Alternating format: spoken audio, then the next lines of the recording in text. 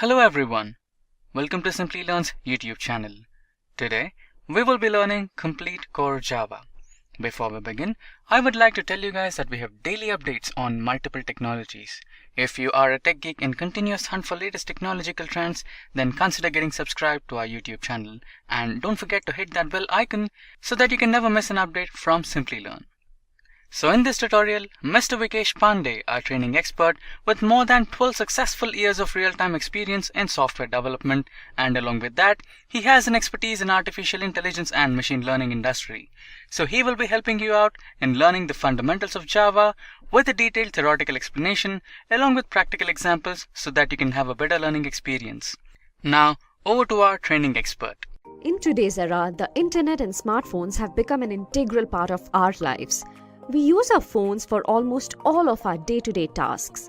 Earlier, we used to shop at malls, queue up in front of banks, and make our travel bookings at travel agencies. But now, we can do all this in the comfort of our homes using smartphones. All of this is possible because of a high-level programming language called Java. Hi guys, welcome to this video that will tell you everything you need to know about the class-based, object-oriented programming language Java.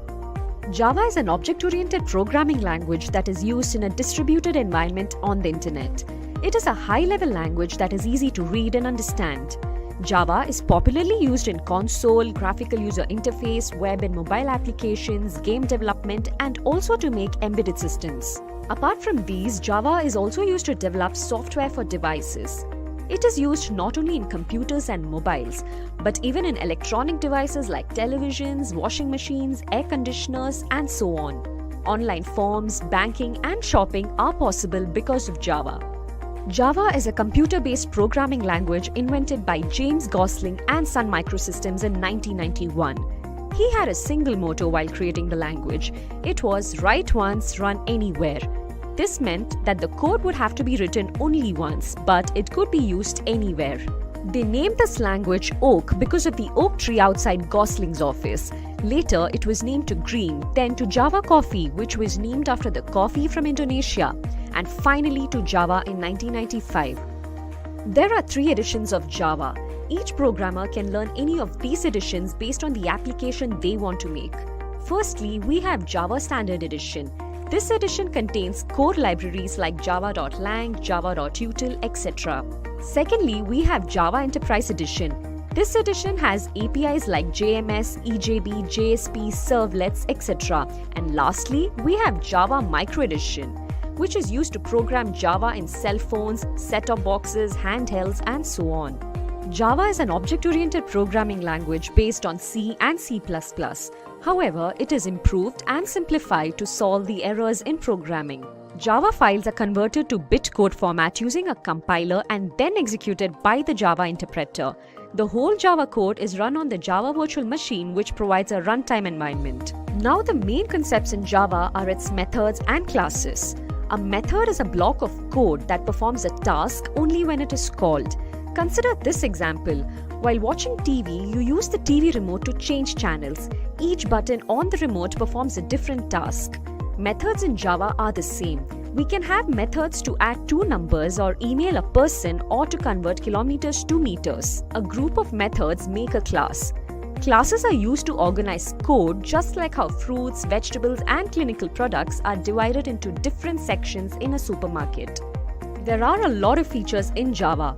Let's start by looking at them one by one. It has a simple syntax and is very easy to understand and learn.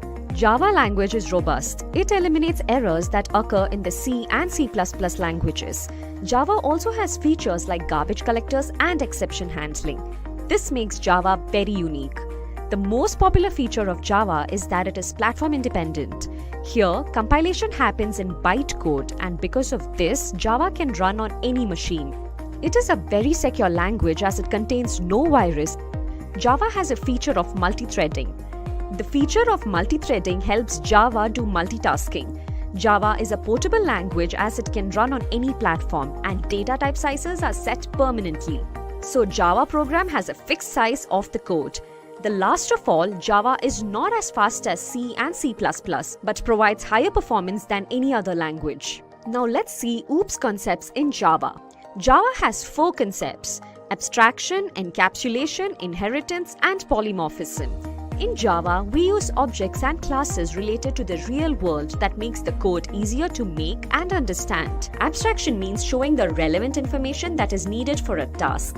Encapsulation makes the Java code secure. Data is stored within the classes, and it is not easy to access the data. The next feature is inheritance. As the name suggests, the attributes and characteristics of one class can be inherited by another class. Because of this, coders take less time to create the code. Lastly, we have polymorphism, which means using the same method for different tasks. In Java, we can use the same object or variable in two different places where their tasks will differ. Hello guys, this is Vikesh, and let's get started with the first topic of this series, which is about Introduction to Java. So when we talk about Java, it is one of the most popular programming language out there, and it was created way back in 1991, but it was publicly released only in 1995. It was developed by one of the famous developers of our generation, who is James Gosling at Sun Microsystems, and then later Java was acquired by Oracle, and today Oracle owns Java. Java is very simple and easy to use, and we will look at different aspects of how it is easy and simple to use. It's a write once, run anywhere type of programming language. Again, we will look at details into this particular concept as well. And when we talk about the usage of Java, you can use it to build web applications, mobile applications, desktop applications, even command line applications. And at the same time, you can also use it to build complex applications like gaming applications, building microservices, or building distributed computing, etc. Let's talk about the features of Java. So one of the most prominent features of Java is that it's an object-oriented programming language, which means that everything which happens in Java happens around objects. Objects enable the execution of the program. Objects talk to each other to exchange data and messages. We will look at the concept of objects in details in the upcoming lectures. It's a platform-independent language, which means that, again, going back to the previous point of write once, run anywhere, it basically enables the program to be run on any platform once compiled. So once you have prepared your program and you have compiled your program, then your compiled program can be run on any platform. It is a strong type checking language, which means that it will force you to respect the contracts of the variables to the data types. For example, if you have created a collection which should accept strings, then you can only insert strings in that collection, and it will not allow you to add a number or an integer into that collection. So it's a strongly type checking language. So when you run your program, it's a two-step process in Java. You compile the program and then you execute the program, which we also call as interpretation.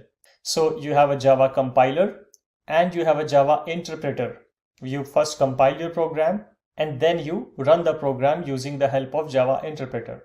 Java also provides automatic garbage collection. It's a really important feature.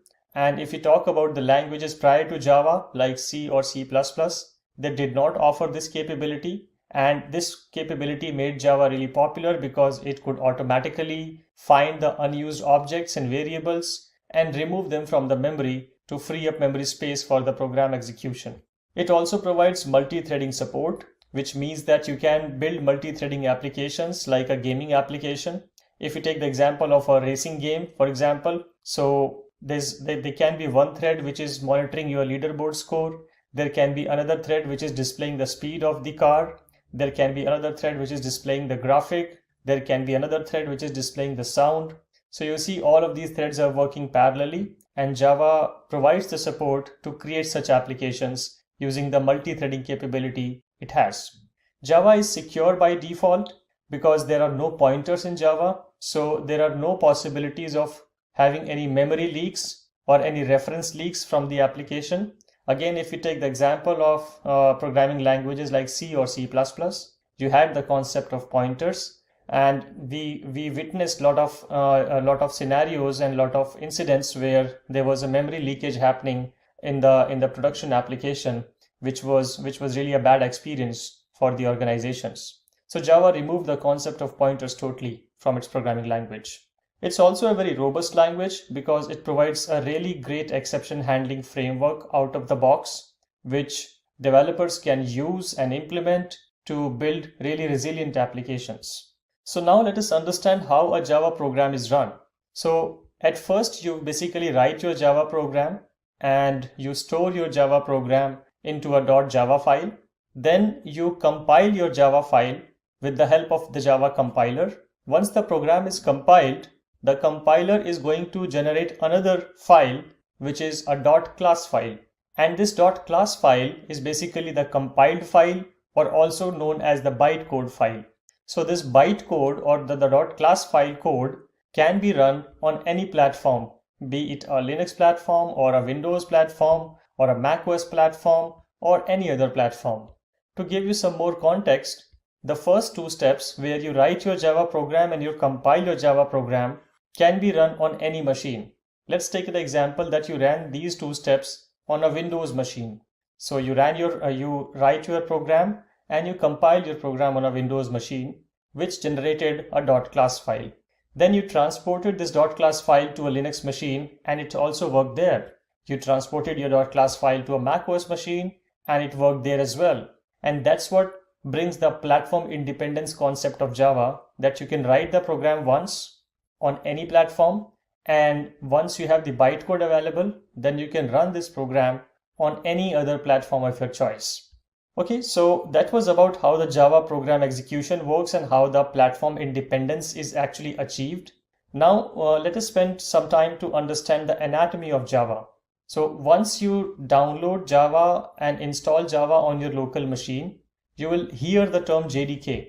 Actually, if you will see that in the next lecture, that when you try to download the Java, it will say JDK download. JDK stands for Java Development Kit. So the Java Development Kit is the installation of the Java. This is what you're going to install on your machine. Once the JDK or Java Development Kit has been installed, the JDK will provide a lot of other components as well, like Java Runtime Environment or JRE, Java Virtual Machine or JVM, some class libraries, and some other supporting libraries. So let us understand what happens when your program is run and how these components work together to make sure that your program runs as expected. Let's start from here. So you install JDK or the Java Development Kit, you write your program, and then you compile your program with the help of Java compiler, which is provided by JDK.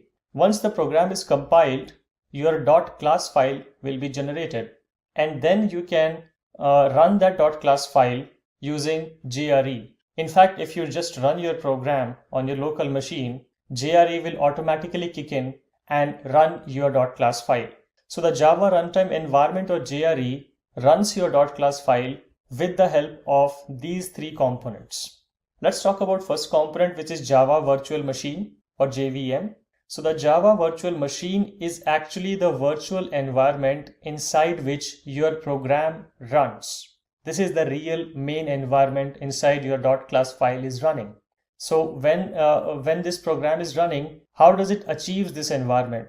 For achieving this virtual machine environment, it would need some runtime libraries, and that is provided by these class libraries. For example, there would be a runtime jar or rt.jar as a shorthand, which will be supplied to the program at the runtime to make sure that the program runs smoothly. Then there are other supporting libraries as well, which your program may be using. For example, if this program, this .class file is, let's say, a calculator program, then it might be using a square root function from java.math package. So how does the java.math package get supplied at runtime? It would be supplied by the other supporting libraries which are present inside JRE. So JRE will make sure that your program runs inside the Java virtual machine. It gets the required runtime libraries, and it also gets the libraries which are referred in your program at runtime. And this all together will make sure that your program is running. So you can see JDK basically provides JRE automatically and JVM automatically, but you can also install JRE separately. If you talk about that use case where you compile your program on a Windows machine using JDK and then you exported your .class file to another machine, and there you just installed the JRE. You don't install JDK there, you just install the runtime environment, and you can run the .class file just using the runtime environment. And that brings us to the end of this lecture. Let's get started with installing Java. We will basically look at how we can install Java on a Windows machine. So the first step to install Java is to download it from the official Oracle website. So for that, let's open a web browser and let's type JDK Java download and hit enter.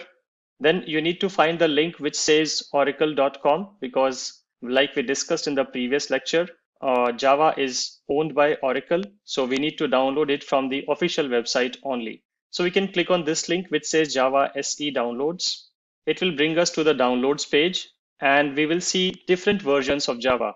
You can see the Java SE 15, you can see Java SE 14, you can also see Java SE 11 and all the previous versions. Another thing which you will notice that it says LTS here, which means long-term support. Basically, long-term support are the releases for which Oracle is going to provide long-term security patches and updates. For the non-LTS releases, Java will not provide long-term support and long-term patch fixes and long-term security fixes. So it's a good idea to analyze and evaluate on which version you want to develop your applications on. For this demo, I think it is fine. We can go with the non-LTS version. And even for your customer-facing applications, you can start with the non-LTS version and then upgrade to the latest LTS version whenever that is available. So for this demo, we can download Java SE 15, and you can also do the same on your machine. It will work exactly the same way as an LTS works. So you can click on the JDK download option here. Let's click on that.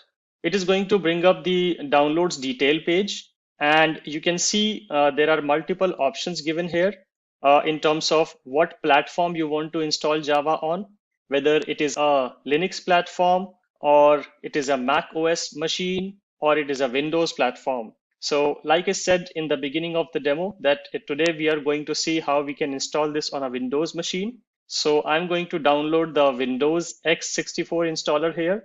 If you are working on a Linux machine or a Mac OS machine, you can download those respective installers as well. So you can see the exe here. So let's click on this. Once we click on this, we'll get this pop-up which will ask us to accept the Oracle Technology Network License Agreement. So we can hit this checkbox and click on Download JDK 15. And this shall start the download, and you will see some exe getting downloaded in your download box here. But as the download is going to take some time, and I'm not going to wait for that, and that's the reason I have already downloaded the JDK 15 for this particular demo, and that JDK is sitting here on my desktop, which I've downloaded prior to this demo. So we'll just run this particular exe, which is exactly the same exe as the one which is being downloaded.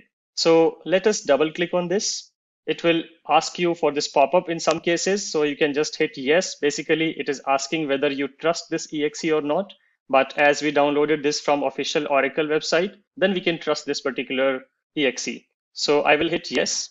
And now the installer is going to unpack, and you might get a screen like this, which will be an installation wizard for the Java SE Development Kit 15. Another thing which, before I proceed, I just wanted to highlight that as well, that you might have noticed the word JDK here. It's exactly the same term which we covered in the last lecture, that when you install Java, you basically install the JDK, which is the Java Development Kit. And this is also visible here when it says Java SE Development Kit 15. So let's hit next. Then on this particular page, you have the option to change the installation location of Java if you want to. By default, it is going to install in C program files /java/jdk15. But if you want to change the location and you want to install Java to a particular custom location of your choice, that is also possible. You just hit change here, and then you can choose whatever directory or folder or place you want to install this Java on, and you can basically select the appropriate location. For this particular case, I don't want to change that. I'm happy with the default location, which is available here. So I'm just going to proceed with this particular location here. So I will just hit next. and then Java is going to install. And it's very fast installation. It generally takes few seconds, as you will see in this demo. Basically, it is going to unpack all the libraries and all the runtime libraries and all the class path libraries which we discussed in the previous lecture, and put all that into the location which we specified to install Java. It will also set up the rest of the prerequisites which are required to run Java successfully. So looks like the Java has been successfully installed, as is visible in this message. And there's also a next step if you want to access the tutorials or the API documentations, the developer guides, the release notes, etc. I don't want to do that, so I will just hit close here. And now if we want to just verify if Java is installed or not, then we can verify that from the command line prompt. Let me just exit this, and let's go to the command prompt to verify, to see if Java has been successfully installed. So to do that, we'll just open the search bar and we'll type cmd. It is going to show us this command prompt here. We'll click on this and it will open the command prompt for you like it has opened for me. And there you just need to type Java-version and you hit enter. If you get a message like this, it means Java has been successfully installed. If you get a message saying that Java is not recognized as a command, it means that Java is still not successfully installed and something has gone wrong in your installation. And in that case, you might want to restart. You might want to go back and reinstall this Java exe again. So in this case, it looks like it has been successfully installed. And we can also get some interesting information from here. We can see which version of Java has been installed. It says Java version 15. We can also see that the JRE is also installed. The Java SE Runtime Environment, or JRE, is also installed. And we can also see that the JVM is also installed, which is Java Hotspot Server VM. VM means the virtual machine.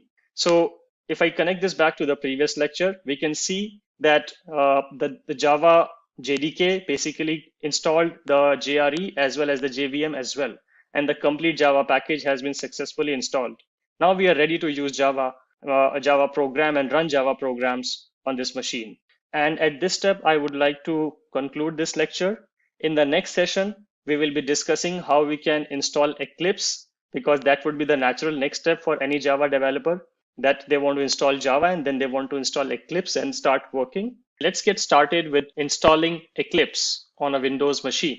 So the first thing which we need to do is to download Eclipse. So for that, I'm just going to open my web browser and type Eclipse download, press enter.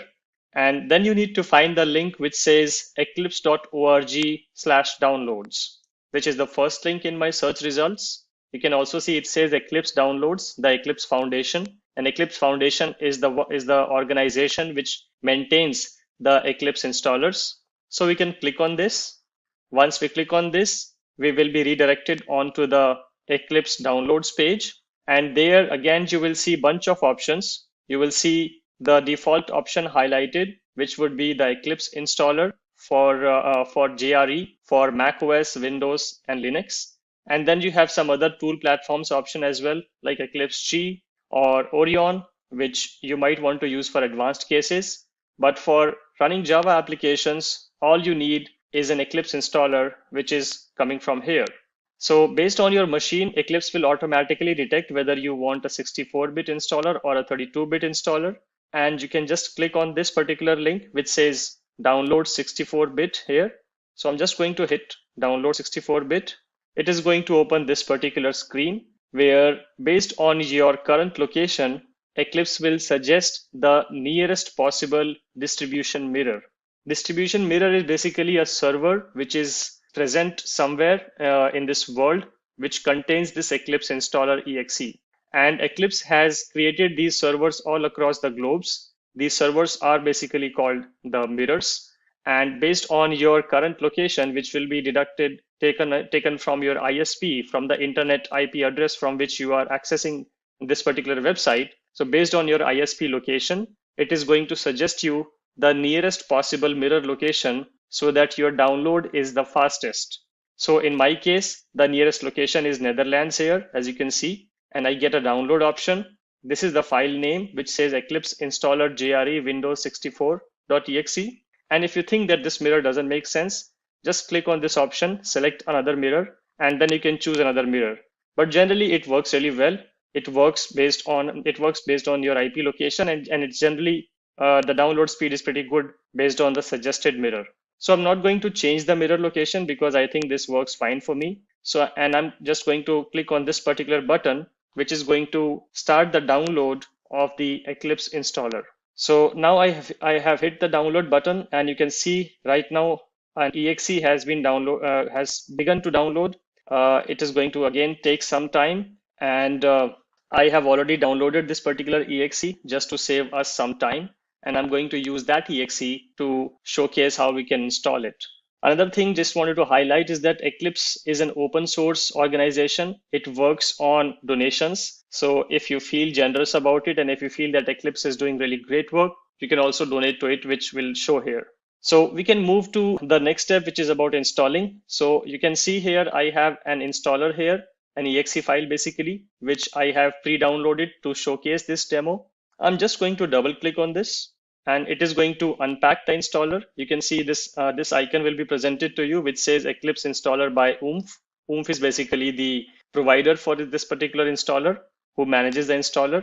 And based on your computer's capacity and speed, it is going to take few seconds. And in the background, what it is doing is basically it is unpacking this installer and creating all the installation files which it needs to successfully install it on your computer. Once that is done, you will be presented with this kind of screen, and you will see that Eclipse provides multiple different kind of IDEs for different set of developer communities. You will see an option which says Eclipse IDE for Java developers. You will also see Eclipse IDE for enterprise Java developers. You will see the IDE for C++ and C developers, web and JavaScript, PHP, Eclipse committers who basically contribute to the Eclipse organization, or RCP, RAP, tester, scientific computing. There are tons of IDEs which Eclipse maintains.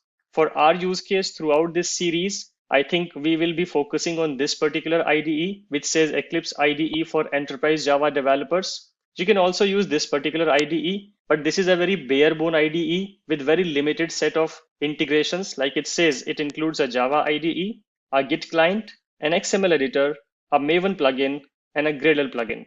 But if you look at the enterprise, you will get more integrations. You can use this particular IDE to work on whatever you work here. So these all will work here.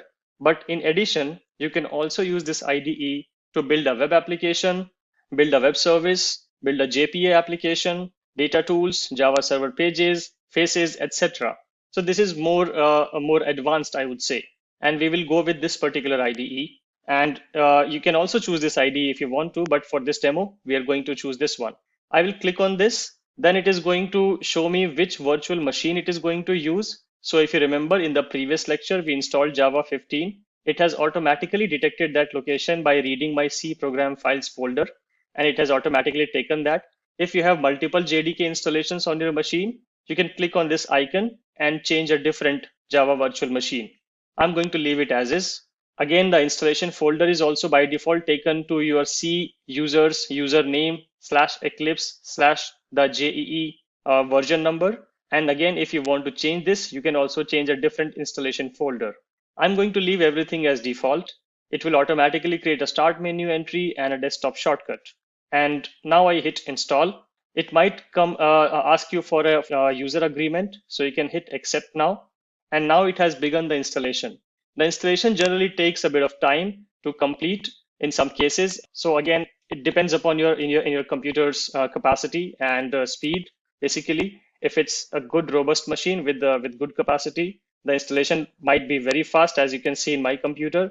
And if you have a computer which is not very strong on configurations, you can just be patient and wait for some time, and the installation will be finished. Once the installation is finished, you will see this launch option here. You will also have an option to keep an installer if you want to, show the README file. But I think the main option here, which we are going to use, is the launch option. So if you hit the launch option, now the actual IDE is going to start up. It's again going to set up some configuration files and some bootstrap configuration files, which it needs to. And then it will ask you to choose a workspace. Again, workspace is up to you. Where you want to create your workspace. The workspace is basically the location where you will create your projects. It will store those project files and the source code of those projects. So it is up to you where you want to create it. Again, I'm going to leave it as default here, but if you want to change it, just hit browse here and choose whatever location you want to. You can see, you can choose, you can go to PC and you can choose whatever location you want to. I'm going to leave it as is. And you also have a choice that you don't want Eclipse to ask this every time. So you can check this box, and next time Eclipse is not going to ask you to choose a directory as workspace. And every time you start Eclipse, it will automatically go to this particular directory. So you can either check it or uncheck it based on your convenience and hit launch. Once you hit launch, it is going to start the actual IDE as a desktop application, and you will get a nice interface and a welcome screen from Eclipse, which will basically show the basic overview of the screen, something like this. So now you can see that the Eclipse IDE has started. It has a welcome page, which has multiple options. You can check out a project from Git.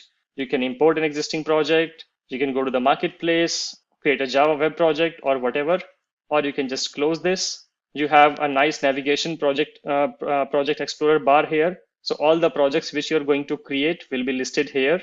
There are also some quick shortcuts here for creating different kind of projects. And if you don't want to use that, just go to File, New, and choose a kind of project you want to create, whether it is a Maven project or enterprise application project or dynamic web project or just a project. If you just hit just a project, you can choose a basic Java project to start with, click Next, give a project name. Let's call it Test Demo. You can choose an execution environment here, the JRE, and currently this particular IDE has support up to 14, but I think this is going to work fine. We don't need to worry about it. We can also use a project specific JRE, like in this case, Java 15, which is the current installation. So I can use this option because I want to use Java 15 environment because I have Java 15 installed. So you can basically choose whatever option you want to choose. It gives you a flexibility in terms of choosing the JRE, whether you want to choose an external JRE, whether you want to choose a project specific JRE, or you want to use the default JRE JDK installation.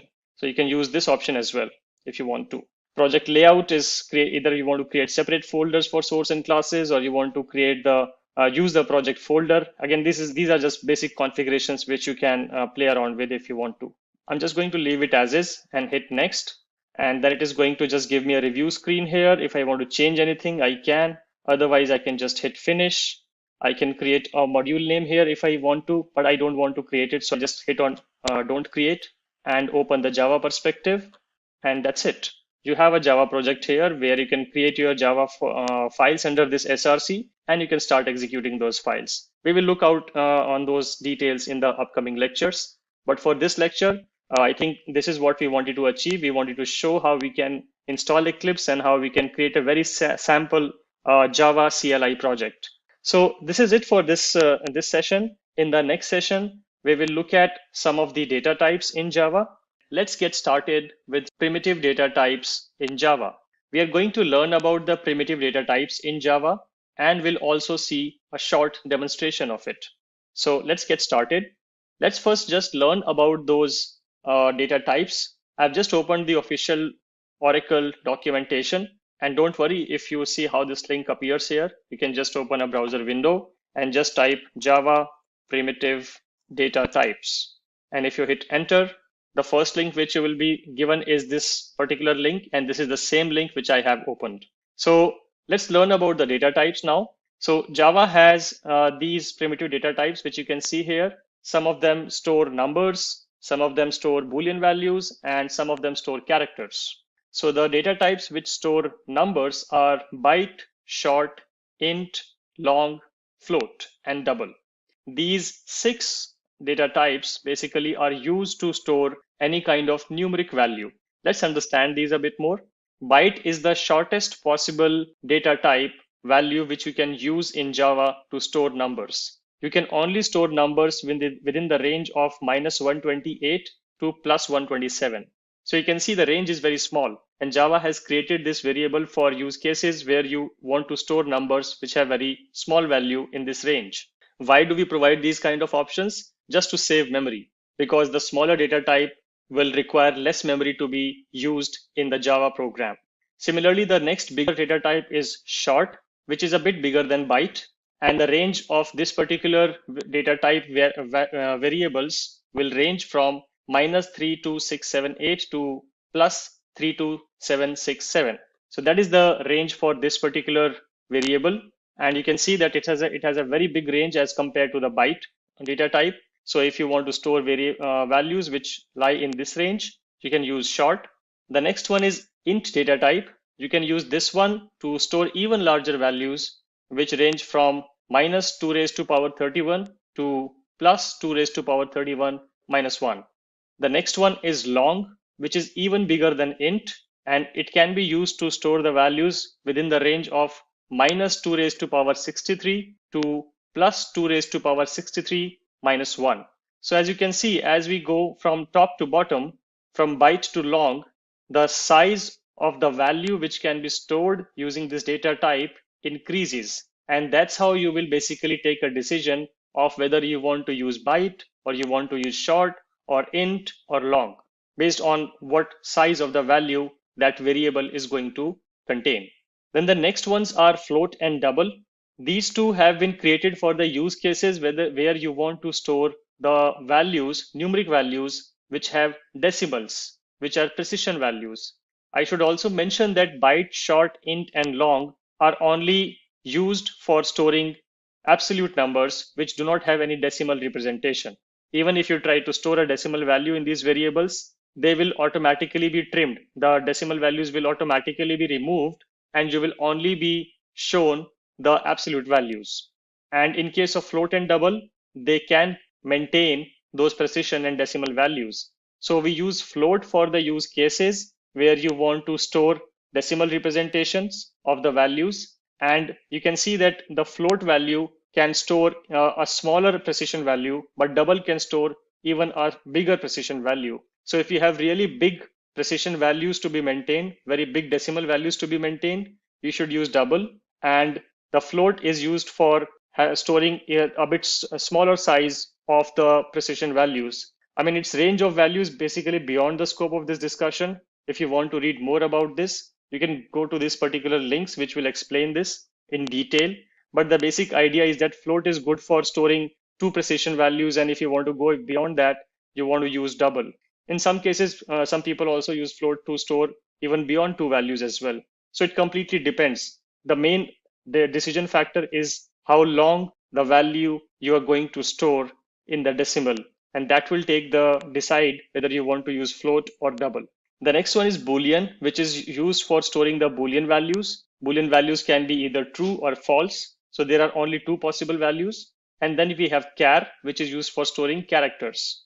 It is using 16-bit to store the value. And this is a very popular Java question for beginner level programmers, that why does it need 16-bit to store the character? It's because it stores a Unicode representation. Unicode representation is the representation which can be accepted across platforms, across the world, in different character encodings. So let's move on to Eclipse now, where I have prepared a very short and simple demo. I'm just creating a variable for each data type and I'm printing them. You also see some things here like these keywords, and don't worry about these keywords. I will cover these keywords in detail in the upcoming lectures. You also see this, and you can just, for now, you can remember that system.out.println is used for printing anything in Java. Anything you want to print on the console, you would be using system.out.println. What is system, what is out, and what is println? Again, we will cover these in the upcoming lectures. For now, I'm just creating a bunch of data types here, variables here basically. I'm creating a char type variable, a byte type variable, a short type variable, an int type variable, a float type variable, a double, and a Boolean. The way you create variables is basically you put the data type name, you put the variable name, which can be anything, you put an equal sign, and you put the value, actual value which this variable is going to store. And I've done the similar thing for all of these variables. Java wants semicolons to be there when you write your statements. So please remember that your statements always end with semicolons. So I've declared all of these variables here, a byte, a short, an int, float, double, and Boolean. And then I'm printing all of them basically. Here I'm printing the char variable. Here I'm printing the byte variable. Here I'm printing the short, and so on and so forth. So how do we actually run this application or this program? You just double click on this or right click on this. You go to this run as option. you see this run as Java application option. So you can hit this option. It will run the application and it will present all the output here in the console tab. Let me just bring this up. So you can see all the variables have been printed here, and this is coming from these print statements. Like I said, this is used, system.out.println is used to basically print anything. And I've used that to print all the variables here. First, I'm printing the char variable whose value is A. Then I'm using the byte variable, which is denoted by B and whose value is 2. So you can see the value is 2 here. Then I'm printing the third variable, which is C, which is a short type variable, which has a value 22. You can see short, and this is coming here. The next print statement is int. So you can see int here with the value 45, and this value is coming from here. Then we have float. You can see the float value being printed here, and you can see the float value declared here. You also see an F here, and this is the standard naming convention which Java proposes, that whenever you declare float and double, you end them with F or D based on whether it is float or it is double. Then you see the double value, which is having a bigger precision than float. So I've printed the double value using this particular print statement, which is printed here. And then we have the Boolean value, which is stored as G, and the value of G is true, and the same value is printed here. So whatever I write here basically is printed here. This is just a placeholder, and this is the actual value. So you can see that we are able to use all the variables here, all the primitive variables basically, which range from byte, character, byte, short, int, float, double, and Boolean. And that's it for this session. In the next session, we will be discussing about the non-primitive data types in Java. Let's get started with non-primitive data types in Java. In the previous lecture, we talked about the primitive data types, and now we'll discuss about some of the data types which are not primitive. First of all, let's understand what is the difference between primitive and non-primitive. So the primitive data types are the ones which are by default supported by Java, and non-primitives are the ones which are a bit custom in nature, where you as developer have the liberty to define the nature of that data type. We'll look at some examples of that as well. But when we talk about which all are the non-primitive data types, we broadly talk about arrays, we talk about classes, we talk about strings as well. And we will cover some of them in today's lecture. And we have a detailed lecture upcoming about the classes as well. In fact, after a few lectures, we'll cover how we'll create classes as well. But for today's lecture, we are going to focus on string data type and array data type. And like I said, for classes, we have a dedicated lecture upcoming. So don't worry about that. And again, for this particular case as well, I have already prepared a demo for this, and we'll basically do some look at some hands-on examples to see how do we create these variables, what does these variables mean. And the first non-primitive data type we are going to talk about is string. And before I go on further, I should also mention that it's very debatable in the Java community to call string as a non-primitive data type. And actually, technically speaking, string is a special data type. It neither fully lies in the primitive category, nor it fully lies in the non-primitive categories. I'm covering this as a non-primitive data type because it's a bit inclined towards the non-primitive category. Why do we do this? Is because Java does provide native support for string handling in the JDK. And that's the reason some of the developers feel that string is a primitive data type, which is primitively supported by Java. But at the same time, string is so customizable and it's so special in nature. It's the way it stores the value, the way it provides the operations and handlings. It's so different than primitive data types that it cannot fully be put in the same bucket as the primitive data types. So that's why I said it's a special data type, a bit inclined towards the non-primitive category. So what is string basically? We covered about the char data type in the previous lecture. And in char data type, you can only store a single character, right? But if you want to store a complete name of somebody, then it's a list of characters. It's basically a lot of characters together. Then in that case, you would need a data type to store that continuous sequence of characters. And that's what string does. String can store a continuous sequence of characters. Technically, string is basically a character array. You can call string as a character array. And don't worry if you don't understand about the word array. I will explain that in the same lecture.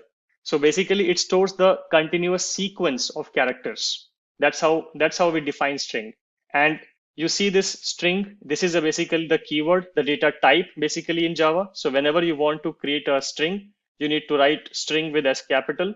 You need to give a name to the string. This can be anything. And then you can provide the value, which this particular string is going to contain. So you can see this is a continuous sequence of characters. T, E, S, T are the 4 characters which this string is going to contain. And after that, again, I'm printing this particular value. And like I said, don't worry about this. We'll cover this when we'll write our first program in Java. So this is just to print the string value. I'm just putting a string placeholder here, and then I'm actually printing the values of the string variable. Now, string can be created in multiple ways in Java. This is one way of creating it. There's another way of creating a string variable, which is this one, which says, again, the string, data type, some variable name, a keyword called new. Again, don't worry about what is this new keyword. We'll cover this when we'll talk about running our first program in Java and writing the first program from scratch. Then we again say string, and then we provide the value. So if I compare this line number 4 to line number 7, you can see the difference is that I'm still storing the same value, test, but the difference is that here there is no new string keyword, but here we have this new string keyword. So what is the difference? The difference is this, that in this case, in this particular case, string is going to reuse the same object multiple times. But in this case, every time you call this, it is going to create a new object. Again, what is object? It's just, you can think of it as, for now, you can think of it as a memory block. We'll again cover objects in details. But these are 2 different ways in which you can create string. This is generally the most popular way of doing it because this is memory efficient, because you can reuse the same variable again and again. So I'm creating the string variable here and creating another string variable str1 here and printing both of them. Then I've created this strange looking thing here, which is basically an array. Array, like I said, is also a non-primitive data type in Java, and array can store a continuous sequence of anything. That anything can be a number, that anything can be characters, that anything can be a floating number as well. So basic idea is that if you want to store a collection or a sequence of multiple values, how do you do that? You do that with the help of arrays. Array is a data structure, a non-primitive data structure in Java, which can store a lot of values of similar type. We also call it as homogeneous data structure, because it can only store same data type values or homogeneous data type values. So the biggest way to identify array is this square bracket. Whenever you see this square bracket in Java, it means it's an array variable. So here I am creating an integer array variable with the name ARR. This is the name of this particular array. It is only going to store integer values because I've specified int. And the moment I provide the square brackets, it means that it is an array. So you can declare an array like this, and then you need to assign a size to the array. Size is basically denoting how many values this data structure is going to store. So I'm saying new, again, it's a keyword, and I'm saying that, okay, create a memory block for storing 2 integers. So this particular array ARR can store at max 2 values at continuous locations. The next thing about array is that it stores the value in a 0 index based location. So like I said, it can store 2 values. So the first location will always be array of 0. And this is how you specify the location or index of the element which is going to be stored. So at the 0th location of this array, I'm storing 0. The first location of the array, I'm storing 1. And this is just to show an error scenario, but I will just comment this for now. You can just put double slashes and comment any line. So I'm just storing, filling up this array for 2 values, and the 2 values location would be 0 index and first index. These are just continuous memory locations, and we denote those memory locations as 0 and 1. Array indexes always start with 0, and I'm just putting some values here. You can put any values. And then I'm printing the whole array, and I'm also printing the first value of the array. And we'll see how this pans out, and we'll also see how we can change this. So now we are going to run this application. So I'll just go to run as and click on run as Java application. And once I hit that, I get this output here. So let's understand this output. The first one is I'm just printing the string, which has the value test. And you can see it has printed here. It is coming from this line. Then the next line which is printed is line number 8, where I'm saying another string str1, and str1 also had the same value. So you can see another string has the same value. And then I have printed the array here, the complete array. And you see this strange value here.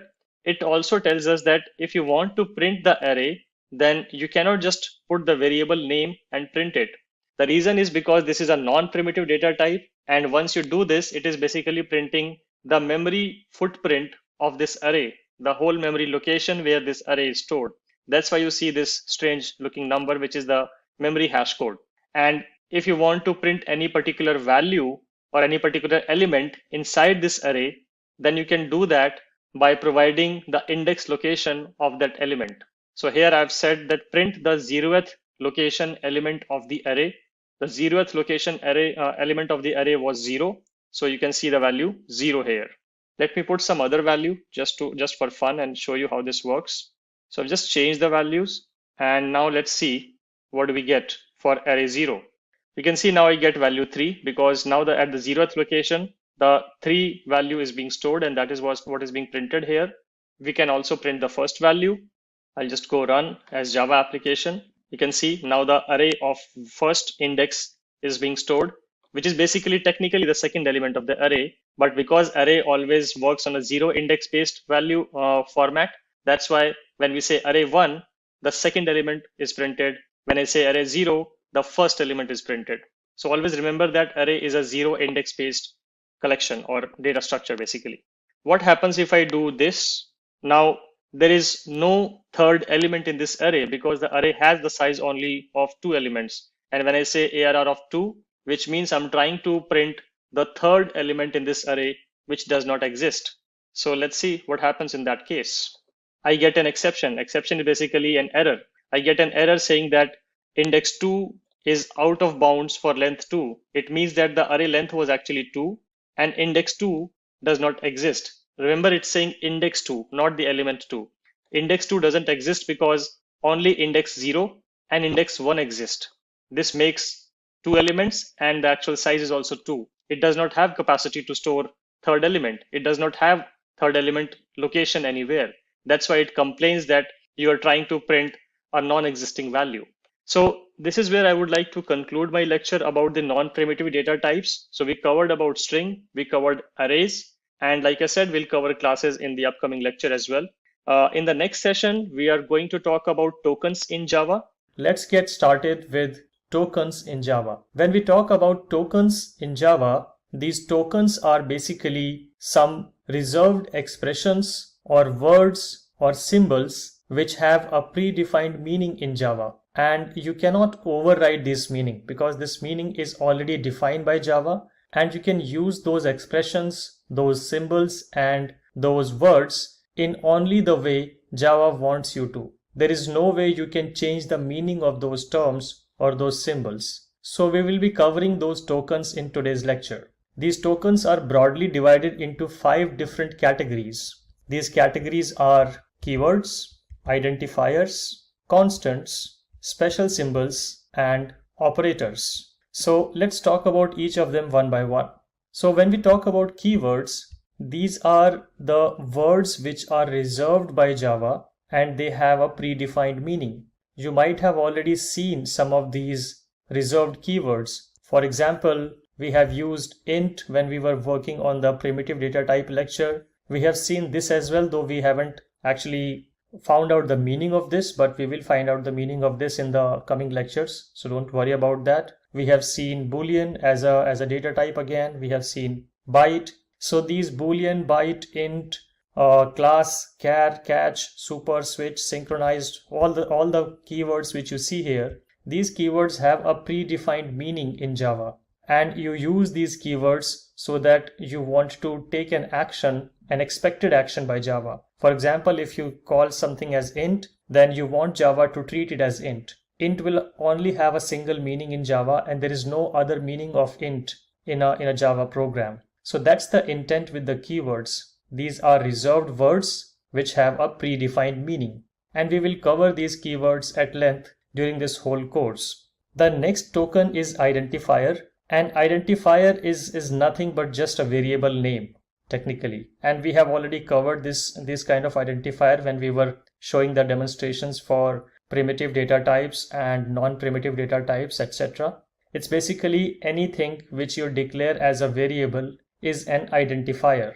And when you declare the variable name, again Java puts some sort of restrictions as to what you can or cannot do when you work with Java and you declare the variable names. For example, these variable names cannot start with numbers. So you cannot have a variable name which starts with any number. You cannot have a variable name which contains spaces in between them.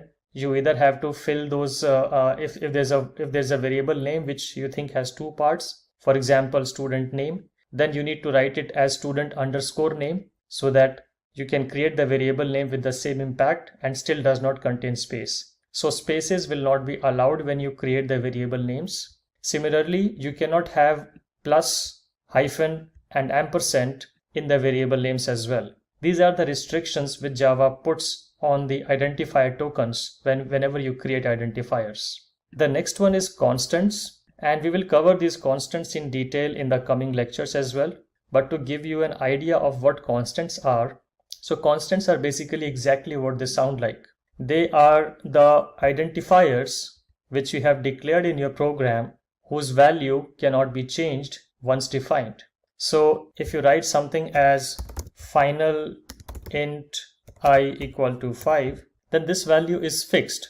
You cannot change the value of I again in the program. Java will not allow you to change the value of I again because I has now become a constant because you have put a final keyword in front of it. And again, final is a keyword, you see, final is a keyword basically. So these constants are treated specially by Java, that Java will make sure that their values will never change during the course of the execution of the program. These can come really handy when you have situations where you do not want the certain variables values to be modified. For example, if you have an application where you are counting the number of applicants, and if you have declared the number of applicants as final, then every time you call the application, you can do a +1 to the previous value. The value will not be reinitiated. So it is very useful concept, and it can be very handy in programs where you don't want to change the values. The next is special symbols. These special symbols are the symbols which again have a predefined meaning in Java. We have already seen this square bracket symbol in our previous lecture when we were creating arrays. So whenever you use these square brackets, then Java would understand that you are trying to either access or create an array, or you are trying to access or create a list, etc. So this is predefined. You cannot use this anywhere else or with any other meaning. Similarly, when we talk about these braces, these standard brackets or standard braces, these again have a predefined meaning in Java. Generally, whenever you will write functions and methods in Java, you will use these brackets to define the parameters of the function. Now, you cannot use these brackets in any other meaning in Java. Java will not allow you to use this anywhere else apart from using it in method parameters. Similarly, the next one is the curly braces, and the curly braces are used to define a code block in Java. You might have already noticed that when we were looking at the previous demos, you could see some curly braces, then some code, and then the curly braces would end. For example, if I show you here, it's just a sample example, and let me open the example which we covered in the last lecture. So you can see this curly brace here, and this curly brace ends here, right? So this defines a code block in Java. Any code block which you want Java to understand will always be starting with a curly braces and ending with a curly brace. Remember I talked about the standard braces. You can see these are the standard braces, opening and ending, and this is where we are defining this particular method's arguments. Now what is method, what is argument? Don't worry about that. We will cover in detail, but just an introductory concept. Whenever you are trying to define a method and you want to pass any argument to the method, you use these brackets to do that. Okay. Similarly, this is semicolon is used to close any Java statement. So you will see this semicolon here. Every Java statement has to have a semicolon as ending, otherwise Java will complain that it is a syntactical error. So it is part of the syntax. You need to put the semicolon, and semicolon has only one meaning in Java, which is that your statement is actually ending. Then we have star, and star is used for multiplication, and then we have equality, which is used for assigning any values. And again, assigning any values is everywhere. You are seeing this equality sign everywhere. So these are all tokens basically. The last type of token we have is operators, and we will cover these operators in the upcoming lectures in detail with the examples. But these operators are basically some special symbols, like for arithmetic it would be plus, minus, multiplication, divide. For comparison it will be greater than, less than. For logical it would be ampersand and pipe operators. Bitwise again will have some bitwise operation operators. So these are basically different categories of operators, and under each category of operators there are certain symbols. Like for arithmetic we have plus, minus, we have for comparison we have greater than, less than, etc. So these again symbols are also reserved by Java under the operators tokens category. You cannot use these in any other meaning or in any other way.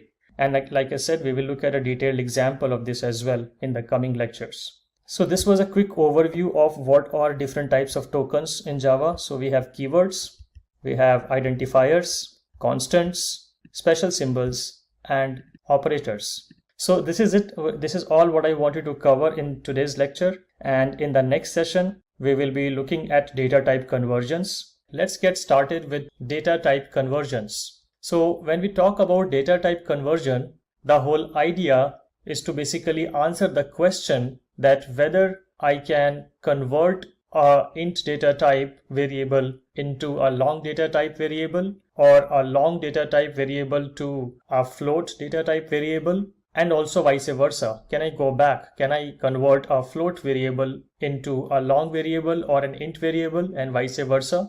So this lecture is about answering all of those questions, and we will basically look at some examples to understand how the conversion works. But let me just explain the basic principle.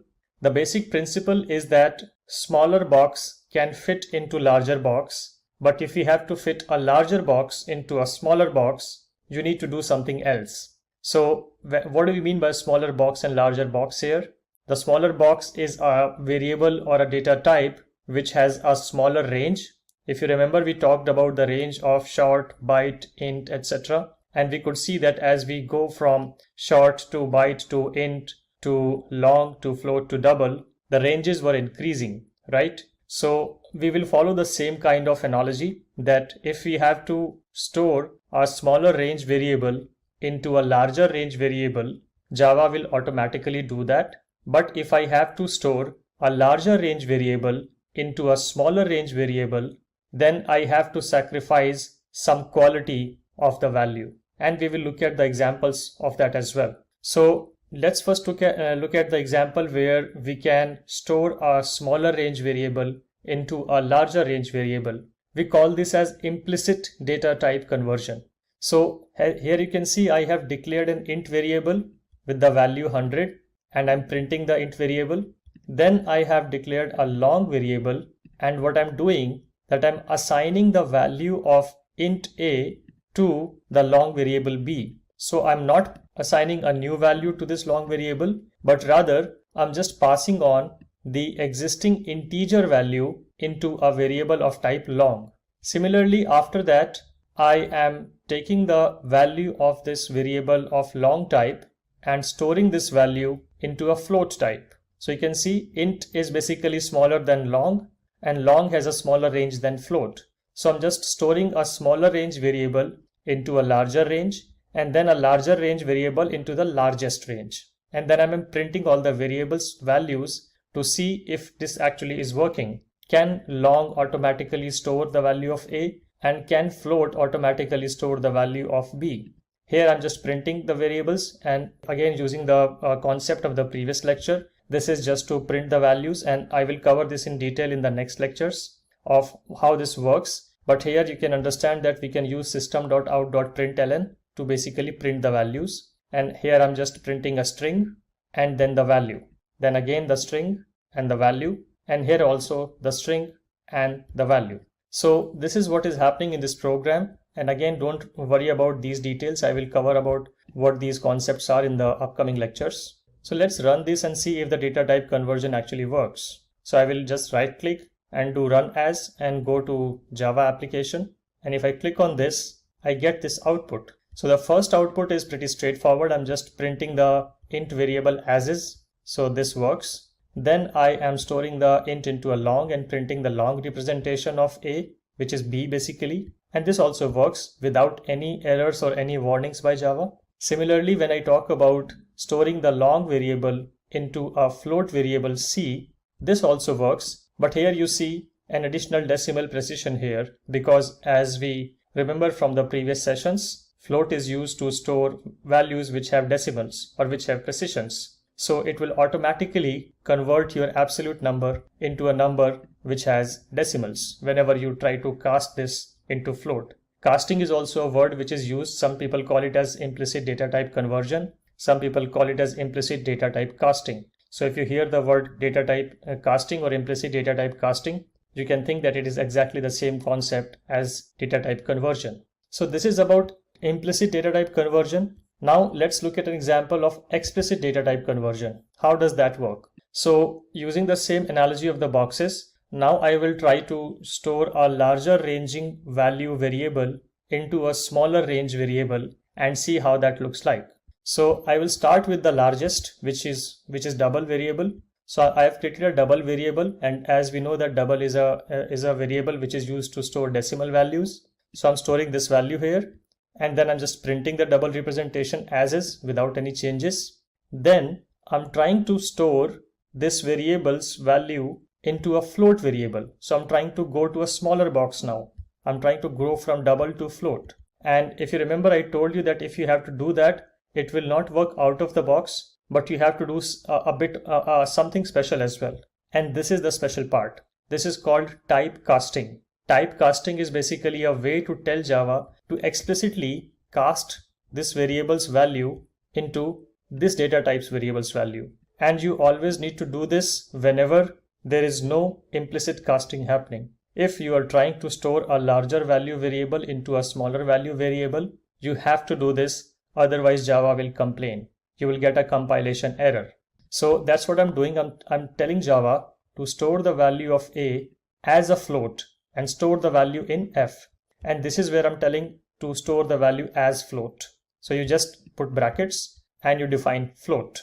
And then I'm printing the float representation. Similarly, in the next one, I am trying to store the value of this double variable into a long. So you can see now I'm trying to go even from a precision data type to a non-precision data type, because long does not understand decimal values. So I'm trying to store a variable which has decimal values into a variable data type which does not understand decimal values. And we will see how the output looks like. But here also you need to do the explicit casting. Explicitly you need to tell which data type this a needs to be converted into. That's what I do here, and then I print the long variable here. And then next I will again go down further and I will try to store a larger long variable type into a smaller int variable type. So again I'm trying to store the value of b into a smaller data type which is integer, and I'm naming the variable as c. Here again I have to do this explicit casting. I'm telling Java to explicitly cast the value of b, which is a long data type variable, into an integer c, which is an int data type variable. And then I'm just printing the value. So this is what is happening in this program, that from double to float to long to int. Now let's run this program and see what happens. So I will right click and go to run as and choose the Java application option. And this is the output I get. First of all, for the double representation, the value gets printed, 0 is ignored. Then in the float, it works fine as well without any precision loss, because float can also print values up to 1 to 2 decimal points without any problems, even beyond that actually. So it works fine. Then when we talk about the long representation, we are trying to convert a double variable into a long variable, and we see that the precision, the decimal values are lost. This is expected because long does not understand decimal values. That's why anything after the decimal, or in fact the whole decimal portion, is gone when you're trying to store double or float into some absolute data type variables like int or long. And then in int representation, since you already have this long can easily be casted to int by just providing this explicit casting, and the int representation also prints 50. So we started from this value and we ended up with these values when we tried to store them as long or int. So this is all I wanted to cover in today's lecture. So we covered basically about the data type conversion or data type casting concepts. How does implicit data type casting works and how does explicit data type casting works. And as we know the concept, the basic concept is that the value can easily be casted from a smaller range to a larger range without any changes or without any extra code. But when you have to go from a larger value to a smaller value, you have to provide these casting instructions to Java to successfully cast those variables. In the next session, we will be looking at how we can write the first Hello World program in Java, and there we will actually cover all these things which I have been saying that we will cover. So we will cover all these ways of how we can write the first Hello World program in Java. Let's get started with how to write your first program in Java. So I have been talking about this lecture and the details of this lecture in the previous lectures as well. And today we are going to focus exactly on how do we actually write a Java program. So as we have already covered how you can install Eclipse and how you can create a sample Java project in Eclipse. If you haven't seen that, please go back to my previous videos where you can actually see that. And once you have created your Java project, so your Java project might look like something like this. You will have an src folder here. So, and under the src folder, you see some namespaces sort of things created here, right? We call these as packages. And in Java, you can think of package as something which can group multiple related artifacts together. This is simply a grouping mechanism, I can say. It's a way to put all the related artifacts to a particular business problem into a certain place. For example, if you are working in an e-commerce application, so you might have created multiple Java files for, let's say, for checkout, and then some more Java files for the filters flow, I would say, then some other Java files for designing the advertisements. So you have multiple Java files, and these Java files now belong to these three different domains. So you want to group them together for easy accessibility, for referencing each other files within the code. So if you want to achieve that kind of flexibility, you would group the checkout code files into a single package. You can name it as checkout package. Then you can similarly do the same thing for the advertisement package and for the filters package. So similarly, I have created some packages here which you can see. You see a package here which says IO GitHub Vikesh Pandey Hello World. And how do you create a package? You just right click on this. So you go to the src and you right click, you go to new, and here you will see this option which says package. So you can just click on this and write anything which you want as the package name. Let's call it as test package. It says invalid because the package is a keyword, so it is not allowing me to put package here, but let's call it test package 1, and you can just click finish and you will see a test package popping up here. Then you can right click on this again, go to new, and then you can create a Java class. Now what is a Java class? A class is basically a blueprint for an object. It's basically the specifications of an object. Like I covered in the very first lecture, everything in Java is an object, or most of the things in Java are object, I would say. So object is basically an instance of the class. So let's say you create a class for, if I take the same example of e-commerce, you create a class for writing the business logic of checkout, and then you create instance of this particular class to work for a particular customer order. So class is basically a blueprint. It's the specification, it's the skeleton of the object. So once you click on this, you can create a class. Now Eclipse is a pretty smart IDE. It will provide you with bunch of options on how you actually can create a class, and it will also provide you with some sensible defaults. For example, it will automatically select a source folder in your project which you have created.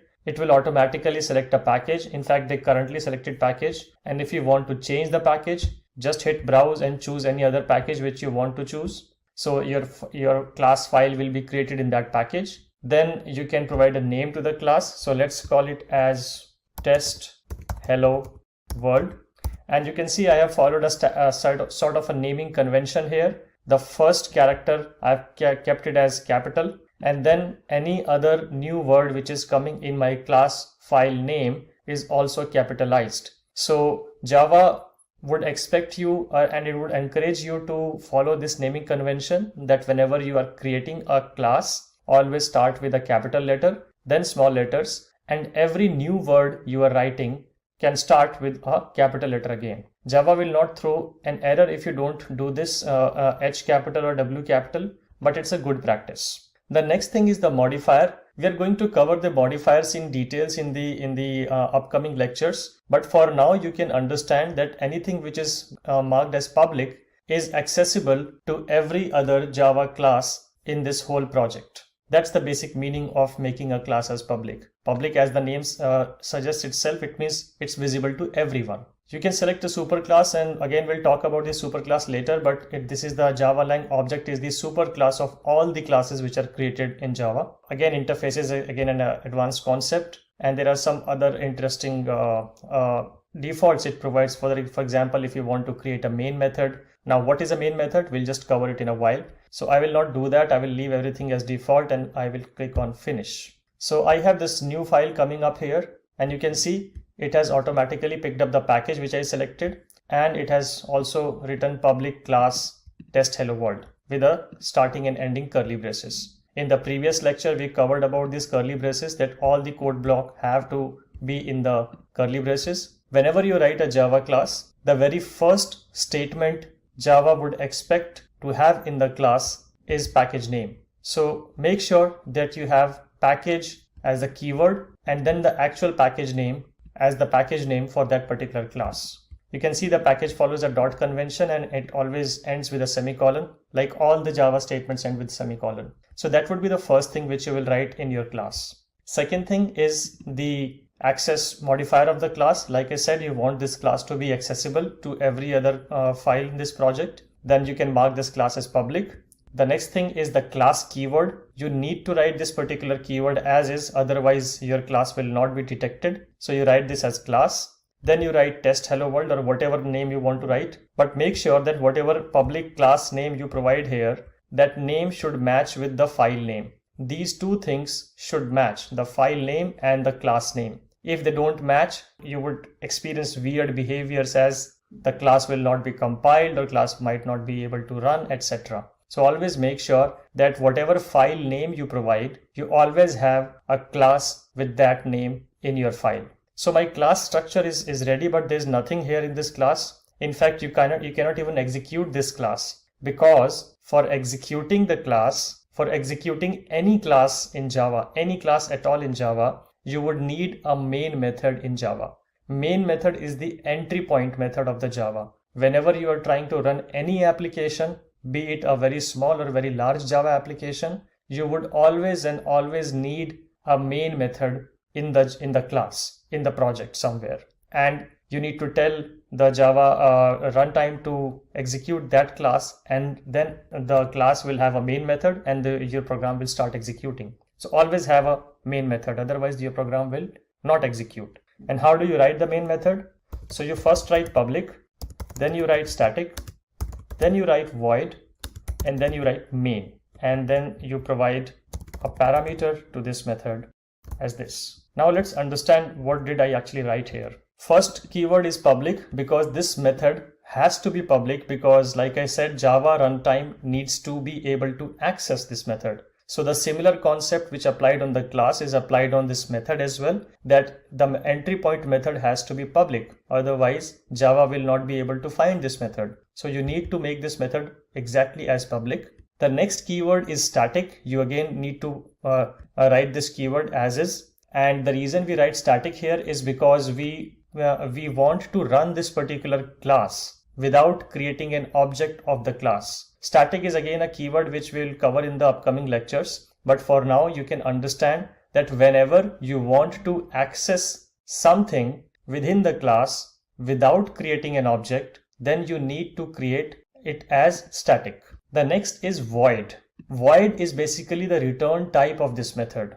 The method name is main and it has to be main. It cannot be main1 or main2. Otherwise, if you do that, Java will not be able to run your program because it will expect you to write this particular method exactly as what I have written here. No changes at all should be there. If you make any changes, Java program will not run because it will not be able to find the entry point method, which is the main method. So public, static, void, main. Remember that you need to have this in your program. So void is the return type, which means that this particular program, it will not return anything back to the runtime, because a method can have this capability to either return something or not return something. For example, a method which can add two numbers will return the result of addition, right? So we return the result. Return is the word here. In this case, this method is not expected to return anything because there's nobody consuming it, right? Java runtime will not do anything with the return value of this particular method. That's why Java will force you to write void here, and main is the exact method name which you need to use. Java will expect you to supply a string array argument. If we covered arrays in bit detail in the previous lectures, and we will cover arrays in the next lecture in very detail. But you can, as we discussed, that array is basically a sequence of characters or words or integers or anything, right? So in this case, this is basically the mandatory parameter which you need to write as is. This parameter name can be anything, obviously. It can be arg, args, or whatever you want to write it as. But the basic fundamental is that Java will basically supply all the command line arguments using this particular string array. That's why you need to provide this. Then let's write something in the program, because this is a hello world program. So I will just write system.out.println, and I'll type a string here which says hello world and a semicolon. So again, I have been saying that I will explain this, and now I will explain this. Why do we need this and what does this mean? So as I've told earlier, that whenever you want to print something on the console in a Java program, you need to write system.out.println. Now system here, if you just hover over it, Eclipse will show what it is. So system is basically a class which contains several useful class fields and methods. It cannot be instantiated, means you cannot create an object of it, and it provides many facilities like standard input, standard output, and error output. Exactly what we want to focus here, because we want to use system class to print something on the standard output. The standard output in this case is the console. So if you want to input something, or you want to output something, or you want to output an error, then you need to use system class. And all of these, standard input, standard output, and error, are streams. And that's what comes to the next word. What is this out? Out is a stream to print standard output. Similarly, we have system.err, which is for printing the error output streams. Similarly, we have system.in for taking its standard input streams. So system.in, system.out, system.err, these in, out, and err are streams. And then println is the actual method. Let's hover over that. Let's first see out here. So you can see this is a stream object which is used to print anything which is ready to accept output data basically. And then we go to the println method, and it says prints a string and then terminate the line. So like I mentioned earlier as well, this whole syntax is used to print, and actually this is the core method. This is the real method which prints something on the console. So system class uses the output stream to print something on the console using the help of println method. There is also a print method. So there are two methods. One is print and one is println. The difference is that in case of print method, the print method will not provide you or terminate on a next line. But in system.out.println, the ln means line here. It will print something and it will bring the cursor to the next line. If you do not use this, and if you again use another print statement, then both of the statements will be printed on the same line. I will show that as well. But and then we provide any random string here which we want to print. So you right click on this particular program, you go to run as, and you run as Java application. and you want to save this, so you can say always save resources before launching, and you see the output here. So this is how you can run your first Java program. Now let's also see the difference between system.out.println and system.out.print. So I will just copy this here and I'll say hello world 1, let's say, and this time I will not use system.out.println, but I will use system.out.print. Just put a space here so that it's visible. So if I use print, how does that look like? I go to run and I go to run as Java application. So now you see both of the outputs are printed on the same line. There is no, this output hasn't gone to the next line. And now if I run the same program with system.out.println methods, now both of these outputs will be divided on 2 lines. The first output, then a line break, the hello world 1 goes to the next line. In the previous run, the hello world 1 was printing right next to it on the same line. So that is the difference. So this is how you can build your very first program, the hello world program in Java. In the next session, we will be discussing about arrays in Java. Let's get started with arrays in Java. We discussed about arrays in a bit detail when we talked about the non-primitive data types, but this is a concept and a topic which needs to be understood well. So that's why we'll do a deep dive on arrays in this particular lecture. So as I described earlier, that array is basically a container which can store values or a sequence of values or sequence of numbers or sequence of characters into itself. We can think of it as a box which can store all the values in a continuous fashion. As you can see here, this is just a pictorial representation, and this is coming from the official Java docs. And you can see that if we create an array of size 10, then we have these 10 blocks created here. You can see 1 to 10th. So the whole length of boxes, the number of boxes here are 10. But the way arrays are designed is that the index is basically used to access the element in this particular box. The index of the boxes start from 0. So it goes from 0 to 9. So remember, the array length is 10. The array can contain 10 elements, but the index of the array starts with 0 and will always end at length minus 1, which is 10 minus 1 in this case, which comes as 9. So it will always be length minus 1. It will always the index will always start from 0 and go till length minus 1. Length can be anything. In this case, the length is 10, so the index ends at 9. If the length was 20, the last index will be 19. But in total, you have these 10 memory locations. We also call them as continuous memory locations because they are continuously placed. An array basically blocks 10 memory locations and creates a container over it. So this is how an array basically looks like inside the memory. And whenever you want to access the elements of the array, you will say array of 0 or array of 1 or array of 2. You basically need to specify the index to access the element at index. For example, if you want to access the element which is sitting in this box, you need to say array of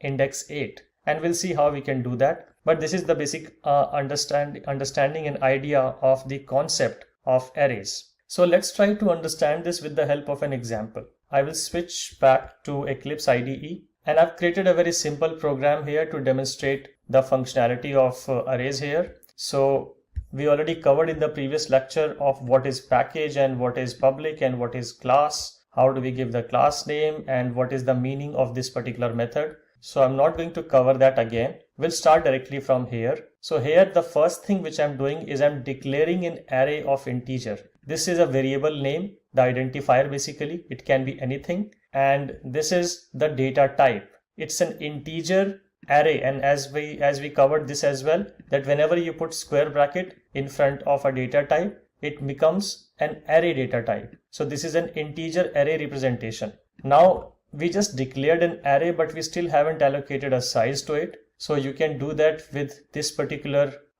syntax. So you can put the variable name of the array and say new int and put the right size here.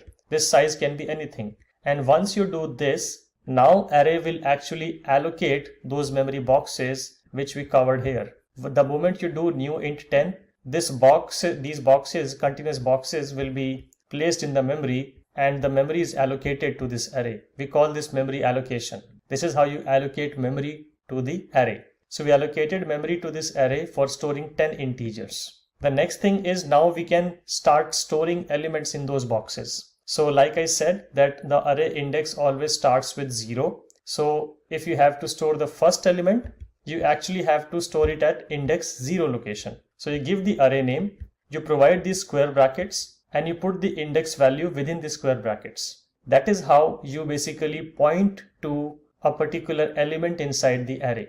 So we say an array of 0 and we put the value 100. Then we initialize the second element, which will be index 1. Then will be the third element, which will be index 2. Fourth element, index 3. Fifth element, index 4. Sixth element, index 5, and so on.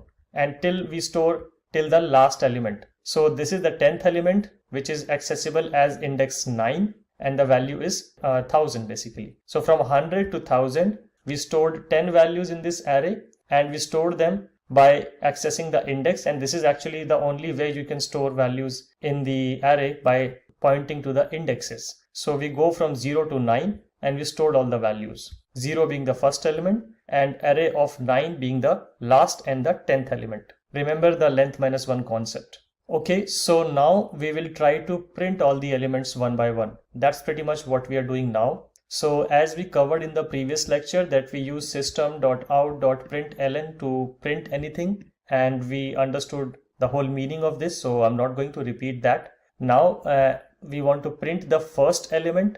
The first element is sitting at index 0 and we can access that element with this syntax by providing the variable name and the actual index value. So I'm just writing a random string here which says element at index 0, and then I'm putting this plus here and putting the variable name. This plus is basically used to concatenate the output of a static string with a random variable, or basically you can print anything with using plus. Plus is used for concatenation. So I'm just trying to print this whole value, but here this is a string value which is a static string, and then I have a value coming from the array. So whenever you have to print some value from a particular data type or variable or collection, then you can use this plus syntax to concatenate a string, static string, with your actual value. So that's what I've done here by saying plus and array 0. And similarly for index 1, I'm printing the first index, then for 2, 3, so far and so on so forth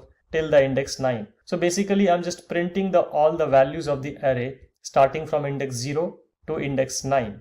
So that's all which is written in this program. Now let's try to run this program. So I will right click, go to run as, and go to Java application and hit on this. And now if I just expand this console, you can see all the system.out.println statements have been executed and they printed this. So this is the static string part, in fact including the colon. This is the static string part, element and index 0, printing exactly as is, and then dynamically the 0th index element of an array is printed here. Similarly, we have printed the index 1 location element, index 2 location element, index 3 location element, and so on so forth till the index 9 location element. So in total these are the 10 elements, but the index always works from 0 to length minus 1. In this case it will be going from 0 to 9. So this is basically all which I wanted to cover in this lecture. The whole idea was to give you more understanding of arrays, and remember this is just an integer array. You can similarly create a character array.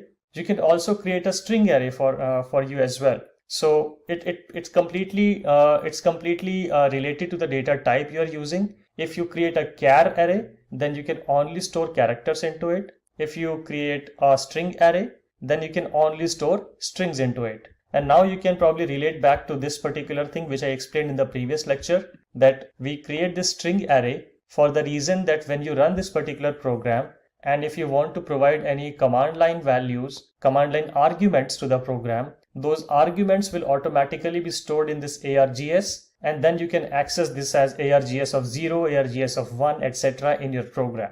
That's the whole concept. So this is basically the deep dive on array which I wanted to cover. And in the next session, we are going to cover about operators in Java. Let's get started with operators in Java.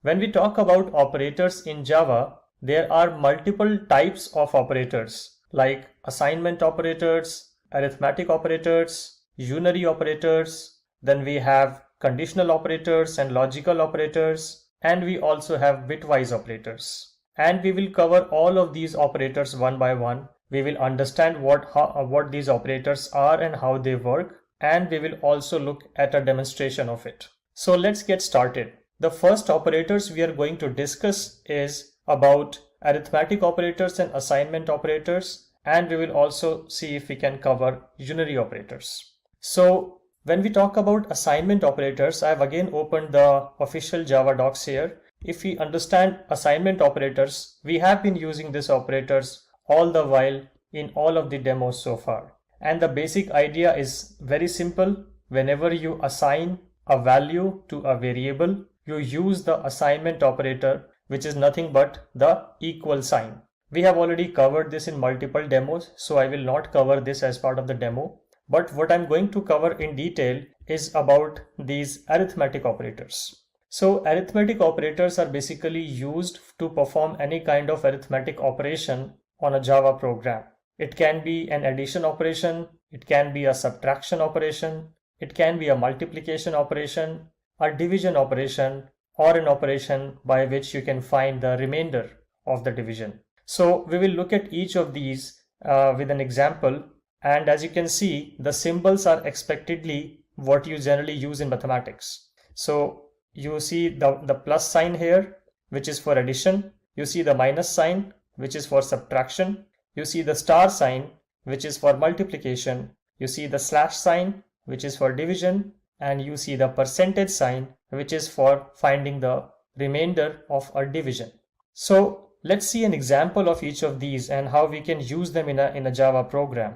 So for the arithmetic operations, I have prepared a demonstration of it in the Eclipse IDE. Again, I'm using the same Java project, which I have shown you we created in the previous lectures. So for all the demonstrations, I will just continue in the same project. So again, the way to create a class remains the same, exactly the same as how I covered in the previous lecture in the Hello World program, where we created a class. So here also I created a class. I named the class as arithmetic demo, and I have a public static void main method inside this particular class. And I have basically tried to demonstrate each of the operation.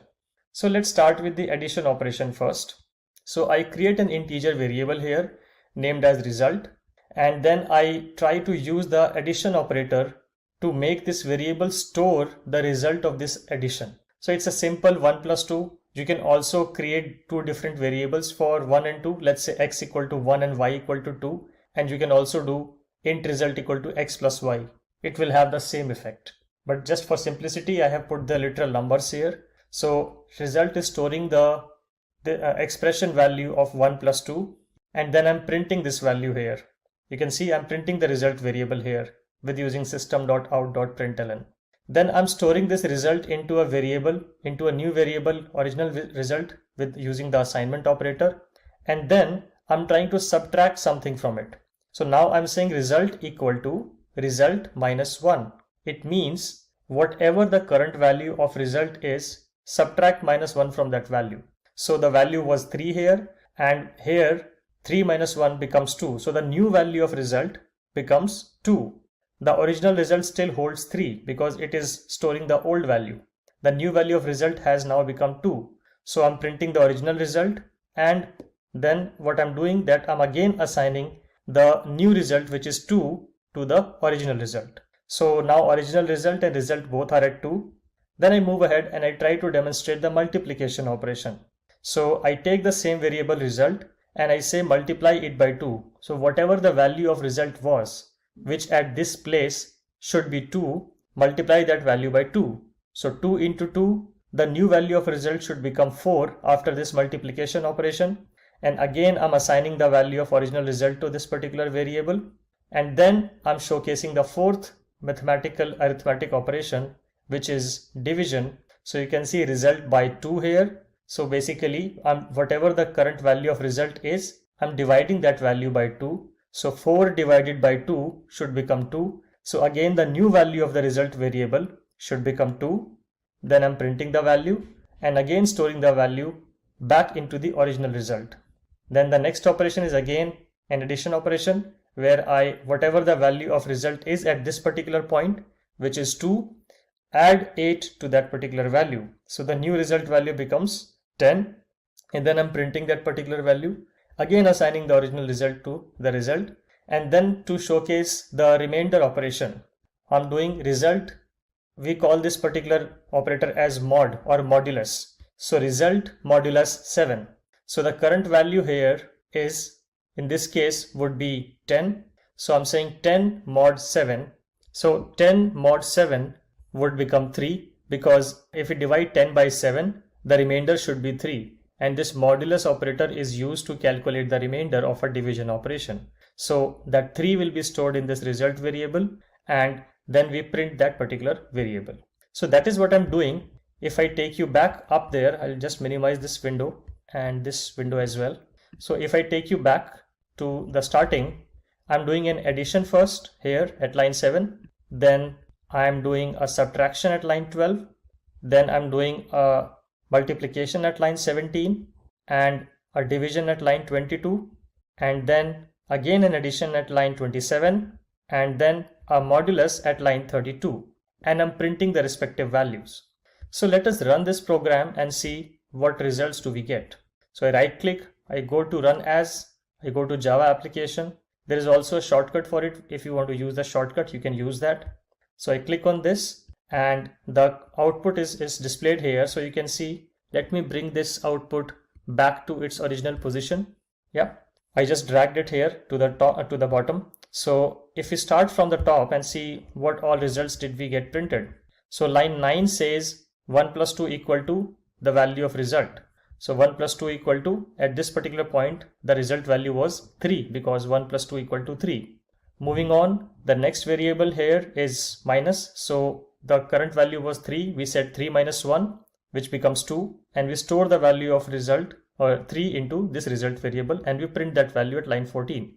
So original result plus original result is 3. Then a string here, minus 1 equal to. So this is just a string. And then the actual current result value, which is 2. So far so good. We move ahead, and then at line 19 we are multiplying the current value of result by 2 and again displaying the original result and the current value. So 2 is the original result here, because here 3 minus 1 had become 2. So original result value was 2. Multiply that by 2 becomes 4. Then moving on to the line 24, 4 by 2 should become 2. So 4 by 2 equals 2, the current value of result. Then again moving on to the next variable at line 29. Now the result value should become 10, because 2 plus 8 is 10. And again we are printing the original result and then the current result value. So the original result was 2, then we added 8 to it, and the new result value had become 10, which is coming from this particular variable. Moving on to line 34. We are again printing the original result, which was 10 here, and then we are saying this particular string, which is modulus 7, and the current value of result is coming from this expression, which is 10 modulus 7. And like I said, modulus or mod operation is basically used to calculate the remainder of a division operation, so 10 divided by 7, remainder is 3. So that becomes 3, and that's why you see the value 3. So this is a demonstration to show you how we can use the addition, multiplication, subtraction, division and modulus operators, which are all the arithmetic operators. So in the next session, we will be discussing about the other operator types, which are unary operators, and we will also discuss some other interesting operators which are popularly used in Java. Let's get started with unary operators. So when we talk about unary operators, technically they are also arithmetic operators, but they provide us a shorthand, or they have a more advanced meaning. So if you see on the screen, these are the unary operators. We call them as unary plus, unary minus, increment operator, decrement operator, and logical complement operator. So when we talk about the unary plus operator, basically it is used to indicate a positive value. So whatever value you are having, it will just make that number as positive number. You might be wondering that this plus has an addition meaning as well, right? Which we saw in the previous example. Yes, that's correct. but when we use that addition symbol, we use that between two variables. But when we talk about unary operators, they are used with a single variable. That is why the name unary, because they are used with a single variable. They require only one operand. So unary plus basically makes any number positive. Unary minus negates an expression and makes that number negative. Increment operator increments the value by +1. Decrement operator decreases the value by -1. And logical complement operator inverts the value of the expression from true to false or false to true. Let's understand this with the help of an example. So I have created a class here called Unary demo, and I have a static void main method here, and I have created a variable called result. And the first example is about using unary plus. So I'm creating a variable called as result, assigning the value as 1 and just putting 1 plus in front of it, which makes this as positive value. Though we can argue that this also has the same effect as this, and yes, that is true. But in case if this value was written as something like -1 instead of plus, then we could basically make that number positive by just putting plus in front of it. So that's basically the power of unary operators, and that's how you generally use unary operators. So I'll just put it back to +1. The next example is about decrement operators. So the current value of result was 1 because we did this. Now we are saying result minus minus, which means whatever the value of result is, just decrement it by 1. So the current value was 1. So now the new value of result after this evaluation becomes 0. So at line 14, we print the current value of result, which is 0. Moving on at line 16, we are using the increment ++ operator here, which means whatever the current value of result is, just increment it by 1. So the current value of result was 0 till this line. So it becomes 1 because this means increment by 1. So line 18 will basically print that value 1. And then at line 20, I'm using the unary minus operator, which means whatever the value of result is, just negate it. Just put a negative in front of it. Just make that number negative. So if I just say minus result, the current value of result was 1. So it became -1. And then to showcase the negation operation, I created a Boolean variable, named it as success, assigned the value of this variable as false, and printed the value of success variable as is first, and then printed the value of success with a negation in front of it, with an exclamation mark, which will basically flip the value or invert the value of a Boolean variable. So if this was false, line 28 should print true.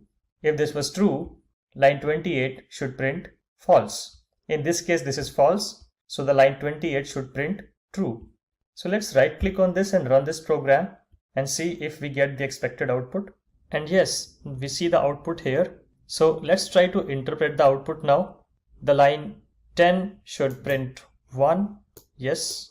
Then line 14 should print 0. We see 0 here. Line 18 should print 1 because we use the increment ++. So 0 plus 1 became 1. Then we use the unary minus operator. So the value should become -1. Yes, we see -1 here. And then for Boolean variable, we should see first the false because the value is printed as is. And then we are printing a negated value. So we should flip the value from false to true. And yes, it is printing the value as true. So this was about unary operators. Now, when we talk about this increment and decrement operators, what if I put this particular value in front of result? What effect is that going to happen? Let's analyze that part as well. So for that, I have prepared a separate demo. Again, I've created a class called pre-post demo, and it has a public static void main method. I'm declaring an integer variable I with the value as 3. So the I becomes 3 here. And then I'm saying I++. As we have already seen in the unary demo example, this should increment the value of 3 to 4. So it will print 4, expected, right? Then at line number 9, I'm putting this ++ in front of I. Now what will happen? Now it is going to increment the value of I and then basically assigning the value of I. So the whole difference between I++ and ++ I is that in this case, the value of I is assigned first and increment later. In this case, the value of I is incremented first and assigned later. So here the value from 4 becomes 5. So at line 11, if you see, if we print I, it will print 5 because we are saying that first increment the value and then update the value of I. So increment happens on I equal to 4 and I becomes 5. At line number 13, it becomes more interesting because here inside the system.out.println statement itself, I'm saying plus plus I. Now what will happen? Like I explained, first the value will be incremented and then the value will be assigned. So before printing, the value is getting incremented. So the value from 5 becomes 6 here at line 13. But if I try to do this, now I'm saying first assign the value of I and then increment it. So I at this line is still 6 because I has already been assigned 6. And as the post increment says, if you put this plus plus after the variable, it means that you are first assigning the value and then incrementing the value. So anything which happens after line 15, the value of I will become 7. But at line 15, the value of I is still 6 because we are using a post increment operator. So the value is still assigned to I as is and then incremented. And when we do system.out.println, the assigned value is printed, not the incremented value. So like I said, after line 15, the value of I will become incremented by 1 and it will become 7. So hope you understood this example and the difference between the pre-increment and post-increment. Remember the thumb rule that if we put plus plus before a variable, like at line number 9, the value will be incremented first and then assigned. So at line 13, the updated value will be printed because the first we are doing the increment and then we are printing the value or assigning the value. Similarly, at line 15, we are first printing the value and then incrementing the value. So when the value is printed at line 15, the old value of I will be printed, but after line 15, the new value of I will be accessible to the program. So let's right click on this and run this program. And now if we see the values, we assigned I to 3. We did a post increment here. So I becomes 4. We print the value of I. So here the value of I is 4. You see 4 here. Then at line 9, we are saying plus plus I. So 4 plus 1 becomes 5. Though this is a pre-increment, but since we are not printing this plus plus I as is, it does not have any change. So the value of 4 becomes 5. At line 11, we print 5. Then at line 13, we are saying plus plus I, which means increment the value of I first and then assign it. So the value of 5 becomes 6 and then I gets updated and printed. Similarly, at line 15, first the value of I is assigned and printed and then incremented. So at line 15, the value is still 6. You see this 6 here, and then the value is incremented. So after line 15, the value becomes 7. So that's how we are basically using the unary operators. And this is where I would like to end this particular session.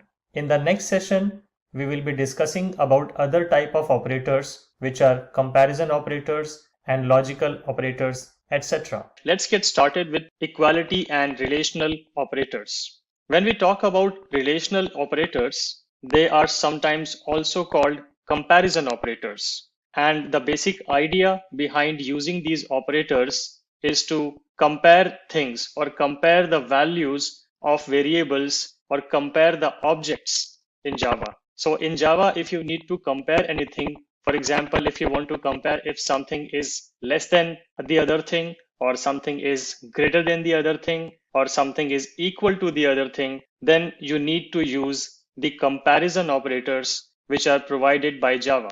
Here you can see I have opened the official Java docs and you can see a bunch of comparison or relational operators. Both of the terms are used interchangeably. Some people call them comparison operators and some people call them relational operators.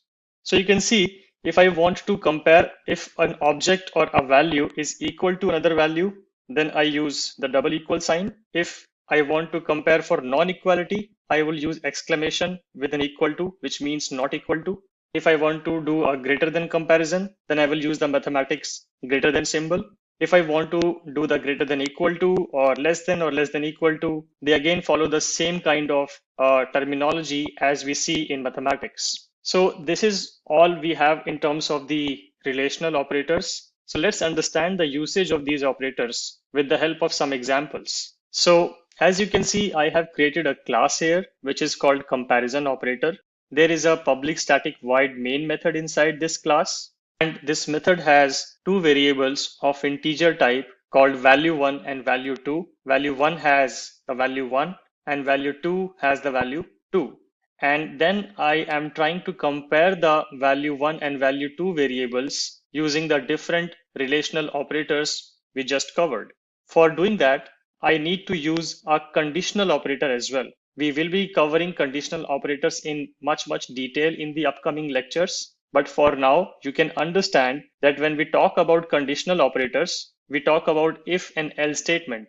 So if is again a keyword in Java, which can be used to compare things. And the syntax is very straightforward. You write the if keyword and then you write the actual comparison syntax or the actual comparison expression. So in the first example, we can see that I'm writing a condition which says evaluate if value 1 is equal to value 2. I should put a curly braces around here. You can see there are no curly braces here, but that is for a case when you have only one statement under it. But again, I will cover this in detail and I don't want to confuse the audience here. So I will just put curly braces around all of these if statements so that it becomes easy to interpret what is actually going on in these code blocks. As we know that these curly braces are used to define a code block.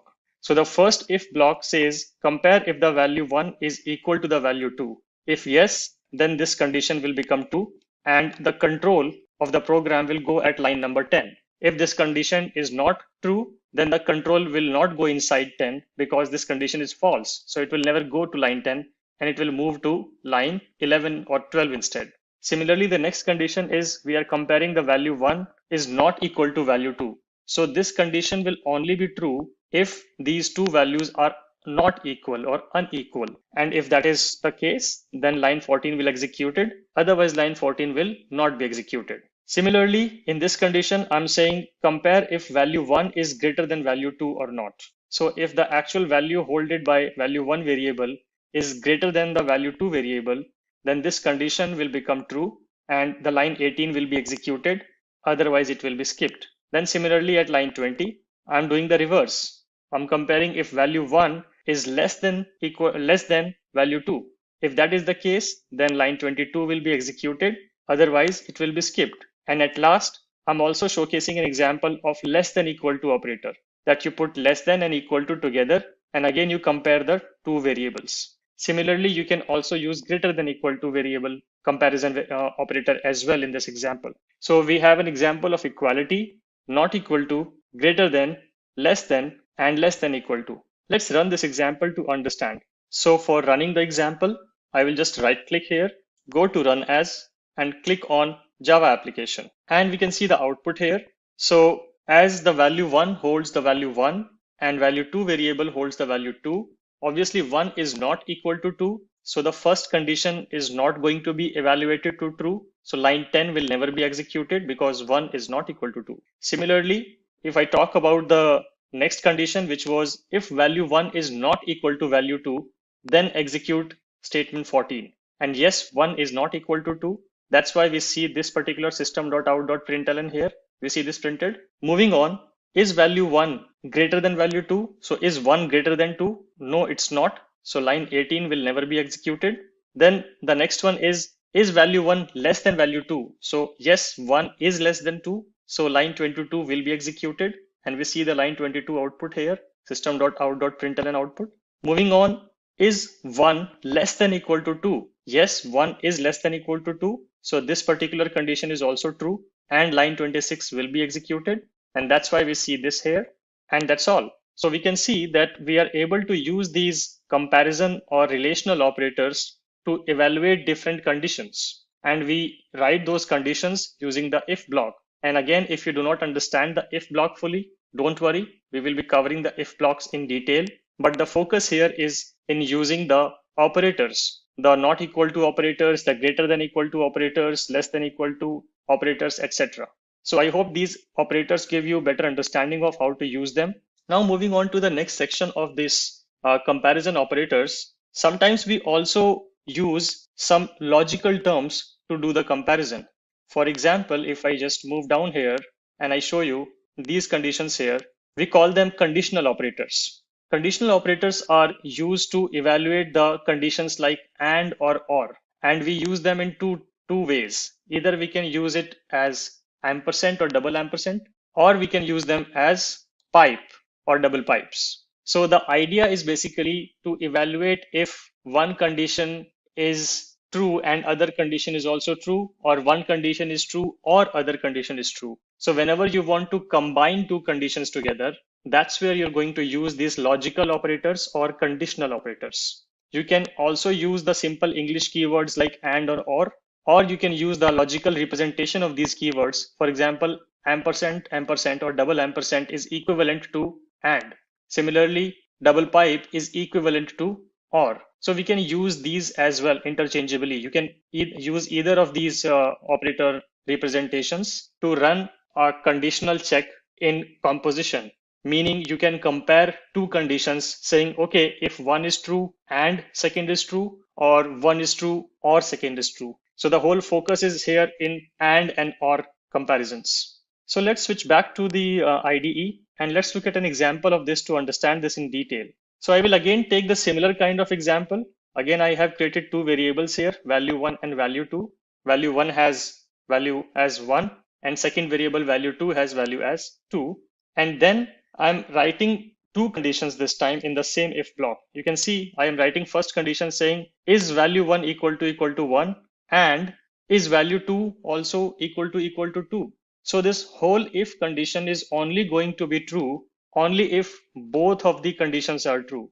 That's the property of and will force that both the conditions on the left hand side of it and the right hand side of it hold true, and then only the whole expression is going to hold true. Even if one of the conditions evaluate to false, the whole if expression will evaluate to false. Similarly, for or conditions, we again write a left hand condition and a right hand condition, and in between we write this double pipe. We can also write or in English. That will also have the same effect, and this will evaluate in a way that this whole expression will evaluate to true if even a single condition either on left side or right side of it becomes true.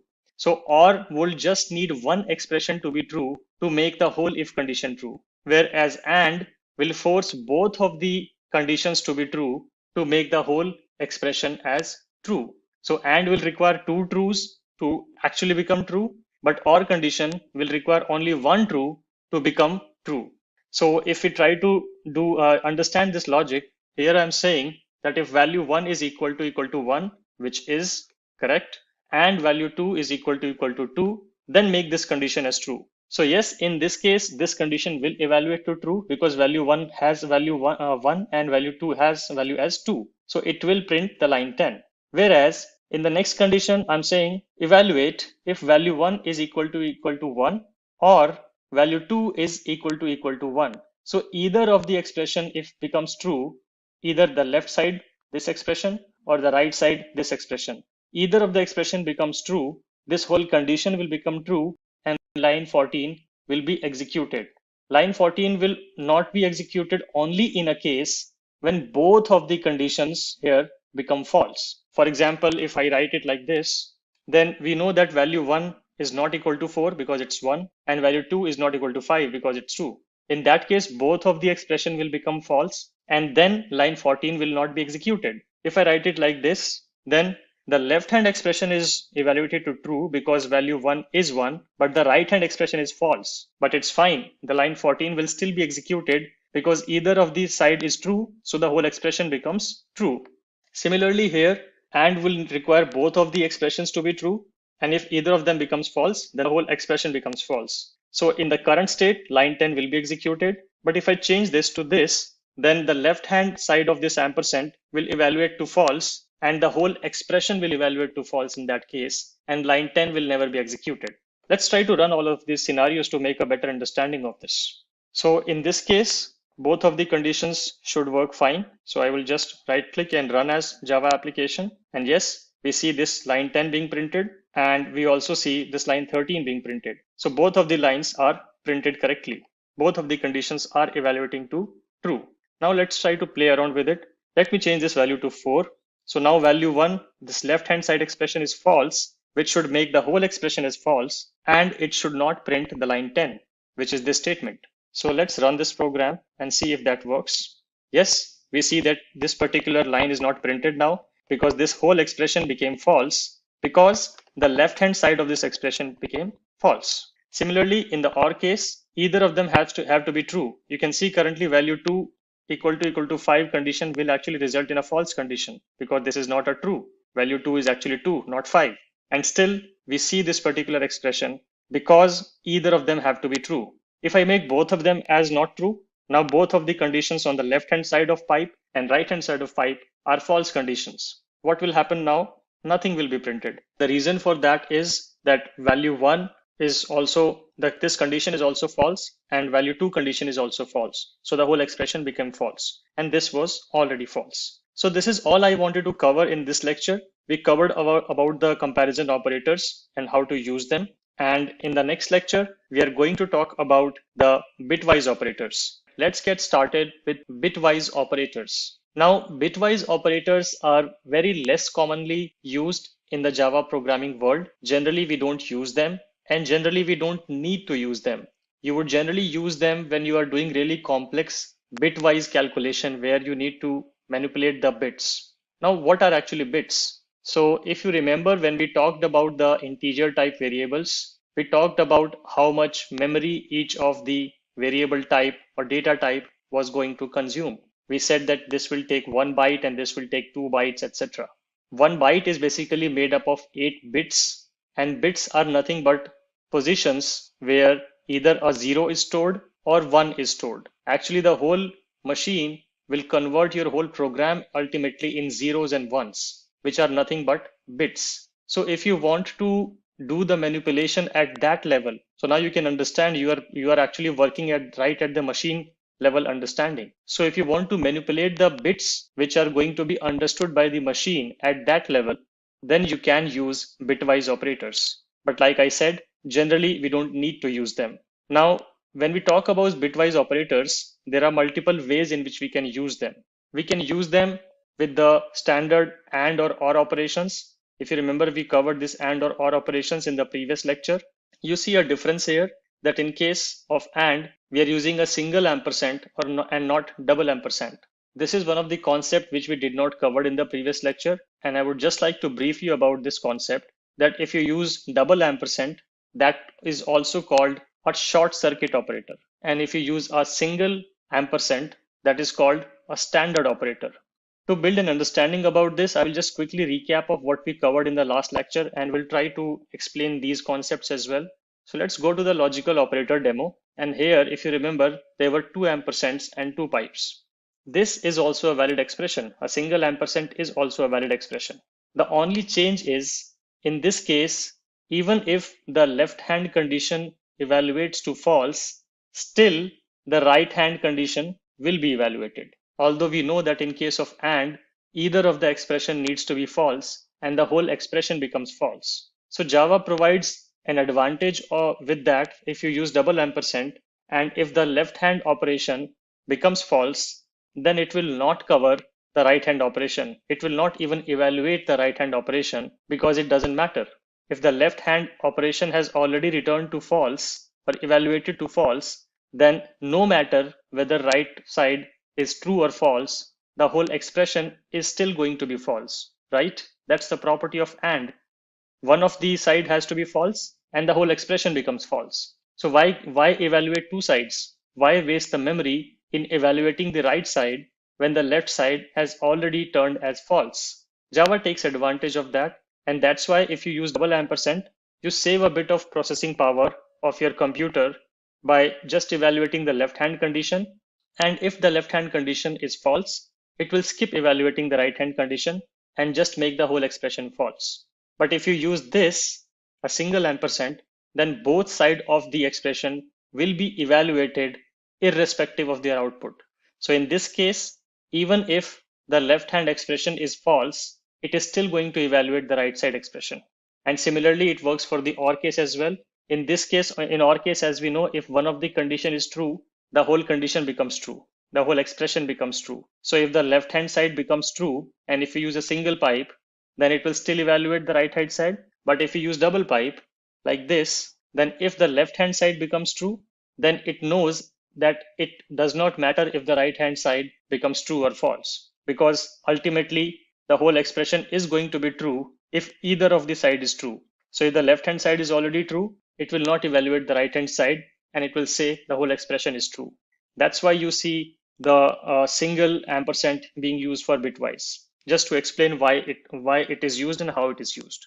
For OR operations in bitwise, you use this cap or whatever you want to call it as. And for the inclusive bitwise or operation, you're going to use a single pipe. You also use some shift operations where you shift the value of bit of a particular variable to either left or right. Again, these are very complex calculations. If you want to use that, please read about this and use that. But in today's demo, what we are going to cover is the AND and OR examples of bitwise operations. So here I have again created a class called bitwise operator. I have a public static void main method. I have two variables here, which are int a equal to 5 and int b equal to 7. Now these 5 and 7 are actually stored as bits, as zeros and ones in the computer's memory. So how they are actually stored? They are stored in a standard bit representation, which you may have studied in your mathematics.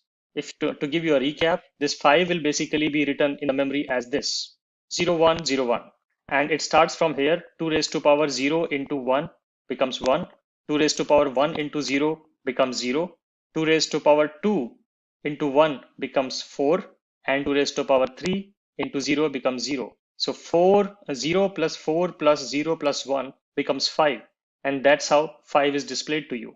Similarly for 7, 2 raised to power 0 into 1 is 1, plus 2 raised to power 1 into 1 is 2, so 1 plus 2, 3, plus 2 raised to power 2 into 1, which is 4, so 1 plus 2 plus 4, 7, and 2 raised to power 3 into 0 is 0. So 0 plus 4 plus 2 plus 1, which is 7, and that's how this 7 is built and stored. And now if you try to do this, if you try to write this condition, you can also write the condition into a system.out.println block, and it will basically evaluate this condition. So now if you say A and B, in this case, this is going to do a bitwise operation because this is bitwise operand. It is going to do a bitwise operation, and what would be the result if you do an AND on this? So again, use the same logic as if in case of AND, if 1 is false, then the whole expression is false. So 0 and 0 becomes 0, 1 and 1 becomes 1, 0 and 1 becomes 0, because 0 means false and 1 means true. So if either of them is false, the whole evaluation becomes false. So that's why 0 and 1 becomes 0, and 1 and 1 is always 1. The value of this is again 5, as we already have evaluated. Similarly, if we do a bitwise OR, and if we do this, again we are doing an OR operation. So 0 or 0, or basically false or false becomes false, true or true becomes true, false or true should be true because one of them needs to be true. So this is false, but this is true, so the whole value becomes true. And finally, true or true is also true. So this is the final bitwise OR result. And if we convert this into an integer representation, that becomes 7, because 2 raised to power 0 into 1 is 1, 2 raised to power 1 into 1 is 2, so 2 plus 1, 3, plus 2 raised to power 2 into 1, which is 4, so 4 plus 2 plus 1, which is 7, and plus 2 raised to power 3 into 0, which is 0. So 0 plus 4 plus 2 plus 1 becomes 7, and that's how you get actually 7. So let's see if we get 5 or 7 in this bitwise operation. Yes, we can see the values as 5 and 7. So this is a bitwise operation happening. Similarly, you can also use the shift operations where in case if you're using this particular kind of representation or this particular kind of representation, they are called left shift and right shift operations. So if you use this in front of a variable, then for example, this 1 will be shifted here, and this 0 will be shifted here, and this 1 will be shifted here. So that's how the whole value is going to shift. Whole bits are going to shift one by one towards left. Similarly, if you're using the right shift, then all the bits are going to be shifted towards right by 1 bit. That's the whole concept of left shift and right shift bitwise operations. And if you want to know more about this, please read some official examples from the Java doc and some other examples available on the internet to build an understanding on this. So this is all I wanted to cover in this lecture.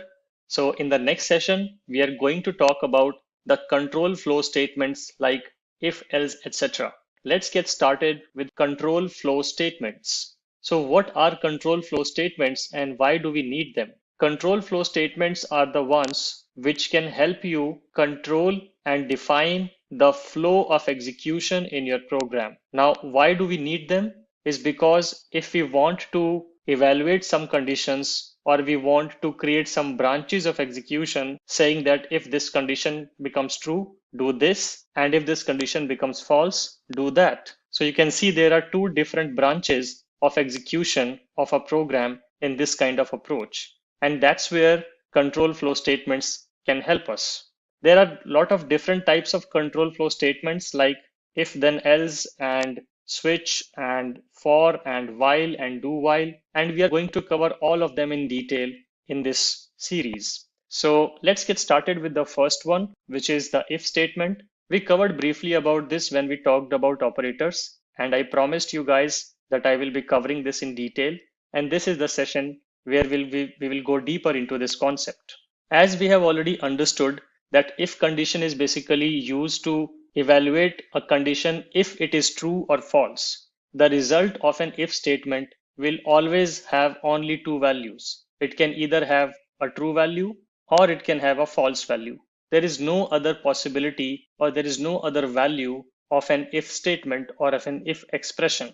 Now, like I explained, if you want to do a simple programming execution where you say if a particular condition becomes true, do this, and if this becomes false, then do that. It means you need to write this else condition as well, that if this doesn't hold true, what do I do and how do I write that? So let's understand that with the help of an example. For this particular example, I've created a class and there is a public static void main method, which is the entry point of this program's execution. I have a variable which is called test score. This is an integer variable with the value 76. And I have a char variable, which is grade. Basically what I'm doing that based on the test score marks, I'm trying to define the grades which a student will get. So for that, I have built a condition here. So you can see it starts with if, which is a keyword. Then you put these standard braces or brackets and you write your condition inside it. In this case, I'm writing the condition saying that if test score is greater than equal to 90, then the student should get an grade A. So here I've defined this grade variable and here I'm just assigning the value to the grade variable at line 11. If the test score is greater than 90, the grade should be A. But what if the score is not 90? What if this condition becomes false and you want to do something? In that case, you can write this else block here. We call this else block. So you write else as the keyword, you start the curly braces, and then you define the grade. If the score is not greater than 90, what should be the grade of the student? So in this case, we are saying the grade is F. So if we try to run this example in our mind, we see that the value is of the test score is 76. So 76 is not greater than equal to 90. So this particular condition will not be true. So line 11 will not be executed, but instead else block will be executed, because if the condition goes false, then else block should be executed as per Java. So this block will be executed and grade will get a value of F. And then we are printing this grade value by just writing a system.out.println, a string plus the value. So let's run this particular program and see what happens. We get a grade equal to F here in this sysout or system.out.println. because this condition was false. So the flow of the control of the program went to line 12 and then to line 30 because this was the else block. So this is one understanding where we can write an if and else logic. In some cases, you might not need an else block. So else block is not mandatory. It's an optional block. If you want to remove this and if you just want to do a sysout here, that is also fine. Sysout means system.out.println. For shorthand, we sometimes call it as sysout. So you can do something here as well if you don't need the else block. If you need the else block, feel free to write it, but this is an optional block.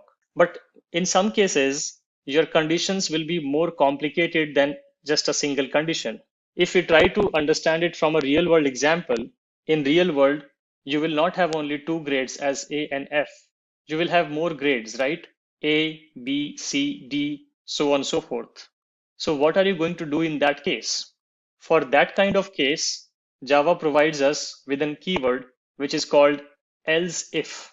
Else if is just a continuation of if, saying that, okay, if this condition doesn't hold true, evaluate the next one with an else if. So I've commented out this code. Let me put this code back into its place and then we will walk through this code to understand it. Okay, so I have put the code back to where it should be, and this is how it looks like.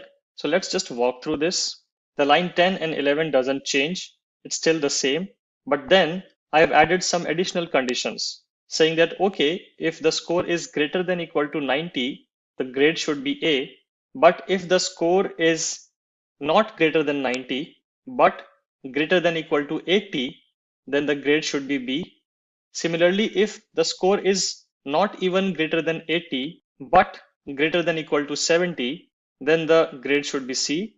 Similarly, if the score is not even greater than equal to 70, but greater than equal to 60, which means basically between 60 to 70, then the grade should be D.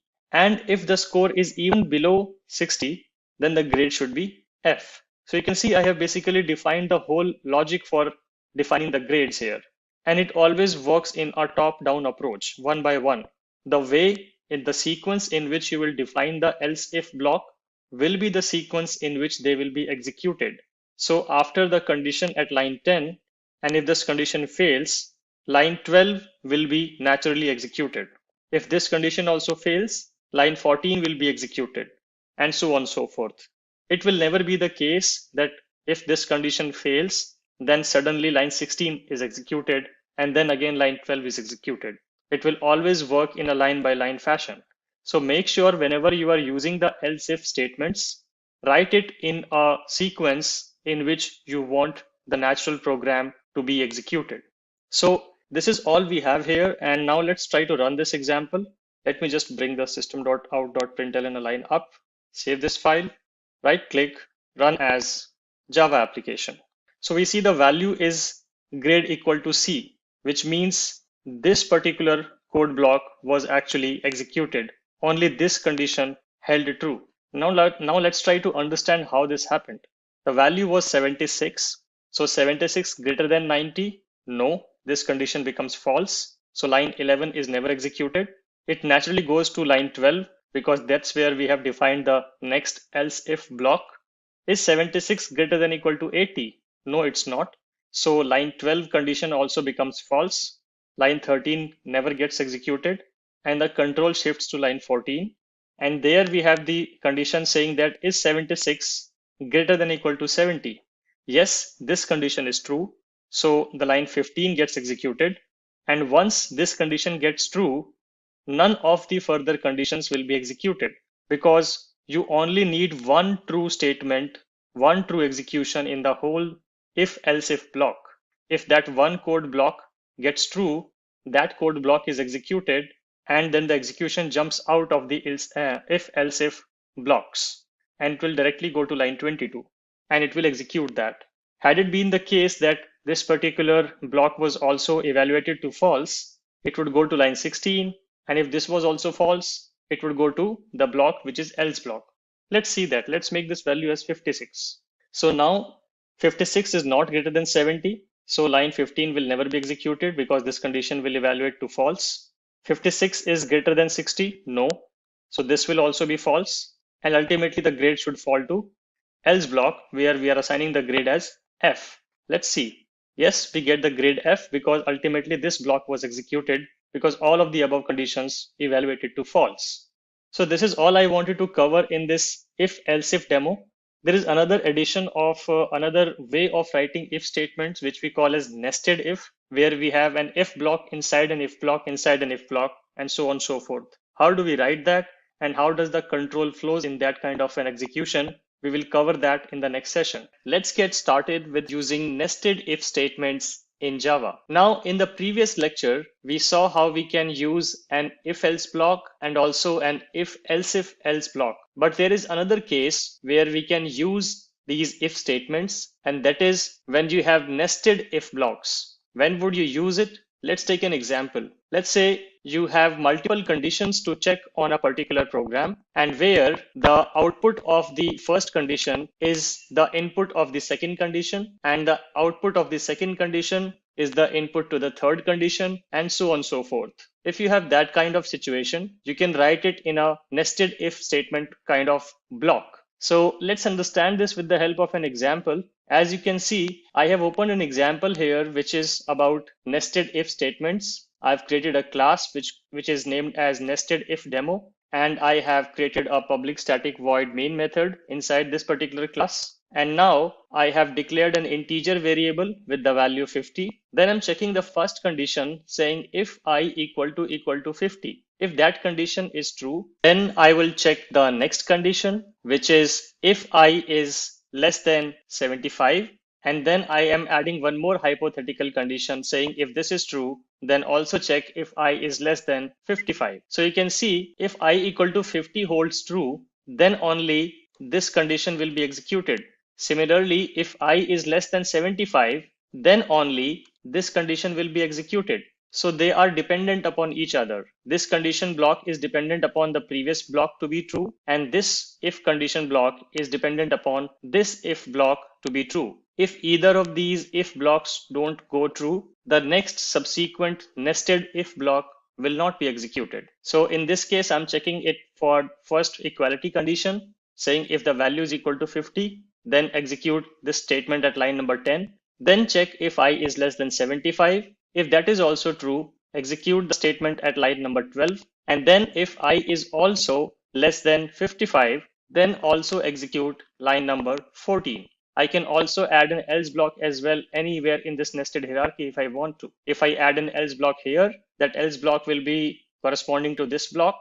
If I add an else block here, then that else block will be corresponding to this if block. And if I add an else block here, then that else block will be corresponding to this particular if block. So you can also use those else if and else blocks as well with nested if blocks and make it as complicated as you want it to be. So that's about this program, and let's see if we run this program, what output do we get? And let's interpret that output. So I'll just right click, run as Java program, and I see some output in the console. First, I get I is 50. So line number 10 gets printed because I is 50. Then I also see the next line output as I is smaller than 75. It means this condition was also true because 50 is less than 75. So line 12 also got executed. And then I'm checking if I is less than 55. So yes, 50 is less than 55. So line 14 also gets executed, and we get this statement on the console. So this was a simple way to see how we can implement the nested if conditions. Now we are also going to talk about another concept which is used in writing the if conditional blocks, which is called ternary operators. So ternary operators are used as a shorthand of writing if-else block.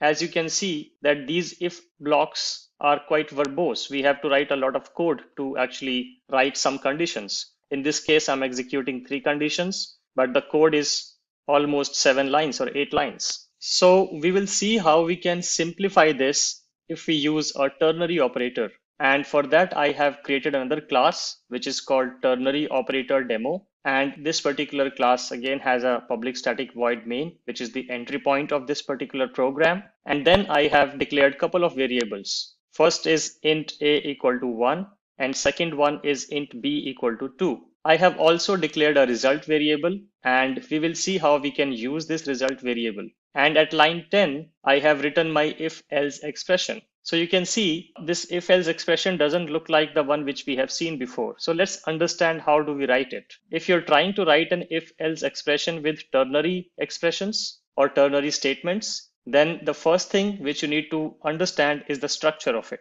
So here, at first, you will specify the actual condition which you want to test in your if block. So this is my condition. Then after that condition, you're going to put a question mark. And after the question mark, you are going to put the actual result which you want to be executed if this condition becomes true. So if the if condition becomes true, what do you want to do? Whatever is that, you will write it here.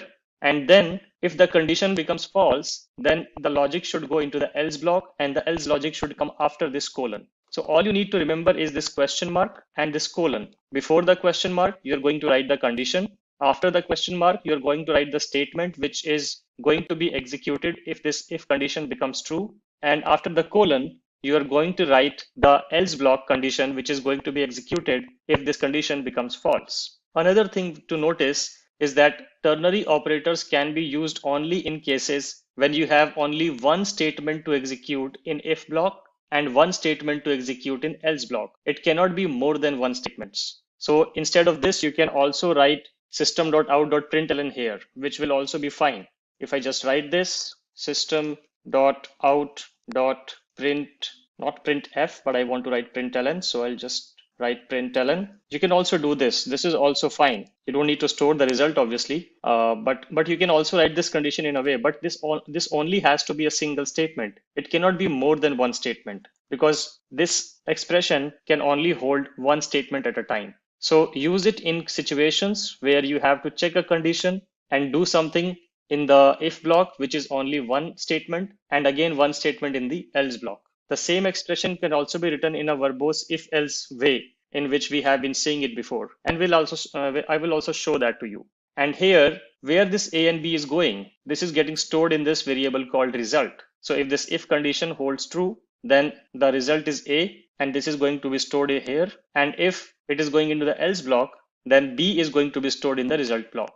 Let's run this program. So we can see we get the value 1 because we have set the condition as A less than B. So yes, 1 is less than 2. So this particular statement gets executed and this value gets stored here in the result variable. So that's how you can use the ternary operators to write shorthand if-else statements. The same expression can also be written in a verbose way. For example, you can write it in this way, saying if A is less than B, then result equal to A, else result equal to B. This code has exactly the same effect as this one line of code. So you can see this is pretty simple to write, pretty short to write. The code which I'm writing here in 4 lines can be written here in 1 line, and that's the power of ternary operators. So this is all I wanted to cover in today's session. So we talked about nested if statements and the ternary operators here, how to use them. In the next session, we are going to discuss about switch case statements. Let's get started with using switch statements in Java. So let us first understand why do we need switch statements. Generally, whenever you want to check a condition, you can use an if-else block. But what if you have multiple conditions to check? What if you have so many possible execution paths that it becomes too verbose to write it into an if-else kind of block? What if you have to check on constant values of certain expressions? How do you do that? It becomes even more challenging and the code becomes even more verbose. So in such cases, switch statement can be used in which you can write switch statement to have as many possible execution paths as you want, and it will work with constant values as well. So let's understand this with the help of an example as how and why will we use the switch statements. So for that, I have created this class which is called switch demo, and it also has a public static void main method, which is the entry point. And in this program, what I'm doing is I'm trying to accept a number as the month number in the program. And then with that particular number, I'm trying to print the corresponding month's name. So that's the logic. Pick a month number and you should get the month's actual name. So now in this case, you can imagine there will be at least 12 if-else if blocks, which is a long line of if-else statements. At the same time, if we try to do this for other conditions where the value is constant, please understand that the value of month is going to be constant. It's going to be the same number. So it's not similar to you evaluating a condition. It's similar to you evaluating a condition to a particular constant value. Imagine if you have to do some sort of a classification of employees in higher salaries and lower salaries, and there are hundreds of salary bands in the company. So are you going to write 100 if-else logics? That is going to take a long time. And then what if new bands get introduced? Then it gets even more complex. So we will use switch case statements in cases where there are lots of if-else conditions and the expression evaluates to a constant value. Remember, in the if-else cases, the expression evaluates to a Boolean value. So here I'm supplying the month value as 6. Then I'm also creating a string month string variable just to print or store the name of the month. And then the way you write the switch statement is to write the switch keyword, and then in the brackets you supply the month integer value, and then you start writing your conditions. So you can see you write the case as keyword, and then you write the number or the possible values this particular variable or this particular expression can hold. So all the possible values this particular expression can hold will be written individually as cases. So case equal to 1. Here 1 means the value of month is 1. In that case, the month string which we created here shall store January. And then we see a statement called break. So break is again a keyword in Java, and this keyword has a special meaning. It has a special usage. You will use the keyword break to abruptly break the control of execution from the current code block, and the code block is identified with curly braces. So here you can see the curly brace starts from here and it ends down to line number 51 at here. So the moment your Java program is going to encounter this particular statement, it is going to jump out of the current code block execution and continue thereafter. That's the basic logic and usage of break statement. So use it whenever you want to skip the rest of the code after the break statement. If you don't want to execute the rest of the code, you will write break, and the moment the Java program sees this particular statement, it will jump out of the current code block specified by the curly braces and will resume execution after the code block. So in this case, it will resume the execution after the line 51. That's the usage and meaning of this expression called break. So in this case, we are saying that if the month value is 1, which we denoted as here, case 1, then store the value of the month string as January and break out of this particular code block, because we don't need to execute any further. We have found a match. Then another case would be if the month value is 2. So you write case, which is a keyword, and then the exact expression value, the constant value, which is 2. And if that's the case, then month string becomes February. And again, you break, because in this particular case, there will only be one condition true at a time. There will never be a case that month with the value 2 will have two meanings, will have two month names. A month with the value 2 will always have a meaning called February. It will never have two meanings or two month names attached to the same integer value. And that's why you do not want to execute any further. And that's why you write this break statement. If you do not write this break statement, it is going to evaluate all of the cases one by one. Even if the cases are not going to be true, but it is going to waste a lot of processing time evaluating all the case conditions which you have written here, which does not make sense, because we know that only one condition at a time can be true here, because we are evaluating and checking for a constant value, which is an integer value. So that's the reason we put a break in each case. If intentionally, if you want to check multiple cases, do not put a break statement, but the program can become really confusing in that case. So take your wise call. So here we put a break in each case. Similarly, case 3, the month string becomes March. Case 4, the month string becomes April. Case 5 becomes May. Case 6 becomes June. Case 7, we have month string as July. Case 8, month string is August. Case 9, we store the month string as September. Case 10 as October. Case 11 as November. And case 12 as December. After that, you will also see an interesting block called default. This is the another capability of switch statement, that what if none of the above conditions hold true? What if we specify a value which is not between 1 and 12 and it will not match any of the cases which we saw just above? And if you want to execute some code in that case, if none of the conditions matches, you may want to execute some default execution. Also, in such cases, you're going to use default. Default is the code block which will be executed if none of the case matches. So here you can see that if none of the cases match, then we are going to store the value of month string variable as invalid month, and then we'll eventually break out.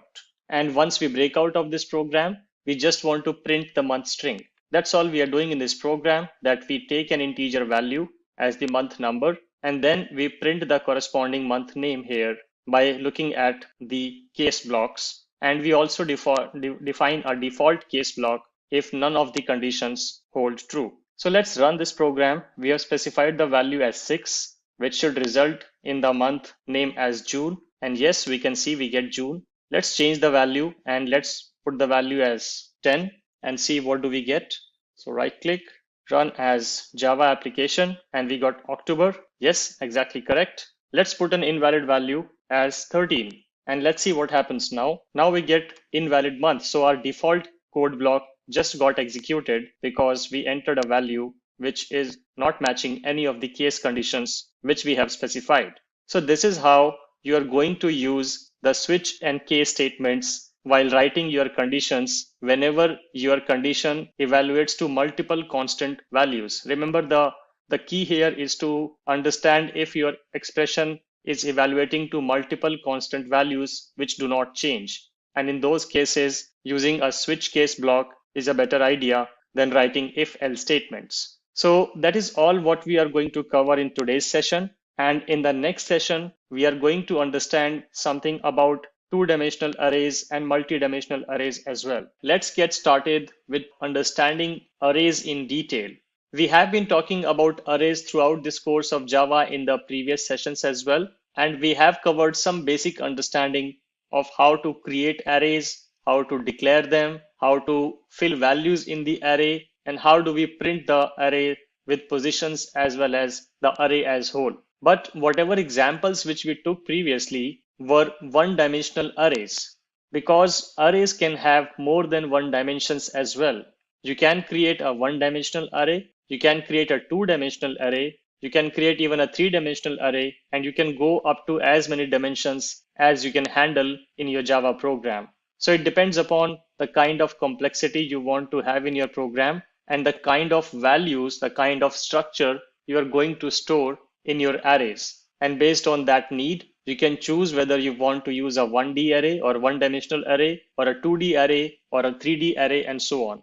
In these sessions, we are going to talk about 1D arrays, 2D arrays, and 3D arrays. And after that, we'll leave up to you to try out more dimensionals if you want to. We have already covered the basic array structures, which were one-dimensional arrays. So I will just give you a quick walkthrough of how we actually handled one-dimensional arrays. So this is a sample program to demonstrate one-dimensional arrays. If you remember, this is how we used to create arrays. We write the data type of the array, and then we write the square boxes, which denote that this is an integer array data type. We assign a variable to this, and then we initialize the array with the size 4. So new is the keyword which is used to initialize anything in Java, and we are going to use this heavily when we talk about classes and objects and even collections. Literally any object which you want to create in Java requires a new keyword. So here I'm writing new and then int 4, which means create an array of size 4. And then I'm filling the value of the 4 positions which I have created as part of this array. And if you remember, when we create these kind of arrays, we store them in a 0 index based position. The first value gets stored at 0th index position and then so on and so forth. So it will always start from 0 and never start from 1. Remember that. And after that, we just print all the values of individual positions of the elements in the array. And if I just run this program, all of the elements of this particular array should be printed one by one. So if I just show the full console of the output, we can see that element at index 0 was 10, element at index 1 was 20, element at index 2 was 30, and element at index 3 was 40. So this was just a quick refresher of how one-dimensional arrays can be written.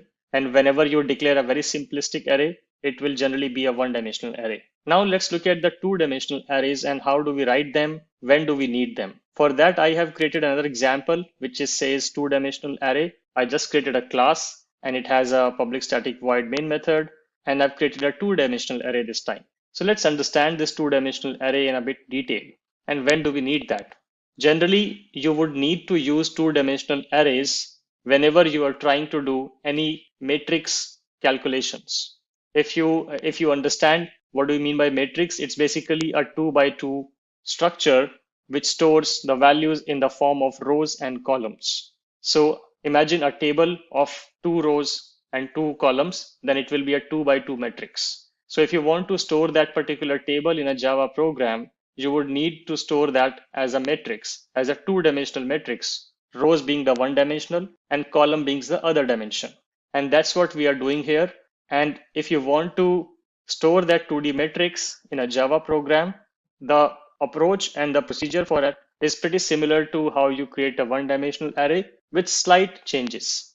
The first change is instead of a single square bracket, you're going to write 2 square brackets because it is a two-dimensional array. So remember, the number of square brackets you are going to put while initializing and declaring the array is the number of dimensions which your array is going to have. Since this is a two-dimensional array example, that's why you see 2 brackets here. If this was a 3-dimensional array example, you will see 3 square brackets here, and so on and so forth. So that's the first part of it. Second part to understand is to how to store the data. Remember, I told you always imagine the structure of rows and columns whenever you are trying to store a two-dimensional array in Java. So what are rows and what are values, and how do you represent them while you declare and initialize a two-dimensional array? So you start with the curly braces as a normal 1D array, but inside the curly braces, you create nested curly braces blocks. You can see 3 blocks here. They start with their own curly brace and end with their own. Then this curly brace starts here and ends here. And then this curly brace starts here and ends here. Idea is that you provide this outer curly braces to define the overall structure. And then inside each of the curly braces is going to represent a row in your two-dimensional array. So each of these values, these blocks, is going to represent a row. So I can say that this is the first row, this is the second row, and this is the third row.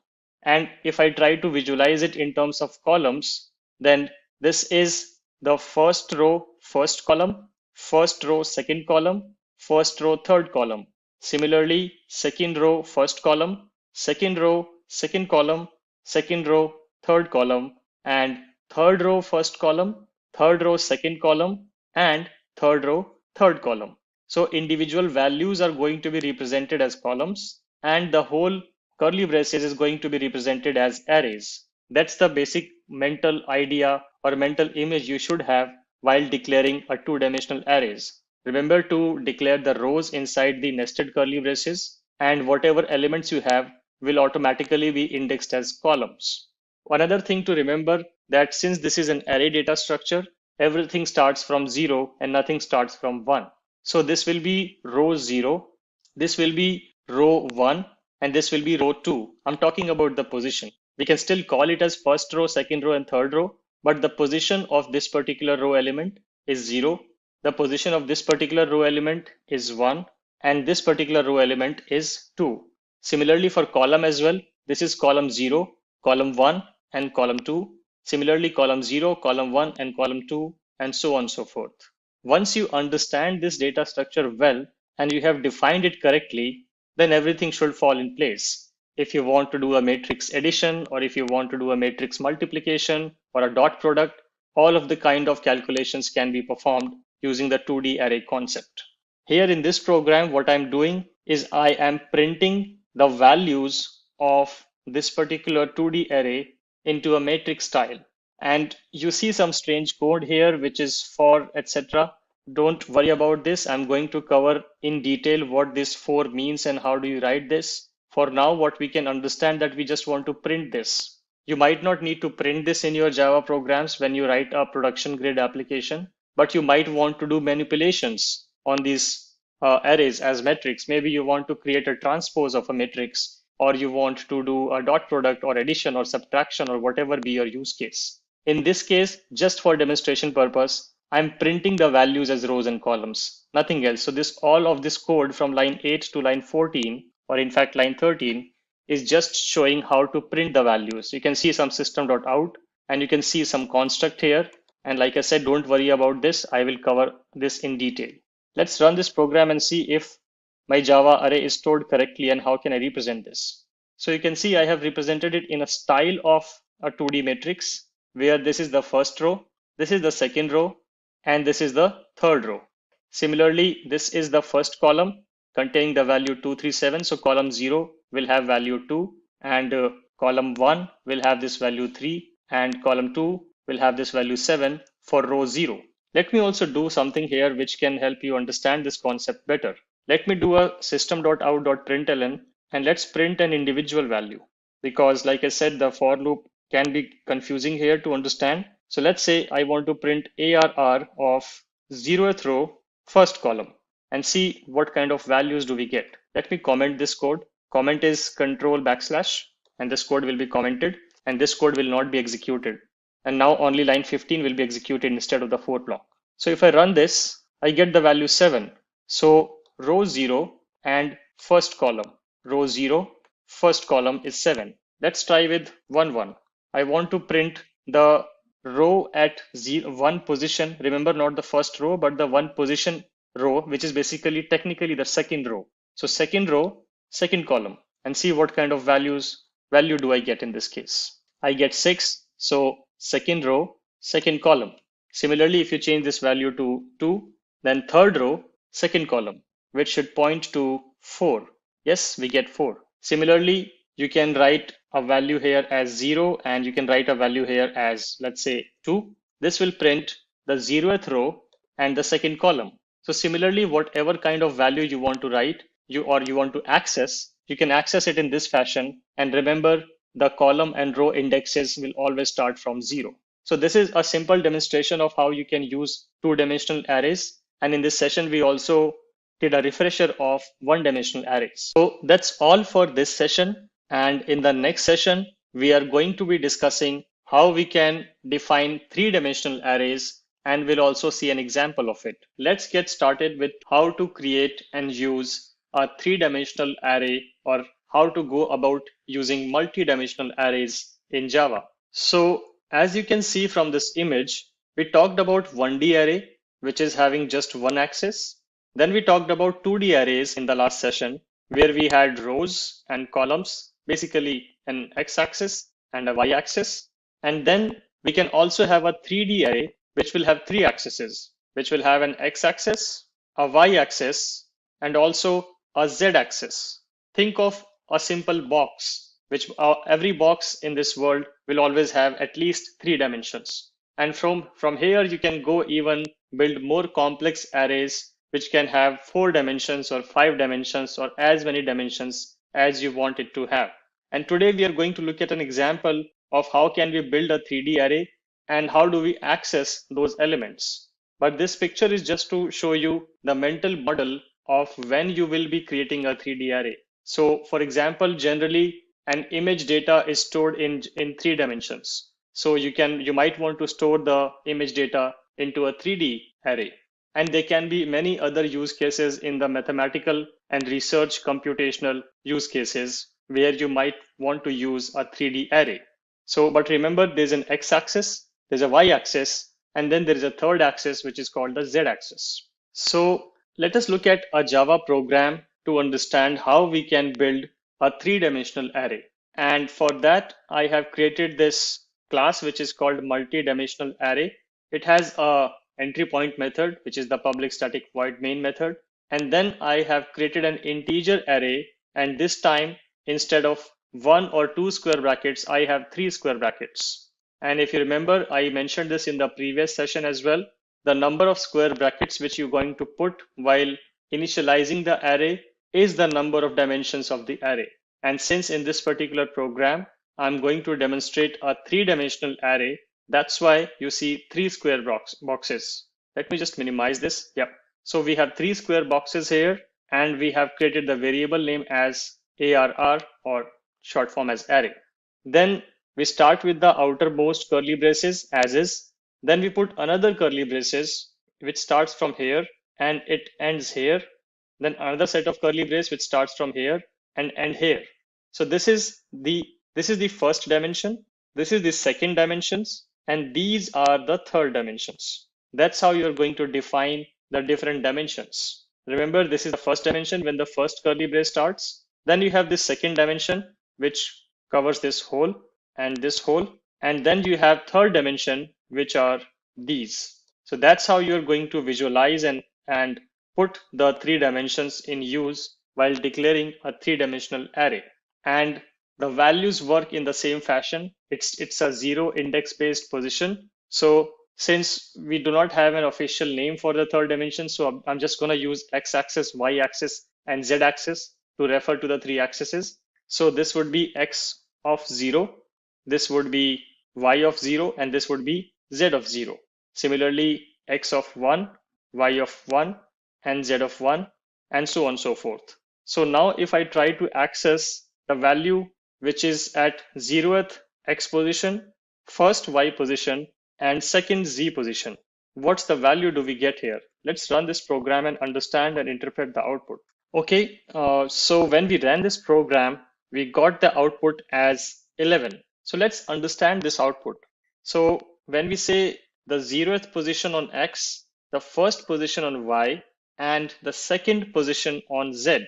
So this is the 0th position on x, and this is the first position on y, and then this element is 0, 1, 2 is the second position on the z-axis. So to describe it in a nutshell, this defines the x-axis. So we have two elements on the x-axis here, this one and this one. Then we have two elements on the y-axis on each x-axis. So this is 1, this is 2 on the first x-axis, and this is 1 and this is 2 on the second x-axis. So 2x and 2y, and then on the z-axis I have three elements each.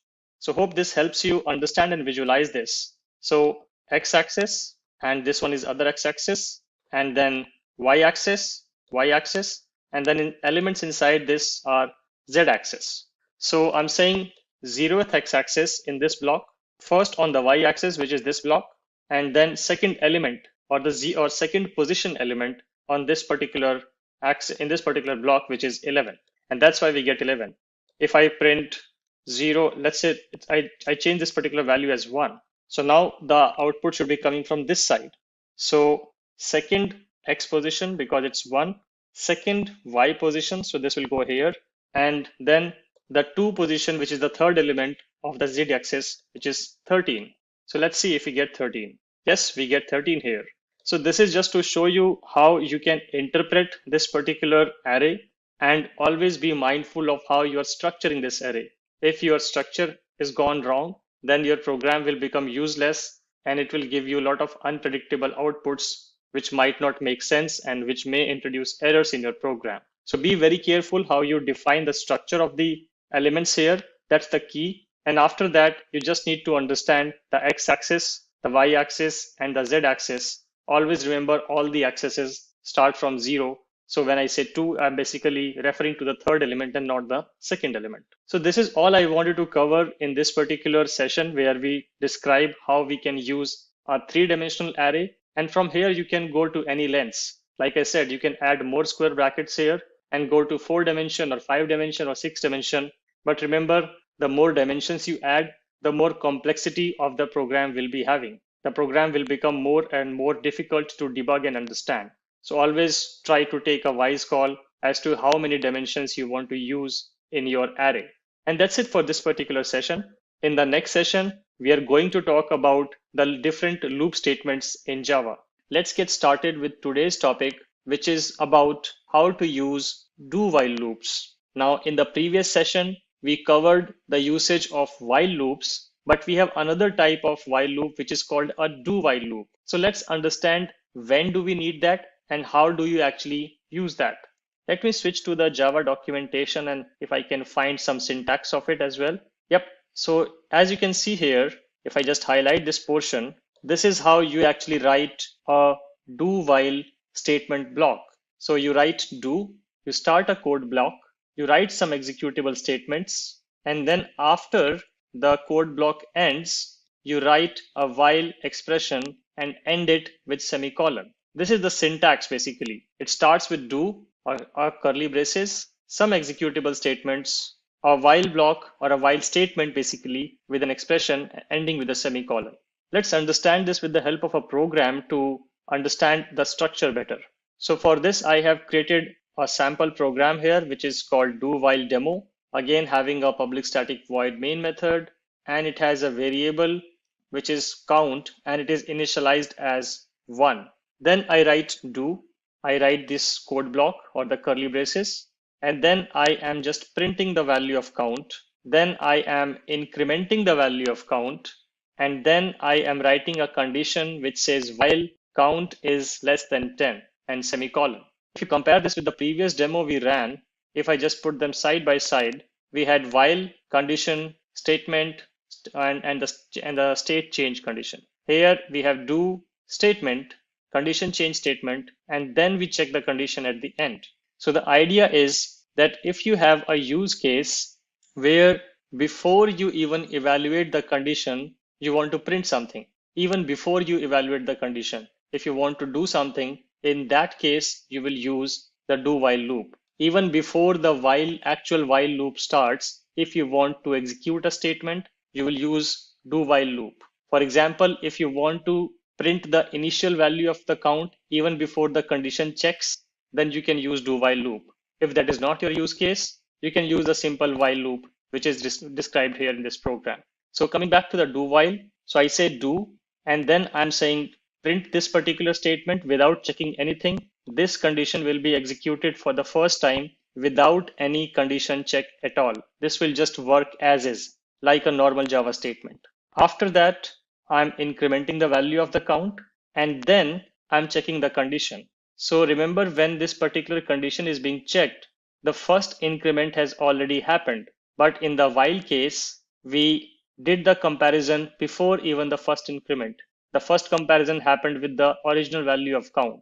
But here, the first comparison is happening with the incremented value of the count. Hope you get the difference in a better context now, that you will use this when you want to write some initialization code before you actually hit the condition.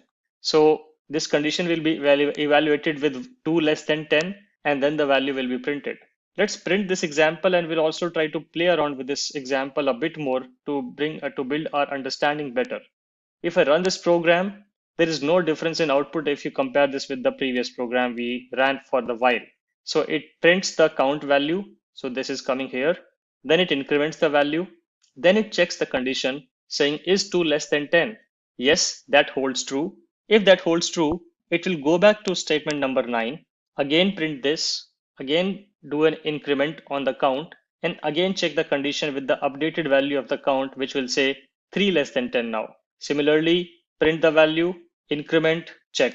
This will continue to happen till this particular condition becomes false. And once this condition is false, it will exit out of this whole do while loop, and it will go to the line number 12. And if you have any statement written there, you can that statement will be executed in this case. So let's try to change some values here, and let's see if we can make sense of this program if we change the value. Let's say if I put 11 here, what will happen now? Let's run this program. You will see that this particular output is displayed, which says count is 11. So what happened here, that count was 11. It entered the do while block. It went to this particular statement, which said count is 11. Then it incremented the value. So the value became 12. And obviously 12 is not less than 10. So it did not print it again. It only printed once, even if the first time the condition was checked, the first condition execution itself resulted in false. Still, line number 9 got successfully printed. And that's the whole That's the whole idea behind using the do while. What if I change this value to 10? Let's see what happens. And after that, we'll run one more combination to just make it more interesting. This time again, count is 10. Line number 10 will be printed as count is 10. Then at line number 10, the count is incremented to 11, and 11 is not less than 10. So in this case, the loop ends and it will move out. Now, what happens if I do this? If I say less than equal to here, let's run this program and interpret the output. Now, again, only one statement is printed because in this case, the count is 10, 10 is printed here, and we are saying 10 plus 1, 11. 11 is still not less than equal to 10. And that's why the loop just exits. Let's make it 9 and see what happens. Now you see two values. So count is 9. It enters the do while loop, goes to statement number 9, prints the current value of count, which is 9, then increments the value to 10. Then at line number 11, this while statement is executed and the condition is checked. Is 10 less than equal to 10? Yes, 10 is not less than, but 10 is equal to 10. So this condition will hold true. It will go back here, print count is 10, make count 11, again check the condition, is 11 less than equal to 10? No, it's not. And then the condition will return to false and loop will be exited. So hope this will give you a better understanding now, since we ran different permutations and combinations of the values and we saw when this will be executed and when this will not be executed. But the bottom line is very straightforward, that whenever you want to write some pre-processing logic, even before checking the very first condition of your loop, then in that case, you will be using a do while loop.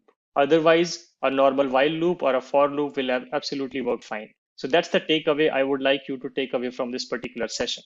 And that's all for this particular session. We talked about do while, and we also tried to give you some sort of a comparison between while loops and do while loops.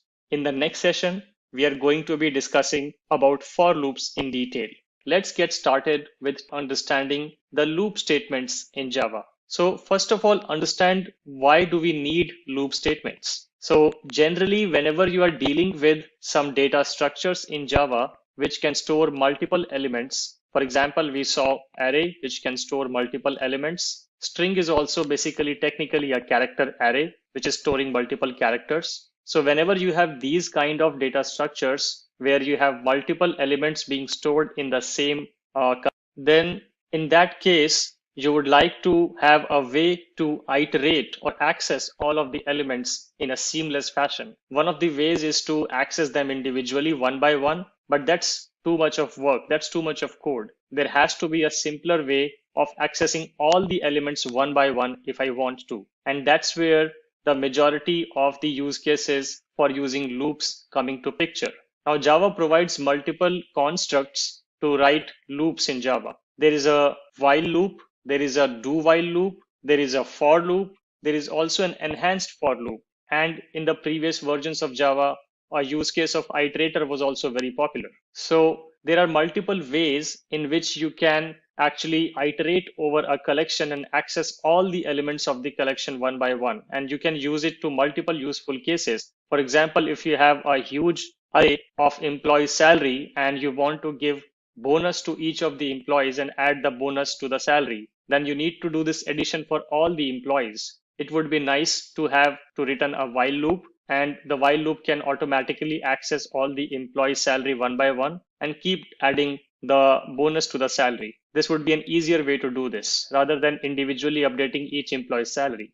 And the first loop statement we are going to understand is a while loop. So the syntax of while loop is very straightforward. You write the while keyword, you enter the actual condition which will be evaluating to a Boolean true or false. So you write the expression which will be a Boolean expression, exactly similar to the conditions which you use to write in your if statements. So you write your condition which will evaluate to either true or false, and then you write your statement. And these statements will keep executing till the time this particular expression evaluates to true. So generally the way it works is that it will enter the while block, it will evaluate the expression. If the expression becomes true, then the statements inside this particular while block will be executed. And after the execution of the statement, it will again go back, again evaluate the expression. We call them steps basically. So it will go to the next step, again evaluate the expression. If this still holds true, it will again go inside,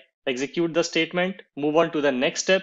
It will again go to the evaluation. So this loop will continue to go till the time this condition will hold true. If it still doesn't make sense for you, don't worry, we will have a demo of it to make you understand how to use the while loops. And maybe it's a good idea to switch to the IDE and look at an example of it. So I have already created while demo for it. Here it is. It looks very small and simple, but it will get to the point where we can understand how and why will we be using the while loops. So I've created a while demo class. I've added a public static void main method here, which is the entry point. I have declared a variable which is int count equal to 1. So the count value is 1 right now. And then I'm writing a condition here. I'm saying while count is less than 10, do this. So it will print the current value of count. And after that, I'm using the post increment unary operator. If you remember, we covered this in the previous sessions. What is the meaning of this? It basically will increment the value of count by 1. This expression is equivalent to if I write it in this way. If I write count equal to count plus 1.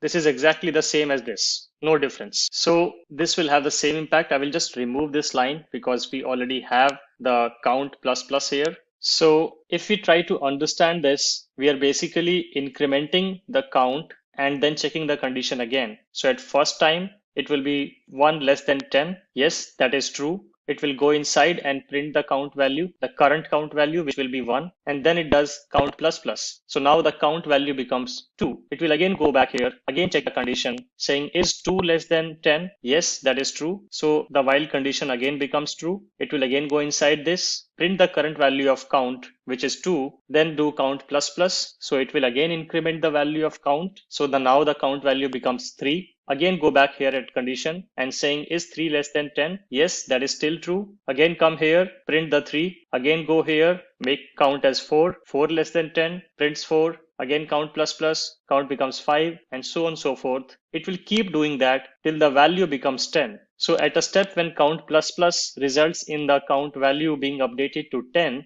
it will go here and say is 10 less than 10? Now that is not true because 10 is equal to 10, but 10 is not less than 10. So this condition will become false and it will exit of this while loop and it will come here and it will execute if there was anything written after the while loop that will be executed. So that's the idea, that you want to do something till a particular condition holds true. Then you can use the while loop, define your condition and execute the statements and try to do something which changes the state of this condition. Here I'm changing the count so that every time a new evaluation happens. If I comment this will result in an infinite loop because 1 will always be less than 10. I will not be incrementing the count here and it will keep running forever. It will never stop. It will just keep printing 1, 1, 1 every time till your computer program runs out of the memory. So always remember not to end up into an infinite loop. That's probably one of the biggest mistakes any beginner programmer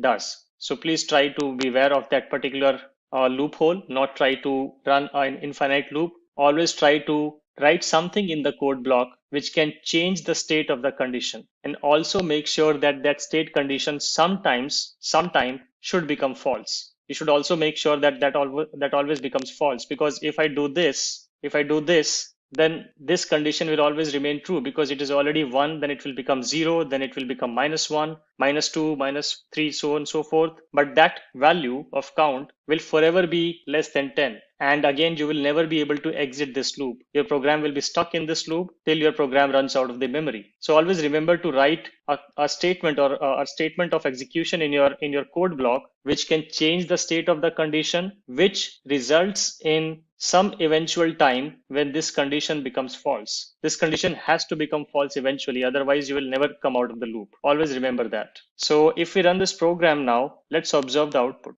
So we can see here this particular statement is printed for 1, 2, 3, 4, 5. 6, 7, 8, 9, and that's it. After 9, the moment the count plus plus resulted into the count value becoming 10, it checked that condition and then it just came out of the loop because 10 is not less than 10 and the condition became false. So always do something inside your code block which results at least of one scenario where this condition becomes false. And that is how you can use the while loop. Now you can see this is a pretty generic code and you can write any kind of condition here, write any code you want to execute here, and then do something to change the state of the condition as well in a positive way, in a way which results this particular condition to be false at some point of time. And then your while loop will run fine. So this is all I wanted to cover in terms of the while loop. We have a lot of more exciting stuff coming in terms of different loops. And in the next session, we are going to understand how a do-while loop works. Let's get started with for loops in Java.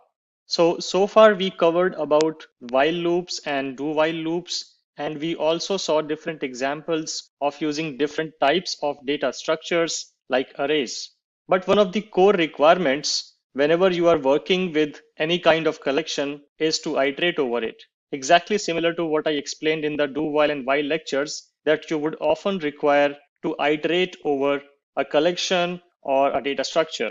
And for that, one of the most sophisticated and easiest way to do that is using for loops. So let's understand the syntax of for loop first, and then we will also look at an example of it in the Eclipse IDE.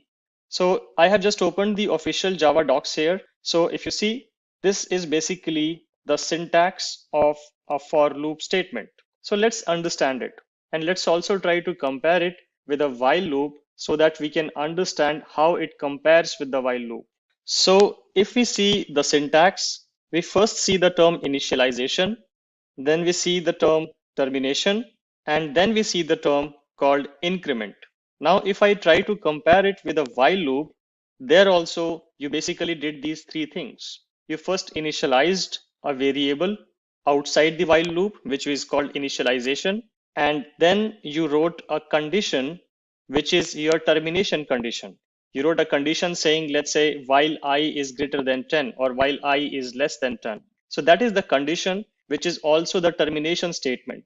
The loop will continue to execute till that condition evaluates to false. And that's when the loop terminates. That's why we call it as termination.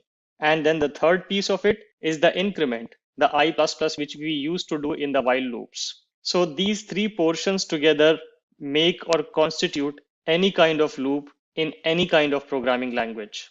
And for loop, if you see, the kind of code which you use to write in a while loop in multiple lines, where you first initialize a variable, then you write a condition in the while block, and then inside the while block, you use to increment the variable.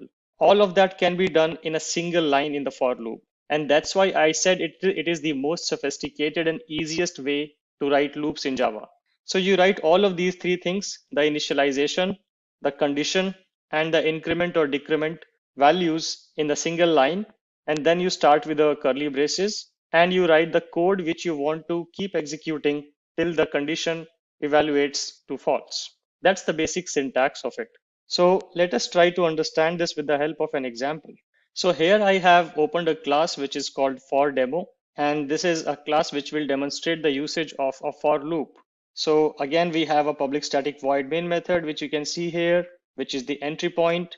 And then I use the keyword for. I put standard braces or the brackets, and then I do the initialization. So this part is the initialization part. You initialize the variable. So I just say int I equal to 1, initialization done. You end it with a semicolon so that it is a single statement understood by Java. And then you write this condition, which is your evaluation/termination condition. So this condition is basically the deciding factor of how long your loops should run. It's exactly similar to what you used to write in the while block. If I just show you the example, this is what we used to do. So we did the initialization at line number 7. Then we wrote this termination condition inside the while syntax or the construct. And then we did the increment here. So we are doing all of these three steps, but we are doing it in a single line. So this is the condition. And then we write our increment or decrement values, which are going to change the evaluation condition every time at every step. So we are saying I++. So technically what I am saying here is that start with I equal to 1 and then check the condition I less than 10. So in the first step, it will be checking if 1 is less than 10. If the condition holds true, go inside the for loop, execute the statement at line number 7, and then go back to this particular statement. So we do I++. So I becomes 2, and then you again go back to the condition. And again you check if 2 is less than 10. Yes, it is. So again you go inside the for loop and do whatever is written there. There can be multiple statements here.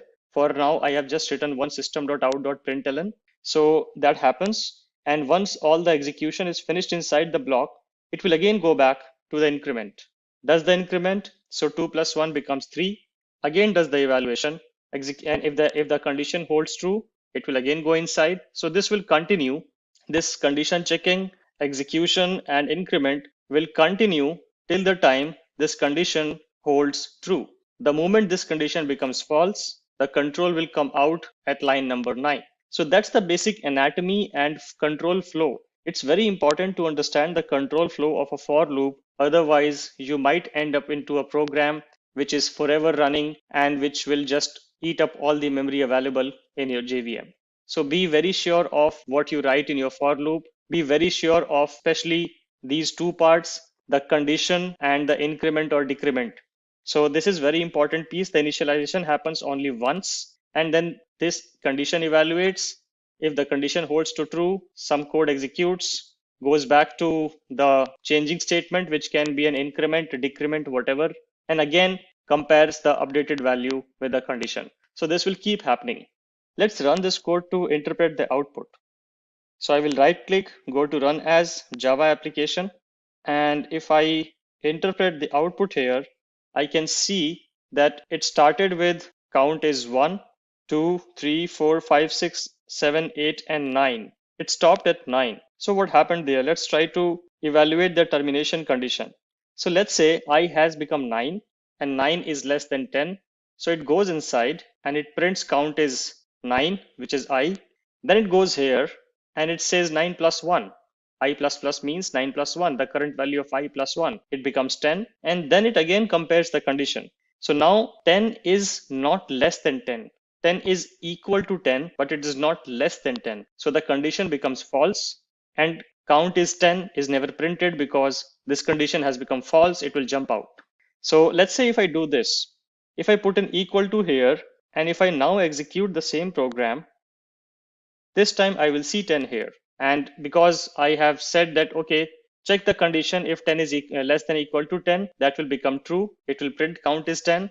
Then it will increment and the count will become 11. The I will become 11. And then it will check 11 is less than or equal to 10. No, it is not. So condition becomes false and the control comes out of the loop. So that's how you should always try to interpret the loops. You can also run some infinite loops. For example, if I say I equal to 1, I leave it that, and I say I minus minus. So what happens? I equal to 1, 1 is less than 10. Yes, it goes here, prints the value, and then I decrement the value. I don't increment the value, I decrement the value. So whatever value comes out will always be less than 10, and this loop will run forever. For fun, let's try to run this, and I will have to kill this program manually, but just to show you what happens and what you should not do in your Java program. So you see, it will continuously keep printing the values till the program runs out of memory, till it eats up all the available memory. It is forever running. It will never stop because the condition will never evaluate to false. This condition will forever be true. So the loop will run forever. So I'm just going to kill the program, but this is something which you should avoid whenever you are writing Java code. And this happens quite often with beginner programmers. So this is all I wanted to cover in today's session. We talked in detail about the for loop. And in the next session, we are going to talk about another interesting way of writing for loops, which is also called enhanced for loops. Let's get started with enhanced for loops in Java. So we covered about the for loops and the structure of it and the control flow of it in the previous session. And today we are just going to talk about another way of writing for loops, which is a bit even more smarter than the traditional for loops, which we call as enhanced for loops. We generally use the enhanced for loops for scenarios whenever we have to iterate over a collection of items or an array of items. Those are the most popular and common use cases of using enhanced for loop. And this for loop is even simpler. Like I said, it's even simpler than writing a classic for loop. And the syntax is simply like this. You again start with for, put the standard brackets, and then let's start from the rightmost, because then I will be able to explain it better. You specify the collection in the rightmost side of the bracket.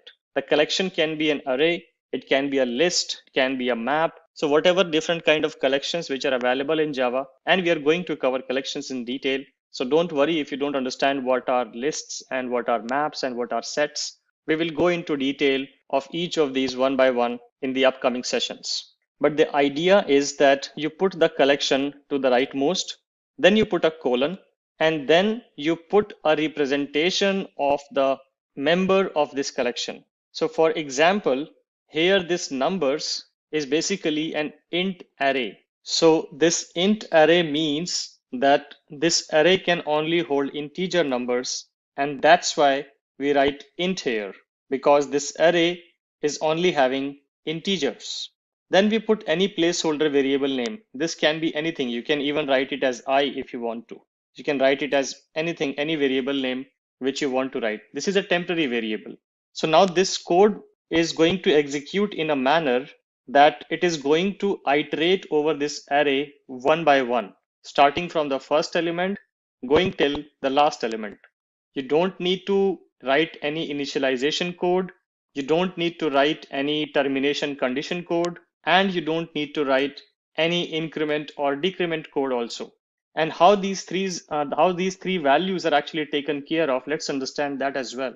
So when we talk about the initialization, as I have put an array here, a data structure here, the automatic initialization index is going to be the first index. So when we do the iteration, when this for loop is going to execute, it is automatically going to initialize a temporary variable with the value at the first index, which is the index 0. As you know, that array is a 0 index based structure.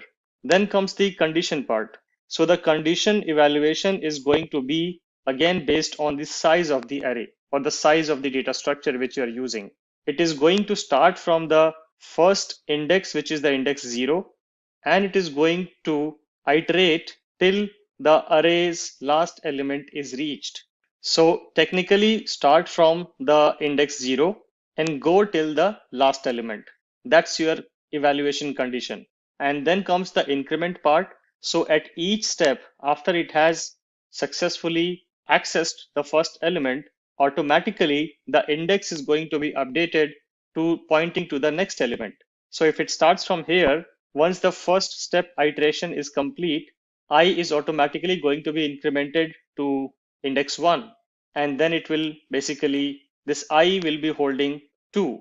Then in the next iteration, the same I is going to be holding 3. Similarly, I will keep holding the new value of the collection item one by one till the collection item's last element is reached. So this is the basic premise, that you can write a collection variable here and keep iterating over it, and this whatever variable you write here will hold the current item's value one by one.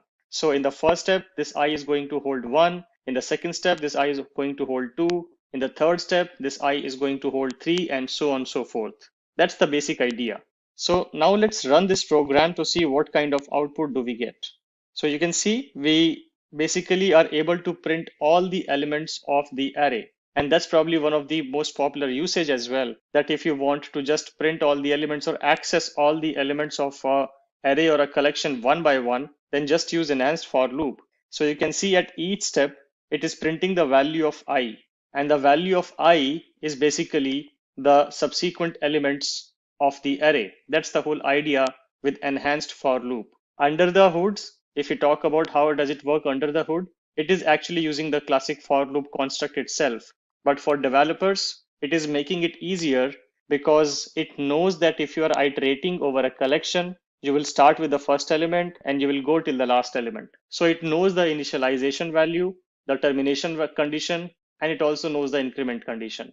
And that's the reason you will use enhanced for loops in Java for iterating over collections. And in the next session, we will be talking about the nested for loops concept, and we will be looking at an example of how to implement nested for loops and when do we use nested for loops. Let's get started with nested for loops in Java.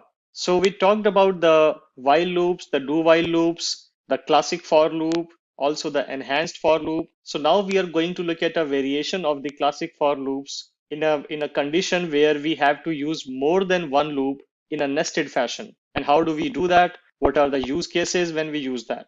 So in front of you, you can see an example which I have prepared for nested for loops. And in this particular example, I have created a two-dimensional array. As you can see on the line number 6, I have created an integer array and I have put two square brackets here, which are basically symbolizing that this is a two-dimensional array. So this two-dimensional array is going to hold technically a 2D matrix. And we are going to use the concept of nested for loops to print this 2D array in a 2D matrix style where you will be able to see the rows and columns clearly. Let's first try to interpret this particular 2D array. So we have a curly braces outside, and then we have these three inner elements, which symbolizes three rows basically. So this is the first row, this is the second row, and this is the third row. And then each of the rows have three elements each, which symbolizes the column values or the item values. So it's basically a 3 into 3 2D array, which has three rows and three columns. So we can say that this is basically a 3 into 3 array, which has 3 dimensions on the row side and 3 dimensions on the column side, or just a 3 by 3 matrix or 3 by 3 2D array. So as we know that in case of arrays, everything starts from 0. So technically, if we talk about the indexes, it would be the index 0, index 1, and index 2 on the row side. And similarly, index 0, index 1, and index 2 on the column side. So that's something which you should remember, because we are going to use this particular concept when we write the for loop. So let's try to write the for loop now. If you look at line number 8, we put this keyword called for, and then we write the initialization. So we say int I equal to 0. Then we are writing the termination condition, and we are saying run this particular loop, run this whole loop which ends at line 13 till I is less than 3, and keep incrementing I at every step. That's what I'm doing in the line number 8.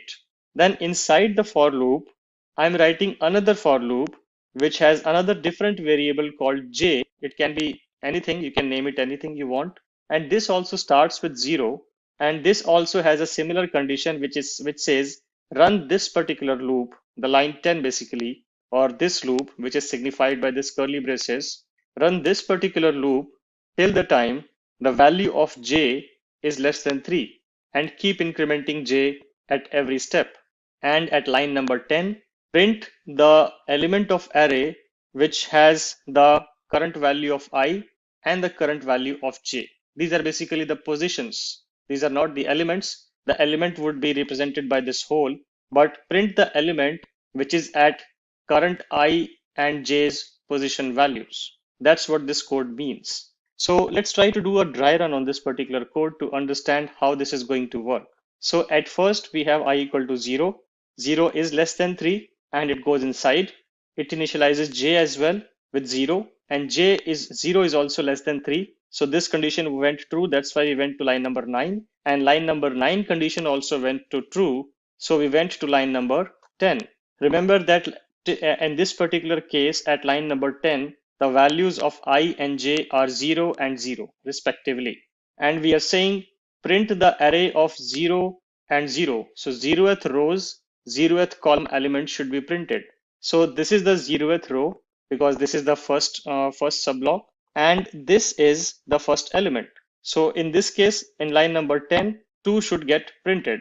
Then it goes here and it increments the j to 1. So 0 plus 1 becomes 1. It again checks the condition, is 1 less than 3? So yes, 1 is less than 3. It goes here. Remember, it did not go up at line number 8. It just came back from line number 9. So when it comes here, I is still 0, but j has moved from 0 to 1. So now we are trying to access the element which is at 0th row, first column, which is going to be 7. So 7 is going to get printed. Similarly, on the next iteration, j is going to get incremented from 1 to 2. And again, the condition will be evaluated. So 2 is less than 3. All good. It will again come back to line number 10.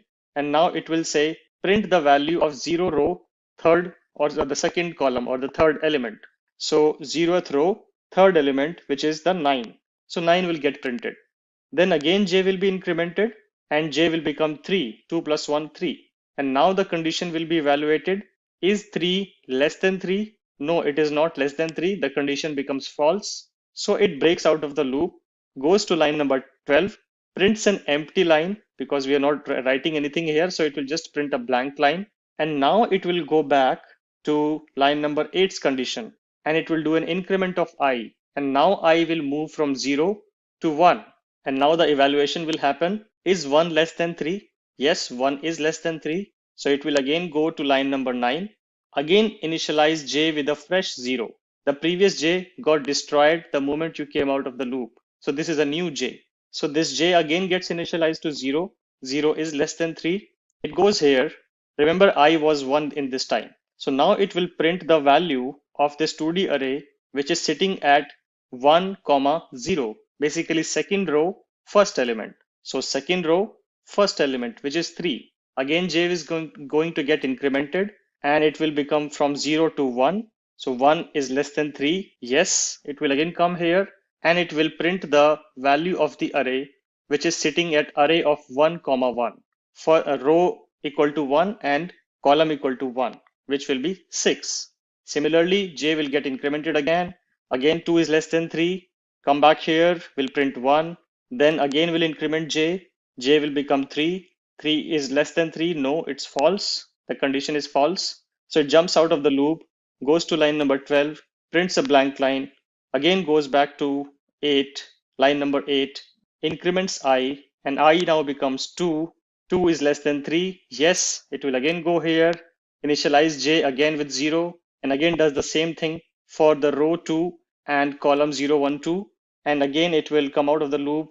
This time, again, when it will go here, the value will become from 2 to 3, and 3 is not less than 3. So then it will break out of the outer loop.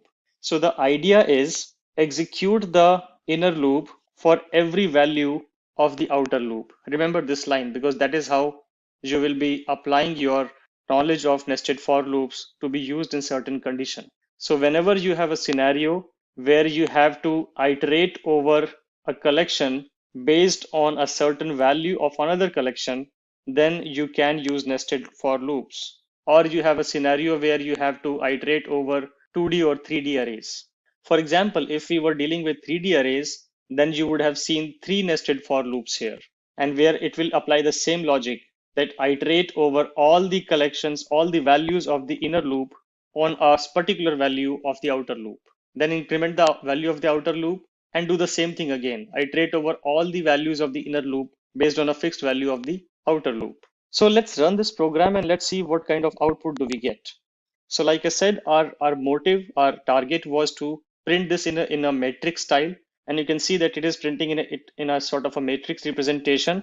So the first row gets printed here, then the second row gets printed here, and then the third row gets printed here.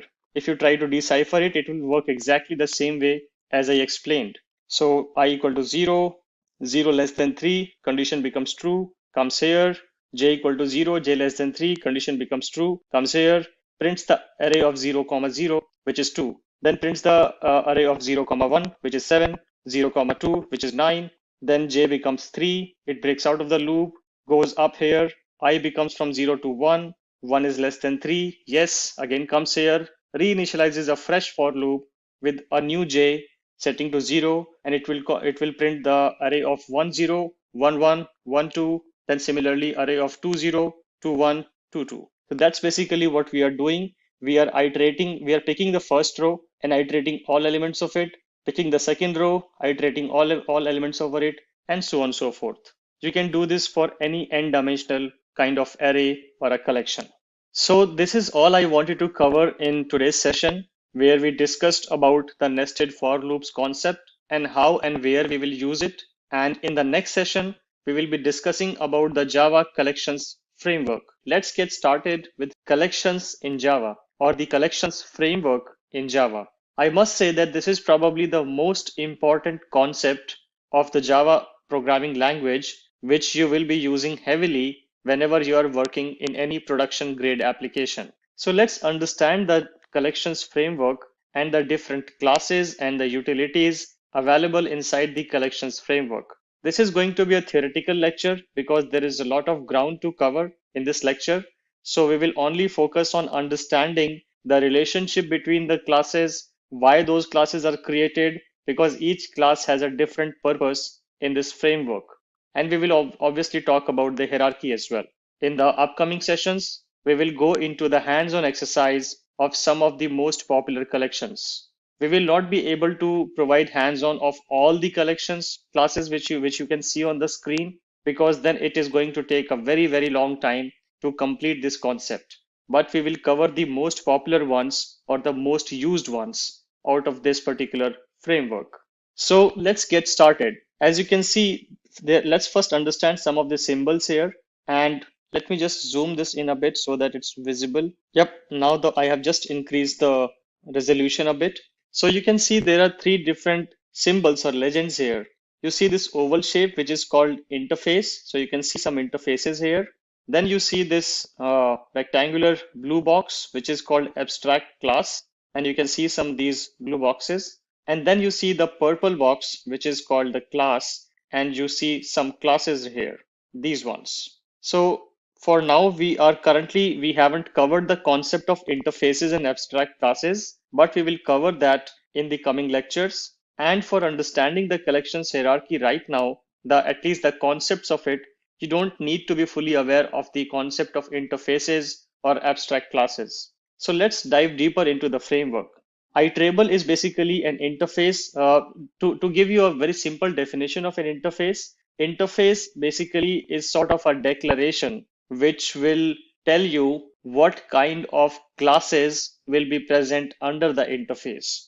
For example, if you have to, let's say, store all the cars and all the bikes and all the bicycles and all the trucks from all around the world, then you can create an interface called vehicle and create all of these classes under the interface. And these classes will be about cars, about trucks, and about other kind of vehicles. So an interface is a generic blueprint of specific class implementation. That's a very simple definition of an interface. And like I said, we will go deeper into this concept in the upcoming lectures. So that was about interfaces. Similarly, when we talk about abstract classes, the next legend here, abstract classes are also similar to interfaces where they provide you a generalization, but at the same time, abstract classes provide you a way to also write some concrete implementation.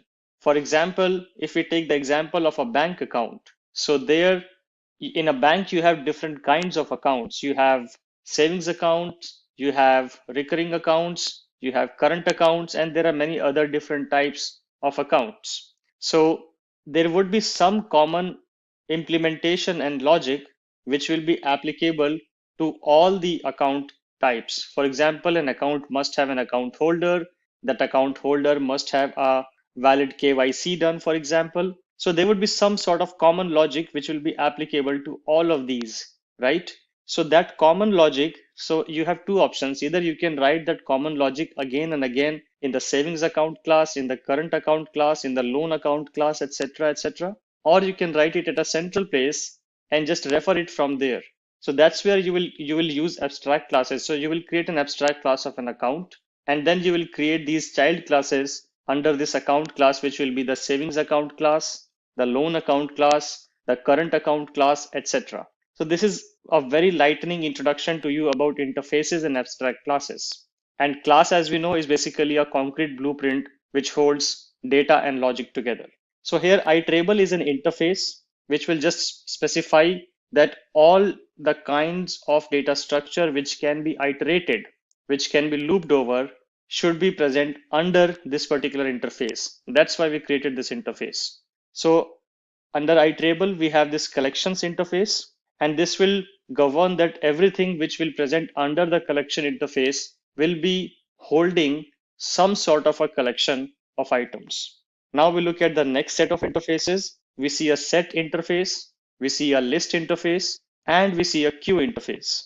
When we talk about the set interface, these three different types of interfaces represent three different properties of collection, and these properties are exclusive of each other. For example, if we talk about set, so set has a property that everything which you put into set will be unique. It will never ever tolerate or contain any duplicate elements. That's the property of set. So now you can see whenever you have a scenario where there is a strict constraint that your collection should never have duplicates, you will use sets. When we talk about lists, list is probably the most lenient representation of a collection. It can store anything. It can store duplicates as well. It will not raise an error or a warning if you store same element multiple times. It will happily store it.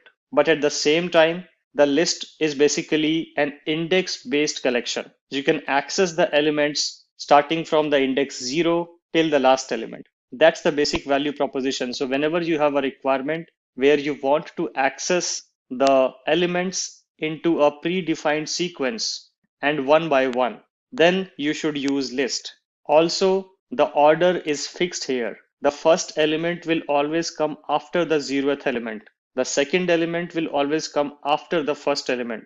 So whenever you iterate over this particular list, you will never have a scenario where you do not know the order of the elements being accessed. They will always be accessed in a predefined order. So it's basically, we can call it as an indexed ordered collection which can hold duplicates. Then the third one is queue here.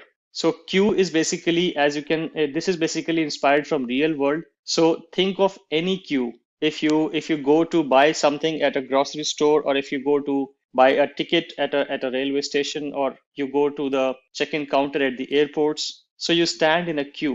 And the concept of queue is that it works on a concept of first in, first out. The person who first went into the queue will be the person first being served and coming out of the queue. And if the second person comes, that has to be standing behind the first person. And once the first person is served and goes out of the queue, the second person comes at the front of the queue, and that particular person is served. So you can see it's if you have to store that kind of behavior, or if you have to implement that kind of behavior in a Java program, then you would use queues. So this was about the top level interfaces, which are set, list, and queue. And out of these, list and set are very, very popularly used, very heavily used in any kind of Java enterprise grade application. Now there are more interfaces like sorted set, navigable set, and dequeue. Sorted set is basically forcing additional constraint on the set that the elements will be unique. At the same time, you can also have the elements into a sorted order. That sorting can be an incremental sorting or decremental sorting, that depends. But the whole idea is that it will be sorted. Similarly, navigable set brings another navigation kind of properties. Dequeue is basically a double-ended queue where the elements can be inserted and removed both from the front and from the back. So there are the different properties of these interfaces. But like I said, the most popular ones are these three ones. Now let's talk about the abstract classes. So the abstract classes you see here are abstract collection, abstract set, abstract list, abstract queue, abstract sequential list. Generally, you will not be using these directly. You don't need to use them directly, but you should be aware that they exist. If you have a very specific case where you want to use these abstract classes, you can use them in Java program, but most of the time you don't need to use them. And most of the times you will be dealing with either the interfaces or you will be dealing with the concrete classes. Now this lecture is getting a bit long, so I will like to stop this lecture here. So we covered about the interfaces part of the collection, and we also understood a bit about the abstract classes, though we are not going to use abstract classes in much detail in the programs. In the next session, we will cover the second part of this collection framework, or the remaining part of this collections framework, which is around the classes. Let's get started with discussing the concrete classes in the collections framework. In the previous session, we talked about the interfaces part of it, where we discussed about sets, the lists, and the queues, and we also touched a bit upon the abstract classes. And like I mentioned earlier, you don't need to generally use these abstract classes directly in your Java program, but you must be aware that they exist. You see some arrows here, right? If I just scroll up, you see multiple kind of arrows here. These arrows mean that if the arrow goes from bottom to top, it means this particular element is a type of the parent.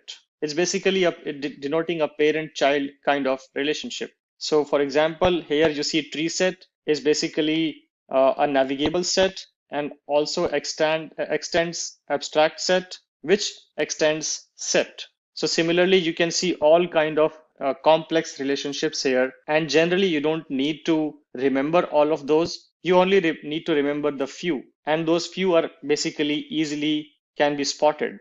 For example, whenever you see a tree set, it means it's basically a type of set. Whenever you see a word called list, that means that it is a type of list. And whenever you see a word called queue, then it means that it is a type of queue. So let's understand these classes. Let's first go to the list interface. So you can see list interface has the relationship with abstract list, and from there it goes down to array list. Abstract list has another child which is called abstract sequential list, which is another abstract class, and which has a concrete class which is called linked list. So let's understand these two collections, or these two types of list right now. So when we talk about array list, let's understand this. We already have covered arrays. So what are array lists?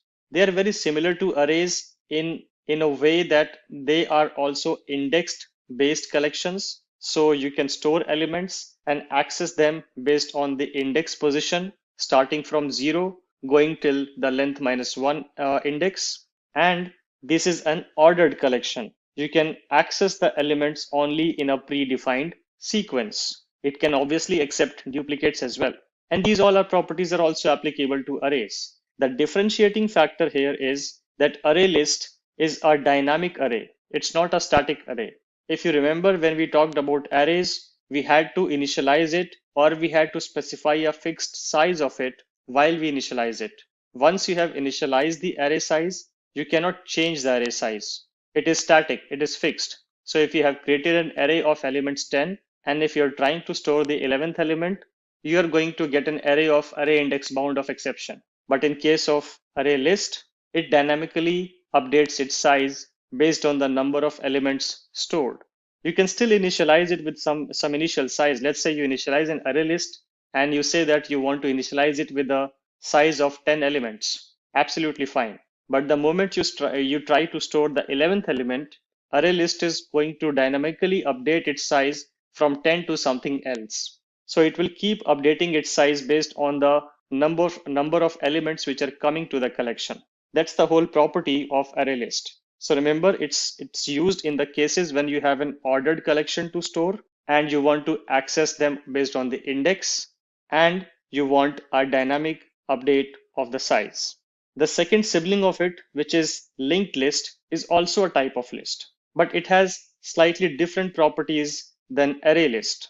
In case of array list, it was an index based collection. You access the element based on the indexes, but in linked list, you access the elements based on the previous and the next element. That's pretty much what it knows. So an item can only be accessed in a particular sequence starting from head to the tail.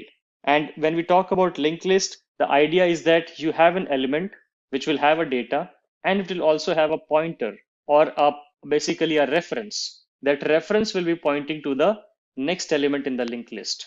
Similarly, the next element will store the value, the actual data, and it will also store a reference to the next element. So you can see, if you have to go to the fifth element, you cannot directly say linked list of 5 the way you can say this in array list, because array list is an index-based position list, right? So you can access the 0th element or the 5th element or the 10th element directly, just in one line or one go. But in case of linked list, you cannot access the fifth element or the last element of the linked list directly. You have to start from the first element and keep jumping the references till you reach the last element. That's the property of linked list. So these are the two types of list. Now let's talk about the type of set.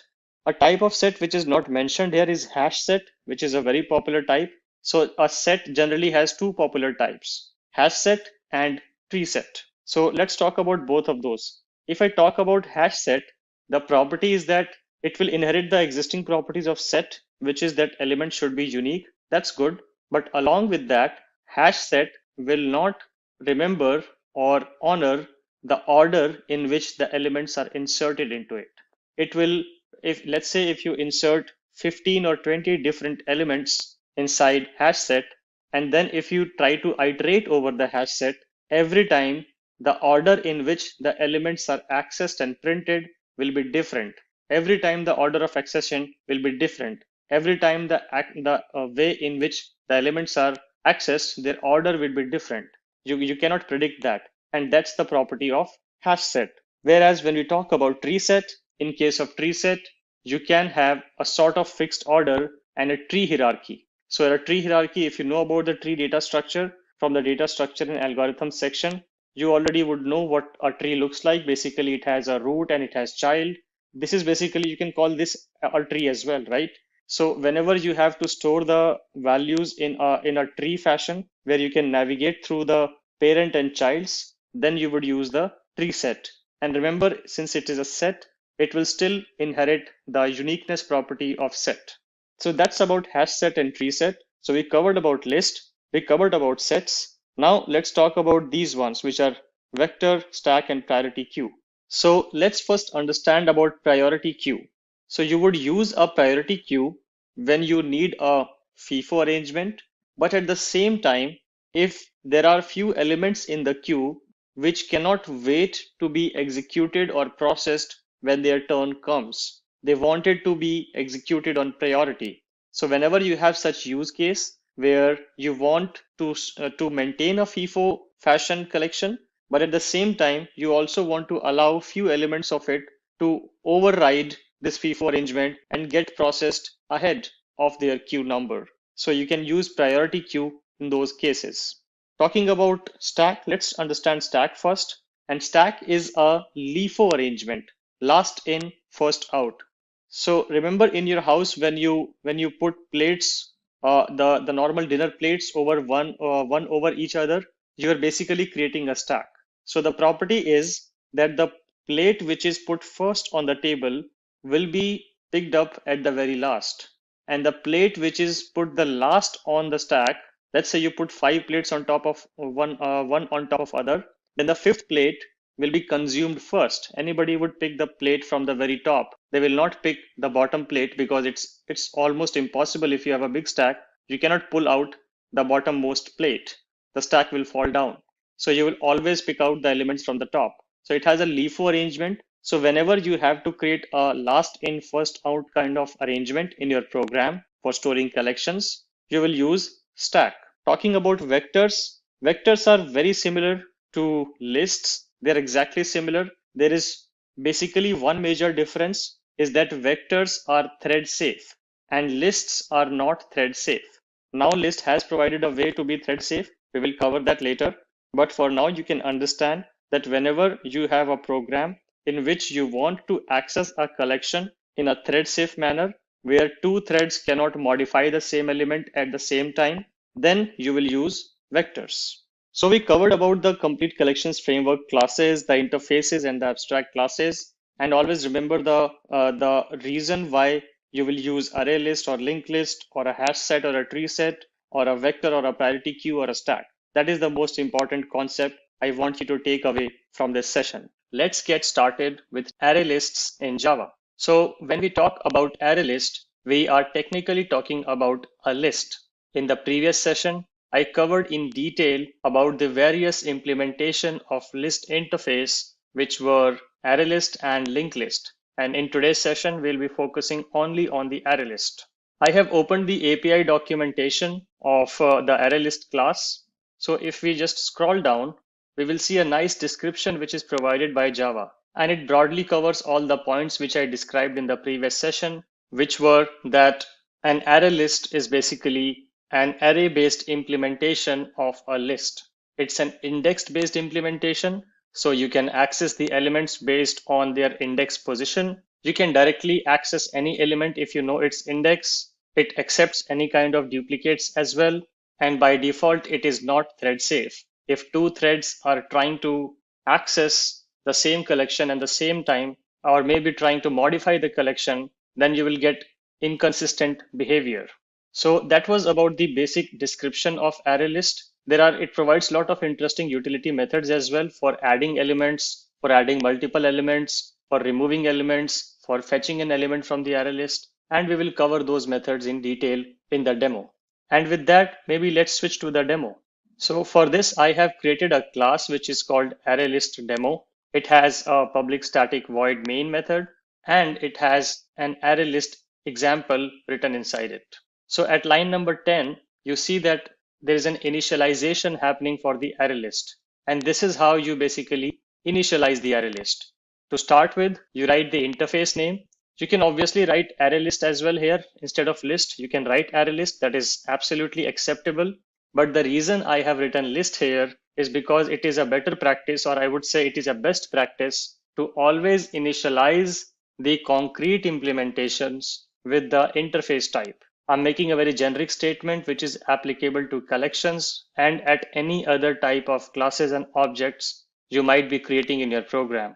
Always try to declare it with the type of interface and then define the concrete implementation on the right hand side. So the LHS or the left hand side will contain the interface declaration and the right hand side will contain the concrete implementation. The reason for this is that if tomorrow, if you have to change the representation of this array list to, let's say, a linked list, then you don't need to do a lot of work because the linked list is also a child of the list interface. So since list understands and knows about both of the classes, you can interchangeably use this reference to point to any of those implementations. That's why it is considered a best practice to basically write the left-hand side as the interface and the right-hand side as the concrete implementation. That's the first bit of it. Second interesting thing you notice is this. So you see these expressions here, and this basically encloses any kind of generics or class type. What are generics? We will cover this in detail in the upcoming sessions. For now, what you can understand and what you should know that these are denoting a class type of which the objects will be stored inside this particular list. So once I say list of integer, it means that this particular list is only going to hold integer objects. If you try to insert a string object, or if you try to insert a character object, or if you try to insert a float object or any other kind of object, it will create an error because remember in the very first lecture, we said that Java is strongly typed language. It has very strong checks for these kind of data type mismatch. So if that's why it will expect you to specify the object type here, and whatever type you have specified here, that's the kind of objects which are going to be stored inside this list. I have been using these terms called classes and objects interchangeably, but for now, what you can understand that this is a type.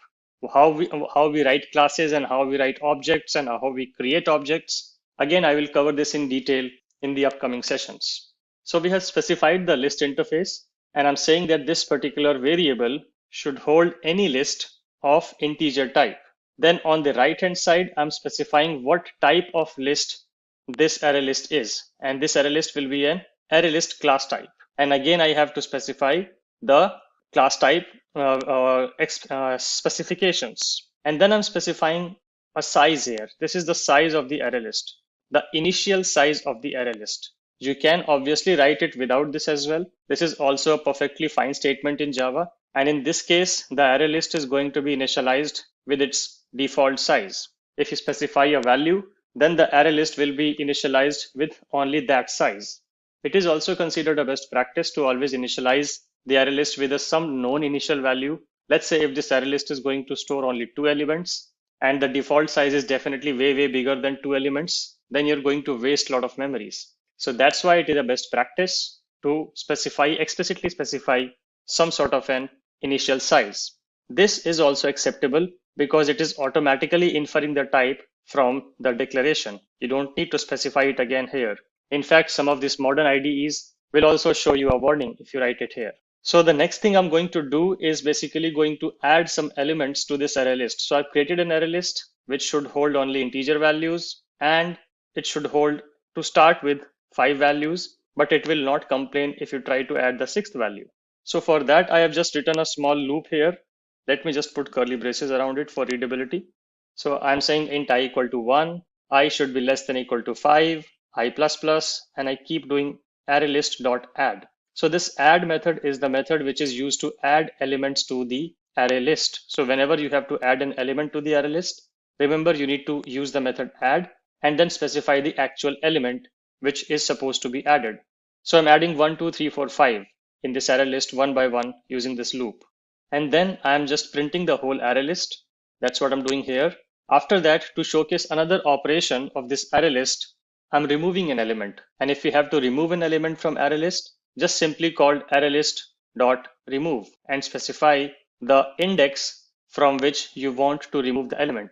Remember, you need to specify the index. And as I said in the beginning, this is an array-based implementation. So this is going to start from 0. So when I say remove the element at index 3, technically it's the 4th element of the array list.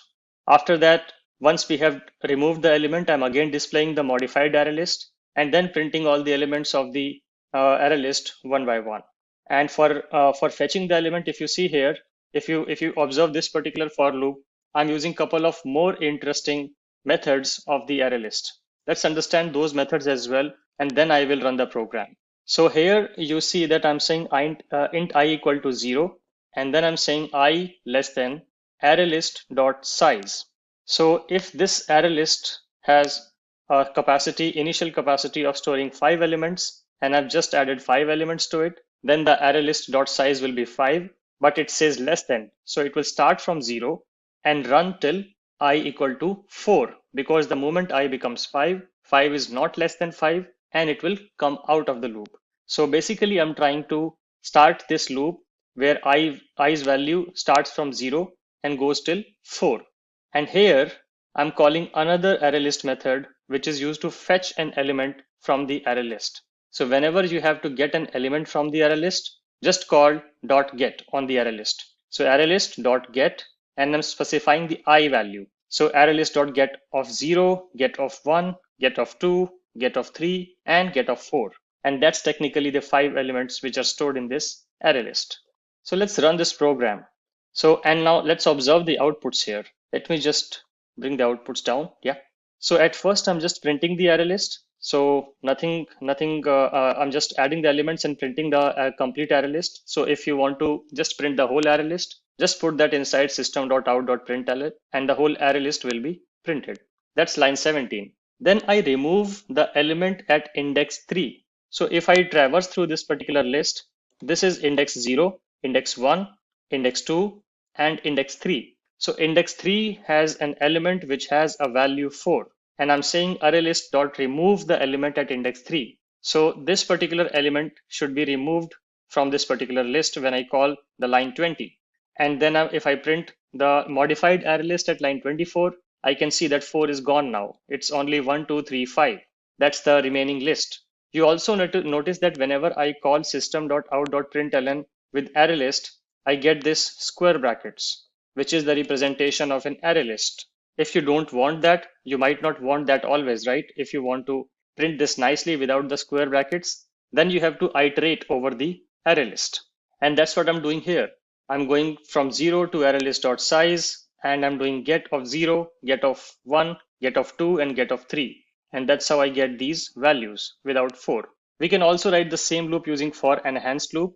So let's say if I write for int I colon array list, and then inside it, I can just say system.out.println I. And if I comment this particular loop for a moment and run this program, I see the values one by one because it's ln, so every output comes on a new line, but you can pretty much see the same output. If I remove this and if I write it like this, just adding an extra space, it will look a bit more nice, a bit more formatted like this. So as you can see that we can get the pretty much the same output either using a classic for loop style, which is a bit verbose, or you can use an enhanced for loop, which is a much simpler and shorter and less verbose way of doing exactly the same thing. You don't even need to call the ArrayList.getI. But the reason I put this example because I wanted to show you the get functionality as well. So that's all we are going to talk about in this session. In the next session, we will be discussing about linked list, which is the another implementation of the list interface. Let's get started with linked lists in Java. In the previous session, we talked about array lists, and today we are going to talk about the another type of implementation of the list interface, which is called linked list. If you remember from the previous sessions, we discussed about the properties of the linked list, and all those properties are listed here as well. So basic idea is that whenever you want to have a kind of implementation where the order of the elements is strictly maintained, where the first element can refer to the second element can refer to the third element, and so on. In those kind of cases, you are going to use linked list. Another property of linked list is that you cannot randomly access an element directly as you could do in case of array list. In case of array list, you just write ArrayList.get and you provide the index location and you get the element right away.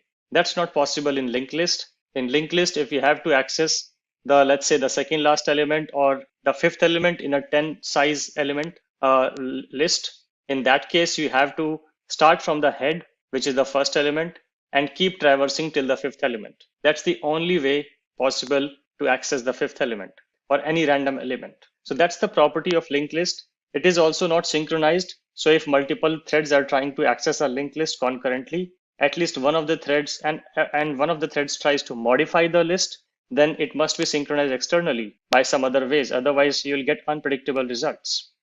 And again, this also provides a bunch of utility methods, and we will cover some of those methods. As you can see, add method for adding an element, add all, add first, contains, get first, get last.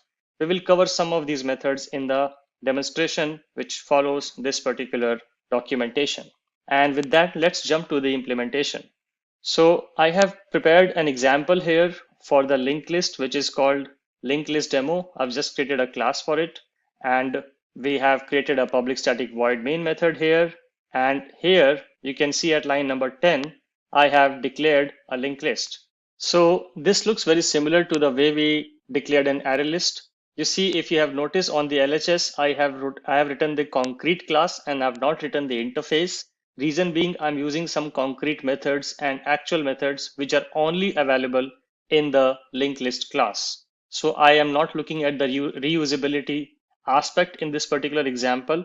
If you are, then you have to add extra code for it. But here I'm just writing linked list. And again, in this particular linked list, I'm saying that I would only store string objects. So that's why inside these braces, I write string, and then I say new linked list string. Again, I have not specified the size, so it will take the default size as per the JVM implementation. Now I have declared my linked list, and it's time to add some elements to the linked list. For that, I have the method add, which is available in this linked list class, which will provide me with the capability to add elements. So at line number 12 and line number 13, I'm adding 2 elements. And if you remember, I told you that it works in a reference-based implementation. So at first, an element A will be added. And when you try to add element B, element A's reference will be updated to point to B. That's what will happen in this linked list. And then at line 14, I'm using another interesting utility method of this linked list class, which says add last. What this method does, that specifically it will add the element at the very end of the linked list. So that was about add last. And if I talk about line 15, I'm using another interesting method of linked list class, which is called add first.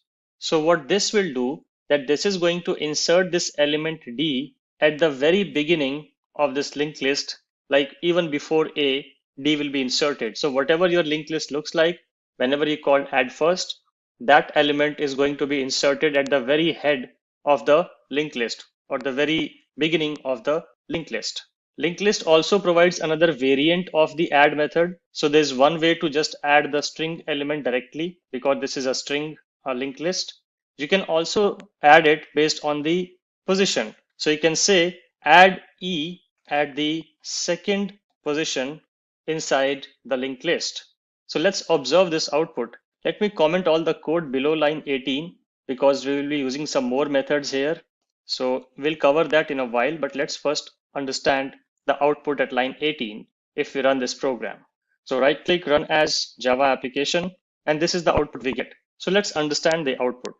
Or maybe let me do this. Let me put this here one by one so that we can interpret the output. So I'm adding two elements and printing the list, then calling add last and printing the new list, then calling add first, printing the new list, and then calling list.add2, E and printing the list again. So let's observe these outputs one by one. I'll comment this and let's run this now. So if I run this particular program, the program till line 14 is executed because rest of the code is all commented. Let me comment this as well.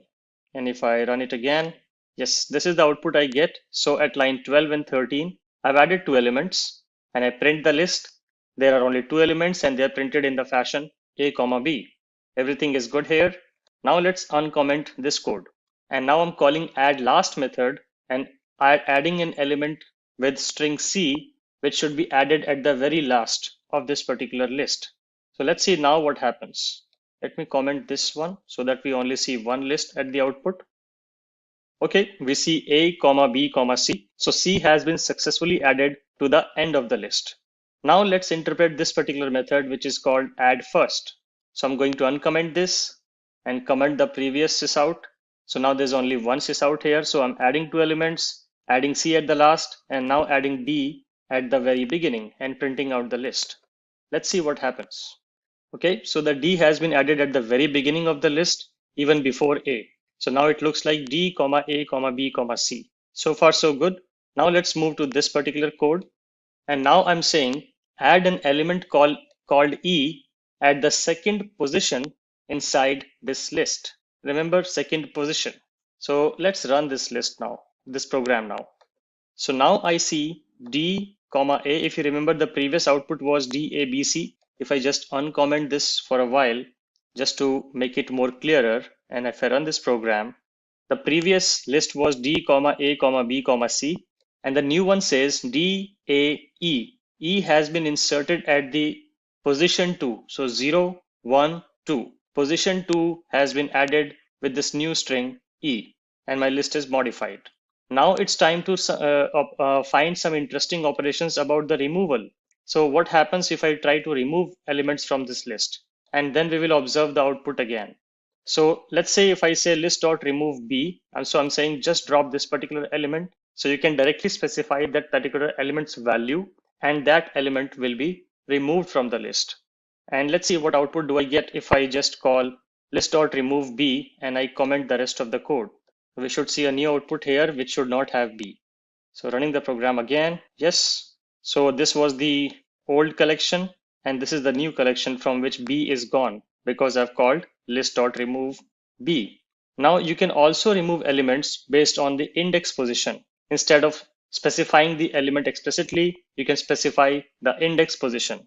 And what happens if I call list.remove 3? Let's observe the output here as well. So I'm just going to copy paste this out, and we'll see what output do we get if we remove the element at third location. Okay, so this was the previous output after removing B. And if I call list.remove 3, so 0, 1, 2, 3, C is the element which is at third location, and it is gone. When I call list.remove 3, C is gone, and D, A, E is only remaining. Now let's try to understand this particular line which says list.remove first. Expectedly, this is going to remove the element from the very beginning. So whatever element is present at the beginning, it is going to remove the element, and then we are going to print the list, the modified list. So we were here till DAE, and D was the element which was at the beginning, and if I called remove first, D is removed, and now only A comma E is available. And now I use another interesting method which is called list.remove last, and then I print the list, the modified list. So this is the list remaining, and I'm calling remove last. So E should be dropped, and only A should be left in this particular list. Yes, we only see A here. So this is basically what I wanted to show you in this program, that we can perform different kind of operations using different methods like add, add first, add last, remove, remove first, remove last. Obviously, there are more interesting methods available in this particular class. Do check out the API documentation for it. And there you can see all the different interesting methods which you can use while implementing linked list. So this is all I wanted to cover in this particular session. And in the next session, we are going to cover an interesting framework class, which is called set. We are going to learn about sets in Java in the next session. Let's get started with hash set in Java. If you remember, I covered in the collections framework session that hash set is part of the set interface hierarchy, and sets have a property that they keep the collections element unique. If you try to add duplicate elements to a set, it will not accept that, and it will still maintain the uniqueness property of the collection.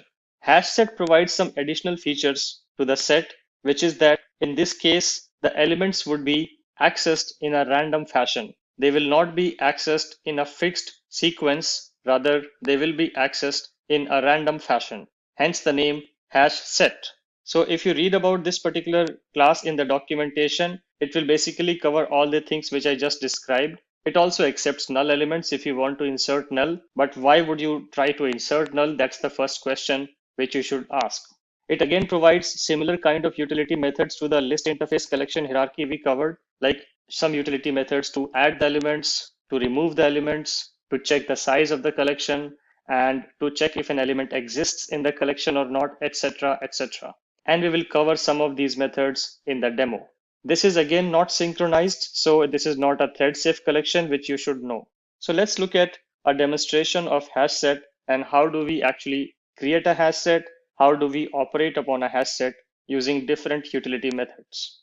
So as you can see, I have created a class here which is called hash set demo. There's a public static void main method, and then at line number 10, you will see that I have created the hash set.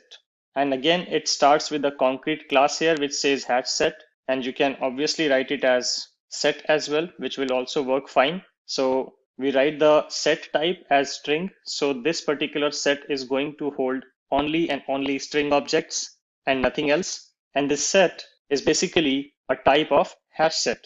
Again, this is not mandatory, so you can remove that. It will still not complain and the program will run fine. If you want to specify a size, please do that.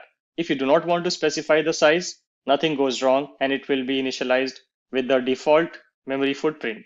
But remember, doing this wastes a bit of memory. So if you're running this program on a machine which is really tight on memory, always put some kind of initialization size based on your knowledge of how many elements are going to be stored in this collection. So after that, at line number 12, we start adding elements to this collection. And for adding the elements, the method which is provided by the hash set class is add. So you use the add method to add new elements. So at line number 12, line number 13, 14, and 15, I use the method again and again to add some elements. If you observe the line number 14 and the line number 15, these two lines are adding the same element. So I'm trying to add C twice to this particular hash set. And we will observe the output to see what happens if we try to add duplicate elements in the hash set.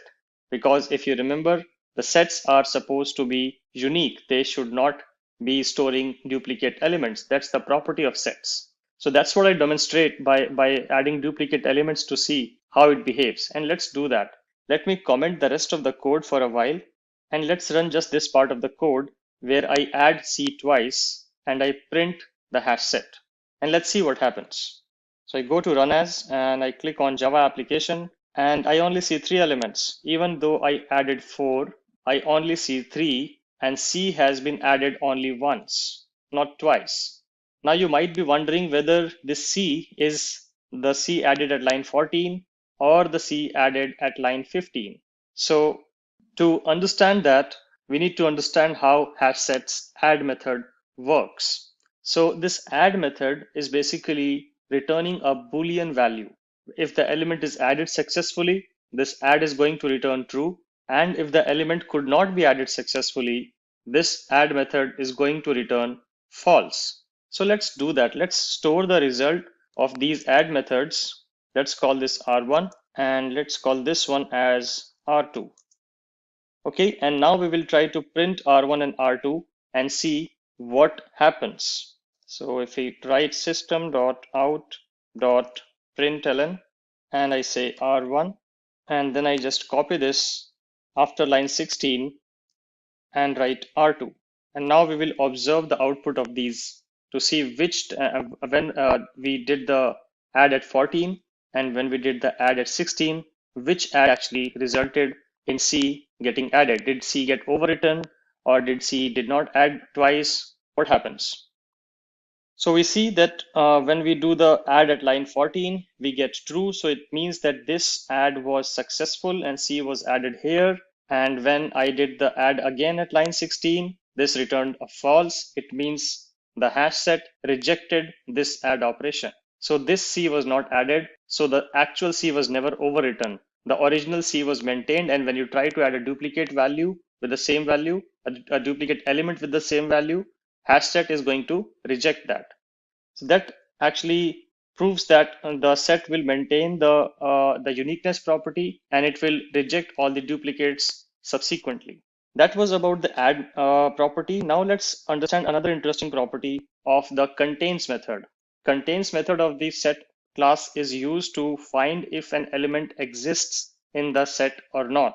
So you can just use the hash set variable name dot contains and just type the actual element. And this is going to return true or false based on whether this element is present in the hash set or not present in the hash set. If it is present, then this contains method is going to return true. Otherwise, it is going to return false. So let's run this method and observe the output at line 21. So it says list, we are writing this particular string, which says, does list contain C or not? And it returns true because yes, my hash set does contain C. Now coming to line 23, I use another method of the hash set, which is the remove operation, which you can use to remove an element from the set. And then I'm again doing a out and I'm asking to print the set. This should be set and not list.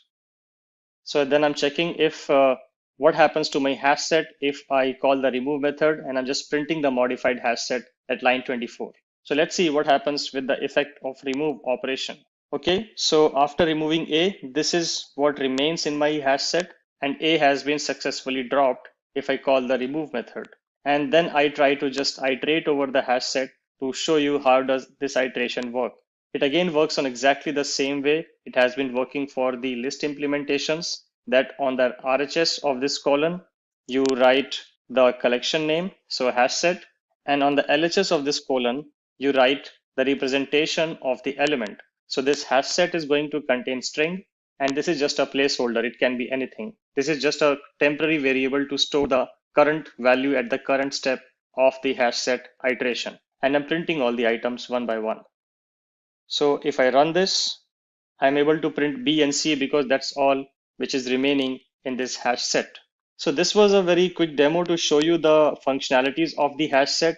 How does hash set maintains uniqueness? How do you remove elements? How do you add elements? How do you check for an element's existence using contains? There's also a method to get the element of the hash set if you want to. So these are all the different properties and methods available in the hash set. And do check out the API documentation of the hash set to learn about more methods. So that's all I wanted to cover in this particular session, where we focused only on hash set. And in the next session, we'll be discussing about tree sets, and we will also see an example of how do we implement tree sets in Java. Let's get started with tree sets in Java. So in the previous session, we talked about hash set, which is one of the implementation of the set hierarchy. And today we'll be focusing on tree set. And if you remember when we talked about this collection framework, I discussed briefly about tree set that the main reason you will use tree set is basically when you want to maintain natural ordering of the elements. If you're adding your custom elements, then you need to tell Java how to compare and sort and order the elements. But that's for another day when we'll cover about the detailed comparable and comparator interfaces. For now, what you can understand that whenever you have to maintain the natural order of the elements automatically, then you should use tree set. Along with that, the set property still holds true that this tree set cannot have duplicate elements. We should also know that tree set is not synchronized, so it is not a thread safe collection. So be aware that whenever you are trying to use tree set in a multi-threaded environment, you need to write more wiring code around it so that tree set works as expected. Okay, that was about the brief theory about the tree set. You can read about it in detail in this tree set documentation class. And with that, let's switch to a demonstration of the tree set class. So I've prepared a class here which is called tree set demo. As you can see, it has a public static void main method. And at line number 8, I'm initializing the tree set. Again, it's the standard representation of initializing a collection which we have been using throughout the different examples of the collections. So tree set of string. So this particular tree set is going to hold only and only string elements. If you try to add another element, it is going to throw a compilation error. And on the RHS, I'm just saying new tree set. And again, this is not mandatory, so I can remove that and it will still work. You can specify the size. Whenever you know about the scope of the collection, you should always specify the size. For this demonstration, it's a lightweight program, so it's fine. After that, from line number 10 till line number 13, I'm again going to add some elements. And again, if you see, I'm adding elements in random order. I'm adding B, and then I'm adding A, then I am adding C twice just to show you the uniqueness property of the tree set. Does it still hold true or not? We will be able to figure that out from this particular example. And we will also see if I'm adding B before A, will it be printed in a fashion called BAC or will it be printed in a fashion called ABC? We should also know that. So let's try to run this program and understand the output. So if we look at the output, we see A before B. But here when we added the elements, we saw B before A. We added B first and then we added A and then we added C twice. And as per the uniqueness property of the set, the second addition statement at line number 13 returned false, and set rejected this addition because it could see that C was already present in this particular collection. So C is added only once. But what's interesting is that B is added first, but B is printed after A. So the natural order of the elements in this collection is automatically maintained by tree set. So what under the hood tree set does here, that it looks at the type, which is a predefined type in Java. String is a predefined class in Java. So it will use its own sorting algorithm to sort the strings based on their natural order of sequence. And in the natural order of sequence, A will always come before B and B will always come before C. So it will automatically apply that sorting and will present the result to you. If you're using a custom class here, let's say your own student class or your own customer class or your own account class, in that case, that account class or student class or customer class needs to tell Java how to sort elements. And for that, you need to write comparable and comparator implementations, which we will cover in detail in the future sessions. But for now, you must understand that whatever the type of class you are specifying here should tell Java how to sort the elements. Either Java should know it automatically. If it's a predefined class like string or integer or float or double, then Java would automatically know by default how to sort the elements. But if you're creating a custom class of yours in the tree set and specifying that as the tree set type, then you should also tell Java how to sort the customers, whether you want to sort them based on their first name, whether you want to sort them based on their age, their salary. Java doesn't know that. So you need to tell Java about that if you're trying to use a custom class as the type in tree set. In this particular example, I'm using string here and it will apply the natural ordering. Let's put C here in the very beginning to see what happens. And I can comment this as we have already maintained and verified that C is only printed once and added once. So I'm adding C, B, A, and let's run this program. I still get ABC because again, the natural order is implemented.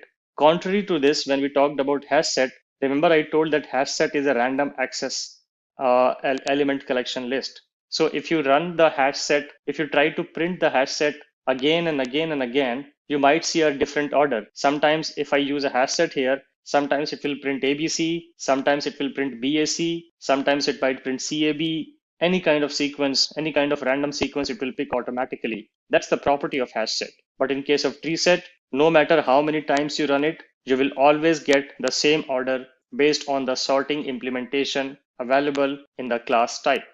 So that's all I wanted to cover about tree set. Please read about its Java documentation in the API docs to understand what all other methods and utilities tree set provides. But it's pretty much similar to what we saw in the hash set example, like remove or get, etc., and contains, etc. So all similar methods are available in the tree set class as well. And that's all we'll focus on this particular session. And in the next session, we're going to talk about an interesting framework called maps. Let's get started with maps in Java.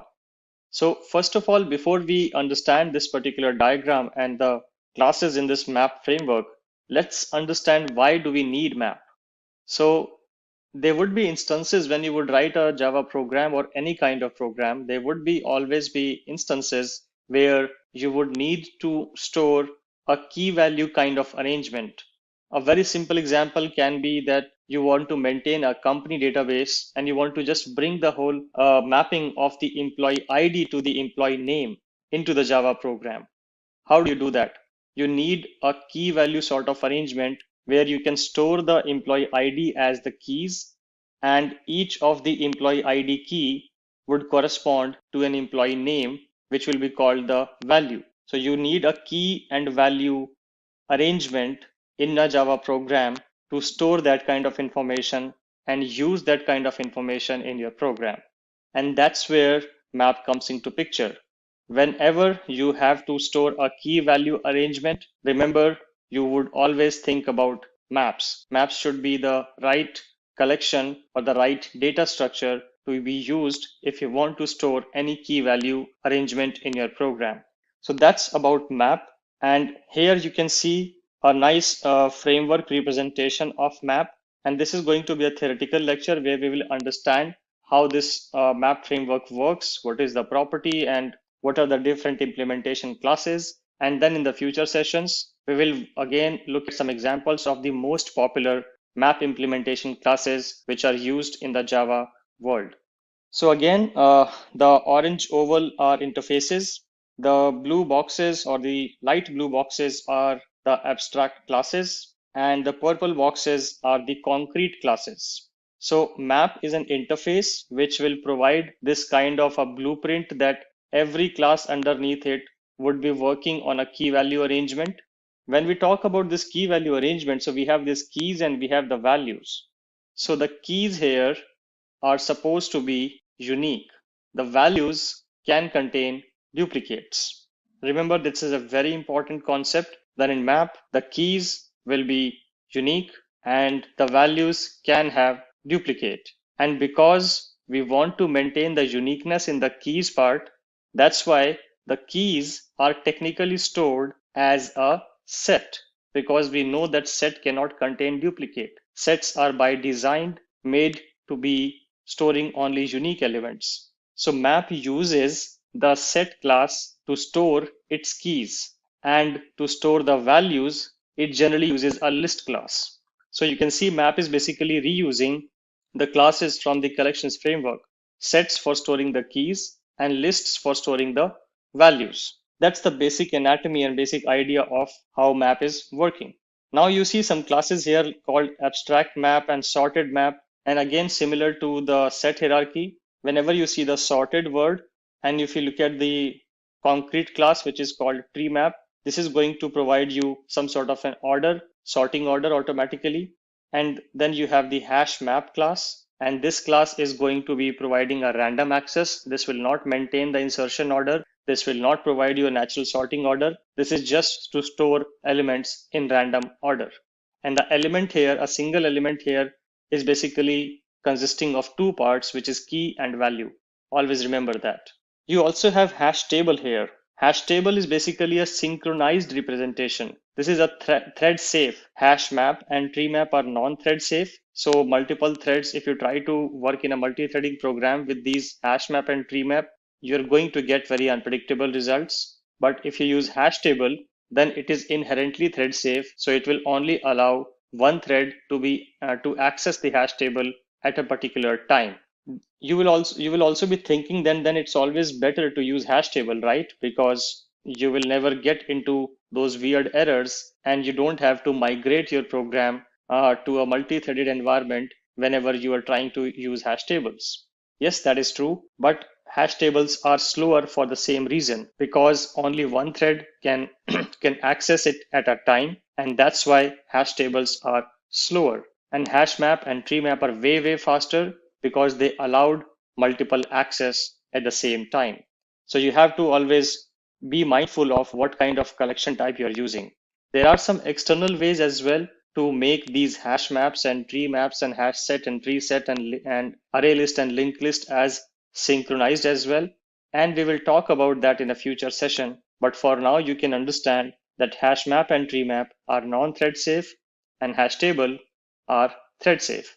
There's another class which is coming out from the hash map class, which is called linked hash map. And linked hash map, as the name shows, it will basically carry two properties. It will carry the property of hash map, where the elements are stored or displayed or accessed in random order. And at the same time, it is also providing the linked property of the linked list, where the sequence is maintained. So you can see you can actually get the insertion order. If you use a linked hash map, the way in which you insert the elements would always be the way in which the elements will be accessed. So you are getting sort of a ordering property, but the order is the insertion order. It's not the natural sort order, it's the insertion order. That's why the name linked hash map, because it brings the linked list part of the link property inside the hash map, where the elements would be presented to you in the order they are inserted when you call the add method. So that's what we covered here. We covered about map interface. We covered about hash map class, which is going to store the values and the access will be random. The value means the element means a key and value. We sometimes also call this as an element. You will see that representation sometimes. Some people also call it as iterable element. It's all the same thing, but it's a key and value arrangement. Tree map also stores the key value arrangement, but it will provide you a sorted representation. And here the sorting will happen on the keys, not on the values. The sorting will be happening. The natural order of sort, which will be maintained by the tree map, is only applicable to the keys here. Similarly, linked hash map, it will insert the elements, but when you try to access it, it will maintain the insertion order. No matter how many times you access it, it will only be presented to you in the order the elements were inserted. And hash table is very similar to hash map, with the difference that hash table is thread safe. Multiple threads cannot manipulate the hash table at a time. It will only let a single thread access itself at a time. So that's the property of hash table. The most popular classes are generally these ones: hash map, tree map, and linked hash map. Very rarely you will also see hash table, but since we have some ways to get these synchronized, so generally you would not see much of the hash table implementation.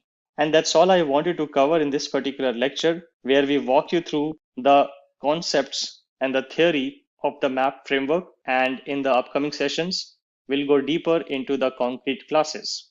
And in the next session, we'll specifically be discussing about hash map. So we will understand how hash map works. We will create a hash map, and we will again look at some utility methods which are provided by the hash map class through the demonstration. Let's get started with hash maps in Java. In the previous session, I covered about the theoretical concepts of map and the key value arrangement, and the keys being basically a set and the values basically being a list. And now we are looking at the API documentation of the hash map class. You can see the k, v here. These are the types of the key and the value which the hash map will accept. You can see K is basically the type of keys and V is basically the type of mapped values. Like I explained, it's basically keys are stored in a set fashion and values are stored in a list collection fashion. This is not by default synchronized. So if you want a thread safe collection, then you would have to do something else, which I will cover in the future sessions. This is a very brief overview of what hash map is, but let's look at the example to understand better, and then I will be able to explain it in bit more detail. So now we are looking at an example, which is basically a class which is called hash map demo. I have a main method here, and then at line number 10, I'm initializing the map. And as you can see that on the LHS, we see the concrete class hash map, and I can do this, and this will still work provided you have the import here. I had the import here, so it will work fine. And I'm saying that this map is going to contain a key value arrangement where the keys are the string type and the values are of the type integer, and it's ultimately a hash map. Here I don't need to again provide the generics because I have already provided the generics here. The name of the map is just simply a map. And again, you can specify a size or you can skip the size based on the memory requirements and the program requirements. Now coming to the point where you want to add elements to the map.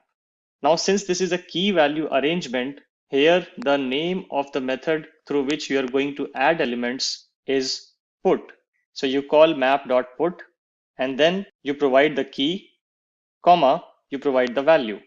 That's the syntax for adding an element, or we technically call that element an entry. This key value together is called entry. So if you have to add an entry to the map, you have to write it in this way where key, comma, value is the convention.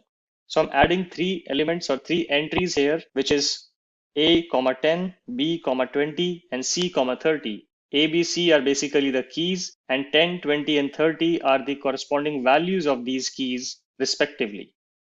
After that, I'm showcasing another utility method of this particular class, which you can use to find the size of the map. So you can just call map.size and it will print the size of the map. After that, I'm printing the actual map, the whole map. And then I'm using some more methods, but again, let's comment this code and let's understand this code one by one so that there is no confusion. So to start with, I'm going to add some elements, some entries, and I'm going to print the size of the map and the map itself. Let's run this program. So here you can see the size of the map is printed as 3 because I've added 3 entries. And then when I call map inside the system.out.println method, I get the whole map printed here. And this is how the map will look like when it is printed. You can see key equal to value syntax here, where A equal to 10, B equal to 20, and C equal to 30 are the key value representations or the entries here, separated by comma, enclosed by the curly braces. That's how our map looks like. So far, so good. The next thing which I'm going to showcase to you is the contains method. And since the map has this set, which is the keys basically, that's why map provides a method called contains key. Basically, you can check if a particular key is present in the map or not. And if you know the key is present, then it's very easy to get the value from the key. Map will provide a method also where you can supply the key and get the value. So knowing the key is the most important part. And that's why map provides a method called contains key. So you can call this method, specify the key which you want to check for the presence in the map. It is going to check whether A is present in this map's key set or not. If the A is available in this keys, we can see A is available, then this condition is going to hold true. And then, like I said, if you want to fetch the value, then you can call the get method providing the key. You can fetch the value from the key. That's the core idea which you should remember. So I call map.get, specify the key, and this is going to spit out the value which is being pointed by this particular key. In this case, A is pointing to 10. When I say pointing, it's not pointer, remember, it's just a reference. So map.get of A is going to get the actual value which this key is pointing to, which is 10. And then I am printing this integer A, which is the actual value pointed by this particular key. So let's run this program and see if this works. So we get these two outputs from the above, and then this is the output which is coming from the if block. So it checked whether the map is containing a key with the name A. Yes, it was able to find that. And then we asked the Java program to fetch the value corresponding to this particular key. So we just called map.get of A, and it fetched 10 and it printed 10 here. That's why you see 10 here. Okay, so that's how you can basically use the contains key method and the get method. Now, what if you want to iterate over all the keys? What if you what if you have to use all the keys, and you have to make some pattern or make some observation about all the keys in your map? You can do that by iterating over the key set, and for that map provides a method called keyset. So you just called map.keyset, and this is going to fetch all the keys in a set representation and will be provided to you. So here when I call map.keyset, this is basically giving me a set which is containing all the keys, and then I'm iterating over the keys one by one. You would be familiar with this syntax by now, which is the enhanced for loop syntax. And inside this, I'm printing the key, which is the current temporary variable holding the current key, and the value pointed by that particular key at that particular step. And I'm again using the same method get, which I showed you here. Same method. So you provide the key and you will get the value. So I'm going to get all the keys, iterate over the keys, and then print the key and the value. Let's see how this looks like. So till this we were good, and here you will see the output which is coming out from this particular for loop. From this particular for loop, line 25 to line 27, where I'm iterating over the key set, printing the key and value one by one. So this is how to show you, if you just have access to the key set, you can still iterate over the whole map. But what if you know everything? You have access to the key set, you have access to the values, and if you just want to iterate over it, then you can use this particular way. And instead of map.keyset, you're going to use map.entrySet. If you remember, map treats each key value arrangement as a single entry. Entry is the keyword here. So map.entrySet is going to give me all the entries in the map, and then each entry is basically of type entry class. This is the representation of each entry, and we know how this representation formed. Entry is the class basically which is coming out of this map collection hierarchy, and then let me just save this, and then string is the key and integer is the value held by each entry inside the map. So that's what we are going to do. We are going to pick up all the entries in the map and going to iterate over the entries one by one by writing this enhanced for loop. And entry is the temporary variable which is going to hold each entry one by one at each step. And then it's very simple. You call entry.getKey, you will get the key, and you call entry.getValue, and you will get the value. So it's much simpler than this one where you had to do map.get to understand. Here it's very implicit. Get key is going to get you the key, and get value is going to get you the value. So you just need to call map.entrySet, iterate over the entry set, and get each entry's key and value and print them or do whatever your program requires to be done. That's how you will use it. So let's run this one as well to verify if this works. Okay, so this is the output which is coming from the last loop, this loop basically. You can see key, I did not put any space. That's why you see key A, key B, and key C together. Let me put a space here and put a hyphen so that the output looks better. And let me rerun this. Yeah, this is much better. So you can see the key A, value 10, key B, value 20, and key C, value 30. This is coming from this particular for loop, which I just showed you.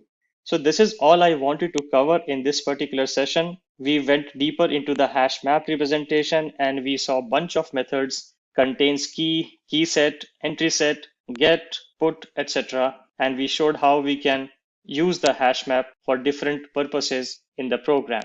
In the next session, we'll go deeper into the tree map concept, and we'll also look at a demo of tree map and we'll understand how it works. Let's get started with tree maps in Java. Now, if you remember, in the last lecture, we talked about hash maps in Java, and we also had a look at an example where we saw how a hash map works and how we can use a hash map. We also had a look at different utility methods of the hash map as well. Now, in today's lecture, we are going to focus on tree maps, which is another type of map as we discussed when we were discussing about the map framework. And the main property of a tree map is that when you enter elements into a map, they will naturally be sorted or naturally be ordered. Now, when I say naturally ordered, what it means that if you put the keys as, let's say, integer, then the tree map will automatically sort all the map entries in an integer sorted fashion where you'll see the natural number sorting behavior like 1, 2, 3, and so on. Similarly, if you store alphabets or strings, then those will be sorted in a natural sorting alphabetical order starting from A to Z. So these are the data types which the Java is already aware of on how to sort them, like integers, doubles, floats, strings, etc.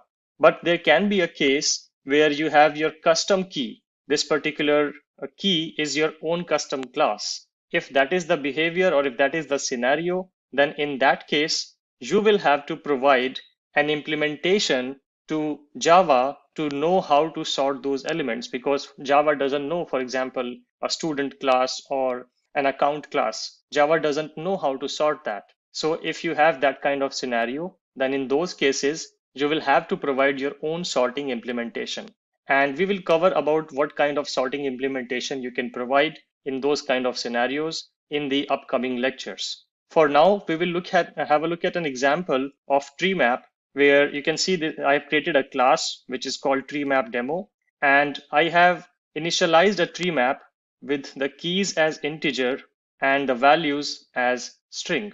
So this means that each entry of the map will have key as the integer value, and the value of that particular entry will be of string type. So basically an integer to string mapping is what each entry of this tree map is going to store. So nothing different here. You would have already seen this kind of initialization for any kind of map. And after that, at line 11, I use the standard put method of the map, and I started storing the values. So at line 11, I'm saying store 3 and A. So 3 is the key, and string A, remember this is not a character, this is a string because I have specified string here. If you specify a character here and if you try to store a string, this is going to throw an error and you need to fix that. So I store 3 as the key and A as string as the value. Similarly, at line 12, I store 2 as the key and B as the value. And at line C, I store 1 as the key and C as the value. So these integers are the keys and the string are the values. And if I just put them and if I just try to print them, what happens? What kind of order can we expect? Let's try to analyze that. So I right click on this, I go to run as, and I go to run as Java application. It will run the program because I have a static void main method. And now you see that the map is printed in a different fashion than the way it was added. We added the map elements in this sequence that we added 3A first, 2B second, and 1C as the third element. But when we started printing them, we saw 1C printed first, 2B printed second, and 3A printed third. So what this denotes that this tree map, because the key was integer here, it automatically sorted these keys into a natural order sorting, and it provided, when I tried to access the map, it provided the access in that sorted sequence only. No matter how many times you run this particular program, it is always going to return the map in the same format, in the same sequence. The sequence of representation of the elements is not going to change. And you can basically do the similar behavior. For example, if I just change this to string and integer, let's do it like this. And if I again swap the elements here as well, I say A, 3, and I say B, 2, and here I can say C, 1. If I do this, I just switch the keys and values position. Now the string is the key and the integer is the value. And let me just put these two before A so that we can demonstrate the behavior of the tree map properly. So I'm inserting B2 first and C1 second and A3 third. And I just save this file, and now let's run this file and let's see how the output comes. So now you can see that since the key is now string, it has automatically applied the natural sorting ordering of strings, which is starting from A going till Z. And that's why you see A entry as the first entry, B entry as the second entry, and the C entry as the third entry. Again, no matter how many times you run it or you iterate over it, you try to access it, you will always get the sequence in the same fashion. So this is a basic overview of how tree maps work. Now you can, and I would strongly recommend you to go and read about all the other methods which are available in the tree map, which you can use. For example, how can you remove elements? How can you iterate the elements of the tree map, etc. In fact, the iteration is going to be exactly the same way as we have seen in the case of hash maps, because iteration behavior doesn't change. But if you want to see what all different kinds of methods tree map support, it supports a lot of different methods. We can't cover all of them in this short tutorial, but I would strongly recommend you to go and read the Java Docs API of the tree map to get familiar with those methods so that you know what kind of functionalities tree map can provide. In the next session, we are going to have a look at how we can use stacks, and we will look at a hands-on example of how we can build stack and how we can use them in a real life scenario. Let's get started with stacks in Java. Now, if you remember, when we were covering about the collections framework, I walked through a complete hierarchy of interfaces, abstract classes, and concrete classes. And I briefly talked about what are stacks and what kind of functionality they provide, in which scenarios you would use them. So let's do a quick refresher of what stacks are and why do you need them. So stack is basically a kind of list, we can say. Technically a list, but it's not exactly a list. So never say that stack is a list. It's just because it is extending the list interface. That is why you can say it is a type of list. But actually it's not a type of list. It has its own representation. You will use stack in the cases where you will have to maintain a LIFO representation of the objects. Now, what is a LIFO representation? It means last in, first out. That's basically the full form of the LIFO acronym. And what it means that the element which goes at the last inside the collection will be the first to come out. Think of it as a stack of plates at your dining table, where you put plates over one another, and the last plate which you put on that plate stack will be the first one to be picked up by somebody who wants to eat something, because people will not take out the bottommost plate, otherwise the whole stack will fall. That's why they will take the topmost plate, and that's why we call that plate representation as stack of plates. And this representation in Java is exactly inspired from that, and we call this stack.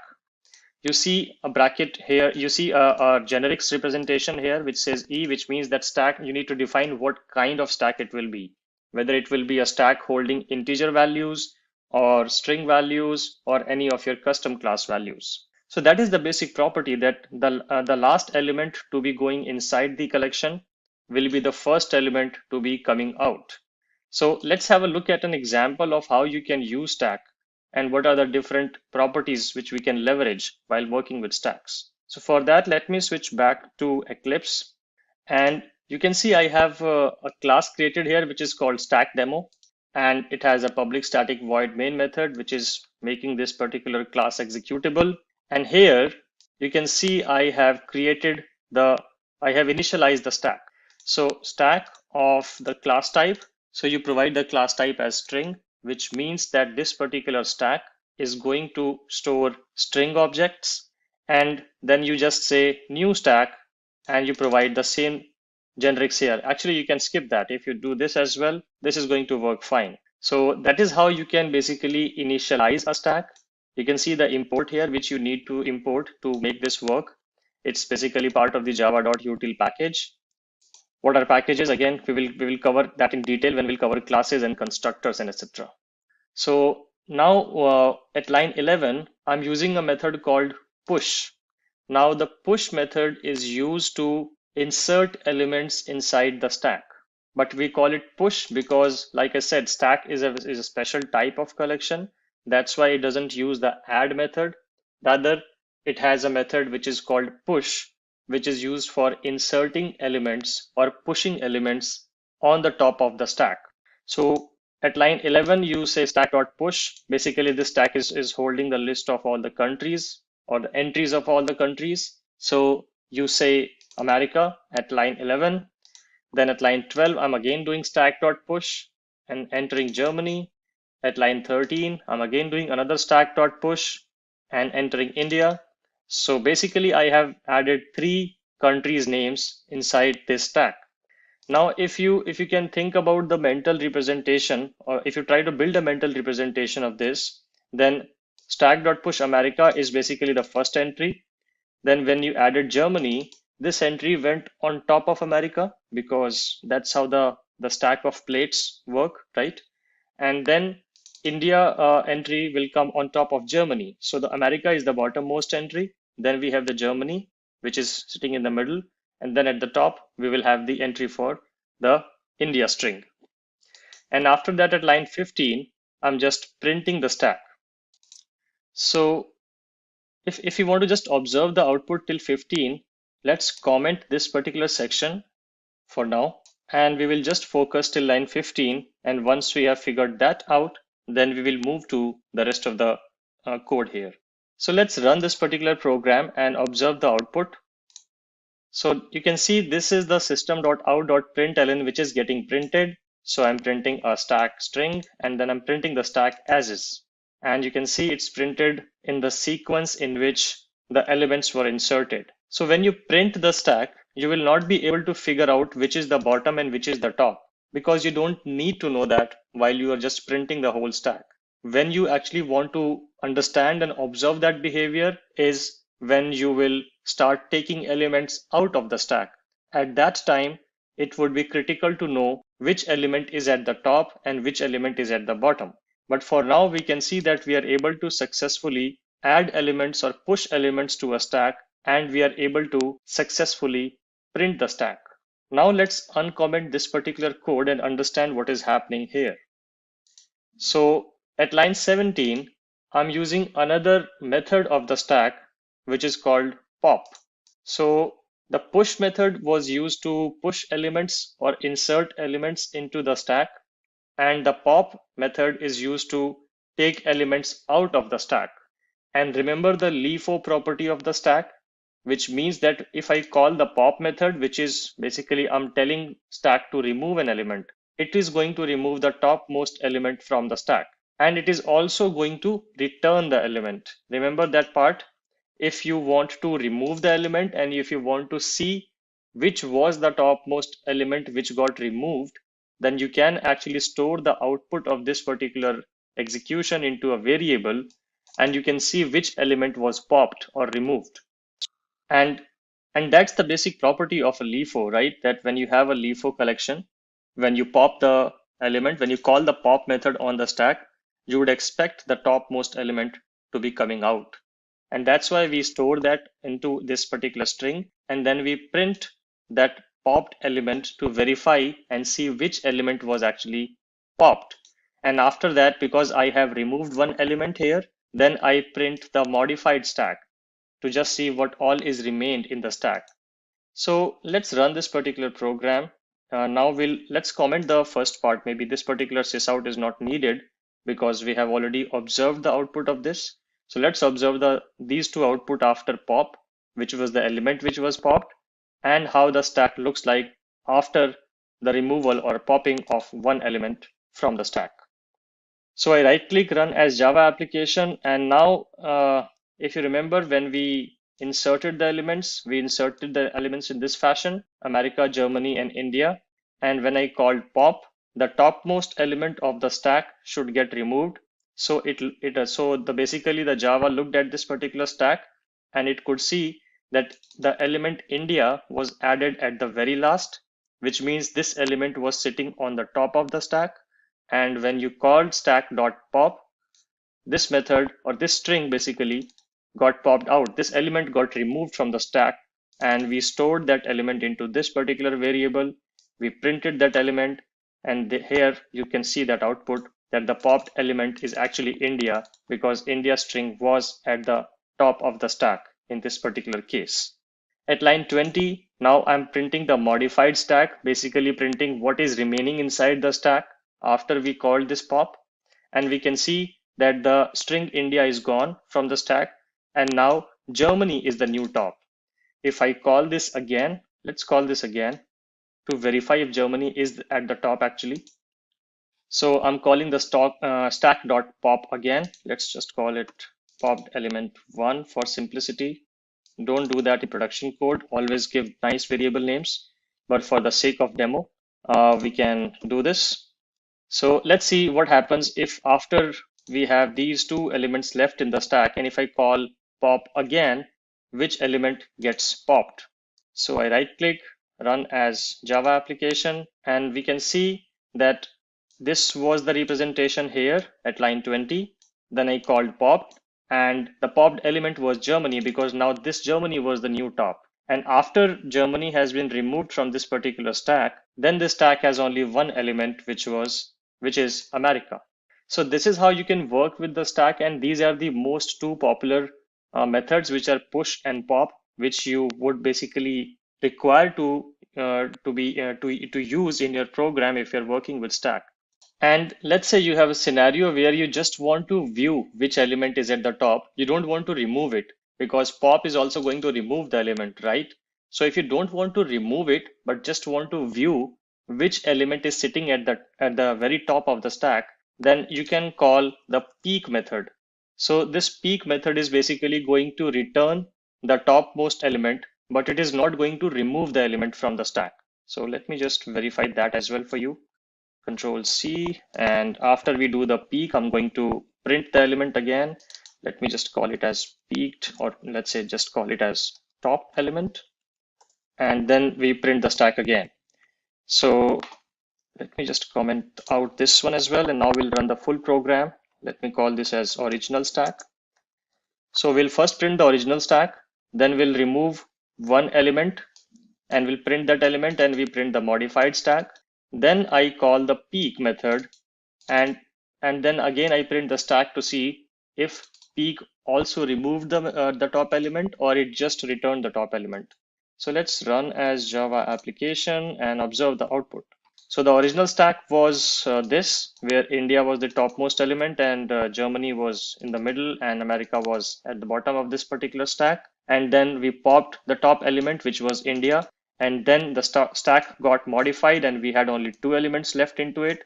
Then here we called peek at line 22, and we just at line 23 we printed the peeked element or the top element.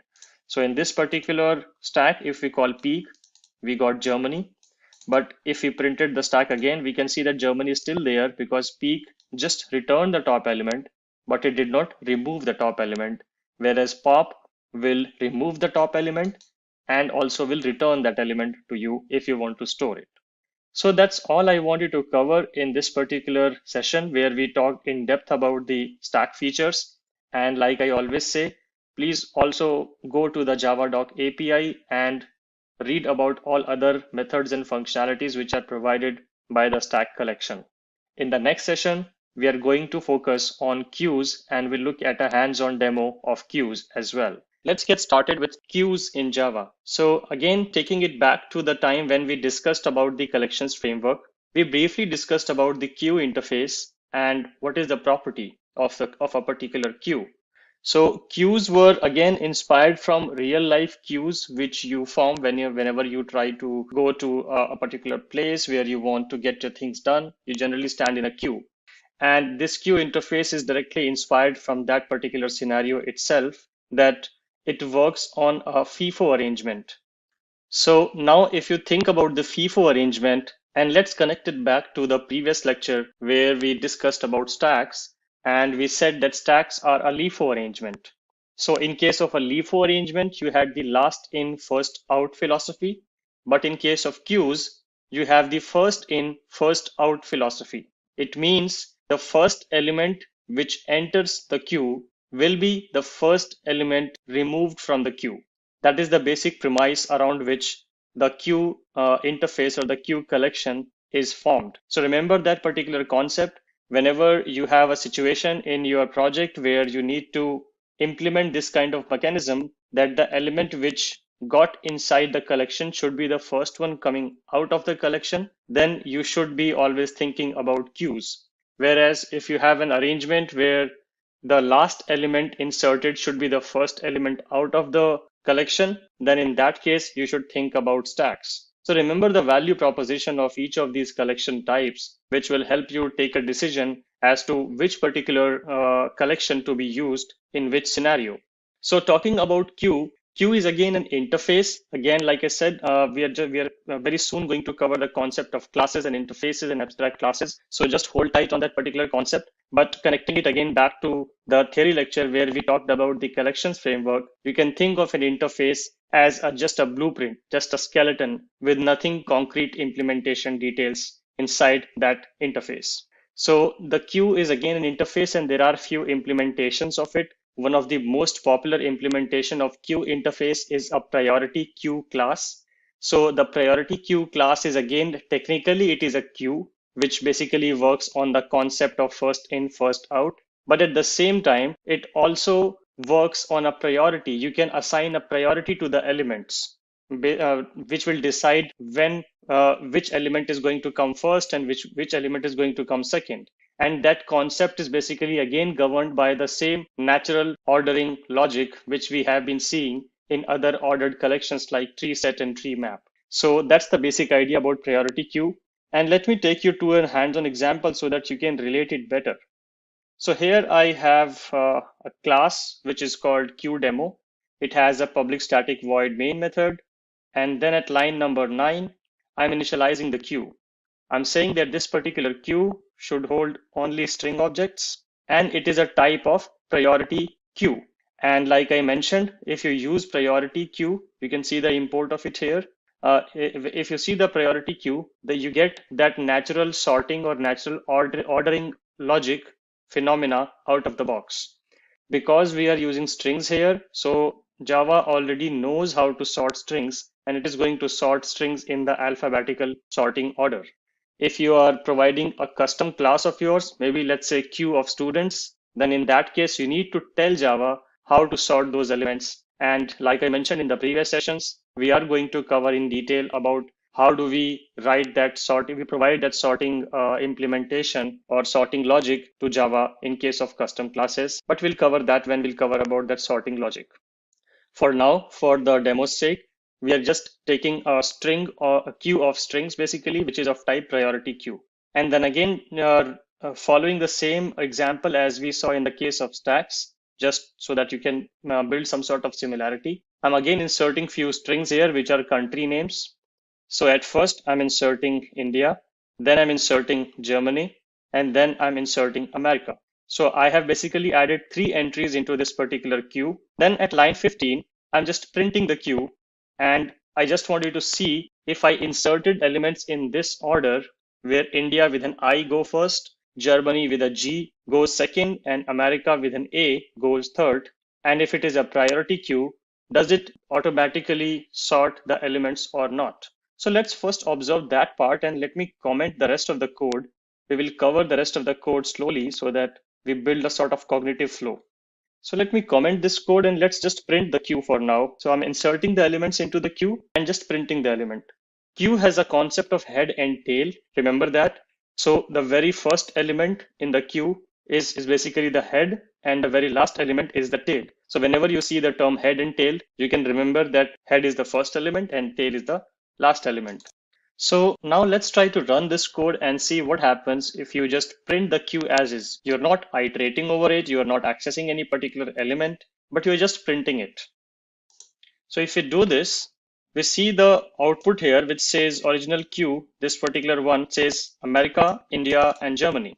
Now this might be looking confusing, right? Because if I apply natural sorting, then America should come first, which is okay. Then Germany should come because after A, the G is the next natural alphabet starting point, and then India should come. But we see India in the middle here. The reason is because when you call this inside the system.out.println method, let me just go back. If you print it inside this particular system.out.println method, automatically when you try to print a variable, its toString method is called. So technically under the hood, this is what is getting called. Though we don't need to write the toString, but the moment you try to print any variable inside the system.out.println, automatically its toString method is getting called. And the interesting part is, if you call the toString method, it will call the abstract collection classes toString method, which does not understand sorting. So remember that very well. If you're working with priority queues, then in that case, if you just try to print the queue, you will not get the natural order. But once you try to add elements or remove elements or peek the elements, in those cases, you will get the natural ordering sequence. But if you just print the queue as is, you will not be able to get the natural order, and it will be random order. That's why you see a random order. But let's try to build our understanding around the natural order. So once we have printed the queue, now let's understand the other method of the queue, which is the remove method. And if you remember, I told you that this is a FIFO queue. So if you try to remove an element, the head of the queue is going to get removed. The head in this case is this string America, which should be removed from this particular collection if I call remove method. So I'm just calling the remove method and then printing the remaining queue. Again, this queue will be printed in random fashion, but if it is respecting the priority queue's natural ordering sequence, then America should get removed once I call remove. So let's verify our understanding. So I can see the queue after removing the head element remains as Germany and India. These are the elements which are left now, and America is removed from this particular queue now. So that verifies our understanding that when you call remove, the head of the queue will be removed, and the head will be the alphabetically sorted first element of the queue. There's another interesting method in the queue. Similar to stacks, we have a peek method. If you just want to view which element is sitting at the head of the queue, if you just want to view it, you don't want to remove the element, but you just want to view the element. In that case, you can call the peek method. So I'm just calling queue.peek and storing the output of queue.peek into a variable called head, and then just printing the head. So let's see what happens in this case. Okay, so I'm getting this message which says head of the queue is Germany, because Germany is now the new head after America was removed from this particular collection. So that is our head. And like I said, whenever you call these methods, these will respect natural sorting order. Sysout will not respect natural sorting order. Remember that.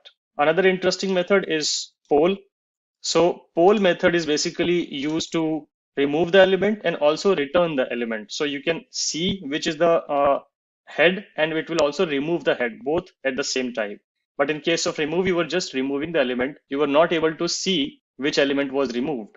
In this case, you will be able to see which element is sitting at the head, and also at the same time, the head will also be removed. So for that, you need to call the poll method. So I'm calling queue.poll and storing this again in the same variable head. So the head variable's value will get just overwritten if I reuse it again, and then I'm printing the removed head. Let's see. So I'm just running this application again, and I see this message, removed head Germany, which is coming from here. So when you call the queue.poll, the current head of the queue got removed, which was Germany, and it also was returned from the poll method. So you can store the removed element and use that removed element for further processing in your program. And after that, only one element in the queue should be remaining, which is India. So at the last line number 26, I'm just printing the remaining portions of the queue. So yes, now only India is remaining. So you can see all the outputs here. This was where we started from. Then we removed the head element of the queue. So this element got removed, and we were left with Germany and India. You can see here India, Germany was in this order, and here the order was changed because it is random order when you use it under sysout. Then we wanted to just get the head of the queue, but we did not want to remove it. So we used the peek method and we got Germany. Then we wanted to remove the head. So we removed the head with the help of poll method, and it also returned the removed element, which is Germany. And after the removal, the queue looks like this, which is having just one element left in the queue. And in this case, the head and the tail both is India in this case. So this string will be both a head and the tail. This is a special case if the queue has only one element left. So this is all I wanted to cover in the case of queues. And like I mentioned in all the previous sessions as well, do go and check out the Java Docs API of the queue interface and the priority queue classes. Learn and just get familiar with all the different methods which are available in this class, so that when you start using these queues types or these collection types, you know what all utilities and methods are available.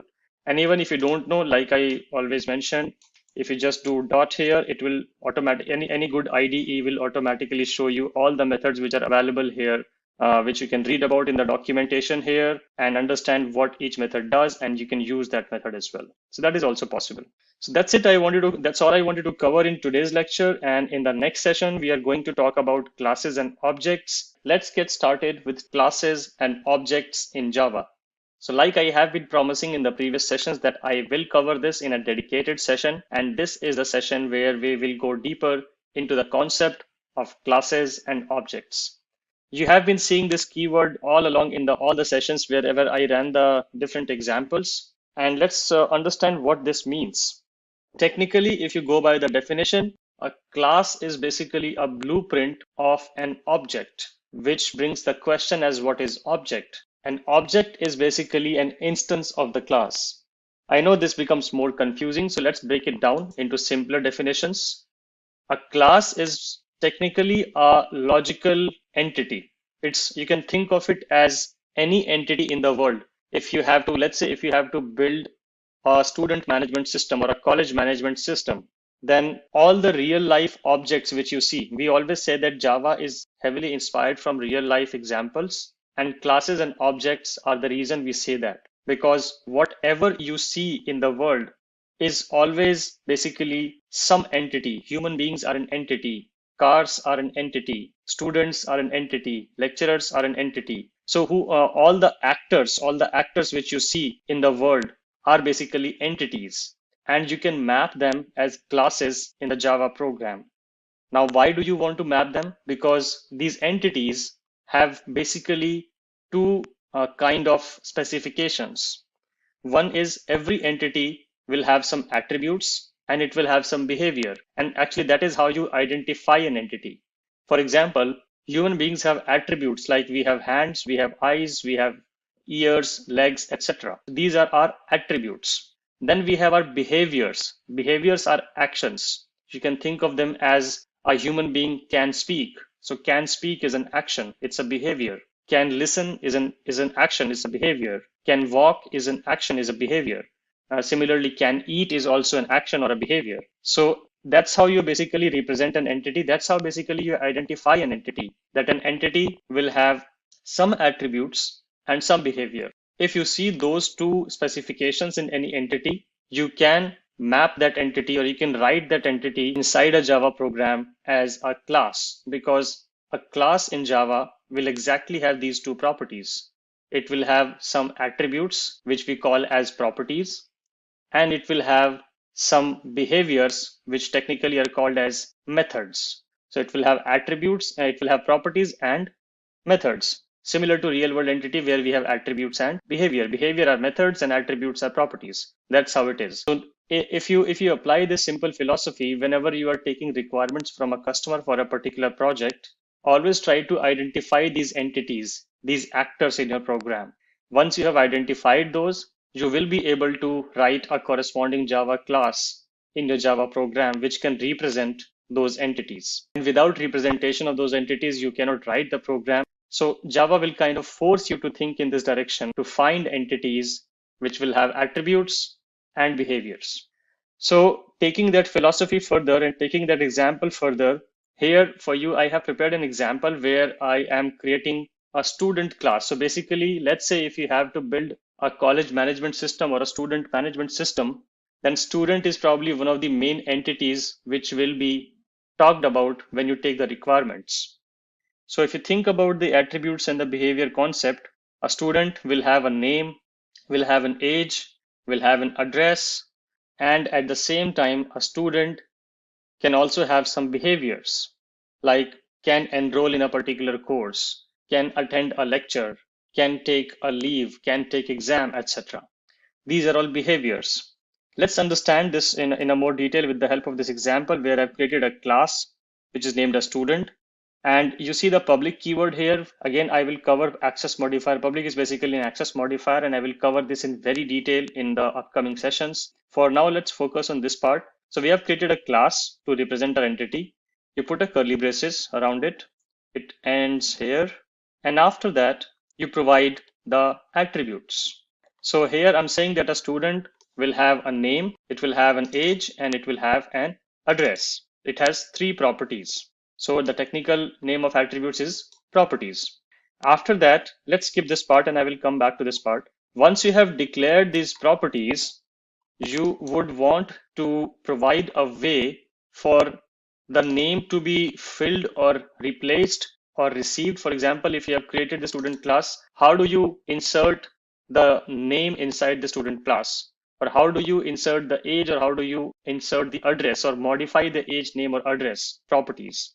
For that, we have these setters and getters methods. We call them setters and getters because they start with this keyword, not keyword, but they start with a string called set. It is not a keyword. You can actually write it as anything. You can call it as modify name. That will also be absolutely fine. Java will not give you an error. But the standard naming convention given by Java is to start the methods as starting with set and get. This is the standard naming convention. And like I said, it's a naming convention. It's not a compulsion.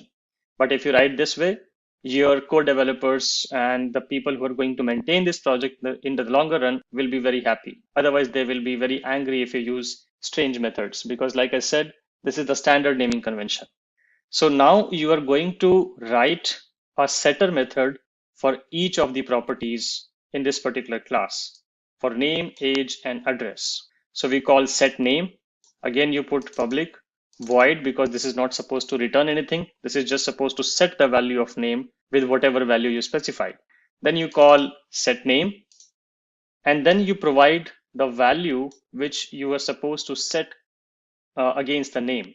So whatever value, like any random name, John or Jane, whatever, you need to supply that name here while you call this method. And that name, whatever name you supply, will be set against the name property of this particular class. And remember, I use the word this here intentionally because the way you are going to represent this is with the help of this keyword. This keyword means current object. It means that you are, when you use this dot name, it is referring to the current object's name property. And this name is basically corresponding to the name which is coming in when somebody is trying to set a name. Similarly, for set age, age is a numeric number. If you observed, it's basically an integer. Then I'm saying int age, and whatever value of age will be coming will be set in this particular object's age. Then similarly, for set address, we have a string address argument being passed into this method, and this gets set inside the current object's address property. So I've provided a way for the external world to set the values of name, age, and address, because for each student, you would need to set these values. Now, you also need to provide a way to receive the values or to return the values or to read the values. For reading operation, you need to provide the getter method. So you see this get, again, this is not a keyword, it's a standard naming convention. So similar, when you wrote set name, similarly, you will write a get name method. This get name method is supposed to be reading the current object's name's properties value and will return that value. Since name is a string, that's why you see the return type as string here. Similarly, get age is going to return the age, which is an integer, and address is going to return the address. You can also write it like this, which is absolutely fine. It is not going to complain because technically it is returning the current objects, name properties and age property and the address property. Now let's talk about this. What is this section? So this section is basically called a constructor, and I have a whole session dedicated on the constructors, but let's understand why we need this. Remember when I told you the definition of the class, I said that class is a blueprint of an object. So you have created a student class and you have 5,000 students in your college. Now you need to create a new student object for each of those students. You need to initialize this student class 5,000 times. How do you do that? To do that, We do that with the help of constructors. We call this constructor. This is a special type of method. Remember, this is a special type of method which is provided by Java to initialize any class's objects. If you want to create multiple objects of the student class, you can repeatedly call this student constructor. We call this constructor. So you put public here because we want this constructor to be accessible to the outside world. Then you put the exact class name. So whatever class name you have provided here, you need to put the exact class name here. If you don't do that, Java is going to raise an error. If I do this here, it is going to, you see a red line here because Java failed to compile this constructor. It does not understand what is student 111, but it does understand what is student. So this is how it is going to be. And then you provide all the properties which are going to create the student object. So you're going to create the name, the age, and the address. So the name, age, and address. And then you set those values again, similar to the setter methods we have seen. The reason we need to use this here because if you write it like this, then Java doesn't understand the difference between the current object's name and the name coming from the argument. So to differentiate that, you need to use this here. If you use n here, and if I just use n here, then this is fine because there's only single name variable in this whole class then. But if I write it like this, then Java doesn't know if this name is basically the student class's name or this name is student class's name. It will get confused, like you are getting confused if you try to just find this in the mind mapping. So that's why we need to write this here so that it's clearly differentiable that whenever I use this dot name, I'm referring to the class's name property. And when I'm just using the name, I'm referring to the method argument. That's what we do in this constructor. So you basically initialize all the properties of your class with some values with the help of constructor. So we have the constructor, we have the setter, we have the getter. We can cover about this toString. Basically, this toString is to print something, but we can cover that later. Now let's initialize this particular class. So I'm similar to the initialization we have seen so far. You just write student, you write the object name, this can be anything, and then you use the new keyword, which is used to initialize anything in Java. New is a keyword in Java, which you can use to initialize literally anything in Java. So you use new student, and when you say new student, you can provide all the values which should match its constructor. So here we have three values, string, integer, and string. And here also we are supplying three values, string, integer, and string again. So remember to match this exactly with one of the constructors which is available in the class. If it doesn't match, it is going to fail. It will not work. So if I, for example, if I do this, then I'm supplying 4 arguments to the student class, but there is no constructor matching 4 arguments, so it is going to complain. You see this red line and the code is not compiling. If I remove this, then it is matching it. And that's how you basically create a student object. So an object is basically an instance of the class. Remember that very well. An object is an instance of the class. Once you have created an instance of the class, then you can call any method, like say, let's say you want to read the name. So you can call get name. You can read the name. Similarly, if you want to, so if you want to read the age of the student, then you can do that as well. So let me just copy this and do this. Let's call get age. I want to print the name, I want to print the age, and I also want to print the address. So get control space, I get suggestion, address. Yep. So I'm printing the name, I'm printing the age, and I'm printing the address after I have initialized the object successfully by using this constructor representation using the new keyword. So now let's run this method, or run this class basically. Okay, so when I ran this class, the whole class got compiled, the constructor, the getters and the setters and the properties and their types, everything was set. Then the main got called and I created a new object from this class's blueprint. The object name was John. Then I called john.getName to print the name which is stored inside this particular instance of the student class. Similarly, the age which is stored in this particular instance. So we stored the name as John. So when we call john.getName, we get John. When we call john.getAge, we get the age 25. And when we call john.getAddress, we get this particular address. Whatever values you specified here, the constructor got called here, and the name John got set to the student's name value, the age value which you supplied got set against the student's age, and the address value which you supplied got set against the student's address. And that's how you're going to create a class. So remember, whenever you create a class, identify the properties and the behaviors like setters and getters. Write a constructor which can cover all the values which you want to initialize. And after that, just initialize that class, create an object of that particular class basically.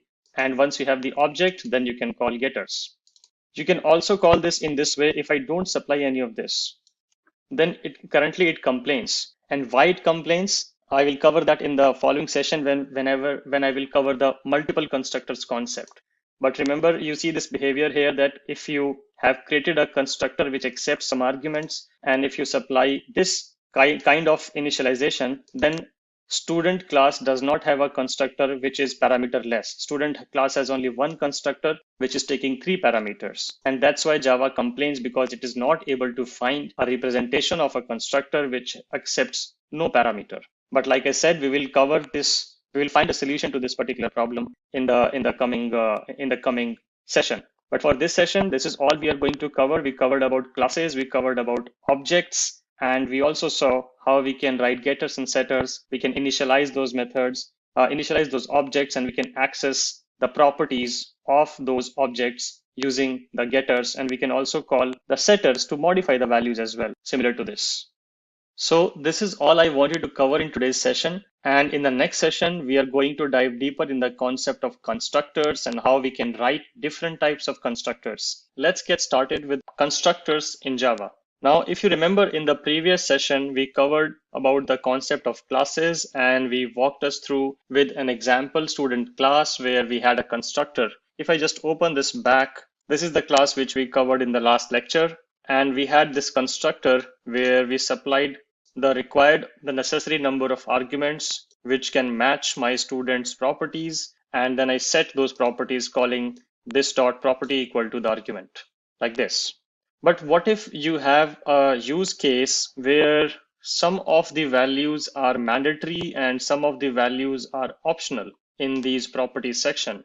For example, what if all the students have same address? Although this is a very hypothetical situation, but let's assume if you have a scenario where you have a particular entity, you have identified the entity, but there are certain properties in the entity which remain constant for all the objects. If you have such case, then it does not make sense to supply an argument for that particular property which is going to remain the same for all the objects. What if you can just initialize it with some default values? That would be simpler, right? Because let's say, for example, if this property is going to remain constant for all the student objects, then you can just supply these two properties, these two arguments in your constructor, and you don't need to supply the address. Let's go further. What if you have a class where you have more than one property? Let's say if your class has 10 properties and 8 of them are remaining constant or are optional, and only 2 are changing and mandatory. Then how would you write that? And what if you have a different use case for the same class? Let's make it even more complicated, that you have a single class. The same class or entity is being used by different consuming applications. One application would expect, let's say, these 2 to be mandatory and this one to be optional. Other consumer application wants these 2 to be mandatory and this one to be optional. The third consuming application wants all 3 to be mandatory. The fourth consuming application wants none of these to be mandatory. Then how are you going to do that? The answer is multiple constructors. You can write multiple constructors for each of those consuming applications, and whichever application wants whichever constructor, they can use that constructor to initialize the object of the class. So taking that concept further, I have created a class called cuboid. And I have 3 different properties written in this class. As we know that a cuboid has basically 3 properties, which are width, height, and depth. So I'm taking that example here, creating a class for a cuboid, providing the width, height, and depth. For simplicity, I'm taking this as integers, but generally you will see this as doubles probably, because the values can be in decimal points. But for simplicity's sake, I'm just keeping everything as integer here. Then with a standard use case, if you have to create an object of this cuboid class, you would need a constructor where you can supply all these three values. And here it is. This is the constructor which can be called to provide these three values. So I'm supplying the width, I'm supplying the height, I'm supplying the depth, and then I am setting all of these values with this keyword, say this dot width equal to the coming width. This object's height will be the height which is coming from here, and this object's depth will be the depth which is coming from here. Now for another use case where, let's say there's another consumer application where it would expect the depth to be constant for all of its objects, let's say a value 10, and it only wants width and height to be supplied. Then you can create another constructor. Java does allow the use of multiple constructors in the same class. Remember that concept. So you can create another constructor for that representation where you supply only the width and height and you keep the depth constant. Now, if a consumer application calls this constructor 100 times, all of those 100 cuboid objects will have the depth as 10 only. That will be the fixed value, and only width and height will be the changing values. Similarly, if there's another consumer application which wants to have the same height and width and depth for the cuboid, then it would just require a single parameter. Whatever value the consumer application is providing, you're setting the same value to the width, to the height, and to the depth. So technically, this is basically becoming a cube because then the three dimensions, the height, width, and depth are same. And what if you have another consumer application which does not intend to supply any of the values, because for it, all the objects are going to hold the exact same values for all the properties. Let's say there's a consumer application which would always expect the width, the height, and the depth to be 10. Then you can create a constructor with no arguments. You can see there is no argument here. You can create a constructor like this, and you can supply all the default values, which are static values. So in this case, I have created 4 constructors. I have created this constructor here, which accepts all the values. And whenever you call this particular object, you will have to specify 3 values, and each object will have the width, height, and depth different. Second use case, where a consumer application wants the depth to be constant with the value 10 and only wants the width and height to be variable for each of the objects, then this particular constructor can be called. Similarly, for another consumer application which would want to just supply a single value, and it would want whatever value it supplies, it would want the height, the width, and the depth to be exactly the same as that value supplied, then it will supply only one value, and the same value is going to be set against height, depth, and width. And the fourth use case is where the consumer application does not intend to supply anything at all, but it would want the class to set some static values for all of its objects. So then it can call this constructor. And then I define a behavior. Remember the concept of behaviors. I define a behavior here. I have not defined the getters and setters here, but you can definitely do that. There's nothing stopping us from doing that. But for simplicity, I just skipped that here. Then I define a behavior to basically this class will provide a behavior which will be to create the calculate the volume based on the values which you supply. So whatever value you supply, based on that, the cuboid is going to calculate the volume.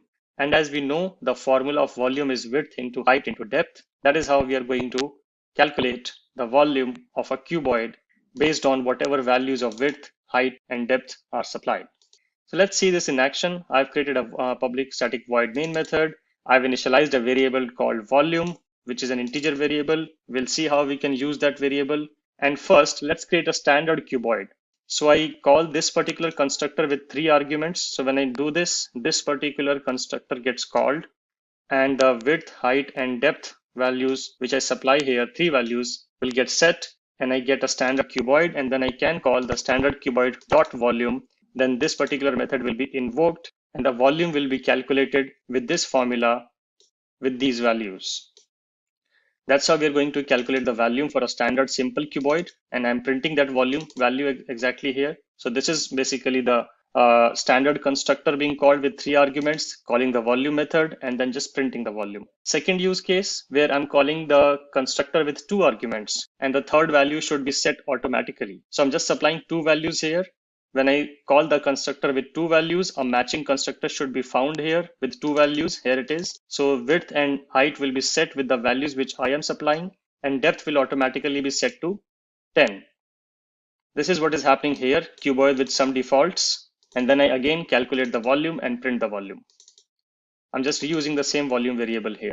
In the third use case, I'm calling the constructor with a single parameter. So I'm just providing one value, and the same value should be set against all the width, height, and depth values. And technically it becomes a cube. So I've just called it as cube here. Then I'm calculating the volume of the cube and printing the volume of the cube. And then at last, I'm using the constructor with the new arguments. I'm calling this as default cuboid because I'm not supplying any values. And then I'm again calling the volume method on this and printing the volume. So these are the four constructor invocations. So this class is demonstrating four different kinds of constructor invocations. Let's run this class and observe the output. Okay, so let's start from here. I called this particular constructor with three arguments, 10, 20, and 15. And then the volume was calculated, which would be 10 into 20 into 15, which is 3000. So this sysout basically prints this output. Then move on to the next one, where I'm saying cuboid with defaults, which is having the value 10 and 20. And the third value of depth is automatically being set to 10. So technically, when I call the volume, it will become 10 into 10 into 20, which is 2000. And that's how the volume of the cuboid with default depth is printed from the line 47. Going on to the next one at line 51, the volume of the cube is basically the volume which is calculated after calling this particular constructor and calling the volume method. So here the height, the width, and the depth, all three are set to 10. So it will technically be, when we call the volume method, it will be 10 into 10 into 10, which is 1000. And that's how you get this output, which says volume of the cube is 1000. And then I call the default cuboid method, which is simply providing no values, and we expect everything to be set with some defaults. And the default constructor is setting the value as 10 for height, width, and depth. So in this case, if I'm calling the volume method and if I'm printing the volume, it should be printed as 1000 because 10 into 10 into 10 is 1000. So this is basically to showcase you how you can use different constructors. There's another thing which you should know is if you do not provide any constructor to this particular class. Let me just comment out all the constructors in this class. And let me comment out most of the code here as well. So now if you see, I have not provided any constructor in this particular class, right? There's no constructor. Let me just maximize this. So there's no constructor being called here. There's no constructor being left here. Everything is commented. So there's no constructor in this class, but this line still passes. There's no compilation error. There is no red line on this particular line. The reason is if you do not provide a constructor to a class, Java by default will provide a constructor, which will be the no parameter constructor. So remember that whenever you don't supply any constructor, you can still create objects of that class with this non-parameterized constructor representation, like student equal to new student without any parameters. That will work if you have not provided any constructor implementation inside your class. And if we do that, let's see what value do we get, because I have commented the default constructor, everything here, right? So let's print the value. If I go to run as, I get the value as 0. So what happened here? When I call this particular line, the default constructor provided by Java gets called, and Java will set the values of all the properties to the default values which are supported by the data type. And integer primitive data type's default value in Java is 0. If you do not assign a value to an integer variable, by default, it is going to be initialized with 0. That's the Java's behavior. And that's what is happening here because we did not provide a default constructor. So when we call this new cuboid here without any parameters, without any arguments, the default constructor of Java gets called and it sets everything with the default values, which is 0, 0, 0. And then if we call the volume method, it's basically 0 multiplied by 0 multiplied by 0, which will eventually be the output as 0. And that's how you get this 0 output. Let's try one more thing. What if I enable one constructor? Let's enable any one constructor, which is having at least one parameter. Let's say this one. So I have enabled one constructor. I have commented in, I've just removed the comments from one constructor, which takes a single argument. And let's go down. Now you see an error. So this is something, again, a Java's behavior, that if you provide even a single constructor in your class, which is having at least one parameter. I'll just repeat that. If you create any constructor in your class which is having at least one parameter, then the default constructor implementation of Java will not automatically work. In this case, you will have to explicitly provide a default constructor as well. The default constructor will only and only work if you have not provided any constructor at all in your class. The moment you provide even a single constructor which is having even a single parameter in your class, then the default constructor out of the box will not work, and you will have to explicitly provide a default constructor. So to make this work, I have to just enable the default constructor code, and then only it will pass.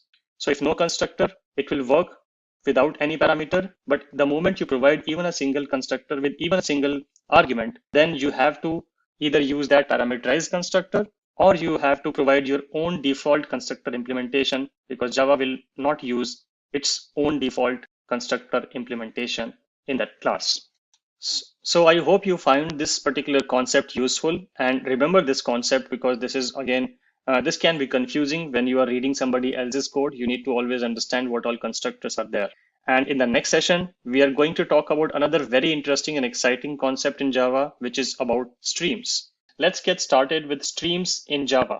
Before I go any further, I just wanted to clarify that when I say stream, I am not talking about the input-output stream, but I'm talking about stream as a concept in general. This is a slightly newer concept which was introduced in Java 8 and has been there, and it is extremely popular. And the reason Java introduced the concept of streams to the JDK was to promote the functional programming paradigm. What we have been seeing so far is basically an object-oriented, the same lines of code which you would write in Java in a classic object-oriented way in, like, let's say 10 lines. The same line of code, the whole 10 lines of code, can be written in a single line using the functional programming paradigm. So let's understand the concept of streams first. So the basic concept of streams is to help you iterating and manipulating collections. So remember all the classes which we covered in the collections framework, the list, the set, the map, etc. Streams provide you with a better and optimized way to basically allow you to manipulate those collections, iterate over those collections, change the representation of the collection types,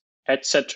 So to understand why we need streams, let's understand how the streaming works. So let's take a very simple example. If you watch a YouTube video, it is basically streamed to your device. And when we say stream, it means the whole object, the whole video size is not downloaded at once on your device, and it is being downloaded bit by bit to your device, piece by piece to your device. This is better in a lot of ways. Your device does not need the full memory to store the complete video, because it is only going to process 1 byte at a time and just throw it away once it has been watched. So the streaming will basically help you work on a very large size item using a very small memory footprint. That's the power of streams.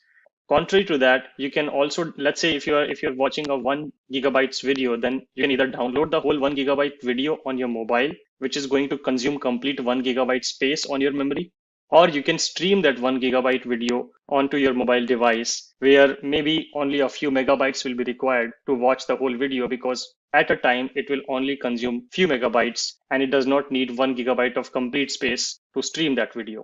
So that's the basic idea, and that's why streams are very popular and very optimal way to work with collections. And let's understand with the help of an example. Actually, I've prepared multiple examples of multiple capabilities of the Streams API. So Streams is basically an API which is provided after Java 8, and you can use that to iterate over collections or manipulate collections. Let's see that, and let's also compare that with how you have been doing this before Java 8.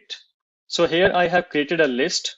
You can see it's basically an integer list, and I have created an array list here. I have added few numbers to this particular array list. So numbers are 10, 20, 30, and 40. So precisely 4 elements are inserted into the list. Now you have a requirement in your project that you need to basically calculate the square of each of the elements of the list and prepare a new list. That is the requirement. So if you were not using streams, you would write code something like this. You will initialize the list, a new list basically, which you can call it as anything. For example, you can call it as squares list. And then you are going to call an enhanced for loop here, iterating over the numbers list one by one, taking each element, calculating the square of it, and then adding that element to the new list. And that's how you're going to write this logic if you were not using streams. So you can see it's basically technically 1, 2, 3, 4 lines of code just to get the list. If you were using streams, then you can do this with a single line. Let me just comment out the old code, and let me just bring this to the same line to show you that it's a single line code. So the same logic which you wrote here can be written just like this. You can see it's so optimal, so simple. For the processor to compile this code is also very fast because they can process a single instruction very fast and very quickly. And streams do utilize the multi-core capabilities as well. So now is the time and the era of multi-core processors. And that's why streams are more beneficial to use rather than writing the verbose instructions. So let's understand how this works. To convert a particular collection into a stream, you need to call the collection type.stream.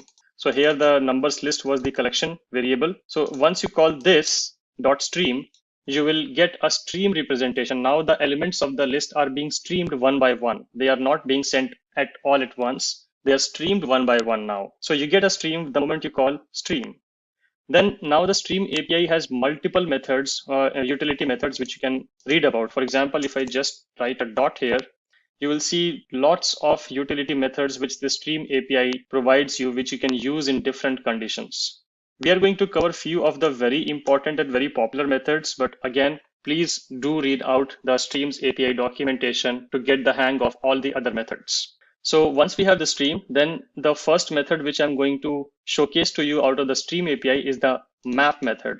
Map method can be used to change the representation of the elements one by one. And that's what we need to do, right? We need to change the representation of these elements to the square of these elements. So remember that line which I said, whenever you have to change the representation of the elements inside the collection, think of map. Think of the map method. This is not the map collection. This is not the map collection. This is the map method of the stream API. So if you're using stream API, you have a use case to convert the representation of the elements of the collection.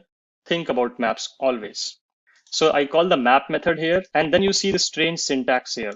This is basically a lambda function syntax. So lambda function is another concept which Java introduced in Java 8. Lambda is as a concept has been there in some other programming languages like Scala for a very long time, but it's been introduced in Java of late in Java 8 only. And lambda is basically, you can say, is the paradigm which will enable you to write functional programming constructs in Java. And the syntax of lambda is very straightforward.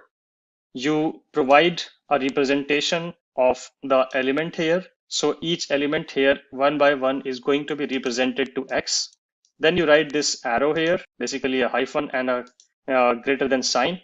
And after that, you write what is the final value which you want to see for that particular element. So here my requirement was that I want to convert the representation of the element to the square of its element. So I just do X into X because X is the current element. I want to change this to this. So whatever destination representation you have in your mind, write that on the right-hand side of this arrow. On the left-hand side, it will be the element. On the right-hand side, it would be the representation which you want to work with. So you have written your conversion logic inside the map method with a lambda function representation. Under the hood, if you want to know more technical details about it, it's basically working on the concept of functional interfaces. Do read about the functional interfaces concept as well. That will help you build the usage of lambda functions and how this whole construct is written. So read about functional interfaces and lambda functions to understand map in detail. And but to work with it, like I said, the left-hand side will be the element and the right-hand side will be the final representation which you want to have for that particular element. Once you have done that, till this particular point, you have converted the collection into the stream. It is streaming the elements one by one, and you have successfully also calculated the square of each element, but this is still a stream. Now you need to convert this stream back to a list which can be used further in your program.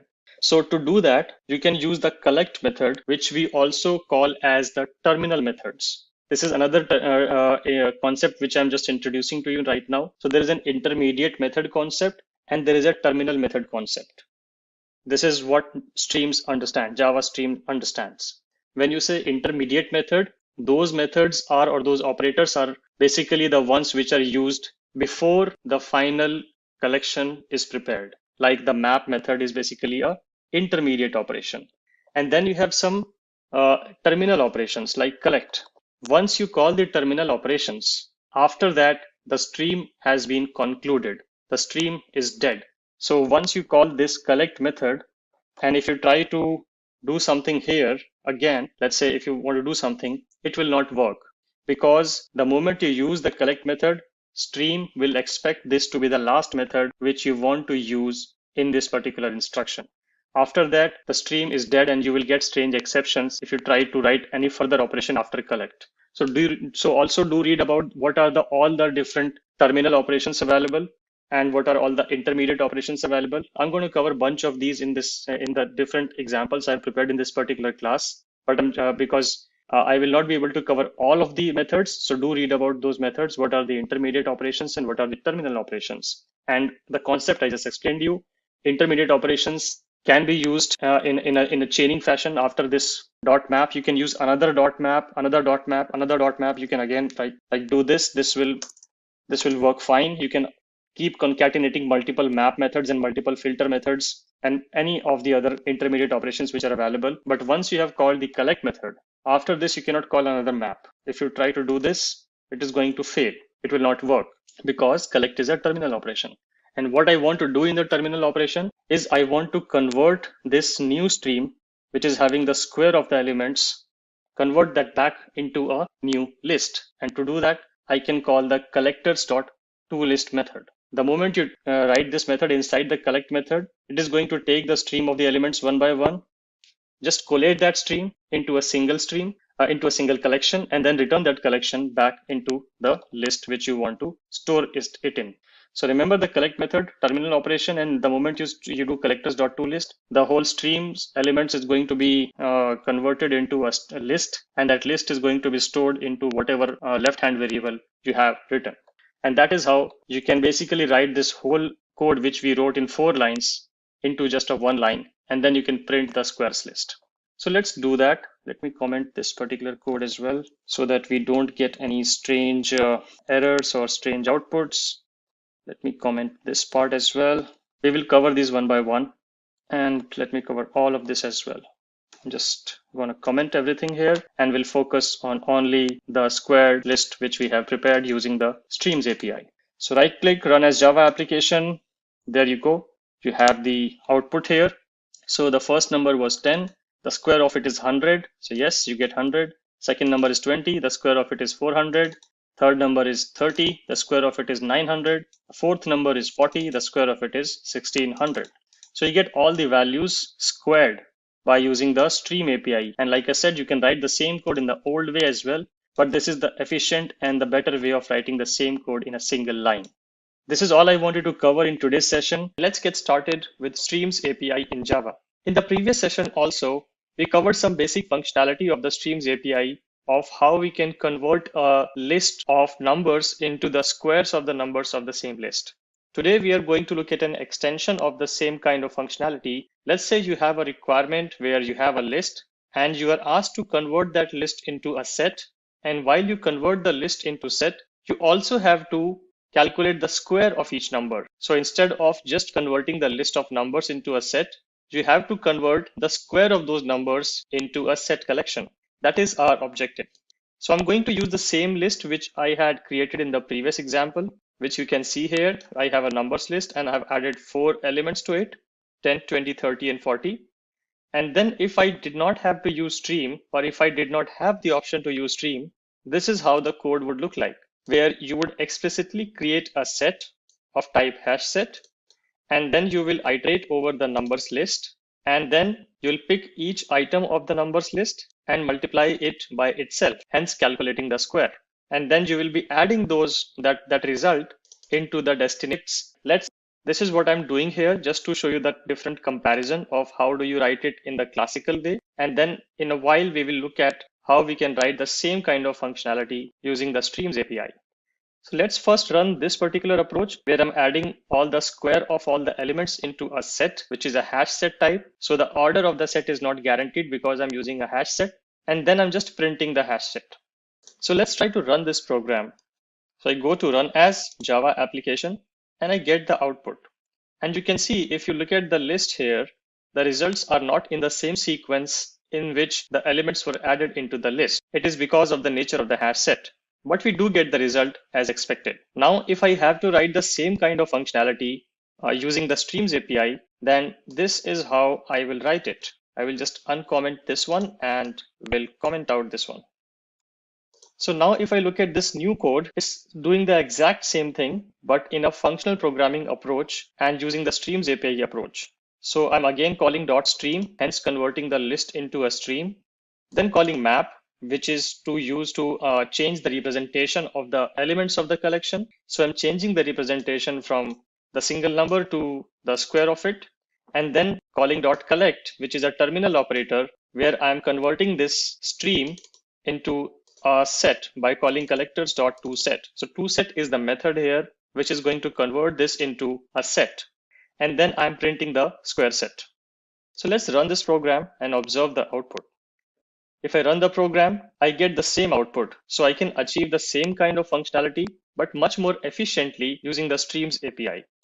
So this was an example where I could use the collectors.toSet method to create a set out of a list. Now let us move forward to another interesting and very popular functionality, which is filtering. So let me comment this code again so that we don't get multiple outputs. And let me uncomment this code here. So what I'm doing here is I'm creating a list of languages, which is an array list. And then I'm adding 3 elements to this particular array list, which are Java, Python, and Scala. And this is a string of the list of strings here. So I'm adding 3 strings here. These strings can be anything. I've just taken the example of programming languages here, but this can be anything. So technically we have a list of string objects. And then my task is to get a new list out of this existing list, which will have the elements which start with the letter P. Let's say that is your requirement, that you have to get only the elements of this list where the name of the element starts with the letter P. If that is your requirement, probably this is how you will be writing the code if you are not using the Streams API, where you will create a new list, an empty list basically, and then you will iterate over the old list, which is the languages. So you will iterate over the languages list, and then you will pick each element of this particular list and check if that string starts with the letter P.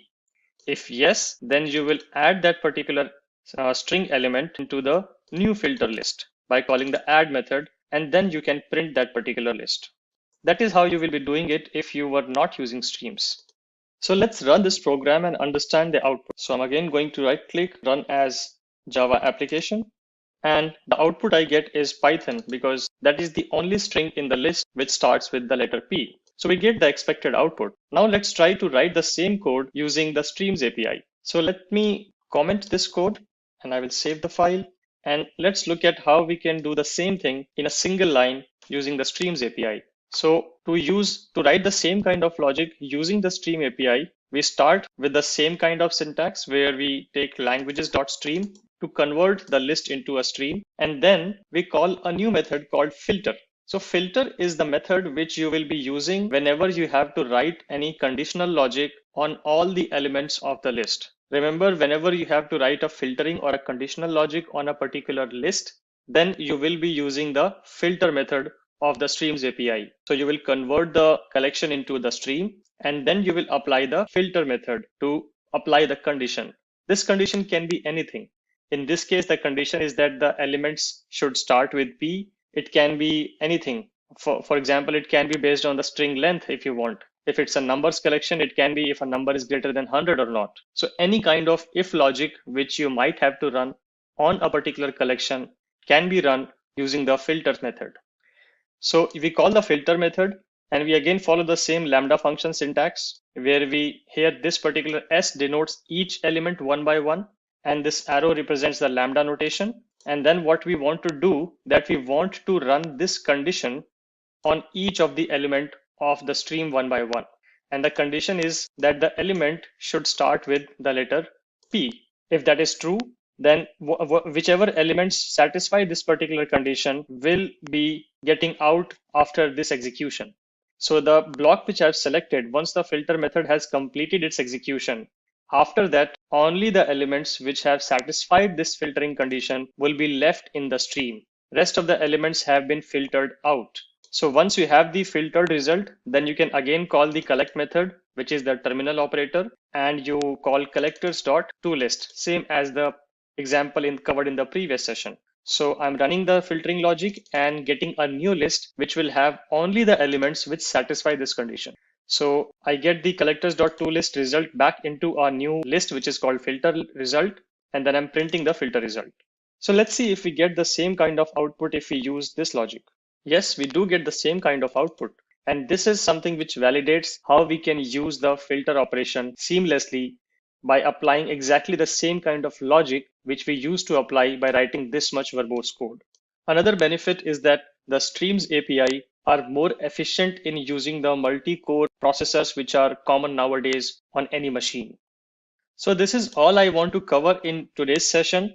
I don't want to elapse this session to be even more longer. So we will conclude today's session at this particular point. And in the next session, we are going to have a look at some more functionalities of the Stream API, seeing how we can sort the collections, how we can iterate over the collections, because even this code is a bit too much for the Streams API to iterate over a collection. So we will look at a smarter way of the Streams API by which we can iterate over the collection. We will also have a look at how we can sort collections. Let's get started with how we can use the Streams API to sort collections and also to iterate over collections. And I'm going to use the same collections which we have used in the previous sessions just to build some sort of continuity here. So I'm going to use the same array list which I created in the previous session, which is storing a string of elements, which is having 3 strings, which is Java, Python, and Scala. These are just 3 strings which I'm storing into a list, which is called languages.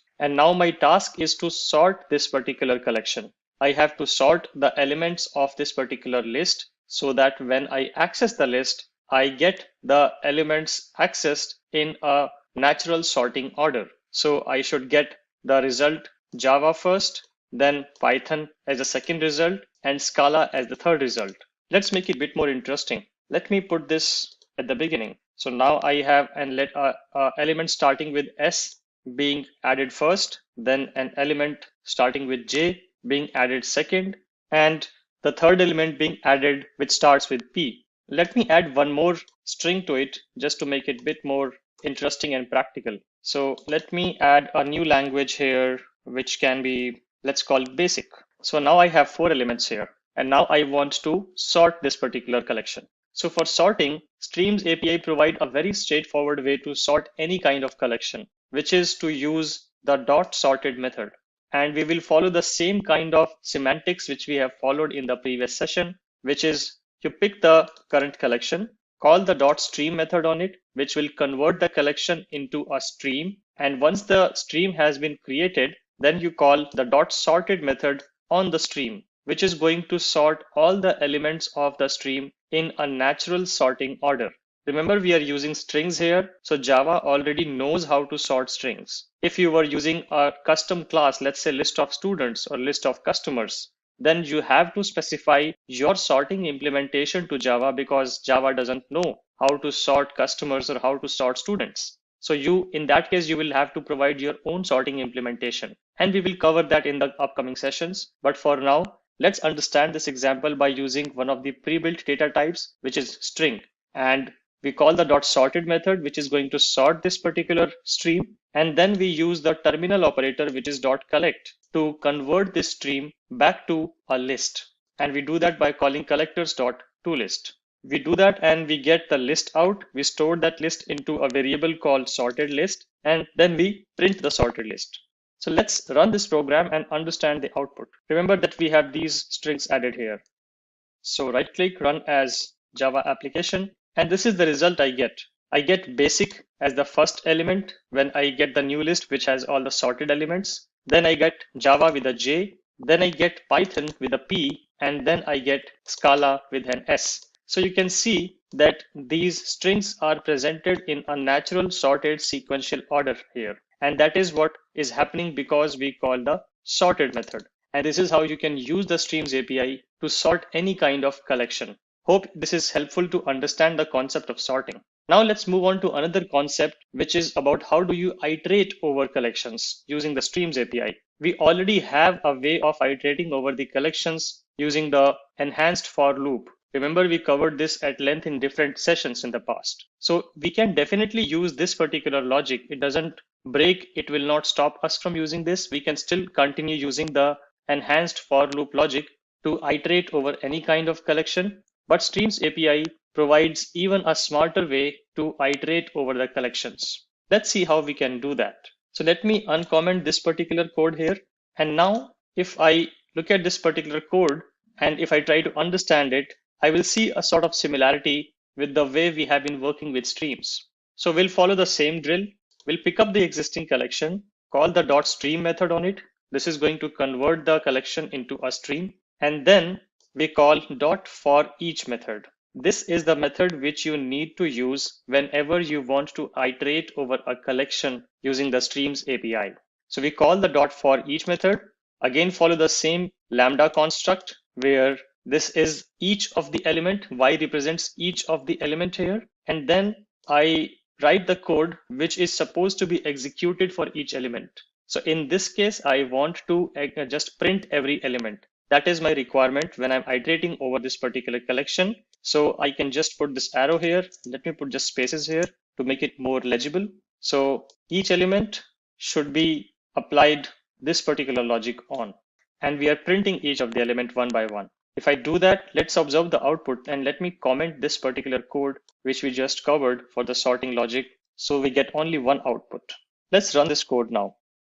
So here we see we get some output here.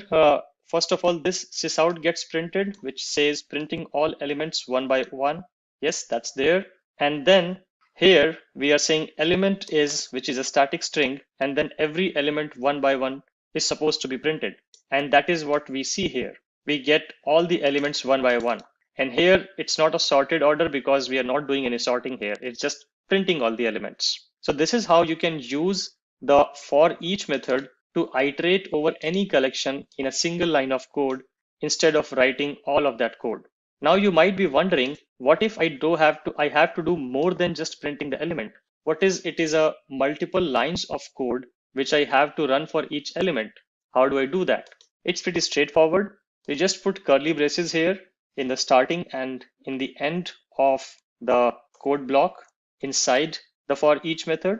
And let me just put an enter here just to make it more readable. So here you can write the code whatever you want to in terms of the kind of logic you want to apply on each element.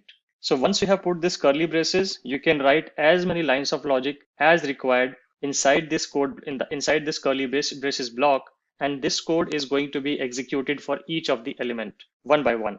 If you have just one line of code, you do not need to and you should not put the curly braces. If it's just one line of code, just drop this curly braces completely, remove the semicolon as well along with the curly braces, and this is how you will run a single line of code. But if you have a multiple lines of code which is required to be run for each of the element, then you put the curly braces and then you follow the normal Java construct, which is to end every statement with a semicolon, the usual Java programming code basically, which can go inside the curly braces. So that's how you can use for each for any simple and complex iteration logic which you want to apply on a particular program. And this is all I want to cover in today's session. So we talked about how we can use the .sorted method to sort a particular collection. And we also had a look at how we can use the Streams API for each method to iterate over the collections. In the next session, we are going to talk about a very interesting method of the Streams API and a very popular one, which is called the reduce functionality.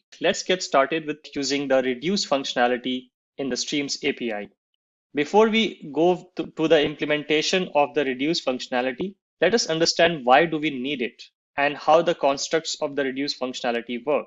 So let's understand first about the requirement. Why do we need it? So imagine a requirement where you have a list of numbers and you are asked to calculate the sum of all the elements inside the list. A very straightforward requirement that you have a collection and you are asked to calculate the sum of all the elements of the collection. Now, if you do not use the Streams API, you can go ahead and very well write a complex for each logic or an enhanced for loop logic to basically run that code and write the logic where you pick one element or all the elements one by one and keep adding them to the new element. But we can do the same kind of thing by using the reduce method.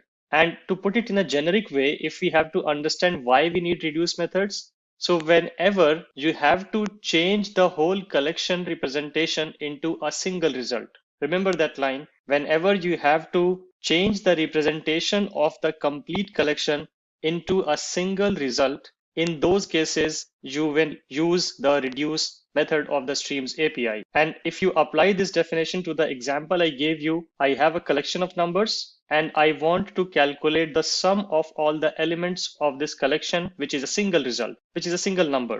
So yes, my example does apply correctly to the generic definition of the reduce method. So remember this generic definition. This will help you understand when to use the reduce method in your program. So how does the reduce method work? You can see I have shown you an example of the syntax of the reduce method, and it looks a bit complex here. So let's try to understand what is happening here. To understand the functionality of the reduce method, we have to understand three terms, which are identity, accumulator, and a combiner. Let's understand each of them one by one. Identity is basically an element which is the default or the initial value of the reduction operation. This value will be used if the stream itself is empty, or it will be used as the first value of the result which you want to get out eventually. So in this case, if I have to summate all the elements of a collection, the initial value can be set as 0. And that is the first thing which you have to pass inside the reduce method. So you can see 0 here. The next thing is the accumulator. So accumulator is a function which will take two parameters. The first parameter would be the ongoing partial result. Let's say if you have to calculate the sum of the all elements, and let's say if you have iterated two elements so far, so the sum of those two elements is your temporary or partial result, right? So you need to store that partial result somewhere. And that is the first argument of the accumulator method. In this case, it is this variable, which is shorthanded as ANS or answer. So the first argument is the partial result. And the second argument of the accumulator function is the next element of the stream. So whatever the next element is, which is supposed to be added to the existing result, is going to be the next argument of the accumulator function, which is I in this case. So we talked about the identity, we talked about the accumulator function. Then we have a third one, which is called combiner. And this is sort of an optional, not in all cases, but in some cases it is optional. Let's understand why do we need combiner. So combiner is an optional function which you will be required to use if you want to sum the two elements which do not have the same data type. What I mean is here, this ANS or answer and I both are integer. If both of the arguments of your accumulator function are of the same data type, you do not need a combiner. And that's why there is no combiner here. But if there is a requirement where you are, let's say, adding a current sum to a student object, then it doesn't work, right? Because a student object is a custom object and the current sum is a number object. So a student object cannot be just added to a number object. It can work if you can do student.getAge, which is a number object. So a current answer plus the student.getAge might work, but current answer comma student will not work. In those cases where you have mismatching data types, in those cases you will have to write a combiner function. But for this case, you don't need to write a combiner function because both of the elements or the arguments of the accumulator function are of the same data type. So you specify that argument function's arguments basically, and then you provide the implementation of the accumulator function, which is this one. This is the implementation, again using a lambda construct here. So you provide the implementation of this particular accumulator function, and then there is no comma here to provide further combiner functions specifications. So there's no combiner here. If there was a combiner, there would be a comma here, and then you will write the combiner specification where you will cast the current object into the type which is the same as the partial result. So you don't need that here, and you can just say the partial result plus the current element, and that should work fine. So this is how you will write the reduce logic. And if you have written this logic correctly, then it should automatically just summate all the elements one by one and produce a single result. And remember, I'm using the numbers list here, which is written here in the very beginning, where I have 4 elements to it, which are 10, 20, 30, and 40. So if the reduce operation works fine with my intended objective, then 40 plus 30, which is 70, plus 20 is 90, plus 10 is 100. So I should get the 100 as the final result of this reduce operation. You will also notice that after this particular method, you don't need to call any collector method or any collect method at all. The reason is because this particular function itself will return a single result, which you can store in the desired variable. So now let's try to run this particular example and see the output. So right click, run as Java application, and I get the result as 100, which is coming from this particular sysout where I'm printing the sum. So yes, this is working as per our expectation, where it basically created the sum of all the elements of this particular collection. So remember, when you will use the reduce operation, remember the generic definition. Whenever you have to convert the whole collection into a single result, that would be the use case where you will use the reduce operation. That's one thing. Remember the identity operators definition. Remember how the accumulator function works, and also remember when to use the combiner function. A reminder of when to use the combiner function is whenever you have these two arguments of different data types. That would be the use case where you would need to write a combiner function. It is also used if you have to write parallel streams, but parallel streams is an advanced concept which we are not covering in this particular tutorial. But if you want to learn about the whole parallel stream concept, do check out the API docs for that, and you can also have a look at some examples from the Java tutorial official website itself. And that's all I want to cover in today's session. In the next session, we are going to talk about the access modifiers in Java. Let's get started with access modifiers in Java. So when we talk about access modifiers, let's understand what is the underlying philosophy of the reasoning behind this. And the reasoning is very straightforward. It can be even wrapped into a single word, which is called security. The reason is that you will be creating multiple kinds of objects and variables while you write your Java program. And you should always write your Java program or any program in a manner that only the intended classes, packages, modules, or applications should be able to see what they are supposed to see. So as a consumer application, I should only be able to consume the variables which I am expected to consume. I should not get any variable, or I should not even have access to any variable which I am not supposed to access. So the idea is providing the least privilege principle. Give access to different functions, different variables, different programs only by providing them the kind of access which they need to run efficiently, and do not give them complete access. So with that notion in mind, Java created the concept of access modifiers, and it created these 3 modifiers, which are called public, protected, and private. If you do not provide any modifier, then it goes to no modifier, or some people also call it as default modifier, which is also a type of access modifier. So let's understand theoretically first how it works, and then we will try to have a look at an example. Let's understand the first one. First of all, these modifiers are keywords, and you can use these keywords in front of classes, in front of variables, and also in front of methods. And you might have already noticed this particular keyword called public in front of all the classes I've created, or even when we talked about the public static void main method, we saw this public as a keyword. It is basically an access modifier. And whenever you put public in front of a class or a variable or a method, that particular component becomes available to the whole of the program. It will be available to the whole world basically. Any subclass or any package or any other class which might have been written in your Java program will be able to access that particular class or variable or method if you put public in front of that. The second modifier level is protected. One of the other thing which you will understand as I explain this is that as you move down into this particular table, the access level will start getting more and more restricted. And by restriction, I mean that less and less components will be able to get access to those modifiers. So if you write protected in front of a class or in front of a method or in front of a variable, then everything within that particular class will still be able to access it.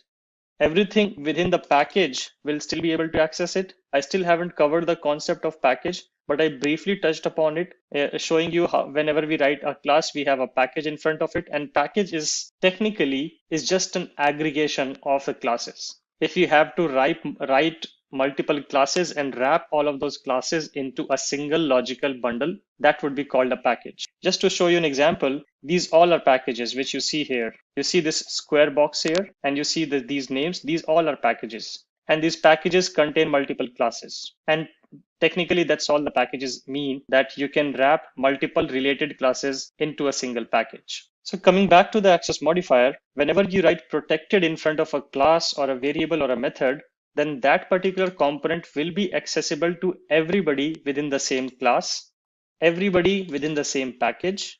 It will also be accessible to everybody which is a subclass of the class. This is again a new concept which I have not covered, but this basically means a child of this class. Now, what is a child of the class? We will cover that concept in detail when we will talk about inheritance. But for now, you can understand that it is basically an extension of the class. So when the moment you declare something as protected, it can easily be accessible within the same class in which this protected component was declared. It can be accessed in the package. It can also be accessed in the subclasses of the class, but anything outside the package will not be able to access it because you see an N here.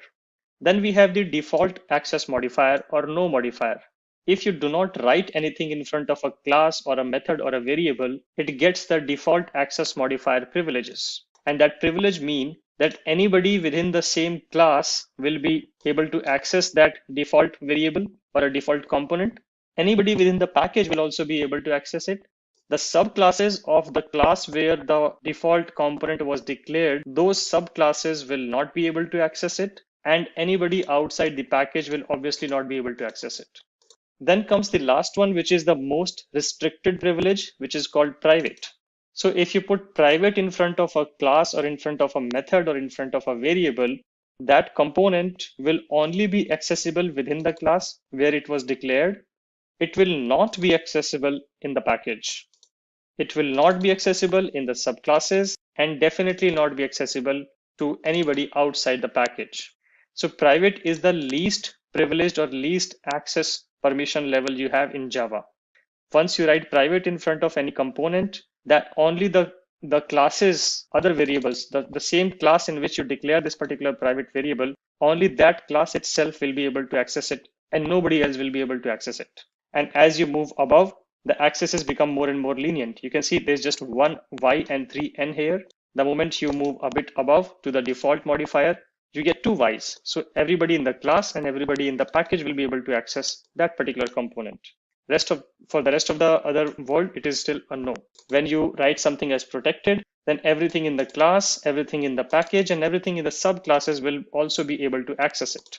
Rest of the world cannot access it. And if you write something as public, then anybody can access it. It's like Y everywhere. So that is how the access levels work. Now let us understand this with the help of example. So I will go here and I've just written a very simple dummy class here, which is a class called test. And I have a method here, which is a display method. So very simple class, nothing fancy here. And if you notice, I have not put any kind of public, private, or protected modifier in front of the class. So this will get the default privilege. If something has default privilege, then the whole world will not be able to access it. So let's go to a different package. Let's go to this package, which is here. And let's try to access this particular test class. So we will try to access this test.java here in the main class. So let's try to do that. let's say test t equal to new test. I'm just initializing the same class. So what do I get? I get a compile error. Let me try to fix it if I can, and I cannot fix it.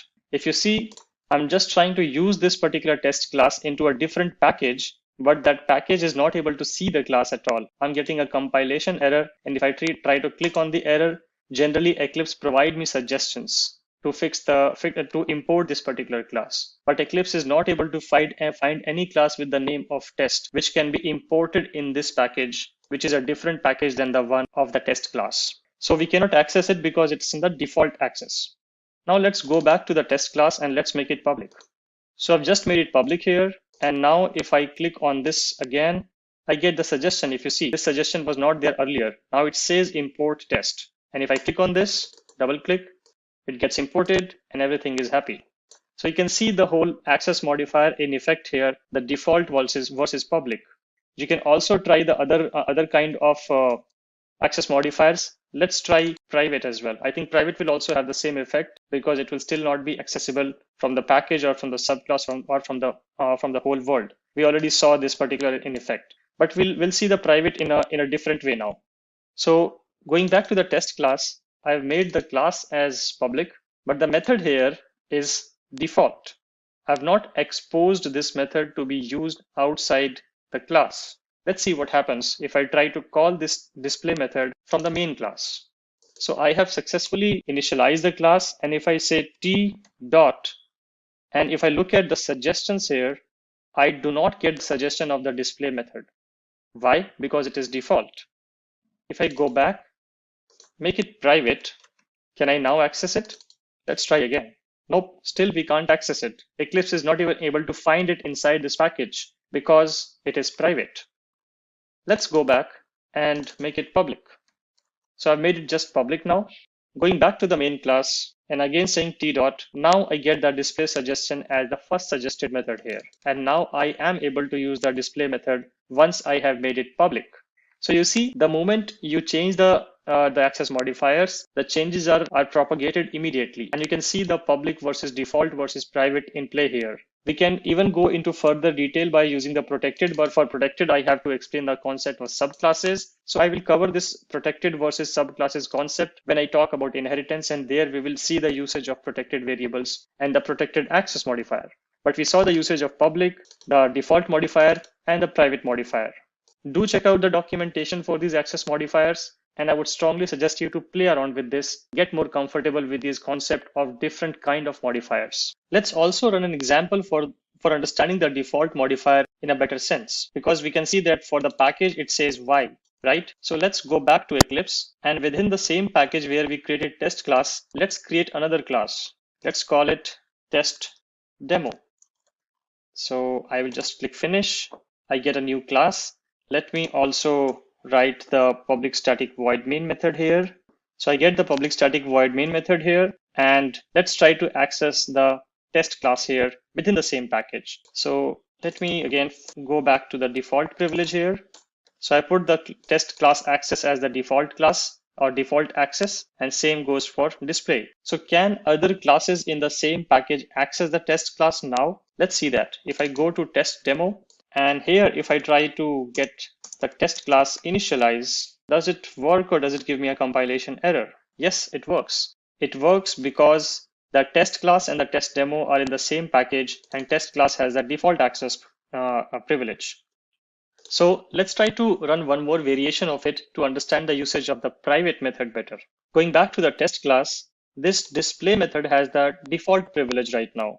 So going by that logic, if I say t dot, I should be able to get access to the display method. And yes, that is possible. If I run this particular program, I will be able to get whatever is given out by the display method, which is hello world. Now let's try to make this particular method as private. And let's try to access this method from one of the other class in the same package as of the test class. So the class is default, the method is private. And if you see, this class has already turned red. There is a compilation error because now the display method is not accessible to the test demo class. Even if it was in the same package, it's not accessible because the display method's privilege or access modifier has gone to private now. Exactly the same as explained here.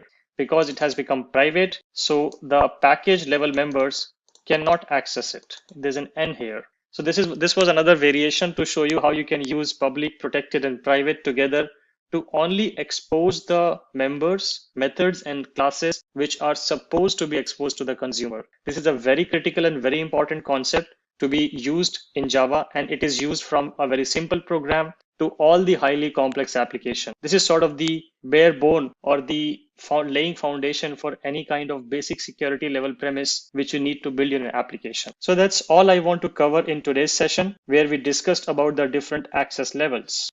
In the next session, we are going to talk about the concept of inheritance. Let's get started with inheritance. So inheritance is basically one of the most important properties of any object-oriented programming language. It's basically a concept, and the concept says that what if you have a scenario where you want multiple classes to share similar behavior and similar properties. Let's understand this with the help of an example. Let's take the example of a bank. When you go to a bank to open an account, there are multiple types of accounts. There can be a savings account. It can be a type of current account. There can also be a different offering for personal account and commercial accounts, such as for businesses. Then you may also have loan accounts, which are having different kind of properties. So all of these types of accounts are still technically accounts, and they will share some similar properties. For example, all of them will have to maintain some sort of an interest rate, for example. All of them will be used to either deposit money or withdraw money. So there would be some kind of similarity across all of these types of account classes. But at the same time, there will also be some sort of differentiality amongst these classes. The way you will calculate the interest rate for a current account will be different from the way you will calculate the interest rate for a savings account. And the same applies for commercial account, personal account, loan account, etc. So you see that we have some common behavior, but at the same time, we also have some different behavior. So whenever you have such scenario, always think about applying the concept of inheritance in your application. There's another simple way to spot whether inheritance can be used at a particular place or not. Inheritance is also called is a relationship. So whenever you read the requirements from a customer, just try to find the words which use this particular phrase is a. For example, car is a vehicle. Savings account is a type of account. Similarly, you will find many other types of similar examples. So whenever you will see that is a relationship between two different kinds of objects or two different kind of entities, that means that there might be an inheritance relationship being applied between them. And that's how you will spot the usage of inheritance. So far we have understood this concept that there would be some sort of relationship between the two classes. What will be this relationship?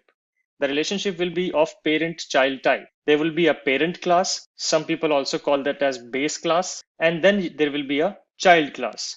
So the child class will be inheriting the properties and the behaviors from the base class or from the parent class. I will be using base class and parent class terms interchangeably during this session. But the basic idea and basic premise is like that only, that there will be a child class and there will be a parent class. And the child class is extending from the parents class. Remember the word extend because we are going to use that. And I've just shown you the what you see here is basically the official definition, which is given by Java docs here. You can read the definition as well. And the basic idea which I told you lies in the parent and child relationship. And this is how you can conceptualize it, that you will have a base class or a parent class, and then you can have multiple children of it. And then those children can again have their own children, and so on and so forth. So this hierarchy, this whole inheritance hierarchy can go as deep as you want it to be. And that's the basic idea and basic conceptualization of how you understand and how you visualize inheritance. Now let's move to Eclipse IDE and try to understand this with the help of an example.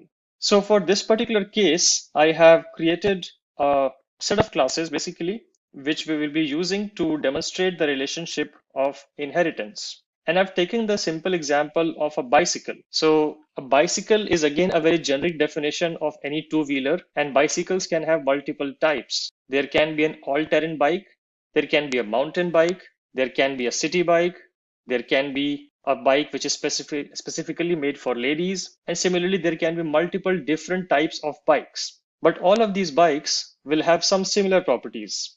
For example, all of them will have two wheels. All of them will have a seat. All of them will have brake. All of them will have some sort of a speeding mechanism, whether they can accelerate or deaccelerate. So there will be some commonality. But at the same time, a mountain bike's features might be very different from a city bike feature.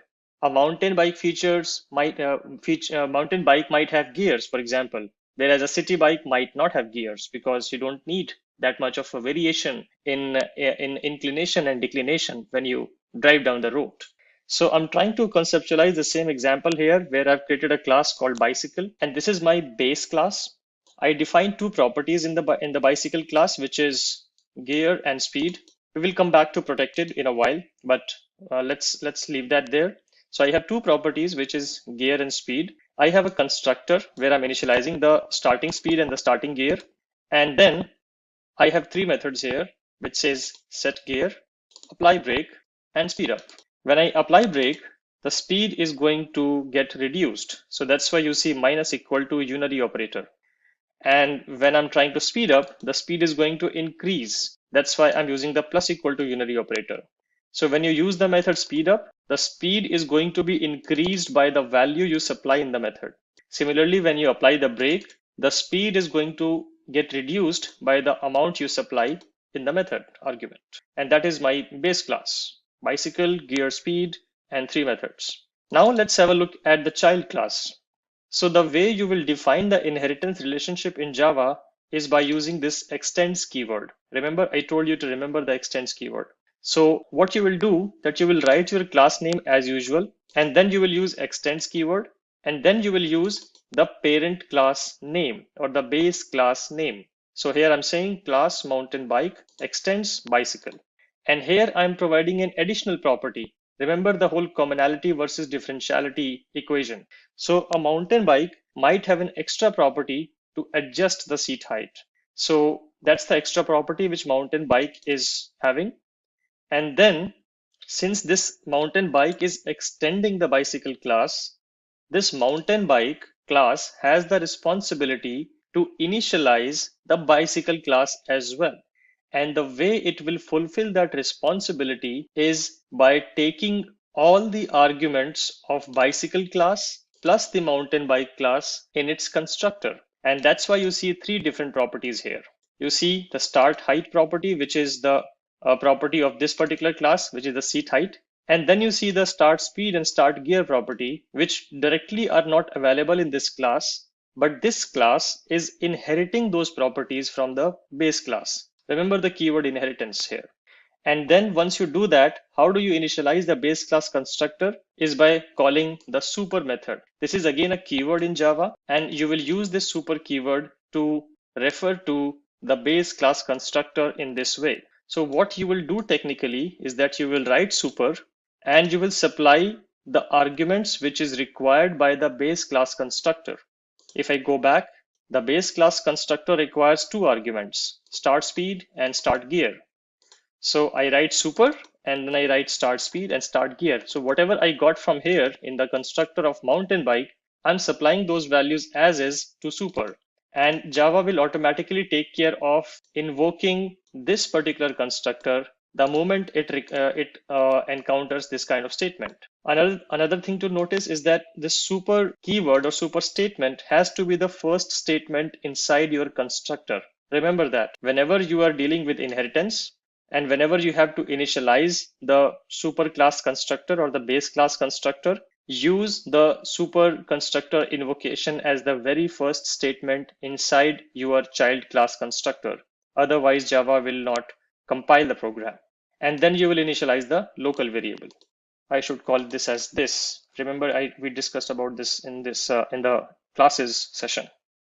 Okay, and then it just has a method of set height. So there's no extra method which this mountain bike is providing, but this mountain bike will have access to all the methods which have been provided here and all the properties which have been provided here.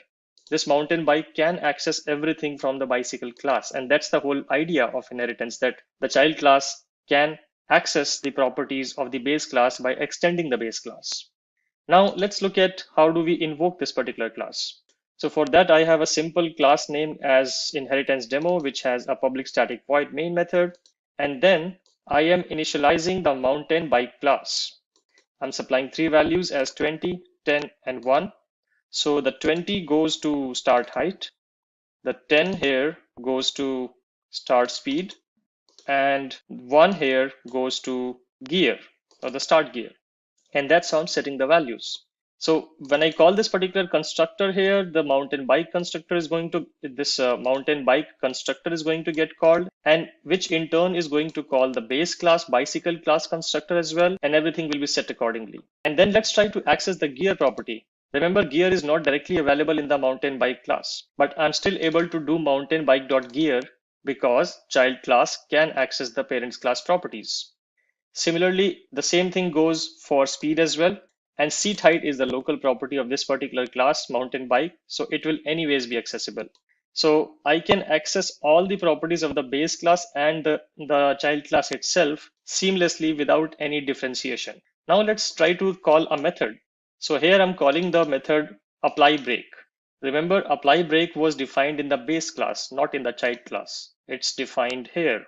So I'm calling the apply break method, and I want to reduce the speed, the current speed, by 1. And then I'm printing the current speed, saying that bike speed after applying break is mountain bike.speed. So let's run this particular program and observe the outputs. Okay, so the first statement which gets printed is at line number 7, which says gear is 1 because it's coming from here. Then the seat height is mountain bike.seat height, which is 20, which is the first argument here. And then the bike speed is 10, which is coming as here and getting printed here. And then when I apply the break, let's go back to the apply break method. The logic is that whatever is the current speed, reduce it by the value I supply in the method. So if I supply 1, 10 minus 1 becomes 9, and that becomes the current speed. If I supply 5 here, the current speed will be 10 minus 5 equal to 5. Let's assert that particular assumption as well. Yes, we can see that. And similarly, you can access other methods of the base class as well. If I just do control space here, and you can see apply break is accessible, set gear, set height, speed up, all the methods which are defined in the base class are accessible in the child class as well. This is the power of inheritance. One more thing which I said I will come back to is around the usage of protected access modifier.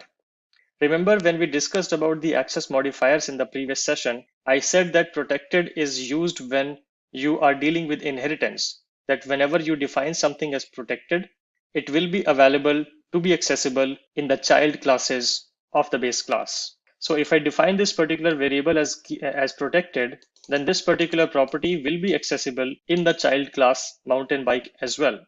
Let's play around this. Let's make this as private and see what happens. So if I make this private, now when I say private, the scope of this particular variable is within the class only, and nobody outside the class will be able to see it. And you can see the effect of it. I can see an error being coming here in my inheritance demo class because now mountain bike object cannot access the gear property because the gear property is defined in the base class and now it is private. That's why the child class now, mountain bike class, cannot access the property gear. And the moment you make it back to protected, it will be accessible. The error is gone. There's no red line here. So that's how you can use the protected access modifiers. It is always recommended to use them when you write any kind of inheritance logic. And in inheritance logic as well, intentionally, if you want to hide a particular property from the child classes, just make it private. And that's all I want to cover in this particular session, where we dive deep into the concept of inheritance. We had a look at an example using the bicycle and mountain bike kind of construct, and you can apply the same kind of construct on any kind of other kind of business requirement. Remember, the is a relationship. So that's all I want to cover in this particular session. And in the next session, we are going to talk about another very interesting concept of Java, which is about encapsulation. Let's get started with encapsulation. So again, let's understand what is encapsulation in general, and then we will apply that concept to Java. Encapsulation, if you try to break that word, if I just write it here in the form of a comment, It's encapsulation. Just trying to break this word into to make it more visual. So you see a word called capsule here. So if you try to imagine a capsule, why do you create that, and what's the concept of a capsule? Capsule tries to pack a lot of things inside a small tube-like shape. And the concept of encapsulation is sort of inspired from that. Not exactly, not literally, but that's the basic idea of this root word, which is called encapsulation. So encapsulation basically means to restrict accessing the properties of a class to the outside world. If you want to protect the properties of your class, how do you do that? You do that with the help of the concept called encapsulation. So here this is a sort of a security feature. You can think of it as a security feature that you want to protect the properties of your class, and you will use encapsulation to protect the properties. How you implement encapsulation? Let's have a look at that now. So basic idea is to encapsulate the objects, create sort of a capsule around the object which can provide that protection layer. And you will define how the outside world is going to access the properties of the class if needed. So I've created a simple class here, and if you remember one of the previous examples when we discussed about classes, I used the same class, which was the student class, and I'm just using the same class for continuity. So I've created a student class here, and I have created 3 different properties of this particular class, which is name of the student, age of the student, and address of the student. You see, intentionally, I have used the keyword private in front of these 3 properties. And that is the first thing which you need to do to implement encapsulation on your object, that you hide all the properties from the outside world. Remember, the moment you make anything as private, only the class, which is the student class itself, only the class itself can see these variables or these properties. Nothing outside the student class will be able to access the name or age or the address directly from the student class. It's not possible. That's the whole idea of making it private, because you don't want the outside world to access these properties. So you make those properties as private. Then you create a constructor. The constructor has to be public so that anybody can initialize the student object, because you want your object to be accessible. Remember, so you want the objects to be accessible, but you want the restriction on the access of the properties of the object. And these are the properties of the object. So you have restricted them by making it private, but that doesn't solve the problem, because there will be some illegitimate consumers of the student object which should not have access to the student properties, but there will also be some legitimate consumers of the student object which should be having access to the properties of the student. For example, the payroll application will need access to these particular properties. The examination application will require access to these particular properties. So how do you do that? You create getters. We call them getters because they start with the keyword get. So you create a getter method for each of the property. You create the method called as get name, and this is the naming convention which Java promotes, that you write get and then you write the name of the property in camel case. So you write get name, and this property is supposed to return the name property of this particular object. And here you say return name. So you're returning the name which is being stored by the current student object whenever somebody calls student object dot get name. And this is the way you have restricted the access of this particular object as well. So remember, you made it private so that nobody can access it. And then you defined your own way of providing access to the name property of this particular class. Now, if anybody wants to access the name value of your student object, there's only one way to do that, which is via calling get name. So you have provided restrictions, and you have also provided prescriptive guidance on how you are going to expose the properties of your class. That's the second thing which you need to do to implement correct form of encapsulation on your object. That is to provide the getter methods with the right visibility. You want to make them public so that anybody can call them, but since you are governing what is written inside the method, you have full control on what kind of exposure you want to give for this particular property. Similarly, you create a getter for age, calling getAge, which returns the age, and then you call you write getAddress and return the address. Here it is simply returning it, but if you want to do more stuff here, feel free to do that. Like I said, you govern the control of how do you want to return the name. Maybe you don't want to return the complete name and you want to just return the initials. Then you can split the string, trim the string, and return only the initials. So that's the basic idea of getters. Now, after you have created the object, there might be use cases where somebody needs to overwrite the values of the properties like name, age, or address. What if a student's name was incorrectly mentioned when they called the constructor and now they want to overwrite the name or fix the name? So basically they have to replace the existing value of the name with a new name. So in that case, you need to provide what we call as setters, and they start with set. That's why we call them setters. And we follow the same kind of logic that you provide the setters for all the properties of your class. So you had three properties, which were name, age, and address, and you provided the setters for all three of them. And how do you provide that? You again make them as public because you want the outside world to access this setter method to override the values of the name.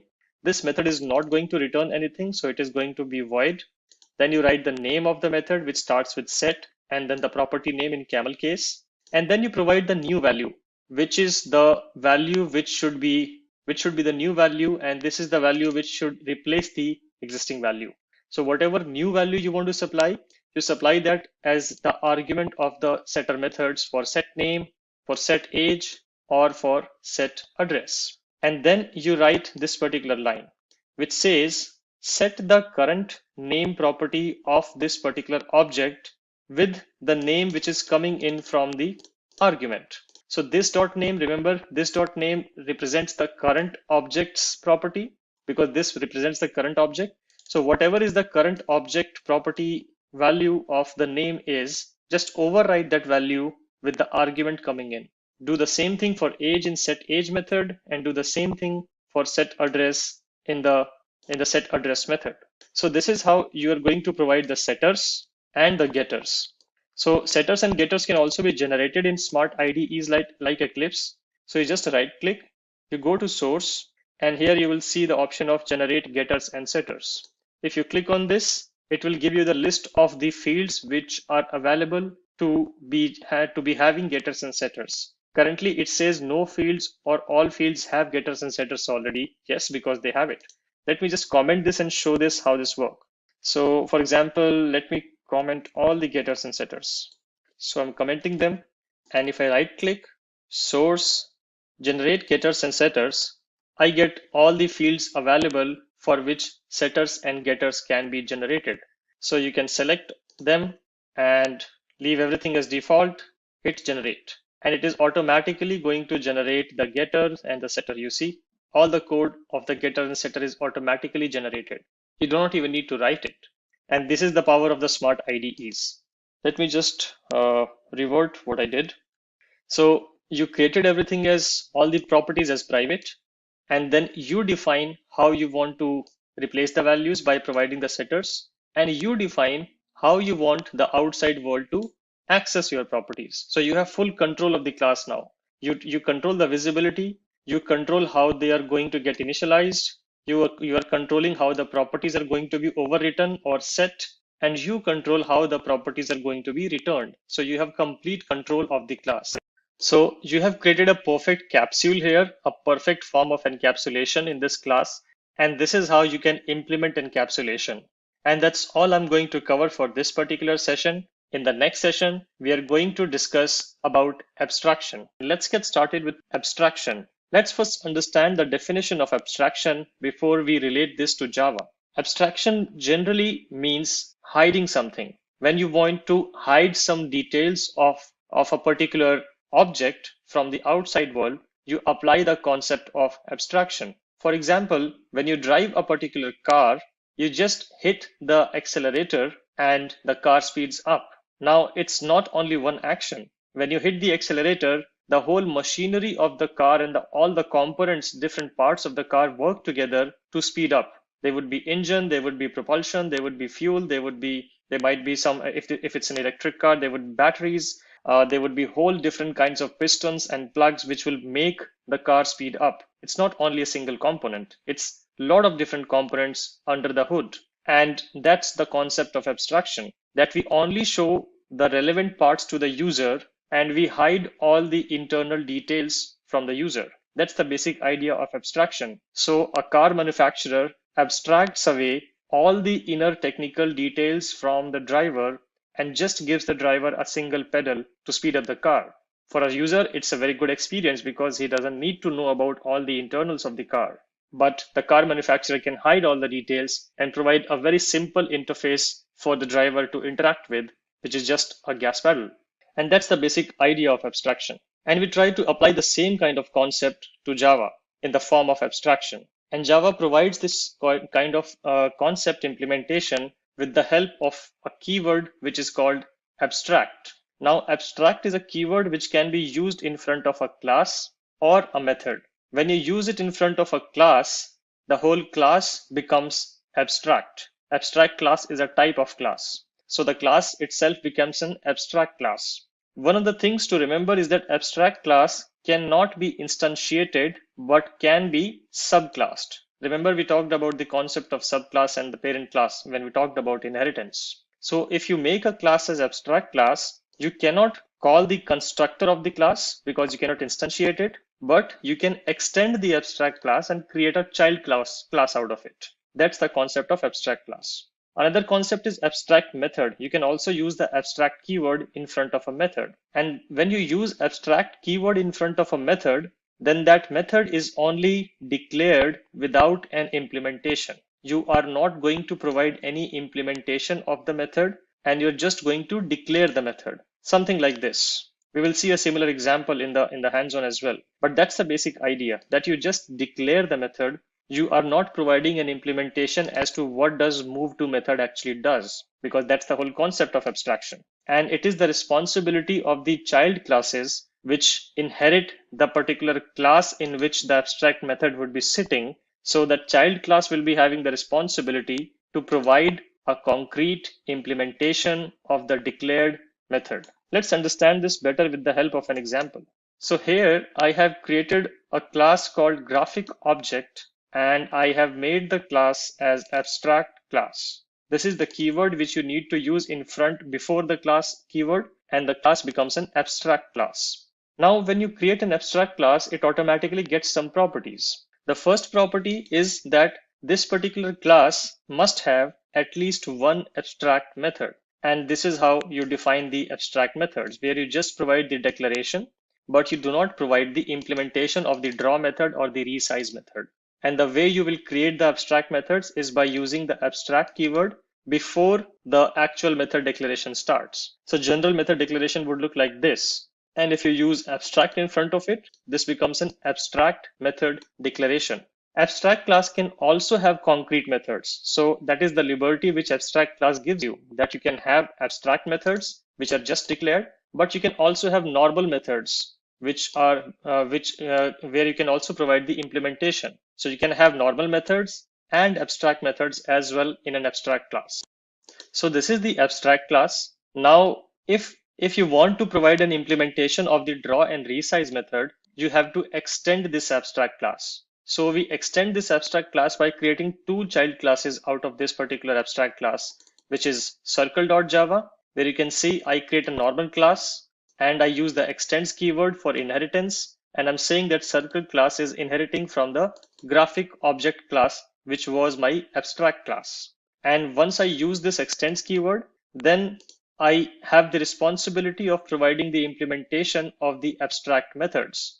Actually, Java will force me to provide the implementation of these two methods. If I do not provide all the declared methods, so there are two declared methods here. So if the circle class does not provide the implementation for both draw and resize methods, then Java will throw an error and it will ask you to take an action, which can be either define all the methods, meaning provide implementation for all the methods, or make the circle class itself as abstract. Let's see, if I just comment this particular out, I get an error. You see a red line here. And if you click on this particular balloon here, it will say either you can add the unimplemented methods or you can make the circle type as abstract. So these are the two options which you will get to fix this particular error.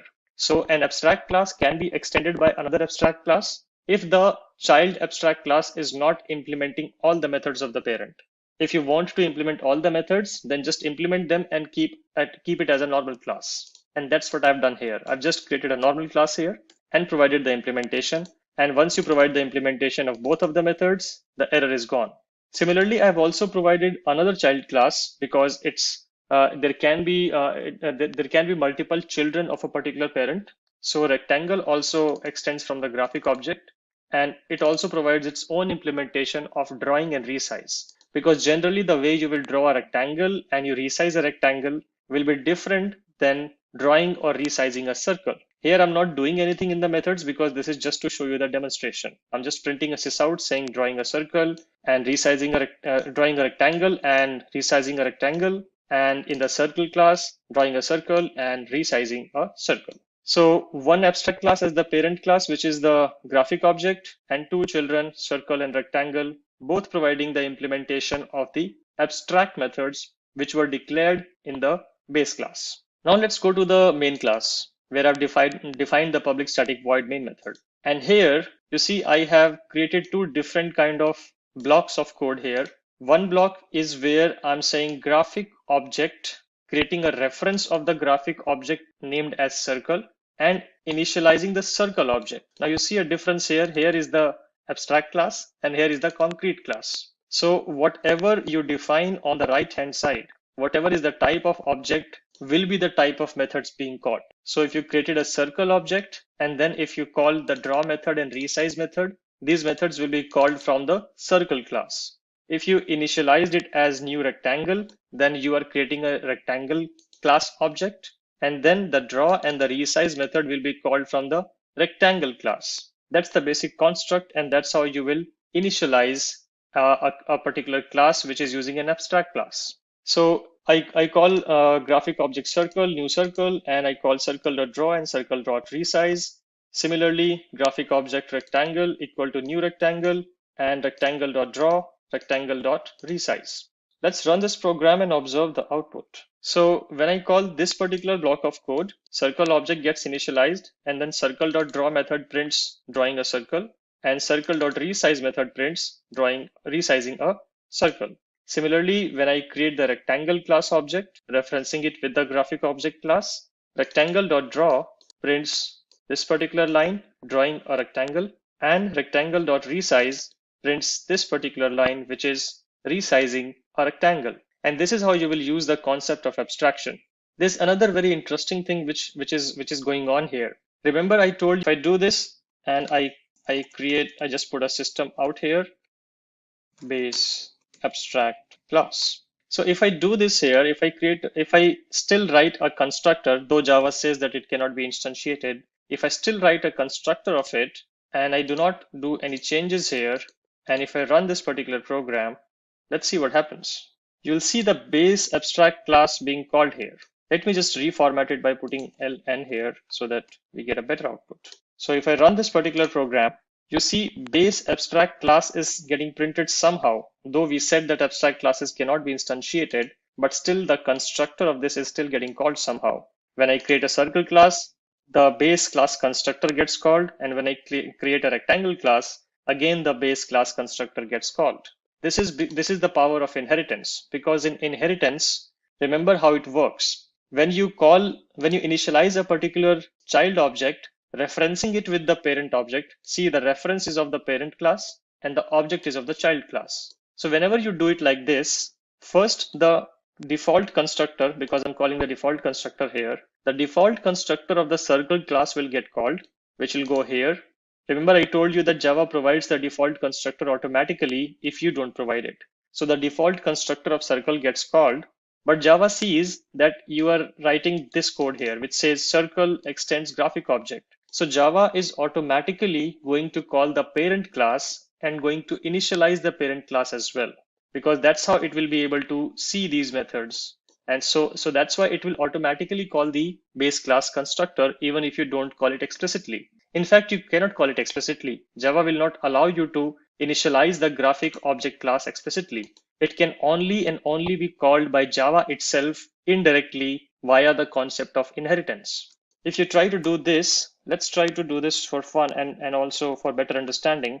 So if I write graphic object go equal to new graphic object, you see I don't even get an option, but let's write it and let's see what happens. So you see that this particular, it gives basically an error because it's not able to find the constructor of the graphic object class. Though even I have defined the default constructor here, but still Java is not able to find it because this class is abstract. So hence proved, abstract classes cannot be instantiated explicitly. They can only be instantiated by the child classes through the internal mechanisms of Java itself. And that's all I want to talk about in this particular session, where we looked in detail about the concept of abstraction.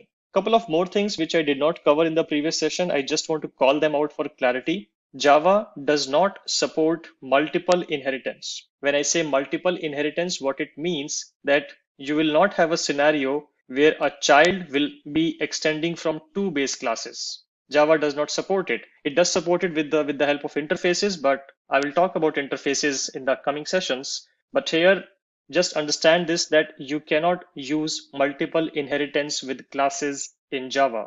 A child cannot have two parent or two base classes in Java. Java will not allow that. It is also called the diamond problem because the child class does not know whether to follow the route of base 1 class or the base 2 class if it is extending from two different base 1 and base 2 classes. So a class can only extend from one class in Java. We can find a workaround of it by using the concept of interfaces, but that's something which will be coming later. Another thing to understand is that when you create an abstract class, here these variables, you can declare these variables as well. And these variables will be accessible by all the child classes as you access them. So that's all for this particular session. And in the next session, we are going to talk about interfaces. Let's get started with interfaces in Java. Now, again, let's understand what do we mean by an interface in general, and then we will see how do we apply the concept of interfaces in Java. So imagine, let's take the same example of vehicle industry because that's something which we see every day around ourselves and we can relate to it. So imagine if all the car manufacturers were creating a different way of driving a car. What if in one car you have a steering, but in other car you do not have a steering, but you have something else, which may be called something else. In one car you have the gas pedal to speed up. In other car, you have a button to speed up. Similarly, in one car, you may have different kind of doors, and in other car, you may have different kind of doors, which are completely different looking. It's not even a single simple handle to open it. So you see the problem here.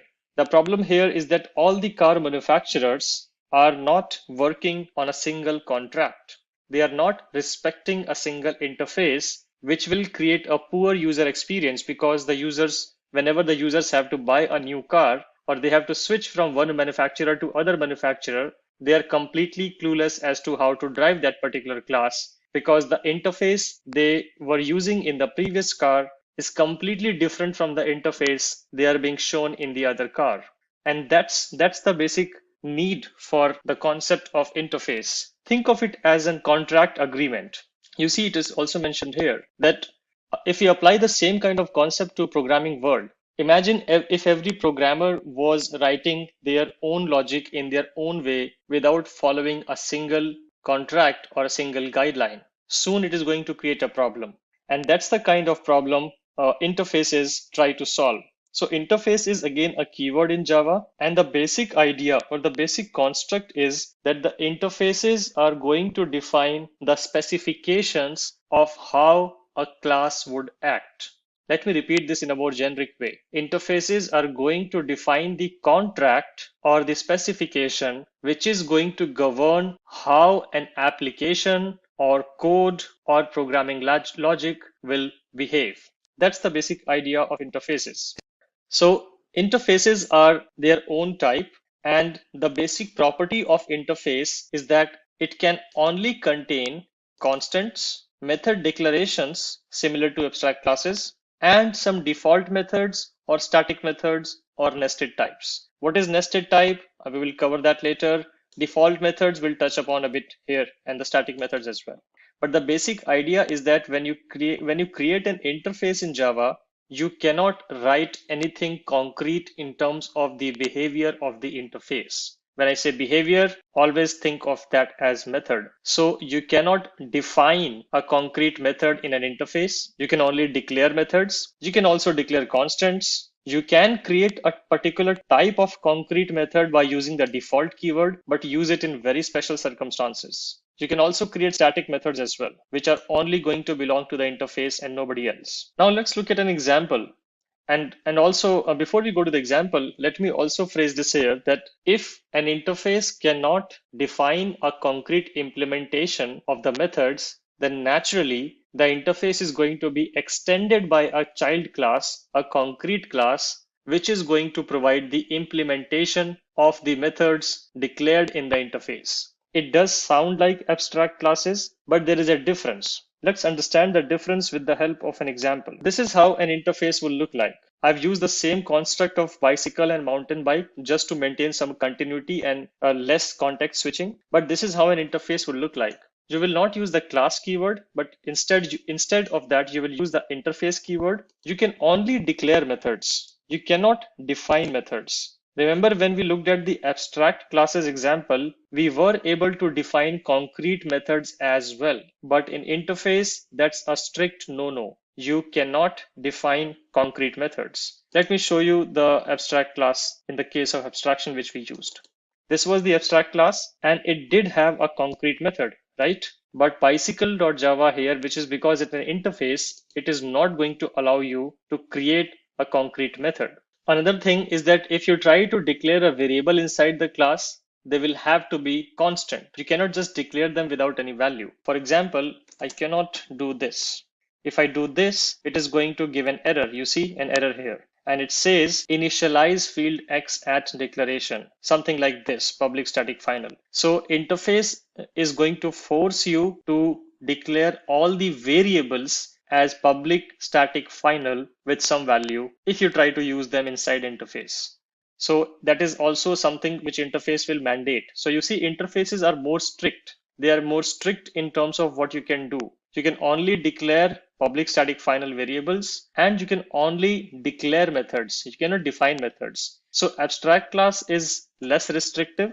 Interface is more restrictive. And that is the differentiation which you have to keep in mind, whether to use abstract classes or whether to use interfaces. That is also a very common confusing question in the interviews as well. And remember that interfaces are only for contracts or specifications, where in case of abstract class, you can write a concrete behavior as well in terms of a concrete method in the base class. Interfaces, there's no concrete implementation in the base class. Abstract classes, yes, there can be a concrete implementation in the base class. That's the basic difference. Moving on, I have created a child class here, which is again mountain bike, and it has three properties: seat height, gear, and speed, similar to the previous example. It has a constructor, and remember, again, interfaces cannot be initialized directly, so you do not even need to call a super method here because there is nothing to initialize. You initialize a class to create a state. State is denoted by the properties, but interfaces will force you to write a public static final property and initialize its value automatically. So you do not need a constructor for the interface because there is nothing to initialize. Everything has been initialized in terms of the variables, and the methods are anywhere just declared. That's why you don't need to call super here. After that, the moment you write this particular keyword here, implements, and that is how you will basically extend from the interface. You will use the implements bicycle keyword here. Implements is the keyword and bicycle is the name of the interface. If you write this here, then Java is going to force you to provide the implementation of these two methods. If I do this implements bicycle and if I comment out these two methods, which is coming from the base class, it is going to give an error. And if I read out this error, it says either you add the unimplemented methods or you make the mountain bike class as abstract. There are two ways to fix this particular class. Similar to abstract classes, it will force you to write the implementation of the base class declared methods. Another thing which Java will suggest you and will also force you via some IDEs as well is that you use this particular annotation. We use this particular annotation to tell Java that we are overriding this method from the base class. Since apply break and speed up methods were defined here in the base class, and this child class is supposed to provide the implementation of the methods by overriding them. Overriding is again a concept which we will talk about in detail in the coming sessions. But for now, remember that you need to write this annotation here on the methods which have been taken from the base class to provide an implementation. And the implementation is similar to what we have seen before. So whatever value you supply in the apply break, the speed is going to get decremented by that particular value. And in case of speed up, whatever value you supply in the argument, that value is going to be added to the current speed, and the speed is going to go up. Let's look at the main class here, which is called interface demo. It has a public static void main method. And here I'm again initializing the child class. Nothing strange here. And then I'm using the getter method here because I have made everything as private here. And rest of the things are just here as is. I have the getters and setters here for all the properties, and I'm using those here. So I'm using the getters to just get the value of gear, seat height, and speed, and then I'm applying the brake, and then I'm printing the current speed after applying the brakes. Let me just expand this a bit more. And then I'm using the speed up method, trying to increase the current speed of the bike by 10, and then printing the new speed again. So using the apply brake and speed up methods, which are concretely defined in the child class by using this override annotation. And these were the methods which were declared in the interface, in the base interface. And that's all which is happening in this particular class. Let's run this particular program. And these are the values I get. I get the gear as 1, which is coming from here. I get the seat height as 20, which is coming from here. I get the current bike speed as 10. This was the value which it was initialized with. Then I'm applying the brake. And after applying the brake, the speed of the bike gets reduced and it becomes 10 minus 1, which becomes 9. And that's what gets printed here. And then I'm speeding up the bike by 10. So the current value of the speed of the bike is 9, and if I incremented it by 10, it becomes 19, and that's what gets printed here.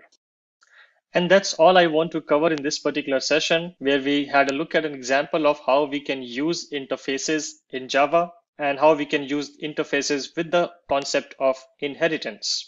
And in the next session, we are going to have a look at the concept of multiple inheritance using interfaces. Let's get started with multiple inheritance in Java using interfaces. If you remember, in the previous sessions, I said that multiple inheritance is not possible in Java. And it is not possible because of the diamond problem. Or simply put, a one child cannot have two parent classes. That's what Java says. And let's understand why this is a problem. So I have created a very simplistic diagram to demonstrate the problem of multiple inheritance. And then we will see how we can solve that. So let's say you have a class C, a normal class.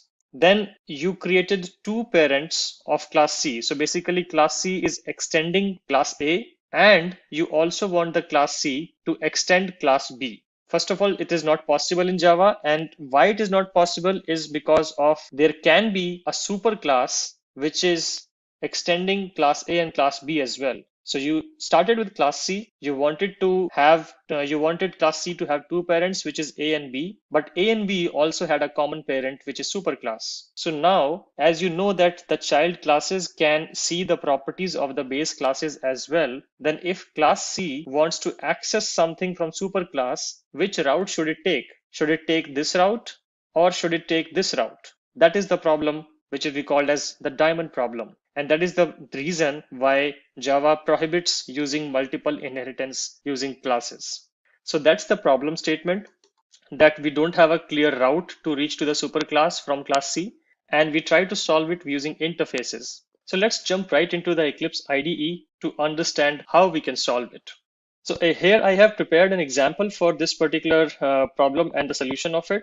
So again, I'm using the same bicycle and mountain bike example for the sake of continuity. I have created an interface of bicycle which has two declarations, which is for applying brake and speed up. This is my simple interface. And then I have a mountain bike class, which is implementing the bicycle interface and providing the implementation of apply, brake, and speed up. This is something which you have already seen in the previous example. So nothing new here. And then you have other getters and setters, and you have a main class where you can initialize the mountain bike and get the gear, get the seat height, get the speed. We have covered all of this. There's nothing new here. But now let's say you have a requirement that you have another interface which is called vehicle, and your mountain bike should extend or implement this interface as well. Is that possible? Let's try that. Remember, mountain bike was already implementing bicycle interface. What if you want to have two parents of this mountain bike using interfaces? Like I said previously, that interfaces does solve the problem of multiple inheritance. So let's see if it does solve that problem. So I can just say vehicle here and see if the code compiles. The code doesn't compile here.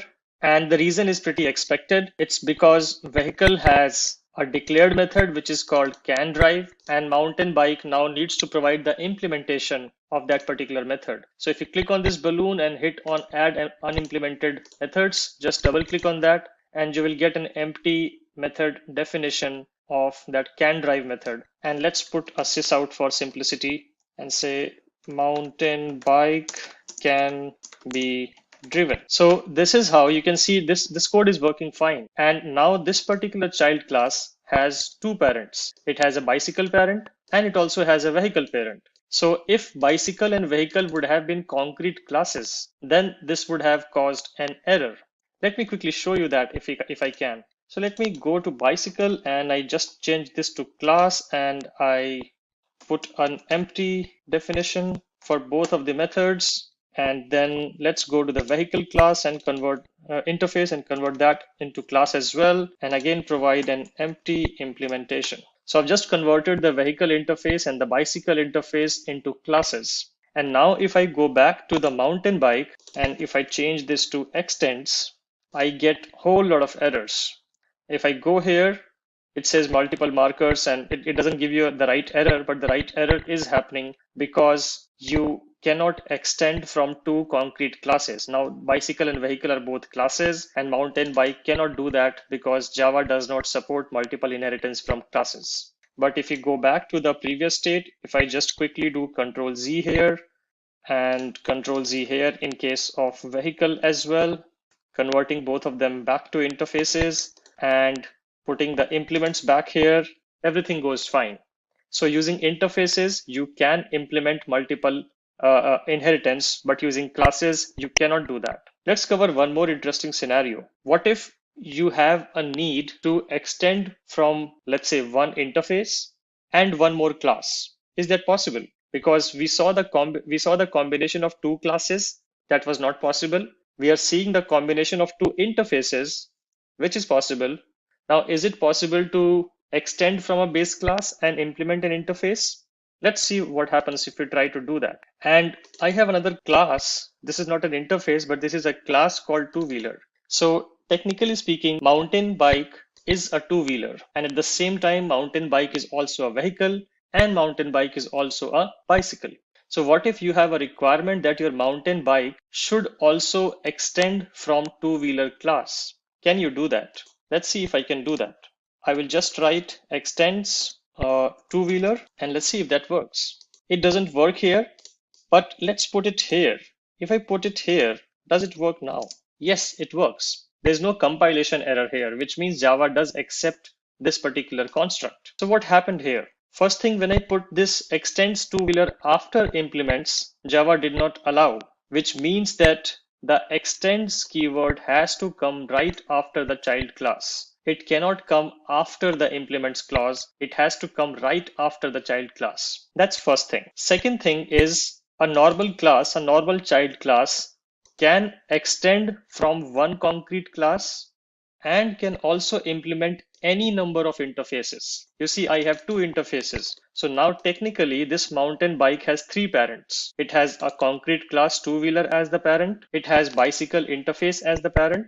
And it also has vehicle interface as the parent. So three parents.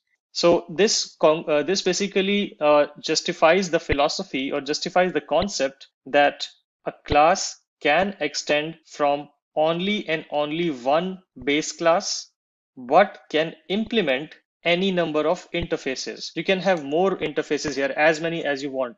So number of interfaces is not a restriction, but number of concrete classes is a restriction. The child class will have only one concrete base class, but can have any number of interfaces being implemented from this particular class. That's the basic property. And then the main in the main method, you can access any of the vehicle or two-wheeler or bicycle interfaces methods and the classes methods as well if you want to. So for example, if I want to just type this, and if I just do dot here, I can access can drive as well. Now can drive was implemented in the vehicle interface or declared in the vehicle interface. Similarly, if I look for the two-wheeler method, can I see the two-wheeler method as well? Let's see if I can. Yes, and this you can see this is the two-wheeler class method which says can rotate two wheels. So I can call this particular method which is coming from the two-wheeler class. I can call the vehicle class declared method which was can drive. So this is also possible, and this is possible because mountain bike is implementing the interface of vehicle. So let's run this particular program and understand the output. So at first I initialize the mountain bike class and I print the gear, the seat height, and the bike speed values. You have already seen this. Then I apply the brake and I speed up. So after applying the brake, the speed becomes 10 minus 1, 9. And after speeding up, the new speed becomes 9 plus 10 as 19. Then I call mountain bike dot can rotate two wheels, which is going to invoke the method which is defined in the two-wheeler class, which is printing a simple sysout. So I get the same sysout here. This method is being invoked from the mountain bike object due to the concept of inheritance. Similarly, when I say mountain bike dot can drive, this can drive was declared in the interface vehicle. And then when mountain bike implemented this interface, Java forced it to provide a definition of this particular method. And this is a definition, which is again a sysout. And you can see that sysout being printed here. So this is how you can implement multiple inheritance in Java using the power of interfaces. And you can also combine the classes and the interfaces. The condition is that only one class should be the parent class. And then you can have any number of interfaces as the parent entity if you want to. And that's all I want to cover in this particular session.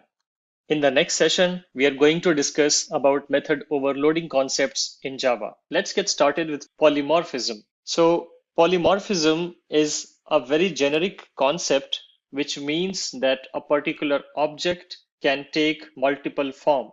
Let's not even call it as object. Let's make it more generic. A particular entity can take multiple forms. If any entity in Java exhibits that kind of behavior, then we say that polymorphism is in action. That entity can be a class or an object or even a method. And in today's session, we are going to talk about that type of polymorphism which is exhibited by methods. So we will see how a particular method in Java can take many different forms containing different logics, but still having the same name. And that concept is called method overloading. So whenever you hear the word that you need to overload a particular method or this is method overloading happening, technically or conceptually, it's basically polymorphism in action, and polymorphism is being applied on a method here. And that phenomena we call as method overloading. So in today's session, we are going to have a look at how we can implement method overloading in Java. So the basic idea of method overloading is that the name of the method should remain the same. So you see in this particular class, which I have created to demonstrate the method overloading. So this is the class name, and the method name, which I am going to overload, is called multiply. And that is probably the first thing which you need to remember to implement method overloading correctly, that the method name is going to remain the same. The type of the return of the method may change. Here you see it's returning int here in the first instance. In the second instance also it is returning int, but in the third instance it is returning double. So the return type of an overloaded method can change. Another thing which can be varied between same method being defined again and again is that the number of arguments and the type of arguments. The first multiply method takes two arguments of integer type. the second multiply method takes 3 arguments of integer type, and the third multiply method takes 2 arguments of double type. So by using method overloading, you can vary the number of arguments and also the type of arguments. So the basic idea is that you define the method using the same name, but you do a variation in the arguments or the return types. And that's how you technically implement method overloading. In this particular case, the multiply is the method being overloaded. And in the first case, it is accepting 2 integer arguments and returning the result of multiplication of those arguments. In the second case, the same method name multiply here, the same visibility public, and the same return type, but this time 3 different types of integer values can be accepted, and this method, multiply method, is going to return the multiplication of 3 integer numbers. In the third case, at line 15, I again use the same multiply name, the method name, but this time the return type becomes double, and this method accepts 2 double arguments and returns the result of the multiplication of these double values. So the method name is same, but the arguments vary, and also the return type may also vary. That's the basic premise of how you implement method overloading. So whenever you want to implement it, keep the method name same, vary the arguments and the return types. And after that, I'm just created a public static void main method here. I have initialized the class here, this particular class itself, method overloading demo. And then I am calling the multiply method on the object. And based on the number of arguments I supply, the corresponding method will get invoked. That is something which Java will take care automatically, that whatever type and the number of arguments you supply in the call, in the invocation, based on the number and the type of the arguments, Java will try to find a matching method in the overloaded methods. If it is able to find a method, it's going to get invoked. If it is not able to find the method, you will get an error. In fact, you will get a compile error itself while you invoke a method for which the definition is not available. For example, if I try to just copy this and make an invalid method invocation, let's provide 4 arguments. And if I do that here itself, I will get the error because Java is not able to find a multiply method in this particular class, which is accepting 4 integer arguments. So you will get the compilation error itself before you can even run the program. But the basic idea is that you use overloading with multiple different types and the number of variables. So I'm calling multiply 3 times. Let's run this particular program and observe the output. So let me just bring this output down. Yep. So first I call demo.multiply and pass 2 integer values 10 and 20. When this happens, this particular method gets invoked and it returns a result of 10 into 20, which is 200. In the second invocation, I'm calling again the multiply method, but this time with 3 arguments, 3 integer arguments specifically. And this call is going to match this particular method signature, and it is going to execute whatever is written inside this particular method, which is the multiplication of the 3 arguments being supplied. So 10 into 20 into 30, which is 6,000. The third case, let's go back here at line 25. The third case of invocation of the multiply method is accepting 2 decimal based arguments, 10.5 and 20.5. So Java is going to look at the class and trying to find a method which can accept decimal values. And there it is. This is the method signature which is going to match the invocation. Java is going to do this matching automatically for you. And here, whatever logic you have written inside this particular method will get executed. So 10.5 into 20.5 returns 215.25, and that's the output you get. So this is how you can use method overloading in Java. This is a rather fairly simple example, but you can make it as complex as you want. But a word of caution, do not use it too extensively. In fact, a lot of expert programmers do not recommend using method overloading because it becomes very confusing. Use it only when you do not have any other way out. Use it only where this is the only way to write correct form of methods with the right readability. Otherwise, generally there would be other ways to avoid method overloading by writing concrete purpose-friendly method names themselves. Maybe you don't need to use the multiply name again and again. You can call it as multiply two numbers, multiply three numbers, multiply doubles, so that the method name itself is more explicit and understandable rather than juggling around different signatures of the same method. Especially it becomes more confusing if you are creating an interface which is to be consumed by a third-party developers or third-party application. So try to use it with caution. That's what I'm trying to stress here.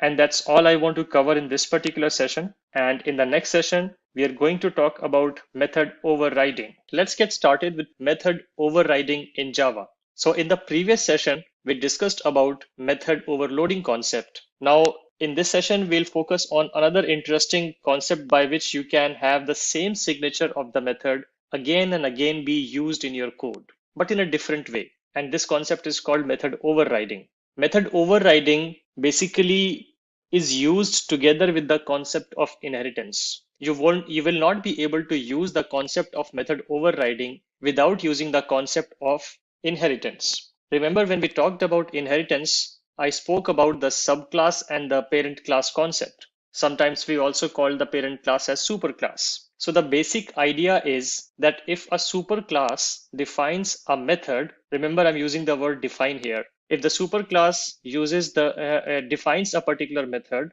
and then the subclass again tries to define the method with the exact same signature, this phenomena is called method overriding. Now, when you do method overriding, there are some rules to follow. And I'm showing you a tabular structure here, a table basically, which will show you what is possible and what is not possible when it comes to method overriding. So let's try to understand this table. So if you try to define a method with the same signature as a superclass method, the rules follow as per this table. Let's go with the first one. If you have an instance method defined in the superclass, instance method is the normal method which you define in your classes. So if you have defined an instance method in your superclass, and if you define a method in the subclass with the exact same signature, then that concept is called method overriding, and it will be a successful override. Override also, let me also explain what override means here. Override means that once you try to initialize the subclass object, you will be able to invoke its own overridden method definition. If you call that particular method, the subclass's own instance method is going to get invoked rather than the superclass's instance method. We'll look at that when we look at the example as well. But that's the normal scenario where your superclass defines an instance method and subclass also defines an instance method with the exact same method signature. That concept is called method overriding. What if your superclass defines a static method? Static method is basically a method which belongs to the class but not to the object. Instance method is called instance method. A normal method is called instance method because it belongs to the object. You can call the method on the object, but static methods are called by class. So you say class name dot static method name. But when you call instance methods, you just call object name dot instance method name. So that is the basic difference. The static methods belong to the class. Once you have defined a static method, the same static method will be available to all the objects of the class. But instance methods are unique to each object. So that was a short tour of what static methods mean. So if you define a static method in the superclass, and then if you try to define an instance method with the same signature in the subclass, you will get a compilation error. It will not be allowed. It's not allowed in Java to override a static method from superclass. That's what it says. Next one, if your superclass has a normal instance method and then the subclass tries to use the same signature but creates a static method out of it, then again you will get a compilation error. So the overriding of an instance method to a static method is not allowed. And the last concept is again a very interesting concept and a very popular interview question about method hiding. So if the superclass defines a static method and the subclass also defines the static method with the exact same signature, then the superclass's static method gets hidden. It basically hides the superclass method. So that's the basic idea behind method overriding. So if you see, technically, it's a form of polymorphism. because the same method is having multiple definitions. But when we looked at the previous example, the multiple definitions were in the same class. Here, the multiple definitions are in different classes, and those classes are having a parent-child relationship. That was about the theory of it. Let's go to an example of it to understand it better. And I've used again the same construct of bicycle and mountain bike, which we have been using in this series just to maintain continuity. So I have a parent class called bicycle here, which has two properties, gear and speed. It has a constructor, nothing unusual there. And then it has defined three methods: set gear, apply brake, and speed up. Set gear is just setting the new value as the gear value. Apply brake is going to decrement the speed by the value you supply, and speed up is going to increment the speed by the value you supply. Simple, this is exactly what we have seen before. Now, mountain bike tries to extend bicycle. So mountain bike becomes a child class. It defines a variable called seat height, defines a constructor called super here, nothing unusual so far. Also defines a setter for height, setter for the seat height, not exactly following the setter construct, but this is just to set the height. But here things get interesting. Let me just bring this down a bit. Yeah. So here it is overriding all the three methods of the base class. And by overriding, it is providing its own implementation of the same methods. Let's compare them. Here, when it overrides the gear and whatever value you supply, it adds 2 to the plus 2 to that value and then sets that value as the gear value. But in case of base class, it was just setting the new value as the gear value. So for instance, if you supplied 1 here, the gear value becomes 1. But here, if you supplied 1, the gear value becomes 3. Similarly, when you apply brake on the mountain bike class, whatever value you supply will be subtracted from the current speed, and 10 would be subtracted even more. So if the speed is, let's say, 50, and you supply the decrement value as 10, so it will be 50 minus 10 equal to 30. But in case of bicycle, if the speed was 50 and you supply 10, then it would be just 50 minus 10, 40. So there is extra 10 being subtracted from the speed when you apply brake in case of a mountain bike. Similarly, for speed up, it's increment of 10 in addition to what value you supply. So again, if the speed was 10 and you supplied 10 here in the argument, so 10 plus 10 plus 10, 30 will become the new speed in case of mountain bike. But in case of bicycle, if you supply 10 and if the current speed was also 10, then it becomes 10 plus 10 only 20. So that's the difference. So the basic idea, I hope you get the basic idea here, is that you override the methods and your own class provides its own implementation of those methods. That's the basic premise of method overriding. All good so far, and you do not have an obligation to override all of the methods, because here we have the concrete implementation of the methods. So here, in case of mountain bike, you can skip overriding one of the methods if you like to. This is also fine. There will be no compilation error because speed up has a concrete implementation in the bicycle class as well. So it's up to you how much you want to override. So let's move to the main class now. So in the main class, we have created the public static void main method here, and let's look at what is happening inside the class. First, we initialize the bicycle class. So bicycle class reference and bicycle class object. Nothing unusual here. We supply the gear value and the speed value. Then we print the gear and the speed value. We apply brake on the bicycle, and then we observe the new speed of the bicycle after applying the brakes.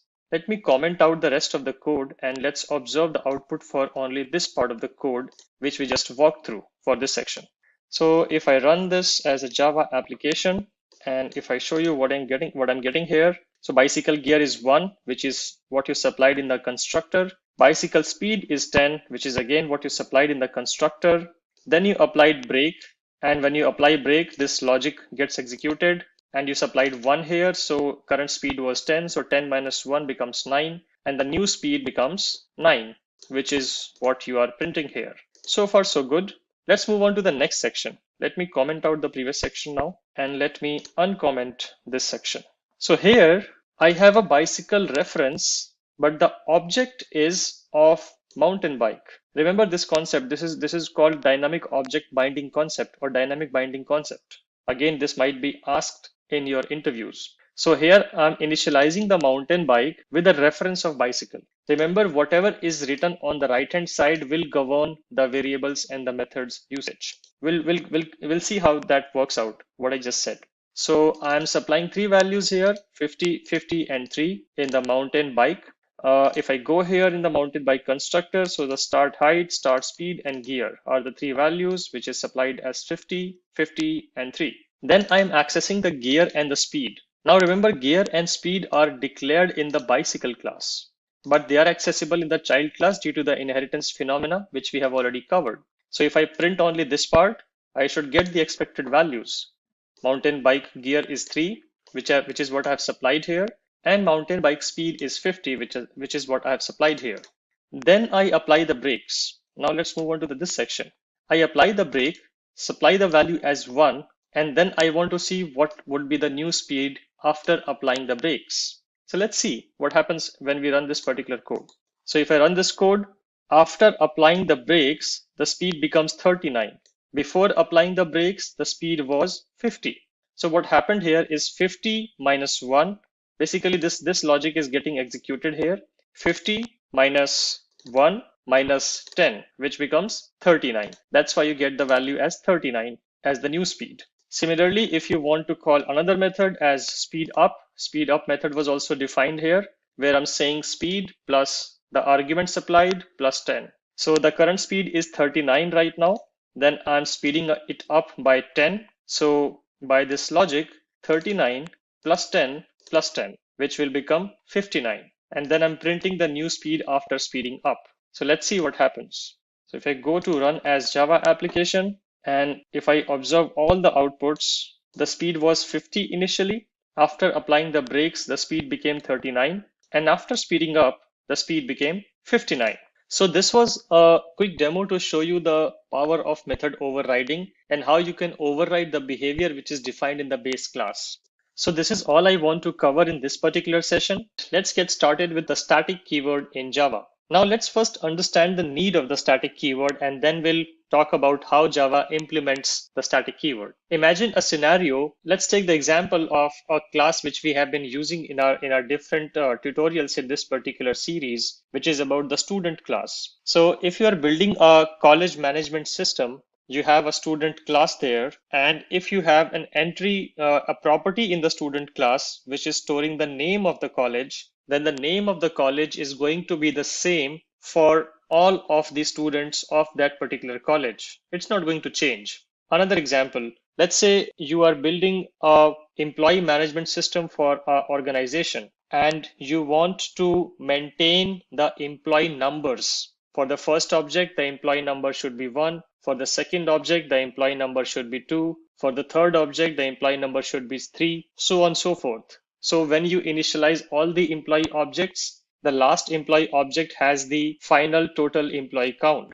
And you can also treat this employee count as, let's say, the employee number as the employee ID. So starting from the first employee to the last employee, the employee number is the employee ID, which is a way to uniquely identify an employee. So we talked about two different cases. In the first case, we had a particular value which was same for all of the objects, which was the student and the college relationship. And then in the second example, which I quoted, where all the employees objects have to share a particular property amongst them, because if the second object did not know the previous value of the employee number, it will not be able to get to the new number. It needs to know what was the previous value so that it can do +1. So each of the object needs to know the state of the previous object. Two different cases, two different scenarios, one single solution, which is static keyword. So the static keywords are used for those members which belong to the class.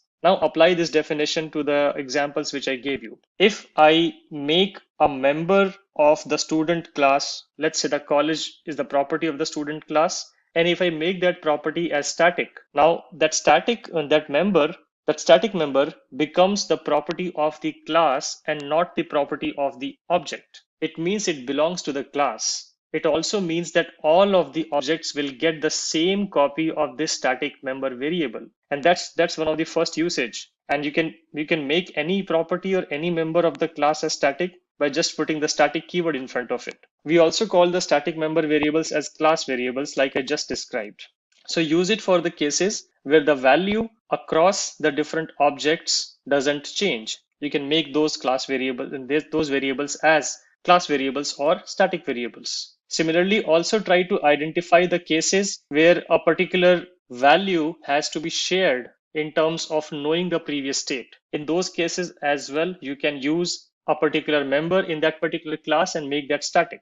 For example, in this case, we have a bicycle class and we have a static variable which says number of bicycles. So every time you initialize the bicycle object, this number will be shared.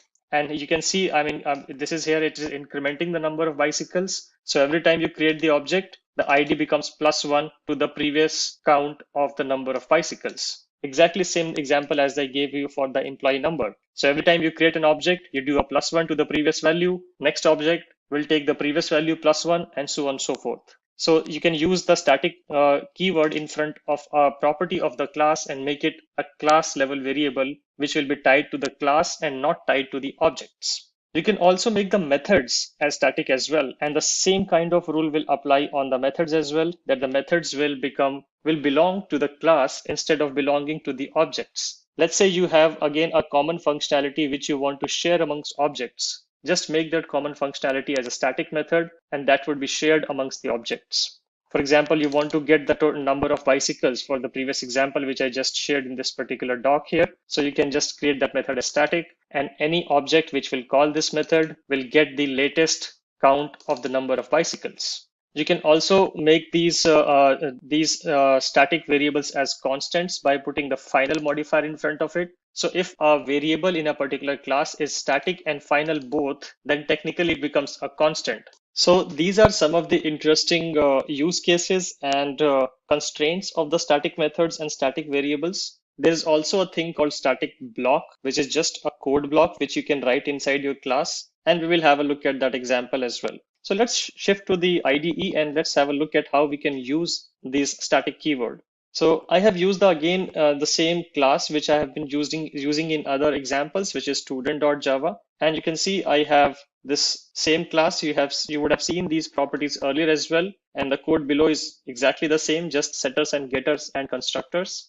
And it has an additional property, which is college. And the college name XYZ is the same for all the students. So I have just hard coded it. But you see, what is happening here is that every time you create a student object, this variable gets initialized. Even though the variable for all the objects has the same value, still it gets initialized again and again and again. So technically it's a waste of memory. You're just wasting memory of a new allocation every time, even though the value is same. What if we create this object once and this member variable once and just use it across objects? You can do that by just writing static in front of it. If you do that, then you see this becomes sort of italic here, and that's Java's convention to show that this particular variable is a static variable. You can also see the static keyword in front of it. And then whatever value you have specified, this will be initialized only when the class is loaded. Remember, I'm not talking about the object initialization. I'm talking about the loading of the class in the JVM. So the first time the class is loaded, this particular variable will be initialized, and that's it. After that, no matter how many student objects you create, the same college reference will be used again and again, and the college variable will not be initialized again. It will be initialized once, and the same college reference will be used again and again. That's the power of static variables. For example, if I want to access this particular college variable, how do I do that? So let's look at a main class where I have initialized this particular student class with an object named as John. And I've specified the name, the age, and the address, and I'm printing those values. How do I access this static variable? If I say John dot, do I get access to the college variable? Yes, I do have access to it, but does it work? Let's see. You see a yellow line here, and we will come to that yellow line in a while. But let's first see if this works. Yes, it works. I can see that the college name is printed here as XYZ, which I have set. Now let's look at the error or the warning. It says the static field student.college should be accessed in a static way, because the way you are accessing it right now is the instance way of accessing a particular member. This is not a static way of accessing a member. So if you want to access a static member of a class, you should access it with the class name and not the object name. Why? Going back to my original definition that the static variables belong to class. They do not belong to object. And that's why Java will warn you if you are not accessing the static variables via the class, because they are supposed to be accessible via class. It will not give you a compilation error, but if you're working in an enterprise project, this is going to raise a lot of violations and a lot of questions for you as to why you are not accessing it via the class name. So this is the correct way of accessing it, and you will get the same output. Now, no matter how many objects you create of the student class, you can always access the student.college and you can always get the same value of the college name. That's the first use case. Second thing is about static methods. So you will use the static methods in a case where I described about the counting the employee numbers. And let's say if we have the same kind of scenario where you have to count the number of students, because you can use that particular count as, let's say, the roll number of the student. So if you have that kind of requirement, then you need to create a static method because you need to share the state of the object across objects. Remember that. So what you can do simply is create a static method. So let's say I create a normal method and then I just put static in front of it, saying static void student count. And now I want to count the student. So let's create a simple count variable and let's start it with 0. And then I can increment the count variable again and again in the static method, right? But you see, I get an error here. The error is if you go to the balloon, it says cannot make a static reference to a non-static field count. This is one of the properties of the static methods. The moment you make a method as static, then that particular method can only access the static member variables of the class. The static methods will not be able to access the non-static variables. Count is a non-static variable. Count is a normal instance variable. So a normal instance variable, for that matter, name or age or address, nothing would be accessible here. If I try to access, let's say I try to access name here. So if I just say sysout and I say name, it will also give me the same kind of error. If I go here, it gives me the exact same error because static method cannot access the non-static member variables of the class. So you have to make this count variable as static as well. And then only this compilation error will be fixed. I can remove this one. And now this method is fine. Now I can increment the count every time that object is created. And that is one of the use case of using the static method, that you can share the state across the different objects.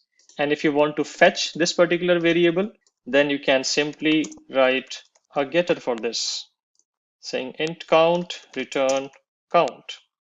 And then you can return the count. You can see that now an instance method can access the static member. So the reverse is fine. A non-static method can access a static variable, but a static method cannot access a non-static variable. Remember that a static method can not access a non-static variable, but a non-static method can very well access anything, including the static variable. That's second thing. The third concept is of static block. And static block also has a similar usage, that if you have a block of code, it's not just a variable, it's not just a method, but you have a block of logic which you want to execute only once when the class is loaded into the runtime. If that is your requirement, then you can write a static block. And the way you will write it, generally we write it at the beginning of the class. And the way you will write it is as you write static and you put curly braces and you start writing code here as to whatever. You can say initializer and you can write whatever code you want to write. The only caveat is that in the static block, you will only be able to access only the static member variables of the class. So you will not be able to access these variables. You can only access these two variables. You can very well move these two variables here if you want to. So if I go here, I can paste this and I can drop the static keyword because everything in the static block is automatically static. So I don't need to explicitly call out static variable. And now this code is fine. You get some warning because it's not used anywhere in the class, but that's fine because this is just a simple demo. But the whole point is that you can write the static block and you can write all these initializer code which you want to write here which you only want to execute once during the whole execution of your program. Just to show you the reason and the way it works, let's try to see if the static block works. And let me comment all the static code which I wrote here. And let's go back to the static demo and let me remove this one as well. So now I just will run this student.java. I will create an object of student.java and I will see if the static block gets executed or not. So let's run this particular class, which is the main class, and I have a main method. I have a student object initialized and I'm printing the name, age, and address. If I run this, you see the first line of code which gets printed in the output console is the static block code, which is what I wrote here. And let me do one more thing just for fun's sake. Let me create more objects of it. Let me just call them 1, 2, 3, and 4. And let's see how many times the initializer code gets printed. You see that the code still gets printed only once, even when I created 5 different objects of the student class. And that's the property of the static block, that it will be executed only once when the program is loaded into the runtime. And that's all. And that's pretty much all what I want to cover in this particular session. Let's get started with nested classes in Java. So far we have seen that we can create classes in Java and we can create objects of those classes to interact between those classes and objects and other properties as well. But what if you have a use case, or what if there is a need that you need to define a class within a class? So that's the concept of nested classes, that Java does allow you to create classes within the classes. Now, you might be wondering as to why do you want to do that? And the simple answer is encapsulation. You would be facing some scenarios while writing enterprise grade applications where you have a class which has its own scope, but that whole scope or the existence of that class is justified by another class. For example, if you try to design an object-oriented design for a house, then a kitchen cannot exist without a house because the kitchen exists inside the house, right? So if you have that kind of relationship, then probably kitchen class has to be inside the house class somehow. And that's where this nested class concept will come into picture. And that's why we have this nested class concept here. As you can see, what I'm showing on the diagram, that Java programming language allows you to define a class within a class, and that is called nested class. Now, when we talk about nested classes, you will hear two different terms. Basically, nested classes are divided into two categories, which are static classes or static nested classes and non-static nested classes. Now, static nested classes are called simply static nested classes, and the non-static nested classes are called inner classes because they are non-static, they are just normal inner class. Exactly similar to the way we say a normal method and a static method. Similarly, if you put a static keyword in front of a nested class, that becomes a static nested class. And if you do not put static keyword in front of a nested class, then it is simply treated as a general inner class. That's the overall concept. Now there are some more drivers of why you would like to use it. One example is I gave you about the existence of an object within an object, or technically speaking, the existence of a class within a class, the whole house and kitchen analogy, which I just shared with you. But broadly, you will see these different reasons due to which you will be using nested classes. First of all, it's a way to logically group all the related classes that are only used in one place. What it means is that if you have a class which is only serving the purpose for a larger class, then it's better to group those two classes together inside a single class, or simply nest the smaller class inside the bigger class. I might be using the term inner class and outer class to point out the static nested inner class and the outer class. That's the first reason. The second reason is, like I said, it increases encapsulation because now you have full control over what you can expose and what you cannot expose, or what you should expose and what you should not expose. Because inner classes will also come with its own set of visibility constructs like private, protected, etc. So you get more fine-grained control in terms of what you want to expose to the outside world collectively from the outer and the inner class. and it can lead to more readable and maintainable code. Though I would honestly say that this is debatable because in a lot of programming languages, static nested classes are not promoted because they drop readability. Imagine if you have 10 classes, if you have a single class and if you have a nested hierarchy of 10 classes, it becomes super confusing and super complex to track the visibility of the variables and also to understand the code better. So this is debatable whether it improves to readability and maintainability or not. Maintainability, yes, to a sense, because you have a single class which is containing the logic of a inner helper class and the outer class. Readability, yes or no, it depends. If the classes are small size, then yes, it does improve readability. If they grow larger, then it's better to move the class outside and just make that class maybe a package private or something. So this is the basic premise of why we use nested classes. Now let's talk about an example by which we can demonstrate how to work with the static nested classes. So here I have created a class. It's a simple class, but I've just named it as outer class so that we understand that this is the outer class. So I have a class here which is named as outer class, and at line 5 I am defining a static variable inside the class. You can see the static keyword here, and I've just called it as outer static member. Then I have a simple instance variable. This is something which you have seen normally in all the different examples I have given you. And then I have another static variable, but this is private. So this one is a normal static variable. This one is a normal instance variable. And this one is a private static outer variable. All these three variables are sitting in the outer class, but this is private, this is static, this is private static, and this is a normal instance method. And we will see how we can access these variables inside the static nested class. To define the static nested class, the way you will write it as you will be inside the class opening and closing braces, and you will start writing like this: static class and the name of your class. That is how you're going to define a static nested class. And then you put the curly braces, and whatever goes inside it is just like any other normal class you would write. So let's say inside this static nested class, I have defined a method called display. And now I am trying to access this particular variable, which was a static variable defined in the outside class or the outer class. We will see if we can access these static variables from the outside class or not. So that is what this system.out.println is doing. I'm just accessing this directly. You can see you can directly access the outer class static member variable inside the static nested inner class. Then in the next statement, I am accessing the outer private member, this one. So the outer private member, which is also static.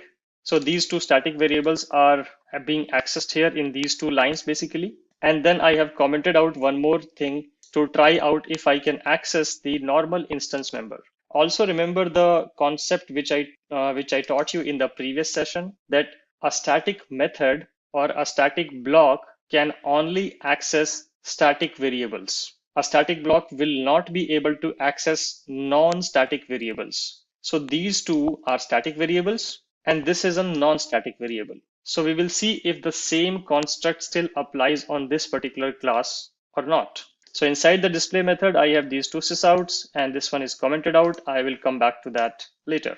So you have your outer class and your static nested class ready with a sample method. Now let's see how we can invoke these outer and inner classes. How do we create the objects of an inner class? So for that, I have this static nested demo class. It's basically containing a public static void main method, as you can see here. And let's try accessing a static nested class. So if you want to initialize or access the inner static nested class, then you have to follow this kind of construct where you say outer class dot inner class name, then you give a reference to it. And again, you follow the same construct. You say new outer class dot static nested class name and a simple parenthesis. And this is how you are going to create an object of the static nested class, which you have defined inside your outer class. Remember this syntax. This is how you're going to do this, that you type outer class dot static nested class.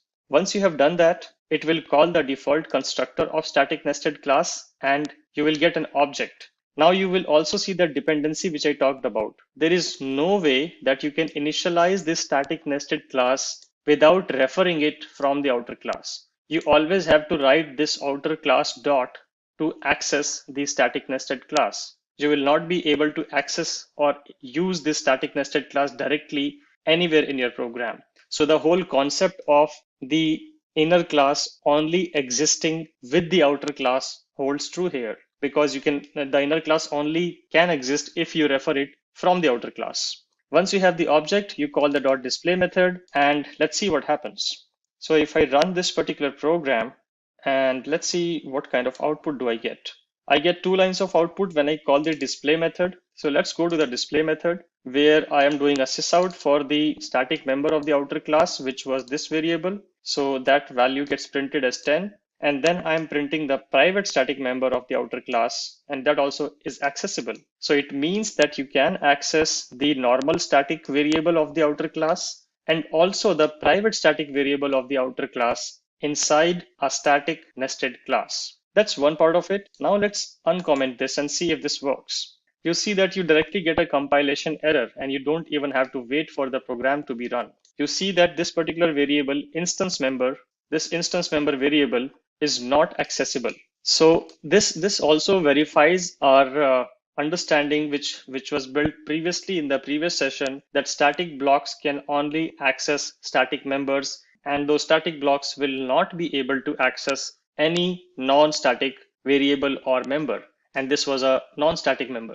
So that's all I want to cover in this particular session, where we talked about the nested classes concept, the static nested classes concepts basically. And we also had a look at what the static nested class can access or cannot access. And we also saw how do we initialize an object of a static nested class. In the next session, we are going to talk about the second category of the nested classes, which is the normal inner classes or the non-static nested classes. Let's get started with inner classes in Java. So in the previous session, we talked about the static nested classes. And in today's session, we are going to focus on the non-static nested classes. We also call them simply as inner classes. So whenever you hear the word inner classes, always clarify whether they mean the static nested inner classes or the non-static nested inner classes, because people may use different terminologies. But the official or the standard terminology is, whenever somebody says inner classes, it means the normal nested class. And when somebody wants to convey static nested classes, they will use explicitly the word as static nested classes. So when we talk about inner classes, they look a bit similar to the static nested classes, with the difference that you will not see a static keyword while you define the inner class. That's the one type of the simplest inner class you can create. It follows pretty much the same kind of construct, where you define the outer class and you define the inner class and you write the logic inside the inner class. So let's understand this with the help of an example, and we will also talk about the other type of inner classes which we have. So with that, I want to switch back to the Eclipse IDE, and let me comment this one out because I will cover this in a while. And let me fix an error here as well. So I will comment this as well. Okay, so let's talk about the demo which I have prepared. It's a very simplistic demo just to understand the concept. And please do practice all of these concepts in detail to get more confident about these. So I start defining a normal class, just naming it as outer class. And then you can create a class within a class. I'm calling it as inner class. You can obviously name it as anything you want, and you can write any logic which you want to write inside your inner class. Here, I just have a display method where I have a simple sysout, which is verifying if I can invoke this particular method or not. So if you have this simple kind of construct of outer class or inner class, how do you initialize the inner class? Remember when we talked about the static nested classes, and if you wanted to initialize the static nested class, I had to follow this particular syntax where I said outer class dot inner class on both sides when I try to initialize the object. But if I want to initialize a normal inner class or a non-static nested class, the way to do that is like this. So on the left hand side, you again follow the same kind of construct where you say outer class dot inner class, you write a reference for it, and then you say new outer class. Here you are creating an object of it, dot new inner class. So you basically first initialize the outer class, create an object of the outer class, and then that object of the outer class can be used to create an object of the inner class. So this is the difference. If I take you back to the static nested classes initialization, here on the right hand side, it was simply outer class dot inner class and then the parenthesis, because this was a static member. So you access the static members by the class name. That's why class name dot static member. But you access the normal instance members via the instance and not the class name. So you need to create the instance first. And then once you have created that instance, then you can access any member variable of this class. And inner class technically is just a member variable, which has been initialized here. So this is how you're going to initialize an inner class. Then you get an object of it. And once you have got the object of the inner class, then you can call the display method. And whatever is written in the display method shall be executed. Let's run this program. Yes, I can see that the display method is getting called and it is printing whatever was written inside the display method. In the display method, I just simply had a sysout which said this is an inner class method, and that's what is getting printed here. That's one type of the inner class, which is looking very simple.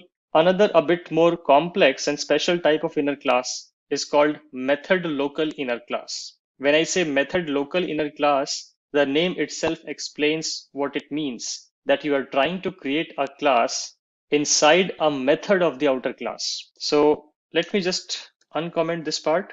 So this is a normal method, normal instance method of the outer class. And inside the method, I create a class. You see, inside the method also you can create an inner class. That is also something which is supported by Java. And that's what I'm trying to showcase here. That when I define the outer class method, I write my whatever logic I want to write in my method, and then I can create an inner class, a method local class basically. I've just named it as method local class to just look it more readable.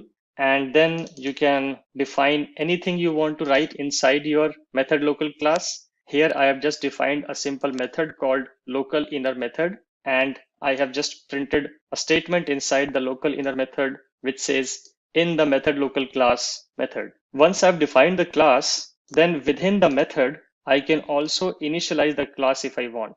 You can see I'm creating an object of the method local class within the enclosing method. That is also possible. So I create an object called MLC, and then once I have the object, I can invoke this method by the object. And that is what I'm doing here. So this whole logic can be just embedded inside a particular method, and we call this type of class as method local inner classes. This is also a type of inner class, but this is just to show you that you can also create method local inner classes. So this is what I've done here, and if I invoke this outer class method, what happens? Let's see that. So here I have written the code to simply initialize the outer class. Nothing new here. This is a normal initialization. And once I've done that, once I've got an instance, then I say outer class dot outer class method. I simply call the instance method. And once I call the instance method, everything is written inside the instance method gets executed. So first I should get this statement, then the class will get loaded and compiled, then an instance of the class will be created, and then whatever is written inside the local inner method will be executed. So technically I should see this sysout and ultimately this sysout if I run those two lines. Let me comment the first part so that we can observe the output correctly. And I run this as a Java application and I get these two lines. So I get the in the outer class method statement, which is coming from here. And then this whole code gets executed, and eventually when this method gets called, I get this statement as well, which is in the method local class method. So this is to show you how you can invoke the method local classes. Basically, there's nothing new here. It's just a normal class. You instantiate the normal class and then you call the object. You get an object and you call the method on the object of the method local class. Now there is another type of inner class which is called anonymous inner class, which we haven't covered so far. Anonymous inner classes are not very common, but sometimes you might need to do that. You might need to create anonymous inner classes, but always first understand and discuss with your teammates as to if there is a way to avoid anonymous inner classes, because they are not very readable. But let me cover that as well as part of this curriculum. So if you have to implement anonymous inner classes, let's first understand why do we need to implement anonymous inner classes. And I would like to do that with the help of a demonstration. So I have again created a simple interface of bicycle, and I will create an implementation class called mountain bike. So you see a bicycle interface, and I have two methods which says can speed up and can apply brake. Just simple two interface methods being declared here. Then I create an implementation class called mountain bike, which implements bicycle. And if it implements bicycle, it has to provide the implementation of those two declared methods in the interface. And that's what it does here. And for the sake of simplicity, I'm just printing assist out here. All good so far. And then if you have to access or create an object of this mountain bike class, the way you do that is simply by just saying bicycle mountain equal to new mountain bike. Remember, I'm using the bicycle reference here, but the object is of mountain bike. So when I call anything on the mountain bike, then that implementation of the mountain bike will be invoked. So I'm just invoking the can apply brake method and can speed up methods. Nothing new here. You have already seen this when we were talking about interfaces session.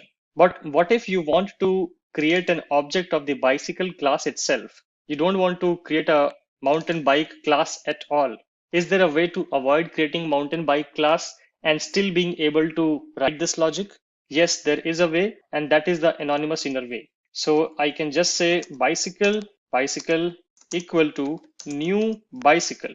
If I say new bicycle, remember I'm not saying new mountain bike because mountain bike does not exist or I don't want to create mountain bike class. Then you can write this instantiation right for the interface class. But the moment you hit control space, and you will get this option where it will say, okay, I will get you an object of bicycle interface, but it has to be of anonymous inner type, which is lying in this particular package. So if you just click on this, this whole code will be generated for you. So you see, the moment you double click on this whole code was generated automatically for you, which is providing everything, technically everything which you wrote in the mountain bike class. So the whole logic which you could write in a child class gets embedded right into the instantiation code itself. And this is your anonymous inner class. You see, it automatically looks a bit ugly. And imagine if you're writing this for a real production code where each of the methods may have a lot of logic and you may have a lot of methods,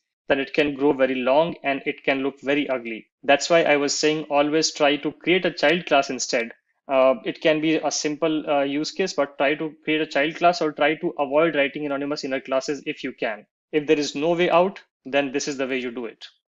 There's also a bit nicer way to do this using Lambda function for functional interfaces, but that is also something which will not improve the readability a lot, though it will make the code look smaller. So here you can write the exact logic which you want to write in can speed up and can apply brake. Basically, whatever you wrote in those two methods in the mountain bike class can very well be written here, and the code will still be executed. So let's just do that quickly. So I will just go here and copy the sysout from speedup method.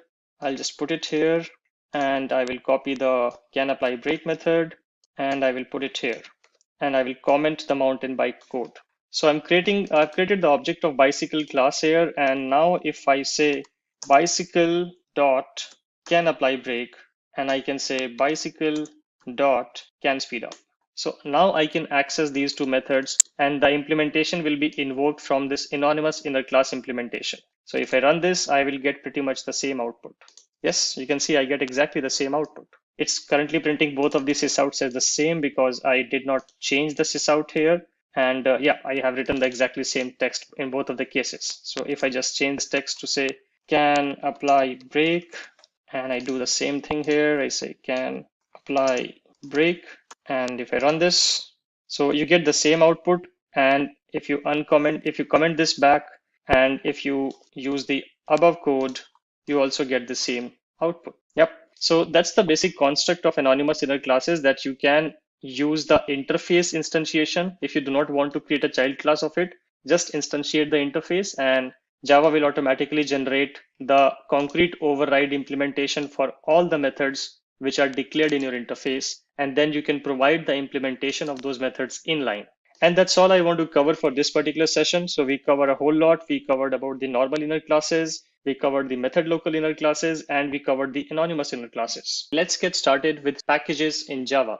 Now, I have been using the concept of packages all the while in all the sessions, but we never focused particularly on packages and why we need them, how do we create them, what are the thumb rules. So we will focus on all of those questions in this particular session. So first of all, just to get the definition out, a package is basically a grouping of related types. Now, these types can be classes, they can be interfaces, they can be abstract classes, they can be nested classes or whatnot. But the basic idea is that you try to keep everything which is related to each other at one place. It's quite similar to how you arrange your house or how you arrange your office or how you arrange your work desk.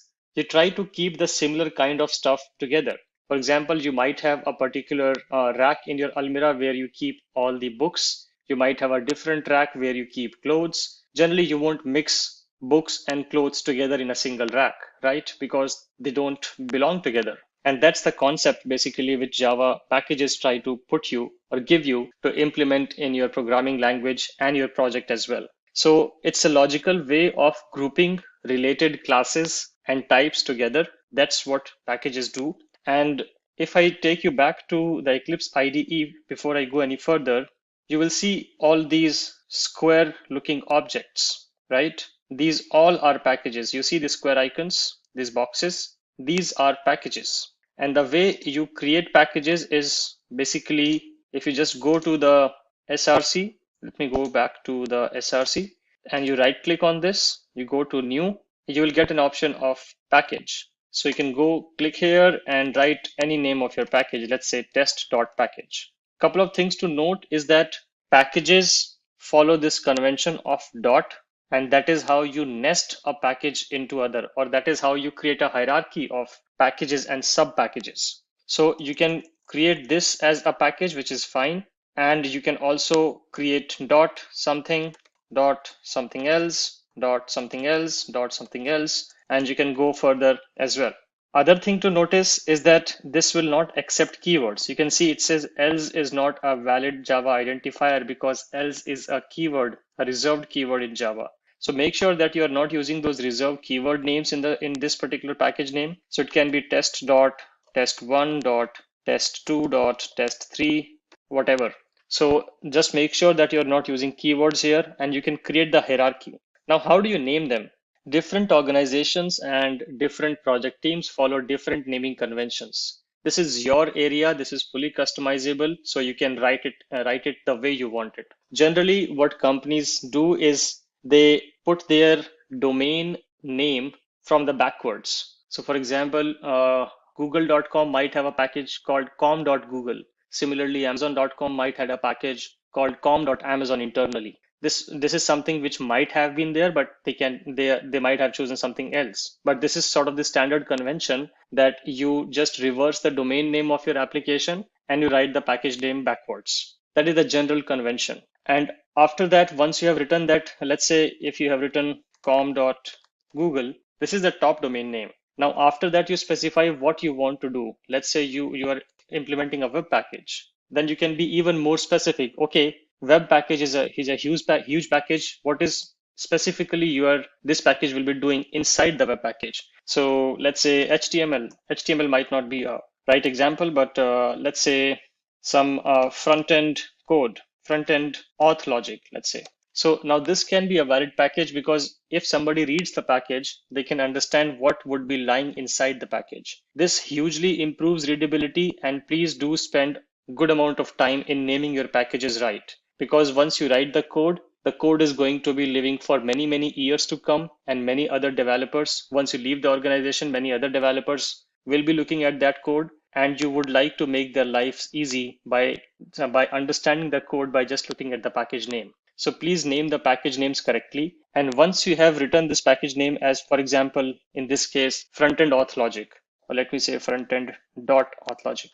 Once you have written this package name as auth logic, then make sure that only the classes which belong to this particular business requirement are present inside this package. No other unrelated class should go inside the package. That is something also which developer have to take care of. So this is again the responsibilities of the developers, that they make sure that whatever goes inside this particular package is only relevant to the package. There's no irrelevant stuff which should go inside the package. Again, this is to improve readability, searchability, maintainability, and tons of other out of the box benefits you get. So that is how you create the packages. Now let me go back to the documentation and talk about why would you use that. Let's look at some of the more benefits of it.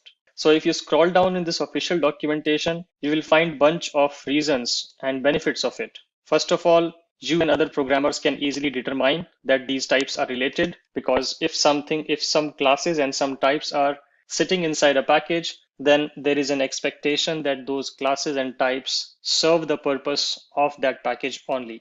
It also provides a benefit that you and other programmers can easily find the types that can provide a particular type of functionality. Again, the same concept of aggregating single functional classes into these packages. That if you are writing, let's say, a banking application, and if you have a package called interest rates, then everything inside the calculation of the interest rate and the specification of the interest rates should sit inside that particular package only. Similarly, the names of your type would not conflict with the type names in the other packages. That is also a huge benefit of packages, that once you start writing a particular class inside a package, and if you make that particular class as private package, then that particular class will be visible only within the package.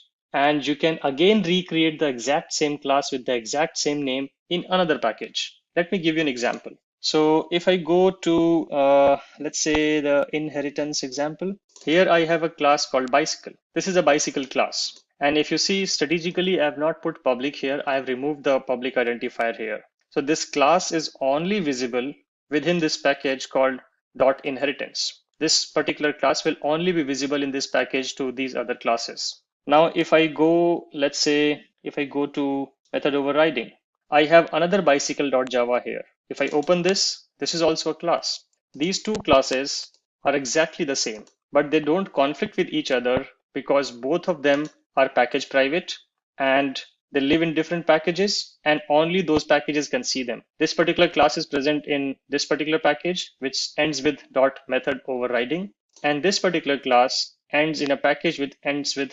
.inheritance. So if I go here, let's see, if I go to the main class, and if I try to type bicycle and I put control space, you see I only get the suggestion of this package private bicycle class, which is sitting inside the method overriding package itself. What if I change the visibility of this inheritance package bicycle class to public? Let's make it public. And now if I go back to the method overriding demo, which is sitting in the method overriding package, where I already have a bicycle class, and now if I type bicycle and I do control space, I get two options. One is from the local package, and because I have made the other bicycle class as public, I get that as well as a suggestion. And if I import this one, you see now the inheritance package bicycle class has been imported in the method overriding package. It can create a lot of confusion. That's why it is always a good practice to work with the access modifiers really well and try to restrict the visibility of the classes to what they should be accessible at. And that's why it's a good practice to keep the classes within the package private visibility so that they're only visible within the package. This will help you in a lot of ways, providing any kind of problems around ambiguity. So ambiguity is a big problem when you have huge projects with a lot of similar class names. So that's all I want to cover in the session of packages. And you can obviously nest packages within one another. You can go as long as the package name you want to be. Just make sure that there are no keywords in those package names. So that's all for this particular session. Let's get started with recursion in Java. So let's first understand what do we mean by recursion, and then we will look at the details of the class which you are seeing on your screen. So recursion is the phenomena of a method calling itself. So we have the scenarios where we call a particular method on an object, right? But what if you have a scenario where a method wants to call itself? Now you might be wondering why a method would call itself, because this will go into an infinite loop, right? If you write a method called sum and then the sum inside the sum method, you again invoke the sum method, then this will keep running into loops till your program goes out of memory. I will show you the example of that as well. But the basic idea is the use case where if you have a need where the method wants to call itself, that is where you will use the recursion concept. Another thing, whatever you can achieve with recursion, generally you can achieve the same output using for loops as well. But when you use it for loops, it will require you to write a lot of code. Recursion will reduce the number of lines you need to write and manage in your code. But on the other side, recursion can get a bit complex because it requires an advanced understanding of how methods actually work in Java. So before I go any further, understand that methods, whatever you define inside the method, that goes onto a stack. Remember, I covered about stacks and it's a LIFO arrangement. So whatever you define inside your method, all those variables and all those statements, they go onto a stack. And then the stack gets emptied one by one, executing the statement which is sitting on the top of the stack. That is the concept of the method execution, that under the hood it is using a stack. Now, when we talk about the recursion, it also follows the same stack insertion and stack item removal concept, that how do you insert elements into the stack and how do you remove them. So we are going to walk through an example of recursion with the help of a use case called factorial. Now, if you have studied about factorial in your school classes, you might remember that factorial is a way where, let's say, if I have to calculate the factorial of 10, then it would be 10 into the factorial of 9, into the factorial of 8, into the factorial of 7. So you see, I'm repeating the concept of calculating the factorial again and again. First, I'm calculating the factorial of 10 into factorial of 9. Then I say 9 into factorial of 8. Then I say 8 into factorial of 7. Then I say 7 into factorial of 6, and so on and so forth. So this is the concept of how do you calculate factorials. Another example where you can use recursion is a Fibonacci series. So when we talk about the Fibonacci series, the basic idea is that you sum the previous two elements, and that's how you create the next element. Then you sum the immediate previous two, and you create the next element. So again, you perform the operation of summing the past two elements again and again to calculate the next element. So you see, again, you're repeating the same operation again and again. So try to identify that particular thing where you have to repeat the particular operation again and again on the whole sequence. That would be the use case where you might be needing to use a recursion concept. So here I have prepared an example for calculating the factorial of a number. So what you see on your screen is a class called complex function, and then it has a method called calculate factorial. And inside the method, you supply an argument, which is basically a number for which you want to calculate the factorial. So if you supply 5, a factorial of 5 will be calculated. If you supply 10, a factorial of 10 will be calculated. Now, the first thing which you need to do when you write a recursion function is to know the exit condition. That is probably the most important concept when you write recursion. You should know when to end the program. If you get it wrong, then your program will be stuck into an infinite loop, and it will only exit when there would be a stack overflow. Basically, there will not be enough memory inside the JVM to run your program. It will crash technically. So remember always to define a exit condition. Some people also call it as a base condition, but remember the base case or base condition or the exit condition. Either of the terms can be used interchangeably, but always remember to first define the base condition. So here, when do you end calculating the factorial? You know the factorial of 1 is 1 and it cannot go any further. So that would be your base condition, that once, if you encounter a scenario where somebody inputs 1 as an argument, then you simply return 1 because the factorial of 1 will be 1. So this is your base case. This is what is going to make sure that your program exits smoothly. If you get it wrong, your program will never end. It will go into an endless mode. Then in the else condition, you write the factorial logic based on the recursion. So like I said, what does a factorial function does is, if you calculate the factorial of 5, then it would be 5 into factorial of 4, 4 into factorial of 3, 3 into factorial of 2, 2 into factorial of 1, and that's when it will end. So here I'm saying, let's say if n was 5. So you say 5 into, you again call back the same function. 5 into calculate factorial of 5 minus 1. So now again the function will be invoked with an n equal to 4. It will go here. This condition will not be met because n is 4. It will go to the else block. Again the same thing will happen. 4 into calculate factorial of 3. So you are again invoking the same function, but this time supplying n as 3. So it will go here, n will be supplied as 3. It will again check the base condition, n is still not 3, n is still not 1. So it will go to the else block. So 3 into calculate factorial of 2. It will again go up, and again it will invoke the calculate factorial method, but this time with n equal to 2. This condition is still false because n is still 2. It will go to the else block and it will say 2 into calculate factorial of 1. It will again go up. This time it will invoke with n equal to 1, and it will go here and it will satisfy the condition. And that's where your program will have its first output. You remember previous execution of 5 into factorial 4 into factorial 3 into factorial 2 did not result into an output. These were the executions of the method call which were just going on the stack. So you were just, at first you had the calculate factorial of 5 on the stack. On top of it, you had the calculate factorial 4 on the stack. Then you had calculate factorial 3 on the stack. Then you had 2, and then you had 1. But when you had 1, your program did received or reached a particular end. So that was your first output. Once you have your first output ready, then you go back to the previous one. So the first statement has been popped now. You go back to the calculate factorial of 2 and you calculate that. Once you have the output of that, then you go back to calculate factorial of 3. And so you basically unpack the stack now. You basically try to remove the elements from the stack. To visualize this, this is how it will look like. That you first call the factorial 5. Let me just change the name of it just to make it look exactly how it will go on the stack. So this is how it is going to go on the stack. So you call the calculate factorial of 5, which in turn called the calculate factorial 4, which in turn called calculate factorial 3, calculate factorial 2, calculate factorial 1. And once you had the calculate factorial 1, you got the first output.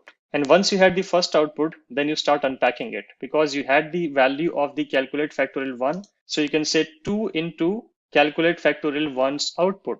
Calculate factorial 1's output was 1. So 2 into 1 becomes 2. And this is the output of calculate factorial 2, right? Then it goes to the next step, basically this one.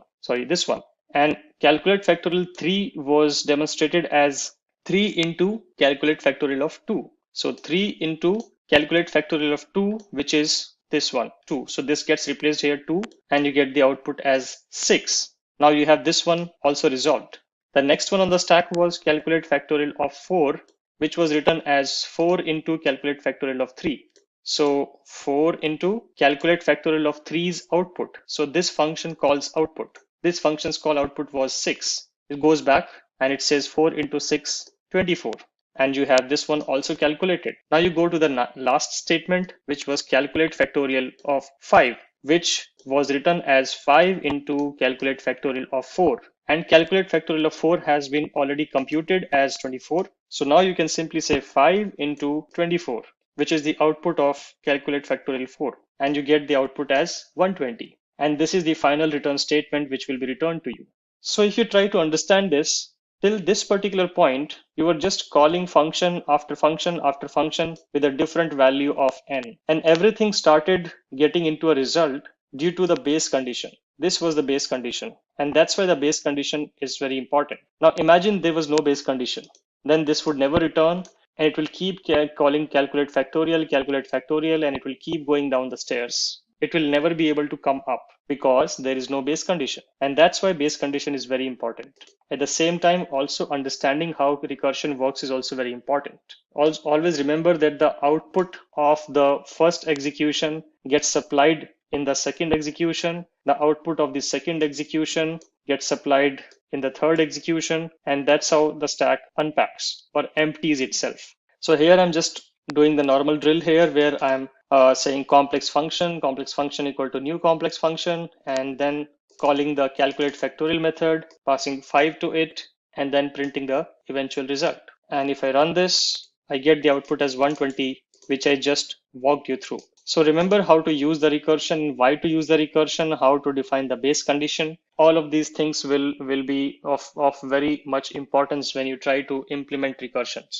Practice this a lot. Recursion is a concept which takes time to get used to. So practice many different examples and many questions of recursion and you will be more confident about it. Read more about this concept in the Java docs. Look at different examples on the internet. That will help you build more knowledge around this. And that's all I want to cover in this particular session.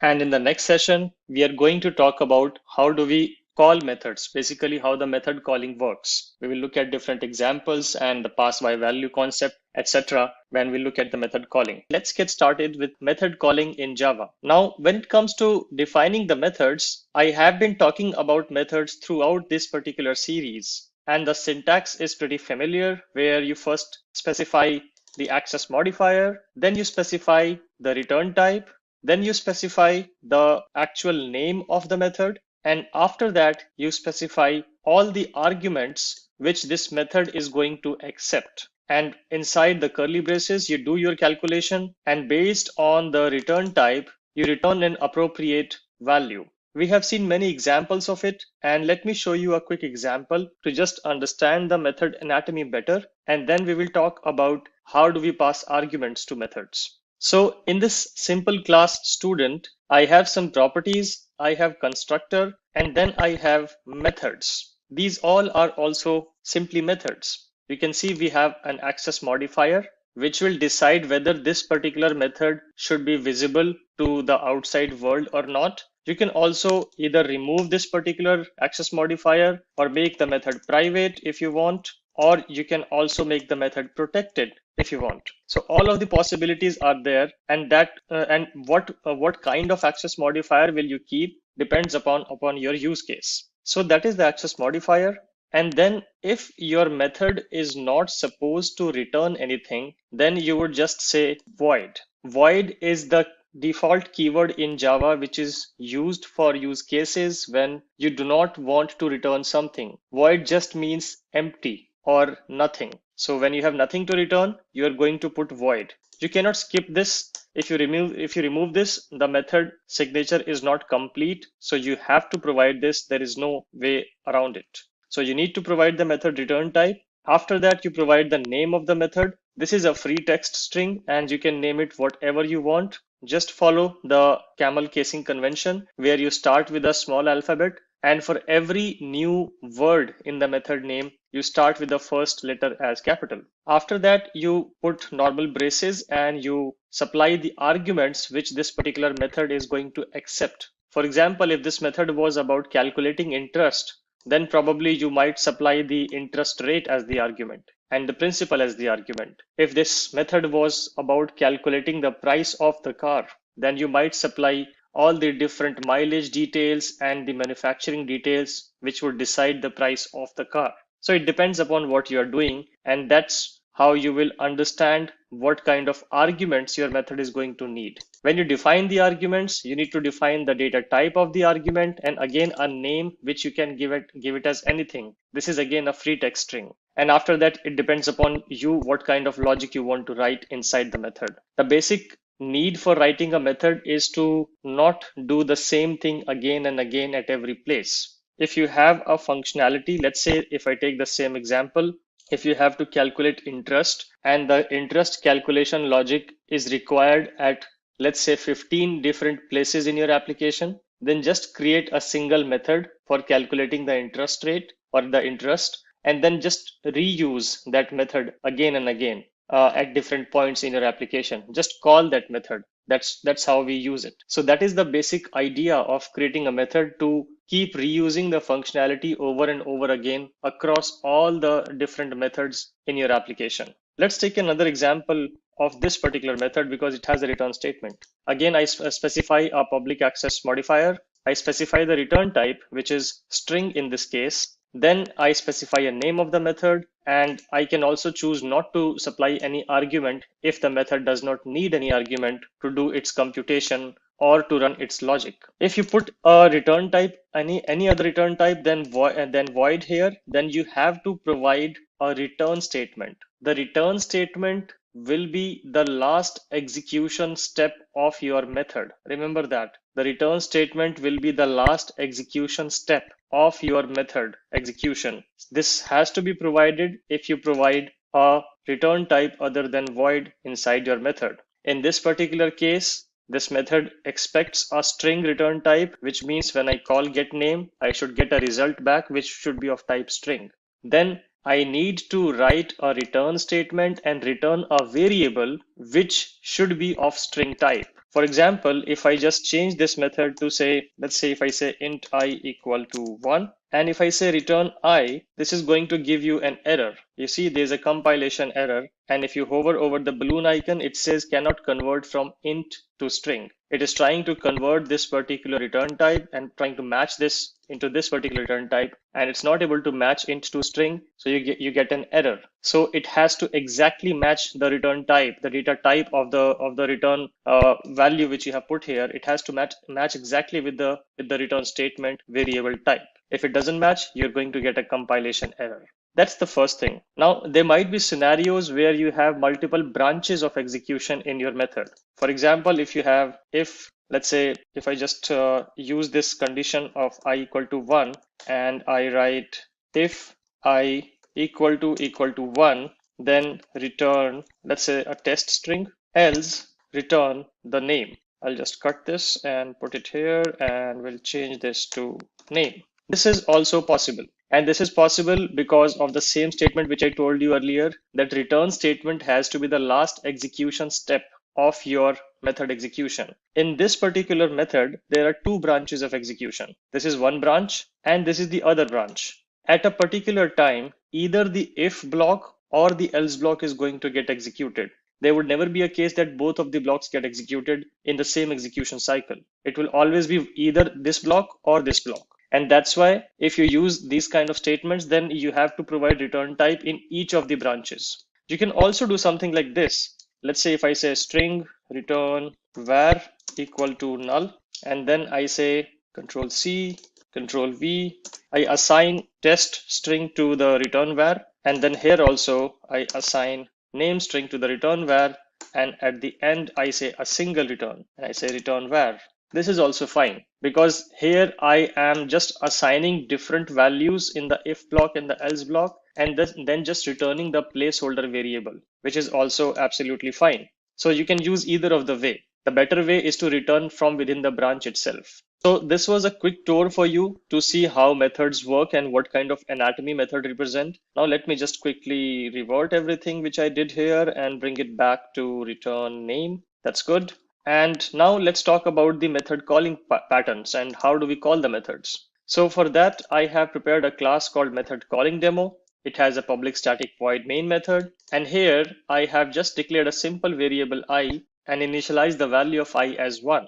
Then I'm calling a method which is named as change value. And if you go to this particular method, it has a very simple implementation. It is accepting the argument which I created here. I'm passing this particular variable as an argument to this method, and then whatever argument I supply, I'm incrementing that argument by 1 and just return and not returning anything from here, just incrementing the value of I, and that's it. And after that, I'm printing I. So what would be your guess here? What would be the value here? I'm going to pause here for a moment and to let you think about what is going to happen. Okay, I hope you would have done some calculations in your head to see what is going to happen and what is the value of I eventually at line 8. Let's run this program to understand that. Okay, so I had initialized I as 1. Then I passed the value of I in this particular argument, and I said I equal to I plus 1. So it should be 1 plus 1 equal to 2, and the new value of I should be 2. But at line 8, I still get I as 1. Why is that happening? It's happening because of the concept of pass by value. Remember that concept that in Java, every argument which you pass to a method is passed by value and not by reference. In simple language, what does it mean is that when you pass this particular argument, a copy of this particular argument is a copy of this particular variable is passed to the method argument. It's not the exact same variable. We are not passing the same reference of I here. We are passing a copy of it, a unique local copy of it. That's why whatever you do with I inside this particular method is not going to change the state of I which is defined here, because it is passed by value, or in simple language, the object is copied over locally to the method. It's not the same reference which is being passed upon. That's why you see this value. If you want to get the return value, then the one way is to just change the return type and say return I, and then just store this return I value here, saying int result equal to whatever is returned from here, and we are returning the new I here. And then you can print the result and you will get 2. If I run this now, I get I as 2. So this is just to validate that everything in Java is pass by value. There is no concept of pass by reference when we talk about method calling in Java. Let's take a more complicated example. This was a simple variable. Let's go back to the student.java. So I have the student class here. Let's create some objects of it and try to follow the same pattern. So here I have created an object of the student class named John, age 25, address 23 East California. I'm doing some sysouts which are not really important here, but let me just uncomment this particular method. So here what I'm doing is I'm calling a method. I'm basically defining a method which says change name in the same object, and I'm supplying the student object. So the student object gets here, and then I'm overwriting the name in the student object. That's what I'm doing here. So now let's just call this particular method and see what happens. So I'm going to call this particular method here and pass the object John inside it.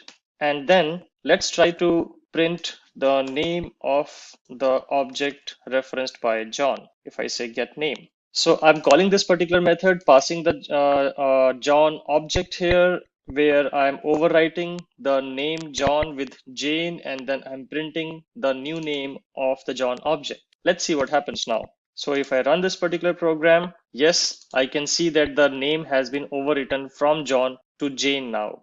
This happened because you passed the reference pointed to the object inside the method, and then you overwrote the name on the object which was pointed by this particular reference. So here you might think that this is passed by reference, but this is still passed by value, because this reference is not the same reference as this one. This is a different reference, but both references are pointing to the same object. That is the only commonality here. So you can mutate a particular object inside a method, and be very careful of that.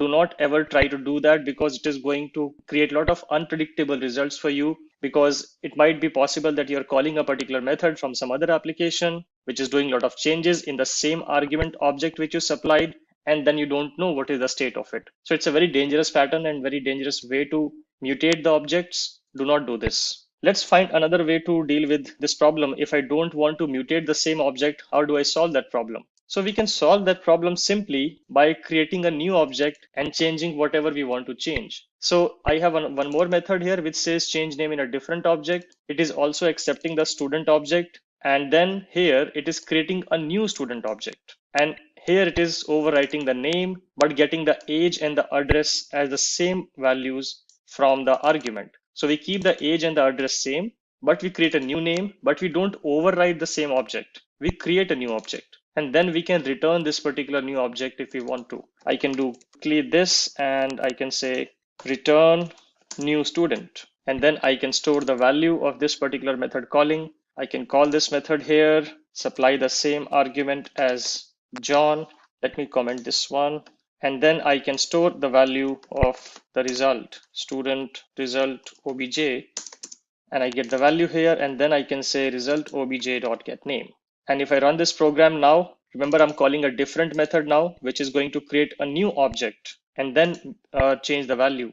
I do get the same effect, but now my previous object John is not touched at all. It is safe and sound. I can reuse this John object anywhere in my method, in my application, and I can be assured that nothing is changing in terms of the state of the object. So always follow this particular pattern whenever you are calling methods and passing arguments to the method. And if those arguments happen to be your custom classes and even Java classes, in fact, then always try to create a new copy of the object inside the method if you intend to mutate or change the state of the object. Let's get started with today's topic, which is about exceptions in Java. Let's first understand what are exceptions and why do we actually need this concept. The simple reason for having exceptions existence is that developers make mistake.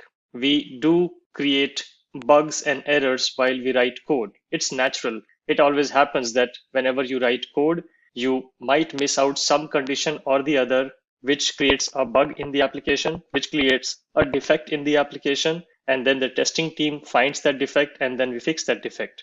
And that's how a normal software development lifecycle works. So to handle those kind of exceptions and errors, every programming language provides their own exception and error framework to support the developer in spotting those errors and fixing those errors and handling those errors instead.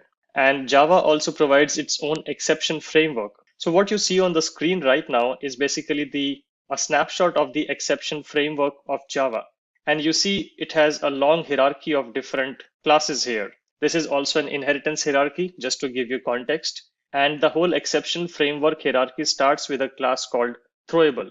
So throwable is the class which is the root or the parent class of handling all types of exceptions and errors. And that's where the next differentiation comes, exceptions and errors. Java treats these two things differently, and I will go in detail as to what is an exception and what is an error. But let's first understand the hierarchy further.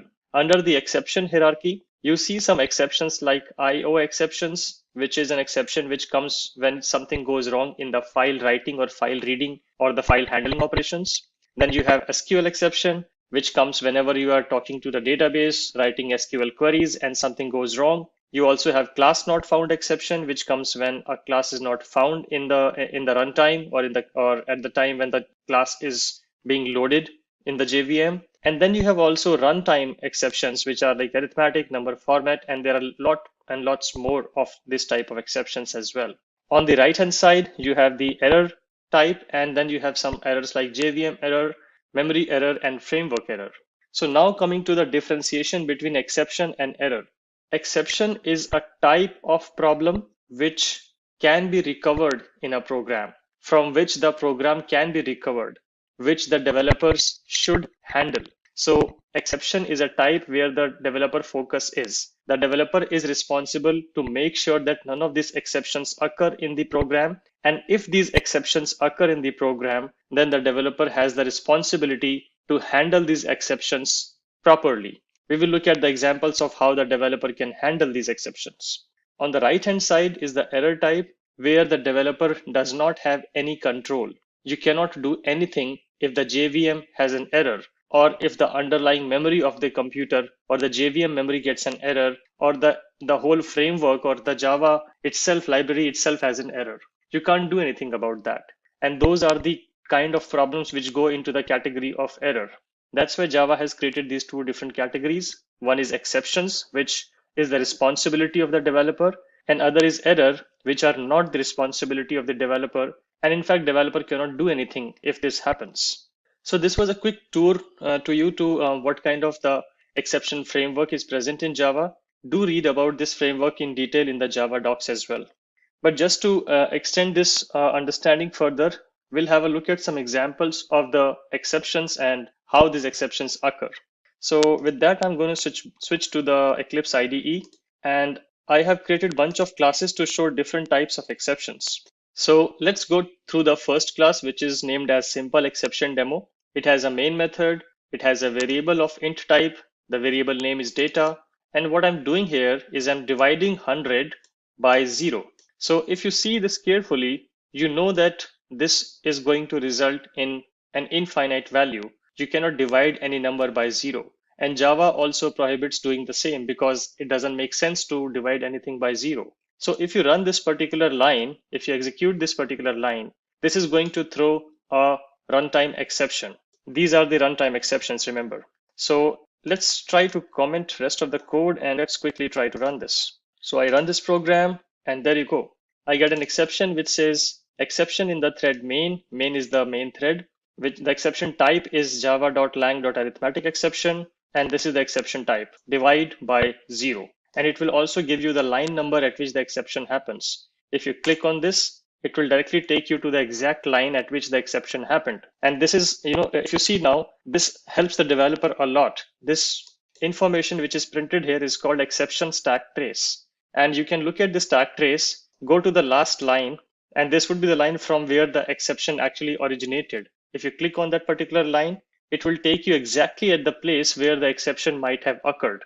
And then you can look at the line, fix the code, and rerun the program to see if the exception is gone. That's why I said that developer has to handle this exception. Now, as far as handling these exceptions is concerned, I'm going to cover that in the next session. But in this particular session, we are just going to focus on the types of exceptions and how they occur.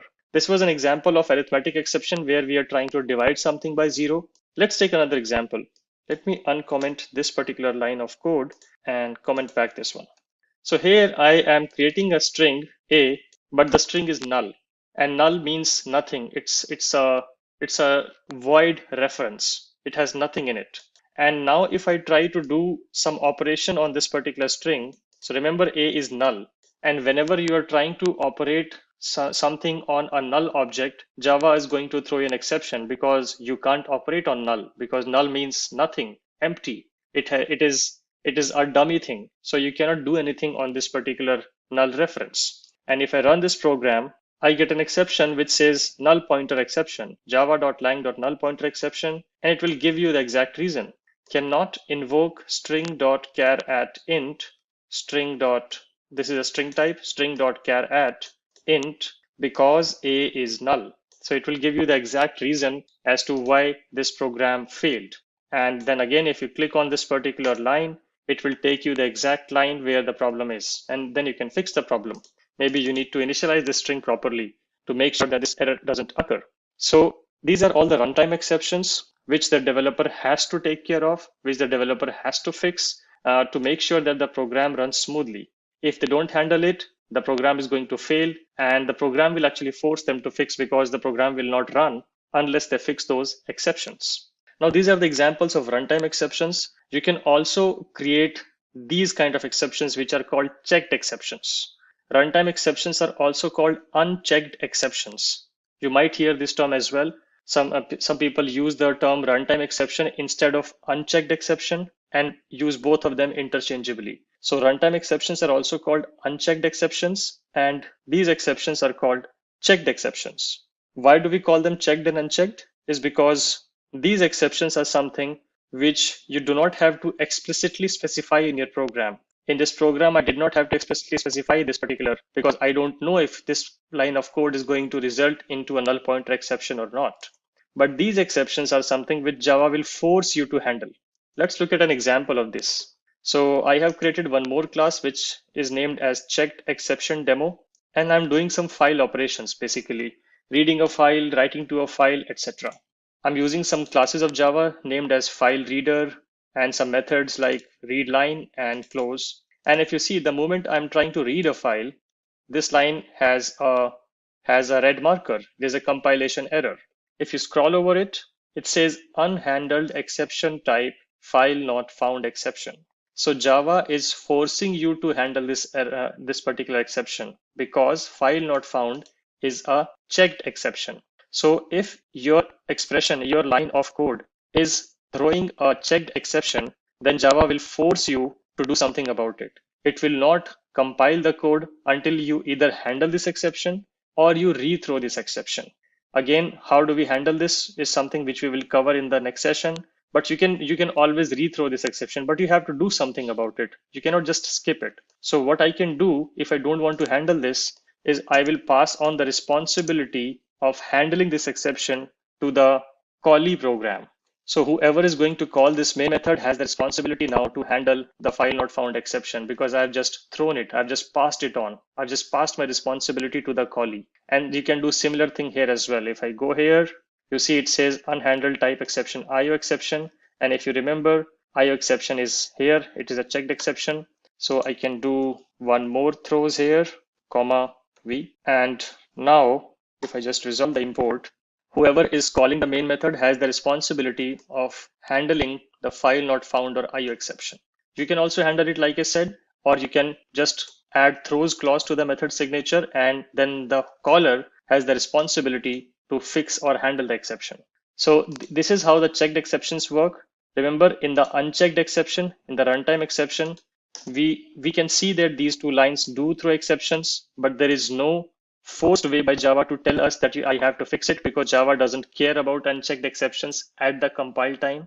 It will only encounter those runtime exceptions at the runtime. That's why they're called runtime exceptions. but checked exceptions are compile time exceptions, and you have to fix them, handle them, or throw them right at the time of compiling the code. So that was about checked exception. Now there's also a possibility that you can create your own exception if you want to. So for that, I've just created a very simple class here called myException. And the way you create your own custom exception is by just extending your class with exception class. You just write this extends exception, and you can write a default constructor or a parameterized constructor, whichever makes sense for you. And this is your exception class ready to use. And you can just invoke this exception explicitly. Remember, whenever you are creating your custom exception, it is by default a checked exception. So your program has to handle it. For example, if I go back to this particular class, and if I do this, let me just comment all of this code now and remove the throws clause as well. So if I go here and I'm saying throw new myException. MyException was my class. So I'm explicitly throwing an exception, which was my custom exception. And I again get the error.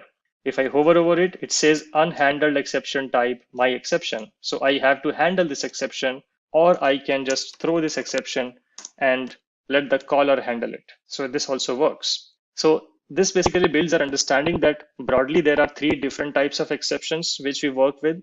There is a runtime exception, which is also called unchecked exception, which happens because of developers' mistakes in the program, like this one. Then there is a checked exception, which developer might not be responsible for creating the exception, but developer has to handle it. And there are some classes in Java which throw those checked exceptions, like file not found exception and IO exception. Whenever you are working with file handling operations, here I force you to handle those checked exceptions or rethrow those checked exception using the throws clause. Similarly, the third type is when you create your custom exception type, and custom exception types are also checked exceptions by default. And whenever you are explicitly throwing your own custom exceptions, you again have to either handle the exception within your enclosing code, or you can just rethrow the exception and let the caller handle it. So this is a quick tour of different types of exception and including this exception hierarchy. And let's get started with exception handling in Java using try and catch blocks. So in the previous session, we had a look at the scenarios where an exception can occur. How do we see that there's a runtime exception, or there's a checked exception, or there's an unchecked exception, or there is a custom exception? Now, we did not talk about how to handle those exceptions, and now we are going to focus on the handling part. So whenever you have to handle those exceptions, the way Java provides for that is using the try catch block. So try catch block is basically a bunch of syntax which you have to follow to handle different types of exceptions in your programming code.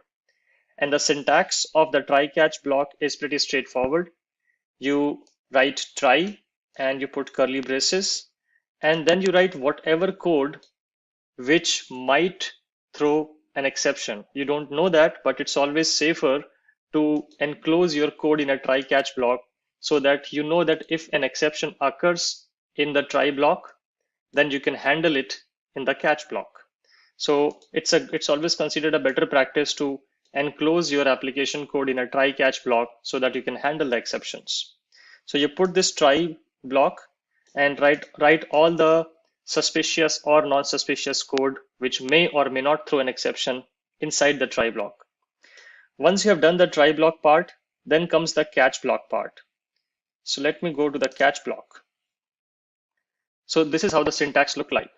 Once you have written the try block, then you write catch and you put braces and you write the exception type which this block of code might throw, or the exception type which you are interested in catching. You might not be interested in catching all the different exceptions, but only a few ones based on your business requirements. So whatever exception type you want to catch, you are going to catch it like this.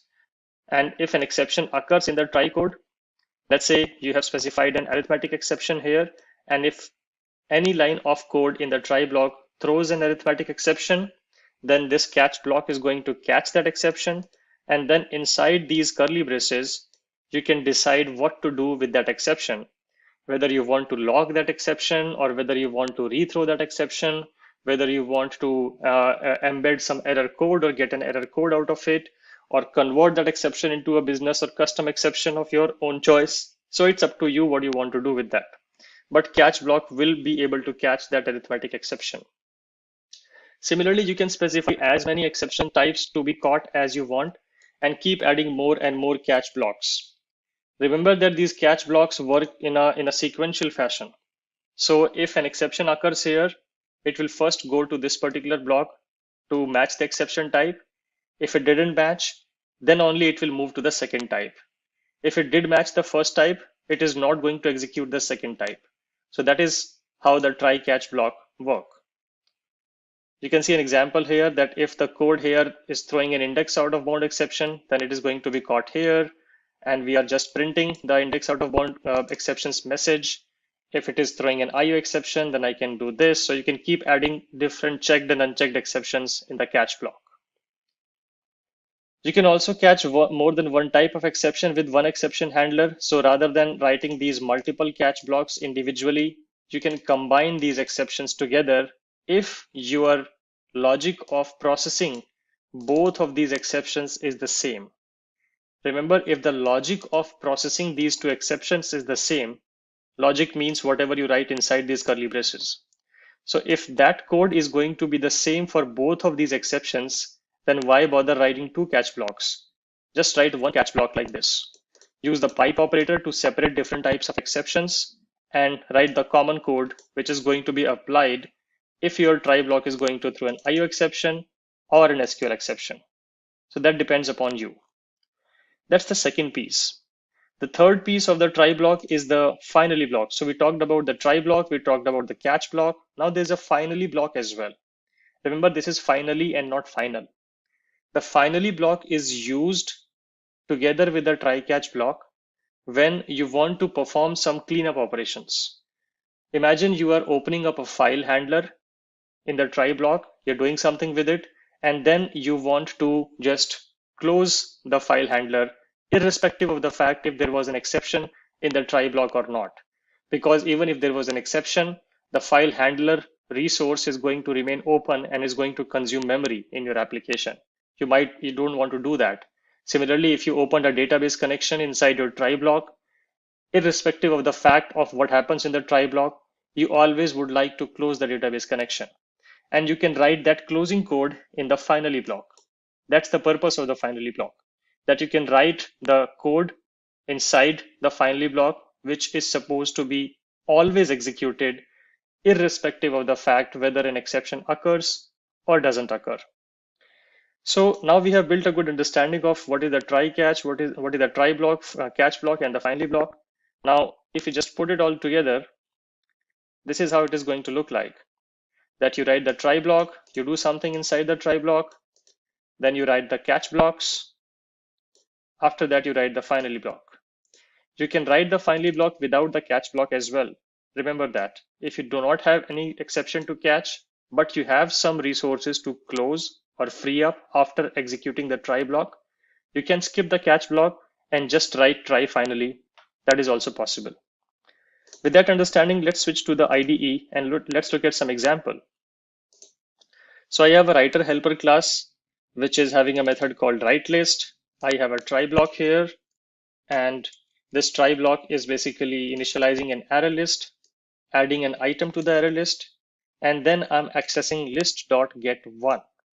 Remember when I added this particular value, let me make it 10 to make it more understandable. When I added 10 to this particular list, this goes to the index 0 position. And here I'm trying to access index 1 position, which does not have anything.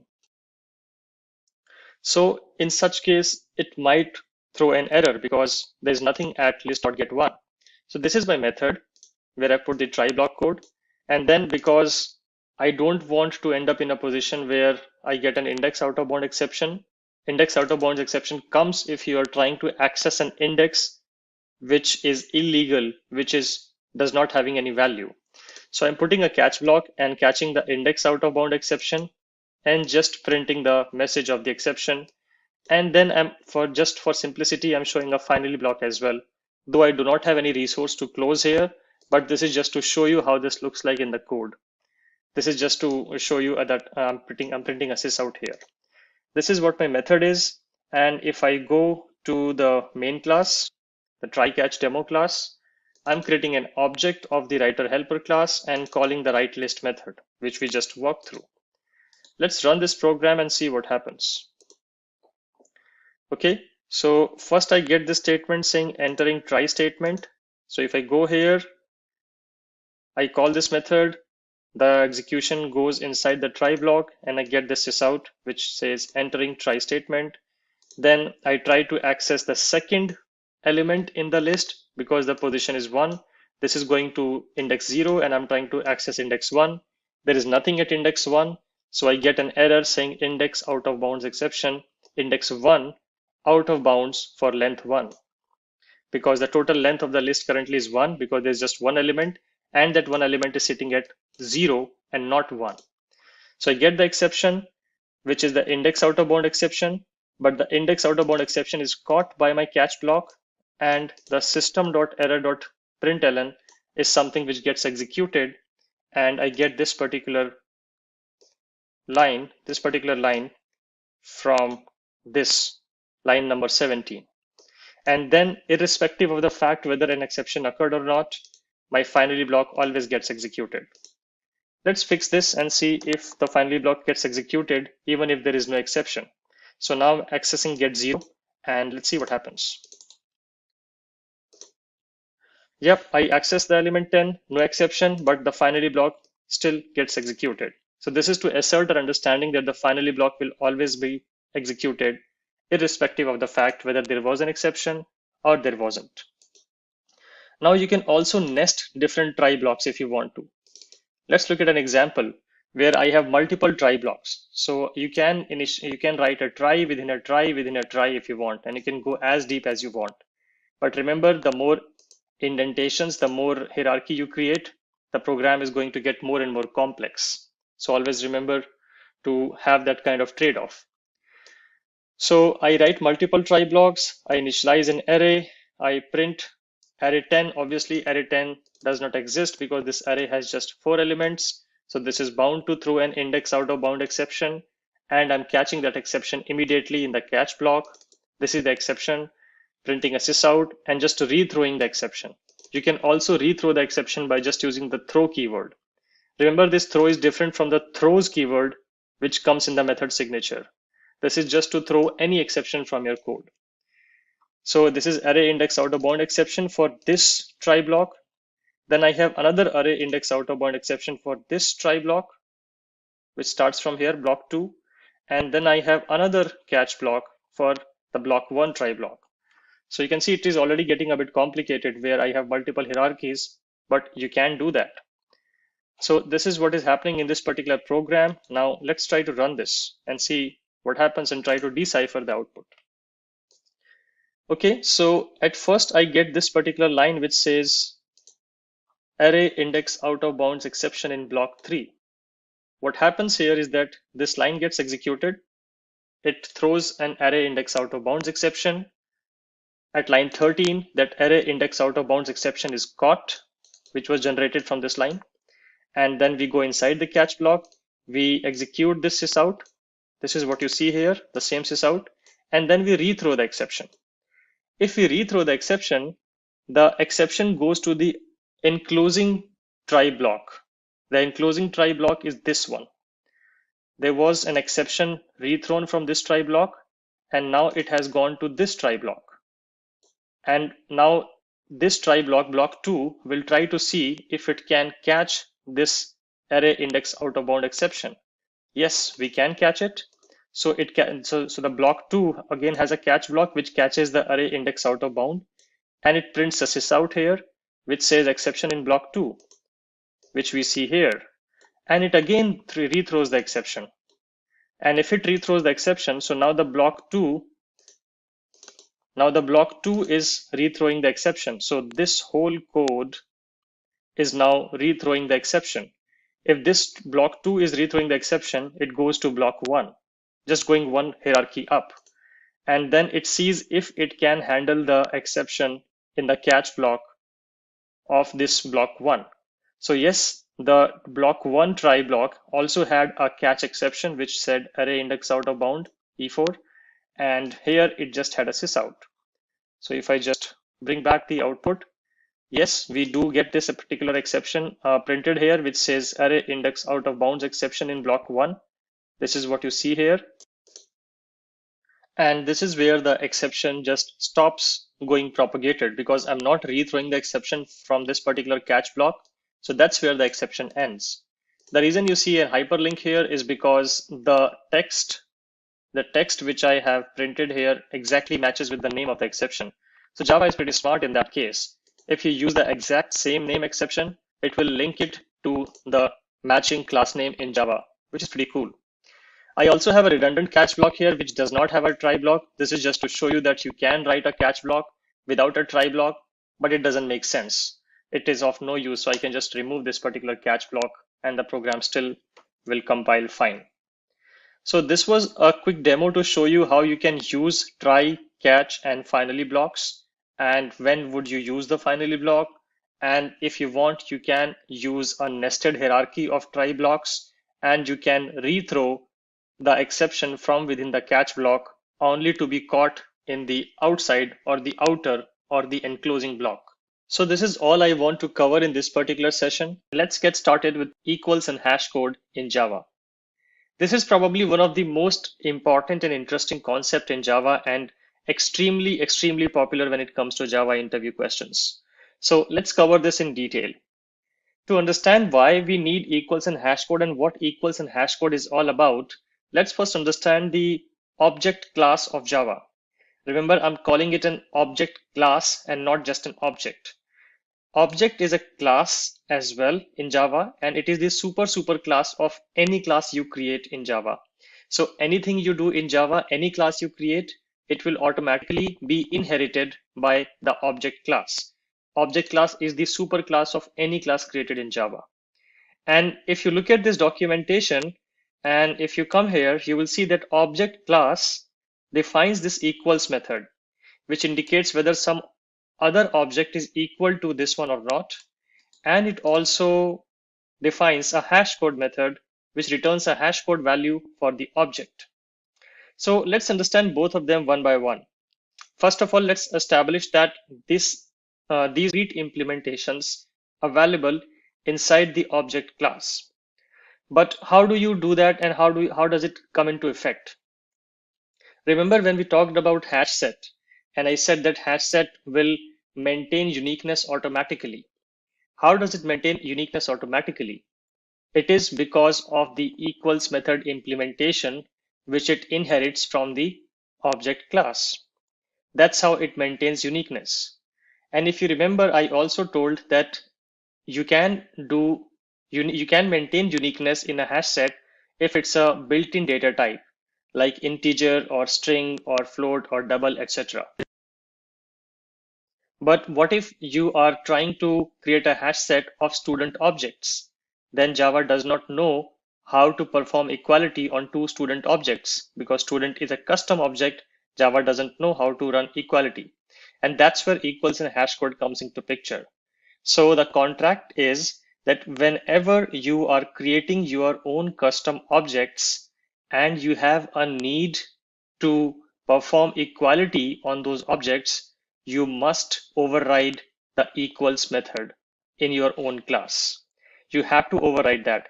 If you do not override that, then two student objects will be compared based on the reference and not based on the actual object values. We will see all of that with the help of an example.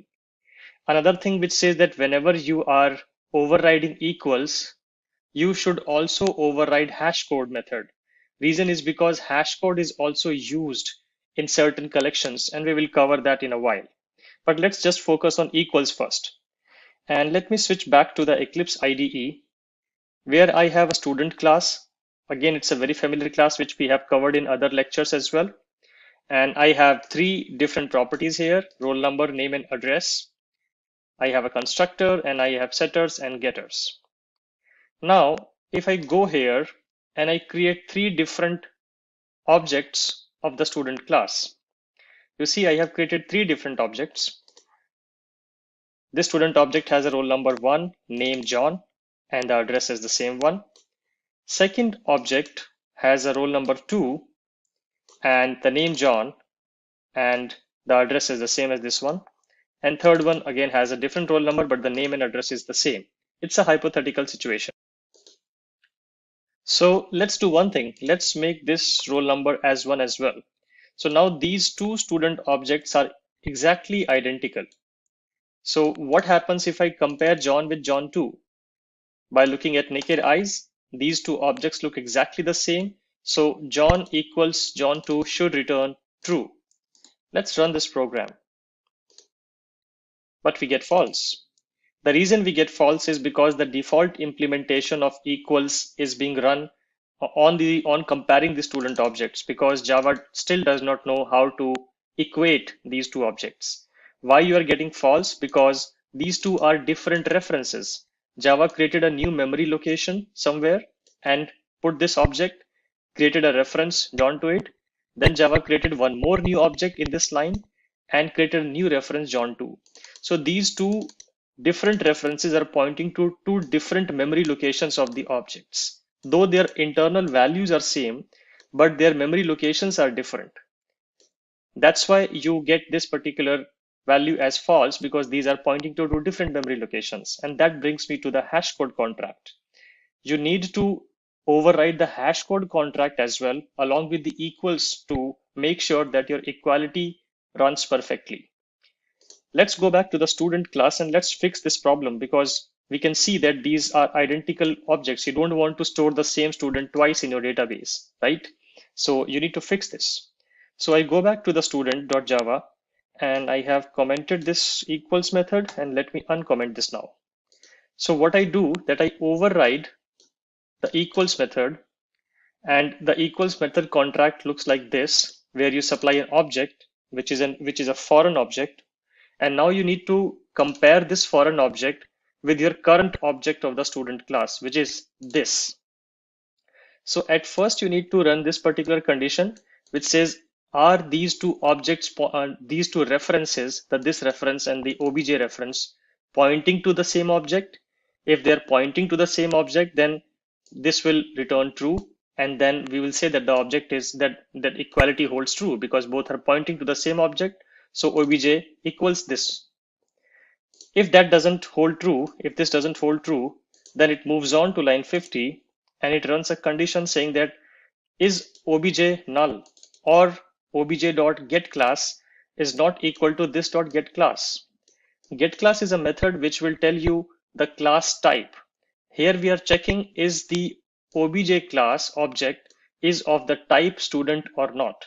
If it's of different type, let's say vehicle or something, then definitely they will not be equal and we can directly return false. So that's why I'm checking that it should not be null, or the class types should be matching. If these two conditions are, if either of these conditions are holding true, then I return false and I say that objects are not equal. So I've covered this condition where both of the references are pointing to the same object. I covered this condition where the class types were not matching or the obj itself was null. Then we return false. If we passed all of these sanity checks, then we do the actual comparison. Before doing the actual comparison, I need to do this explicit casting. So I cast the obj object into the student type. If you remember, this is how we did the casting for other data types as well. Once you have converted this obj into the student object, then you need to define your own business logic based on which you are going to define uniqueness. So how are you going to uniquely identify a student in your application will govern this logic. In this particular example, I'm saying that I am going to identify a unique student based on its roll number. So even if two students have exact same matching details, but if their roll numbers are different, then these are two different objects for me. But if two objects are having the same roll number, and even if they have a different name and address, I'm going to say that those two objects are duplicate. So roll number is the condition on which I'm defining uniqueness, equality, and duplicity. So I define this and say if the roll numbers are equal, then the object is equal. Objects are same basically, or duplicate. And if the roll numbers are different, then these two are different objects. Good so far. Coming back to the main class. So now I have the same roll number here. Let me change the name just for fun and address as well. So I have a different name and a different address, but the roll number is exactly the same. Remember, we have defined the equality condition based on the roll number. And here we are comparing if John is equal to John 2 or not. So let's run this program. Now I get true. The reason I get true is because this equals method is used to run this equals comparison. So this establishes how we can use the equals contract to maintain uniqueness. Now I also said that whenever you are defining the equals method, you also have to override the hashcode method. And to understand why do we need hashcode as well, let's go back to how hash map works. Remember, in the hash map, or let's say even hash set, in the hash set you have to maintain uniqueness. Now Java maintains uniqueness using both equals and hashcode. Hashcode is nothing but a memory bucket in Java's memory where your object is stored. It's basically a memory location. So every object has a hash code, and that hash code is the actual memory footprint where the object is stored. And whenever you're dealing with hash set or hash maps, you will be required to override both of these methods. Let's understand how this works.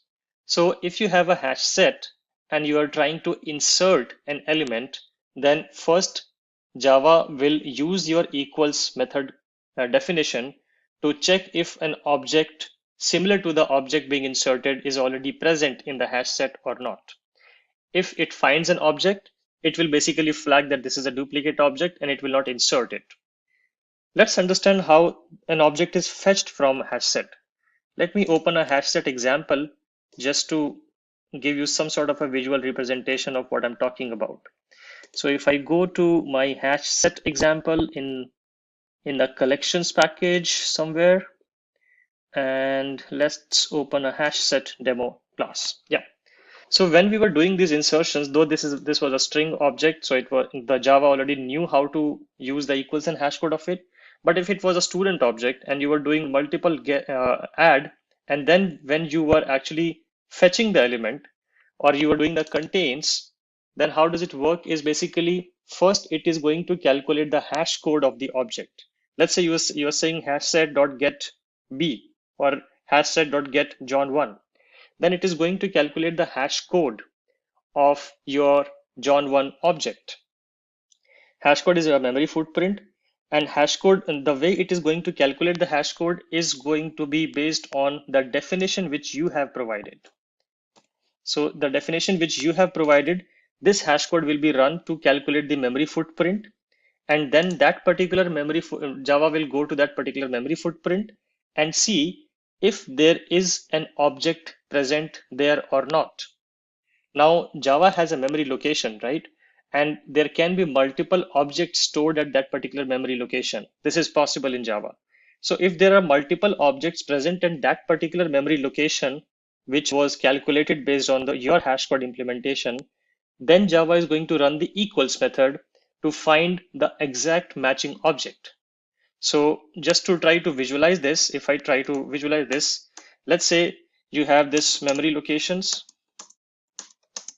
and let's say your hash code came up to memory location 2, and then at 2 memory location, you had multiple objects, obj1, obj2, obj3, etc. This is possible. Multiple objects can point to the same memory location. So if this happens, then Java is going to use the equals contract to compare your John 1 object with obj1, with obj2, and with obj3. This is where the equals will come into use. So you see that both hash code and equals are being used here to point to the right memory location.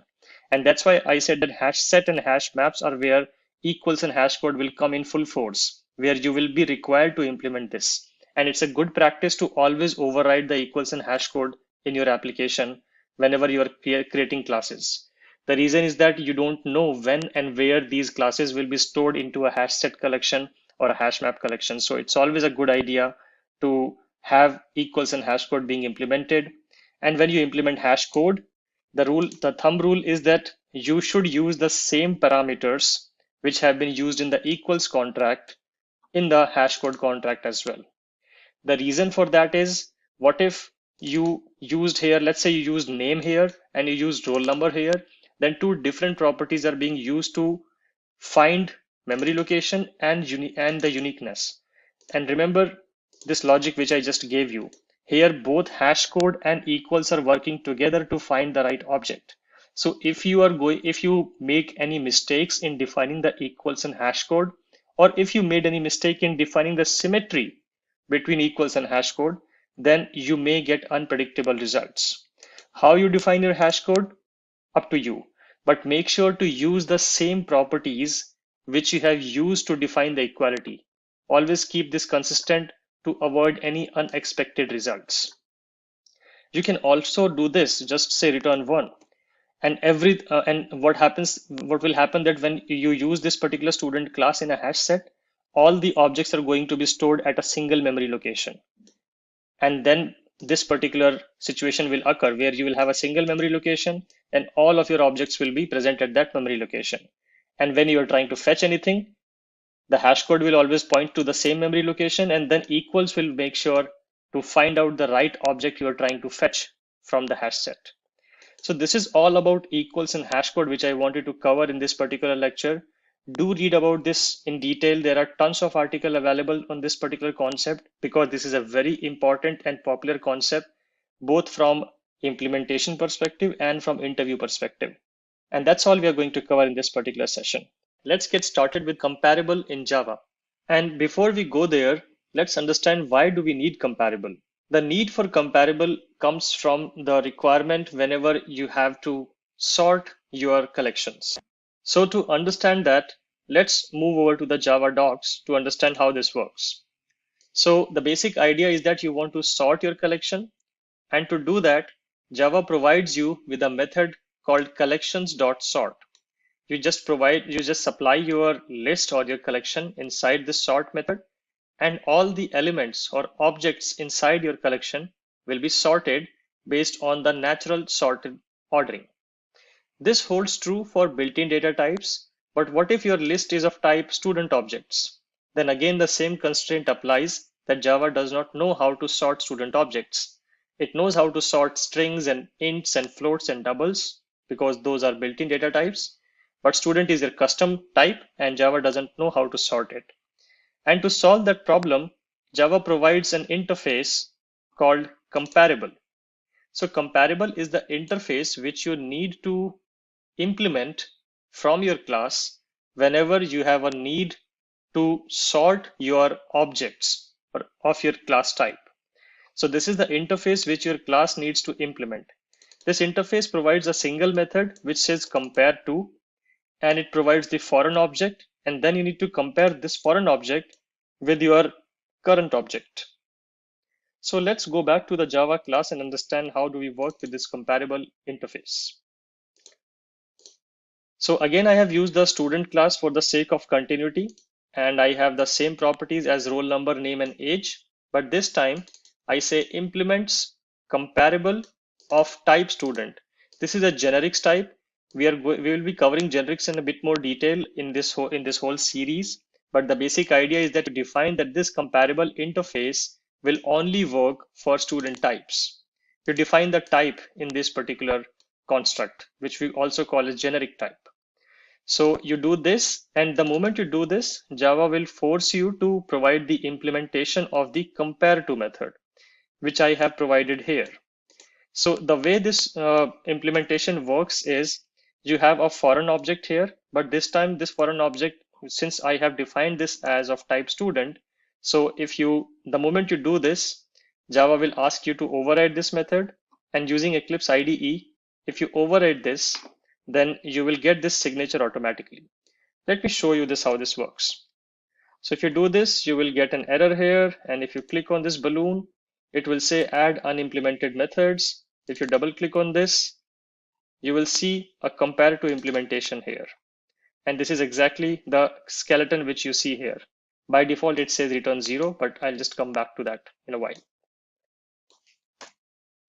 So this is how this method came up here. And once you have this signature available, then you need to provide your implementation on how do you want to sort the objects.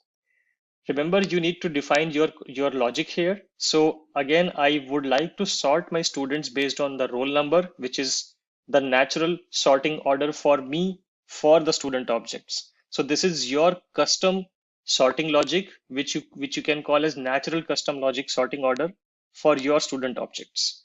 So I want to sort them based on roll number, but you see, I've done a strange thing here. I've done a minus here. So what I'm doing is that the current object's roll number minus the foreign object's roll number. So if this value comes as a positive number, then this object is going to take priority. This is going to be sitting before the student. If this result returns in a negative value, then this object will come first and this will come second. So the student object will come first and this object, the current object, will come second. And if this returns 0, then it means both of the objects deserve the same priority or the same order priority, and any one of them can come after the other. So the basic idea is that if this results in greater than 0, then the current object is going to take precedence. If this is going to return in a negative value, then the foreign object which you're supplying here is going to take precedence. And if this returns in 0, then any one of them can take precedence. So you need to define your compare to logic in the compare to override implementation. Once you have done that, let's understand this with the help of an example. I've created a comparable demo class which has a public static void main method, and I create an array list and I create 3 different student objects. First student object is named as John, second is Jane, and third is Tom.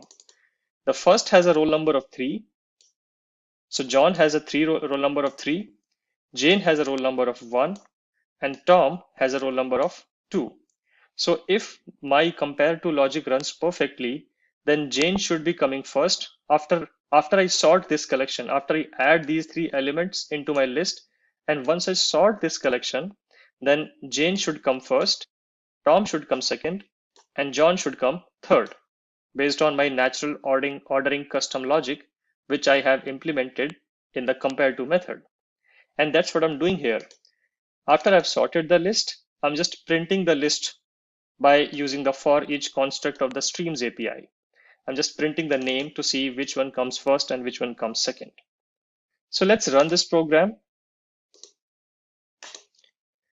And this is how it looks like. So Jane comes first because she had a roll number 1. Tom came second because he had a roll number 2, and John came third because his roll number was 3. So no matter how many times you run this program, you're going to get the collection in the same sorted sequence. And this is happening because of the compare to implementation which you provided here. Now, if you comment this implementation, let's see what happens. And I remove this implements comparable as well from here. I just create a simple student class, and now I try to run this sort. Now you see that you get an error here. And if you hover over this balloon, it says that the method sort in the type collection is not applicable to the argument array list of student. Java does not know how to sort this. So it will force you to provide a sorted implementation. And the moment you provide comparable implementation here, and if you go back to the main class, the error is gone.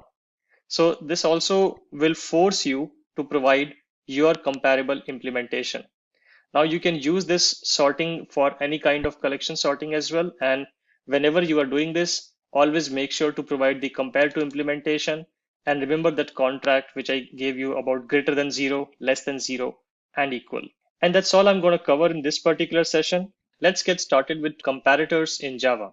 In the previous session, we talked about comparable, where we said that whenever we want to implement a naturally occurring sorting order, where you just say collection.sort and you sit back and relax, if you have provided the compare to implementation, you would expect things to work.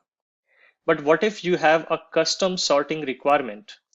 Let's take a hypothetical scenario where you created an application and your application has a student object, and you created a collection of student objects, And now you have different consumer applications. Let's say you have a payroll application, you have a attendance system, you have an examination system, you have another extracurricular activity system, and all of them want to get the student collection, but all of them have different sorting requirements.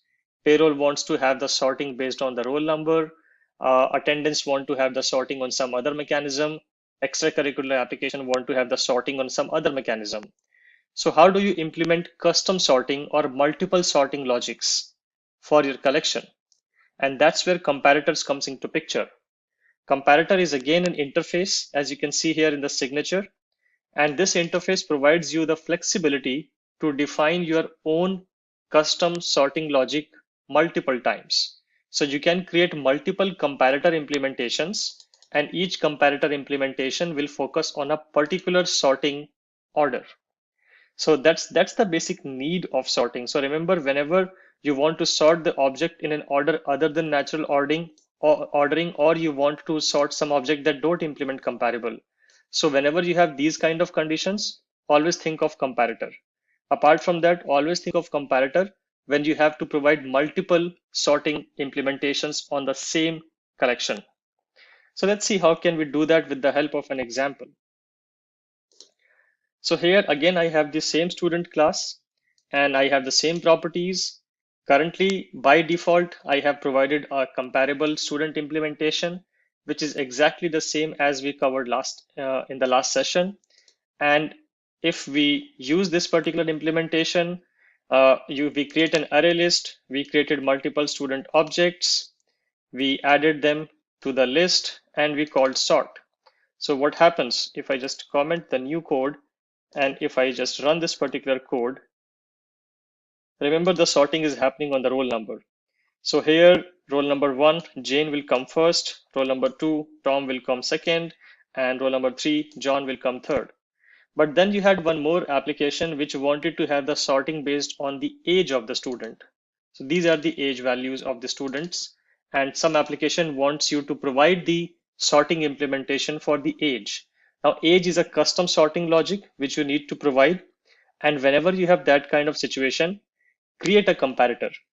How do you create a comparator? Like this. Simply create a class, name your comparator anything, try to end it with the suffix comparator so that you know that this is a comparator implementation. And then you say implements comparator of the class type. This is what you need to do. And the moment you do this, it will force you to override this compare method. Remember, the comparable interface provided compare to method where you supplied just the foreign object. Its name was compare to with single object. In comparator, the name is just compare, and you have two objects here, student 1 and student 2. Let me just call them student 1 and student 2 for simplicity. O1 and O2 look a bit weird. So I've just refactored this one, and I will refactor this one as well. So I have student 1 and student 2, and this is an age comparator. So I want to apply the sorting logic based on age. Simply put, whoever is younger should come first, and whoever is older should come later in the collection once I sort it. So let's see how this sorting logic is implemented. This is a single line code, so let me just put braces around it so that it's more easily readable. You can write it without braces as well if you have a single statement inside the if block or else block, but you can always write it like this. And let me just format this as well. Okay, so this is the compare implementation. The first logic which I've run which says that if the first student's age is less than the second student's age, then return -1. Similarly, if the first student's age is greater than the second student age, then return +1. And if both of the students' age are same, then return 0. So this is your custom logic, and this is where you need to define your logic. And remember, this will also govern whether the sorting is going to be ascending or descending. So For example, if you have provided that student 1's age is less than student 2's age, then return -1, then this is going to maintain the natural sorting or the ascending order sorting. Now, if you want to have a descending order sorting, just change these values, saying that if this is less, then return 1, and if it is greater, then return -1. And this is going to run the sorting in a descending order fashion now. So it depends upon what kind of sorting order you want, and based on that, you can define the values. But the default is always like this, that whenever the first object's value is less than the second object value, return -1. And if the first object's value is greater than the second object's value, then return +1, otherwise return 0. -1 means this one will get precedence over this one. So this is how you have provided your age comparator. Going back to the main class and uncommenting the other part of the code. Here I have called the sort method where I want to sort the list. But since I want to supply a custom sorting operator or a custom sorting comparator here, I need to provide that comparator object here. So remember the age comparator which you created here? You just need to provide the comparator. You need to tell Java how to sort this particular list. If you do not tell Java how to sort this, Java is going to look for the comparable implementation in the student class, and it will sort the student objects based on the compare_to implementation provided inside the student class. But if you want to have more custom control over sorting, then you need to tell Java how to do that sorting. And if you see, this is an overloaded representation. This is a method overloading example as well, where the method signature is same, but just the number of arguments are different. So this is how you provide your custom sorting. You supply your comparator.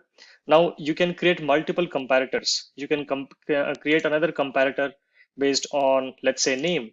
You can have one more property here, create one more comparator. So you can have as many comparators as you want. Just keep creating them and keep supplying them individually one by one in the sort method. You can just duplicate this and add one more comparator. So this is how you are going to have more control. And if you have multiple consumer application, call multiple sort methods, supply their corresponding comparator, and you will get the sorted collection. So here I'm just printing the list based on the age comparator sorting. And these are the objects. So let's see how this works. And understand the output from the beginning. So the natural sorting order is something which we have already covered, which was done based on the roll numbers. So Jane comes first, Tom comes second, and John comes third. And this is how you get this particular output. Now coming to the age comparator, you print this particular statement, which is coming here, and then you print these values. So let's see how the age comparator is working. The youngest here is John. So John comes first. Then we have Tom, who is 20 years old. So Tom comes here. And then we have Jane, who is 21 years old, and Jane comes in the last. So we can see that our age comparator has fired here, and it has sorted this in an ascending order. Now let's flip the values. I'm going to change the values here, and now it should work in a descending sorting order for the age comparator. So let's run this application again, and now you see Jane comes first, who is 21, then Tom comes, who is 20, and then John comes, who is 18. So now the age comparator is working in a descending order. So this is all I want to cover in this particular session, and in the next session we are going to have a look at a project which will cover all the concepts which we have talked about so far. Let's get started with walking through a particular project using all the concepts which we have learned so far. So in this session, we are going to focus on a particular project, and the project we are going to focus is about an ATM application. So you might have interacted with different ATM stores in your cities where you go in, you insert your card, you enter your PIN, and then you can view the balance, you can withdraw some amount, you can also deposit some amount from the ATM. So we will try to look at it from that perspective, and we will see what kind of different Java and OOPS concepts we can use to build such ATM application. This is not a super versatile application, but this is just to give you the idea of how to use those OOPS concepts to build a simple or a complex Java application. So let's start from the options menu class, because that will give us the understanding of what kind of functionality I'm using. And here you will use that I'm using different concepts which I have taught you so far in this particular series. So for example, we are using the IO exception, we are using the hash map class, we are also using a scanner class, which is used to take input from the command line. So this option menu class is extending the account class, and I will come to the account class in a while, but let's see what this option menu class is doing. This particular class has it is using a decimal format money format class, which is to denote what kind of format of money you have. Then we have a hash map, which is storing the couple of records of account number to pin mapping. So we create a map, and inside the get login method, we add couple of entries to the map. Here, the first entry, the first integer, is pointing to the customer number, and the second integer is pointing to the pin of the account of this particular customer number. So if we call the get login method, this method will insert the data. After that, it will ask the customer to enter the customer number, which has to be one of these two. If you provide any other value, then there should be a logic in the application to reject the input. So whatever customer number the customer inputs, we pass that inside this particular method called set customer number. Again, I will come back to that. And once we have provided a valid customer number, then this method is going to ask you to enter a PIN number. And remember, I told you this is the customer number to the PIN number mapping. So whatever customer number you select from here, you will be providing the corresponding PIN number. And again, if you provide an invalid PIN number, you will get an error. So that will all happen inside this try block. And if you enter any invalid characters in the PIN number or the ATM customer number, then you will get an exception, which I am writing inside the catch block. This is all what we have seen so far. After the successful enter of the customer number and the PIN number, I fetch those values from these two methods. Again, I will talk about what these methods are doing. And again, I'm doing some basic validation checks, but things get interesting in this method. So what we covered so far was the get login method. Let me close this method here. So we covered the get login method. The second method, which is defined in this particular class, is the account type. So here we will ask once the customer has provided the customer number and the PIN number, we will ask the customer to provide the account type. This application supports two different account types, which are checking account or a savings account. So the customer has to choose one of them. Again, we will be taking the input from the command line using the scanner class. And then I'm using a switch case. If the customer entered 1, then I will execute some code for the checking account, which is defined here in the case 1. And if the customer entered 2, then the case 2 will be executed. And if it enters 3, then I will exit the application by just printing a sys out. So here I'm using the switch case construct to provide different options to the customer. There's also a default case specified here, which says invalid choice. So this is what is happening in the get account type method. The next method is if the customer has used the option 1, then we call the get checking method. So let's go to the get checking method, which is the next method which is defined in this particular class. So if the customer has selected a checking account, then we provide the following functionality to the customer, which is the customer can view the balance, customer can withdraw the funds, customer can deposit the funds to the checking account, or they can just exit the application. And again, I'm using a switch case here. Based on the customer types 1, 2, 3, or 4, the corresponding case block will be executed. For example, if the customer wants to view the balance, then this block will get executed, and I call the get account type method. If the customer selects the 2 as the withdraw fund, then get checkings with withdraw input method gets called, and then get account type gets called. Similarly, if the customer enters 3, then we deposit the fund. And for that also, I have defined a method. I will go to the definition of these methods as we go along, but right now we are just building the framework. So the get checking deposit input method will be called whenever the customer selects the option 3. And for option 4, we just exit the application. So this is what is happening in the get checking method. Now, if from the account selection, if the customer selected second option, which was savings account, then we were calling get saving method. So this is where the get saving method is defined.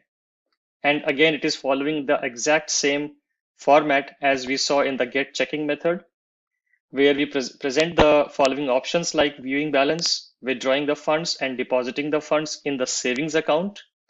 And I have some methods defined here. For example, get saving withdraw input, get saving deposit input. So we define the switch case here based on the customer's choices here. And that is what is happening in the get saving method. So let me close this method as well. And that's all what is defined inside the option menu class. So we ask the customer to enter the customer number, the PIN number from this get login method. Then based on that, we provide the customer the options to choose the account type, whether they can choose the savings account or the checking account.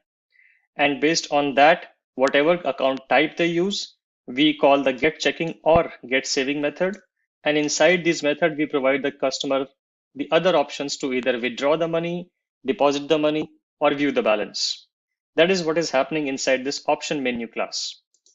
Now let's go to the account class, and all the methods which we saw here will be provided a definition in the account class. You also see this option menu is extending the accounts class, so an inheritance concept is being used here. Let's go to the account class now.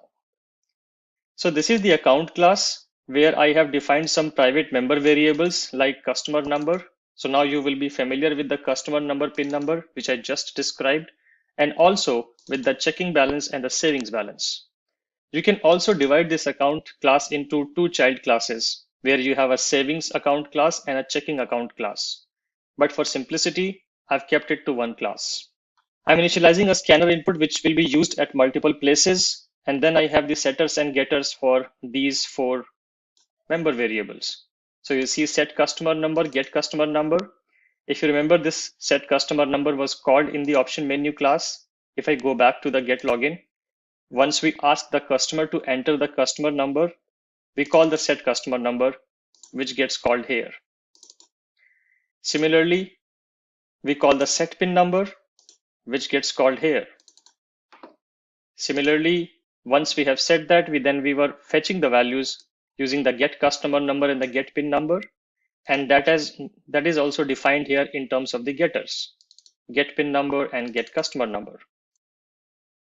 Similarly, we also have the getters for the checking balance and the saving balance member variables. We do not have the setters for them because they are not technically setters, but we have to calculate the balance. It's not a simple setter where you can just return the value. So now let's look at some of the business functions of the account class. How do you deposit? How do you view the balance? How do you withdraw the balance, etc. So you see these two methods, which are specifically when the customer is trying to withdraw the money from their account.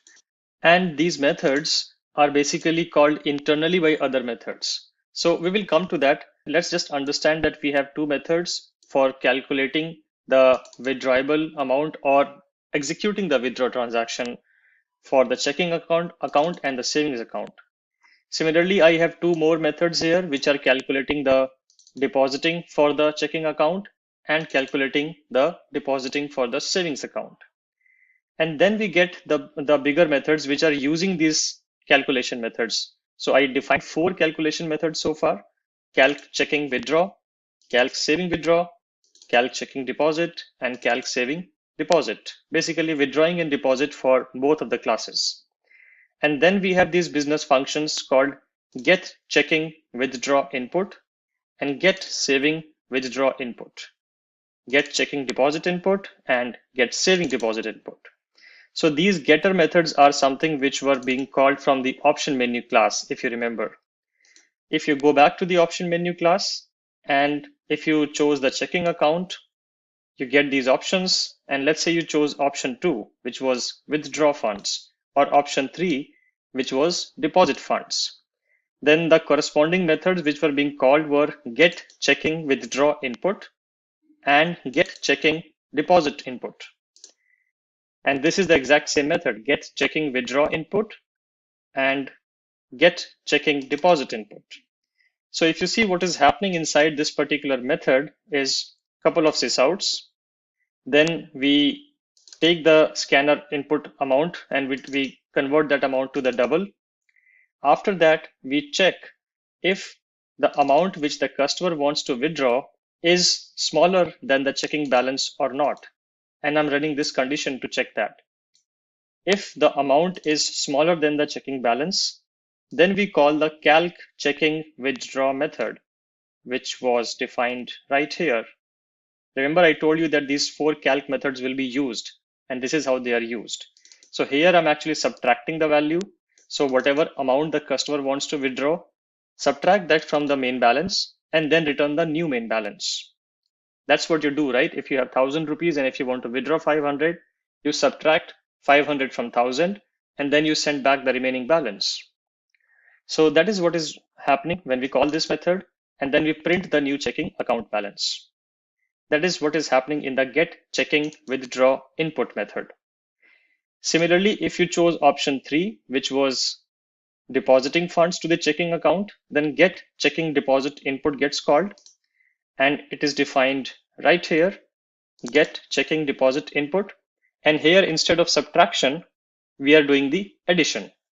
So here I'm again doing a condition check that the current balance plus the new amount which has been supplied by the customer from the command line, the total sum of it should be greater than 0. What if the customer entered an amount minus 5,000? I should not allow that. So that's the reason I'm putting this condition in place. And if the current balance plus the new amount which is supposed to be deposited to the account, the sum of it is greater than 0, then call the calc checking deposit method. And this is where the calc checking deposit method is present, and where I'm just doing present balance plus the new amount and returning the new balance. That's all which is being done here. And you will see exactly similar logic running for the savings account as well. If you look at the get saving withdraw input, which is used to withdraw money from the savings account. So I take the input from the command line and I run a condition check that the amount which the customer wants to withdraw should be less than the current saving account's balance. If yes, then call calc saving withdraw method, which is defined here, where I subtract the amount from the current balance and I return the new balance. And similarly, you will see the exact same functionality in the get saving deposit, where we add the money instead of subtracting the money. And this is all what is defined in the account class. So we talked about the option menu class, we talked about the account class, and now we have the ATM class, which is the entry point, which basically initializes the option menu class and calls the get login method. Remember, get login was the first method which asked you to provide the customer number, and then get login called the method to choose the account type, and the account type methods then called the method to choose the option to withdraw, deposit, or exit. So now we have built a fair understanding of what is happening in this application. So let's run this application. So I just ran this application, and let me bring the console here. It's first asking for a customer number. So I will go to the option menu class and I will pick up one of the customer number which I have hard coded here. So I will provide that customer number and hit enter. Then it asks me for the PIN number. So remember, you have to provide the correct PIN number corresponding to the customer number. So I'm taking this PIN number, just copying it and pasting it here. Then this whole code got executed, and then it called the get account type. And the get account type method provided you with these options, which you see here on the screen. So based on what you select, the case block will get executed. And let's say I want to go for a checking account. So I press 1 and I hit enter. Once you select the checking account, the case 1 gets selected and it calls the get checking method. And the get checking method again provides you with another menu, view, withdraw, or deposit or exit. So let's say I want to deposit funds. So I press 3 and hit enter. It says the current balance is 0 and enter the amount you want to deposit. Let's say I want to deposit 500 and I hit enter. You get the message saying the new checking account balance is 500 and you have successfully deposited the money. And that is what I did for the checking account. Now let's try to withdraw something from the checking account. So you again get back the same option because inside the get checking method, we call once we have successfully done the business operation, we again call the account type method to display the menu again to the user. So let's say again select the checking account class, and this time I want to withdraw the funds. Remember, I've added 500 there. So let's say I want to withdraw, so I choose the option 2 as the choice. Current balance is 500 and it's asking me the amount you want to withdraw from the checking account. So I enter, let's say 100 and I hit enter. When I do that, the new checking account balance becomes 400. So the 100 got subtracted from the 500 and the new balance is shown to your screen. You can do exactly the same thing for the savings account as well. And let's also run a negative condition. So I again select the checking account and I want to withdraw the funds. I choose the option 2. Current balance is 400 and I would like to withdraw 1000. What happens? If you do that, we get a message saying balance cannot be negative. And this is coming from the calc checking method, which is defined here. So what is happening that I wanted to withdraw the funds from the checking account, and here get checking withdraw input got called. Here, this condition was checked. So the checking balance was 400 and the amount I wanted to withdraw was 1000. So 400 minus 1000 is not greater than equal to 0. So it jumped into the else block and it said balance cannot be negative. So this is how you can also build some error conditions in your code which are mandatory and which should be built. Otherwise your application will have a lot of bugs. We can also exit the application. So if you just type 3 and hit enter, you will exit from the application and it will again call the login method where it will again ask you to enter the customer number. So this is how you can run this application, and this was a simple use case for you to show how you can use the different object-oriented concepts like classes, objects, methods, setters, getters, switch case, etc. to build the application with the correct business logic. And this is all I want to cover in this particular session. And in the next session, we are going to have a look at another interesting core Java project just to build our understanding more better about the core Java concept. Let's get started with walking through a core Java project using all the different OOPS concept we have learned so far. So in this example, we are going to have a look at a calculator application, and this calculator application supports primarily 4 different operations like addition, subtraction, multiplication, and division. So let's see how do we build that app. So in front of me right now is open the main class. So I have a main app class here, which has a public static void main method. And the first thing we see is a read input class, which is calling a read method. So if you go to the read input class, it has a simple static method here, which is the read method, and it is using the scanner class. If you remember, I talked about the scanner class, which is used to take inputs from the command line from the user. So we initialize the scanner class and we start taking the inputs, and whatever the user inputs in terms of the expression, let's say the user entered 4 plus 5 or whatever, that whole expression gets sent back into this input line as a string. And that comes back here in the input expression. Once we have captured the input expression, the next thing we do is divide the input expression in the numbers and the operators. Basically, an expression would be either something like 4 plus 5 into 3 divided by 2, let's say. Let's say the user entered this expression. So this has either numbers or operators. So that's what we are doing here. We are using the split method of the string API, the string class basically, and this split method is going to split the numbers and operators into two different string arrays. And here I'm providing the split expression that split at every time you encounter one of these symbols. So this, when you execute this particular statement, it is going to return a numbers array, which will be created based on this expression. So you will get an array with 4, 5, 3, and 2. And similarly, in the operator array, you are going to split or pick out the elements every time you receive a number. So this operator array is going to hold this plus sign, this multiply sign, and this divide sign.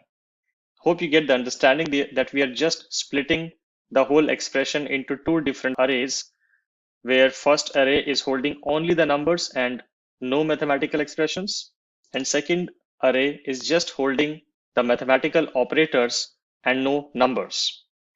And we'll see why we need to do that in the upcoming lines. Once I've created this string array, I just want to store or convert these string arrays into a queue. So I convert this array into a list by calling the array.asList. So this expression is going to return a list. And then I'm going to convert this normal list into a linked list, and then going to store this linked list into the queue of numbers.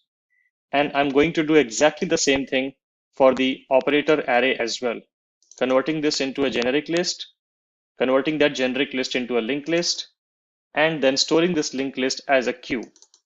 So I have an operators queue and I have a numbers queue. Both of them have been stored into a queue now. And then I'm using the poll method.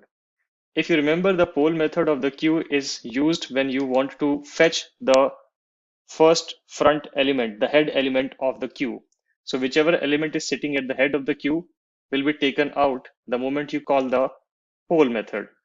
So I fetch the first number from the numbers queue. So in this case, 4 will be fetched here in this variable. And after that, I run a loop on the numbers queue. And I'm going to run this particular loop till this particular queue is not empty. If you see, there's a negation here. So I'm going to pick up numbers one by one from this numbers queue till the number queue becomes empty. And inside the loop, I do the exact same poll operation for the operations queue. So this operations queue is holding all these mathematical operations like plus, star, and divide. So I'm going to pick the head of it. So in this case, plus will be picked up and will be stored in this variable called OPR. And then I'm going to run a switch case on this OPR. Basically, as I told you, in this particular calculator application, we are supporting 4 operations, which are addition, subtraction, multiplication, and division. So I define a case for each of the mathematical expression. So you see there are 4 different cases here. And for each case, I'm initializing a class. If it's a plus sign, then I'm initializing the add class. If it's a minus sign, then I'm initializing the subtract class. For multiplication, I have a class called multiply. And for division, I have a class called divide. Let's have a look at what these classes are containing. So if I go to the add class, first of all, it is implementing an interface called operate. And this operate interface has just a single method called getResults, which is accepting a variable argument array. If you remember, I told you that you can also use a var_arg array. This is called a var_arg expression. This means that this numbers will be an array of arbitrary length. It can be a 1-element array, it can be a 2-element array, it can be a 4-element array, or whatever you supply. But it is still going to be a fixed length array, but the length is going to be dependent upon how much argument you supply to this particular method. So that is what this interface operate is doing. It just has one method declared, which is called getResult, which is accepting an array of numbers. So if the add class is implementing the operate interface, then it has to override the getResult method. And here it is just doing a summation of all the numbers which have been supplied. So if you supply 4 numbers, it is just going to add up those 4 numbers and return the sum. And the exact same kind of logic or similar logic will be seen in other operate classes. So if I go to the subtract class, it runs the exact same operation, but it subtracts the values. If I go to the multiply class, it is also implementing the operate interface, and in the get result, it is just multiplying all the values.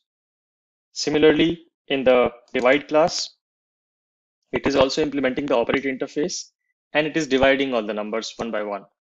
So it's doing pretty much the same thing in terms of the expression and the logic. The only difference is whether you are using an add operation or a subtract or a multiply or a divide. So we have checked all these classes and the operate interface as well. And let's go back to the main app now. Now you also see that I've defined a reference of operate here, and each of the switch case block, I'm assigning the object type to this interface reference. So I'm using the concept of dynamic binding, which we talked about when we talked about interfaces, that we can also do dynamic binding where we can assign an object to an interface type, and the object type will depend upon the expression. So once we have filled that based on the case, while filtering out this expression and picking up plus, star, and divide sequentially, then we go to the next line outside the switch case block, which is to pick the next number from the queue. Remember, we already did one poll here. So as per this example, 4 was here in this res.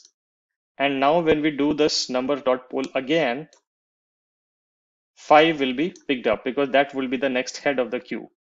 So we pick up 5 here, and then we call operate.getResult.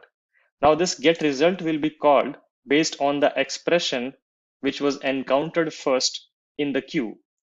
Again, looking at the example, the first expression encountered will be plus. So the expression was plus. So the operate type object is of add type. And when you call operate.getResult, the getResult method of add class is going to get invoked, and it is going to sum 4 and 5. This res is holding 4 right now based on what I described here, numbers.poll. And this num is holding the second operand, basically 5 here. So 4 plus 5 gets evaluated here in this case. And then it again goes back here and it checks if the number queue is now empty. No, it is still not empty because we still have 3 and 2 left there. So again, it does the operations.poll and it picks up multiply sign here.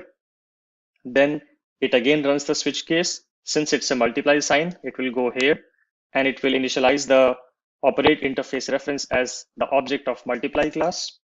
Then coming here, it will do a numbers.poll, and this time the numbers.poll is going to pick up 3. So 3 will be picked up here, and then the current value of result, which is already 9, 4 plus 5 was 9. The current value of result will be updated here. So res will be 9 here and num will be 3 here. And when you call operate.getResult, the multiply classes getResult will get called and it will say 9 into 3, which will become 27. It will again go back here to this particular line and it will check again if the numbers queue is now empty. No, it is still not empty because we still have one element left. Then it polls the queue of the operations where the expression divide is present there, which is the only element left in this particular operations queue. And since we have the OPR value as divide, this case block gets called and the new divide class gets initialized. The divide class basically gets initialized. And we come here and we do numbers.poll. Now the last number which is available in this queue is 2, which gets picked up here. And then we again call operate.getResult. This time, since the operate operate reference type was of divide class type, so when we call operate.getResult, the divide operation or the getResult method of the divide class, basically this method will get invoked and it will divide the current value of result, which was 4 plus 5, 9 into 3, which was 27. So it is going to divide 27 by 2, which was the last value of the numbers.poll. It is going to execute 27 by 2, and whatever value it gets, it is going to store a value back into the rest variable. And then it is again going to go back here and again going to check the condition if the numbers queue is not empty, but now the numbers queue is empty because 2 was the last element. So it is going to come out of the loop and it is going to print the final result. That is how this whole program is working.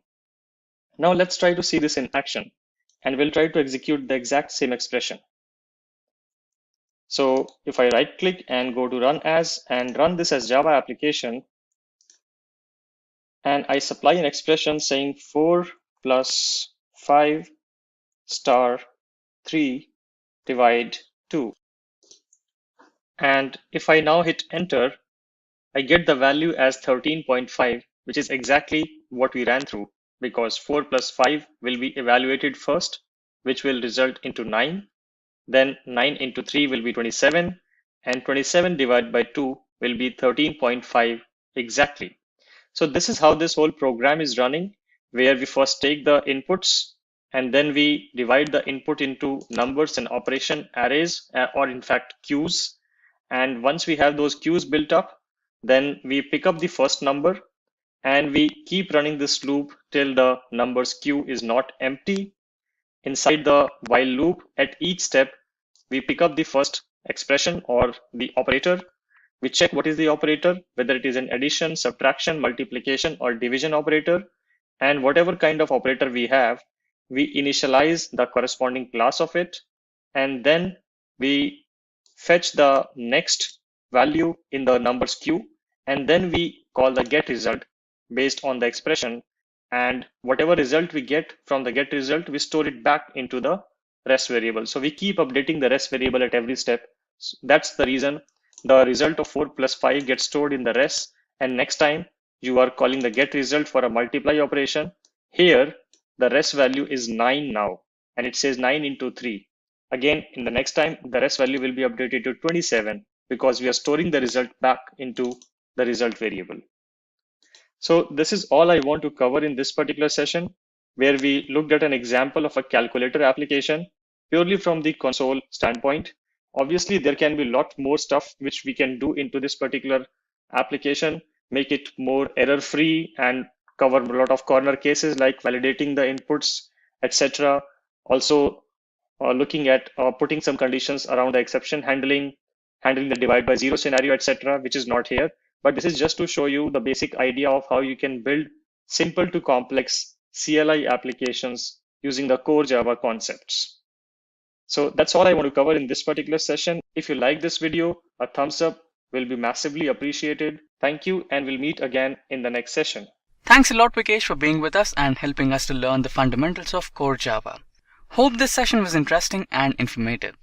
If you have any queries regarding the topics covered in this session, or if you wish to get the codes executed in this particular tutorial, or if you feel we missed out something important, then please let us know in the comment section below. Our team of experts will be happy to respond. Until next time, thank you, stay safe, and keep learning.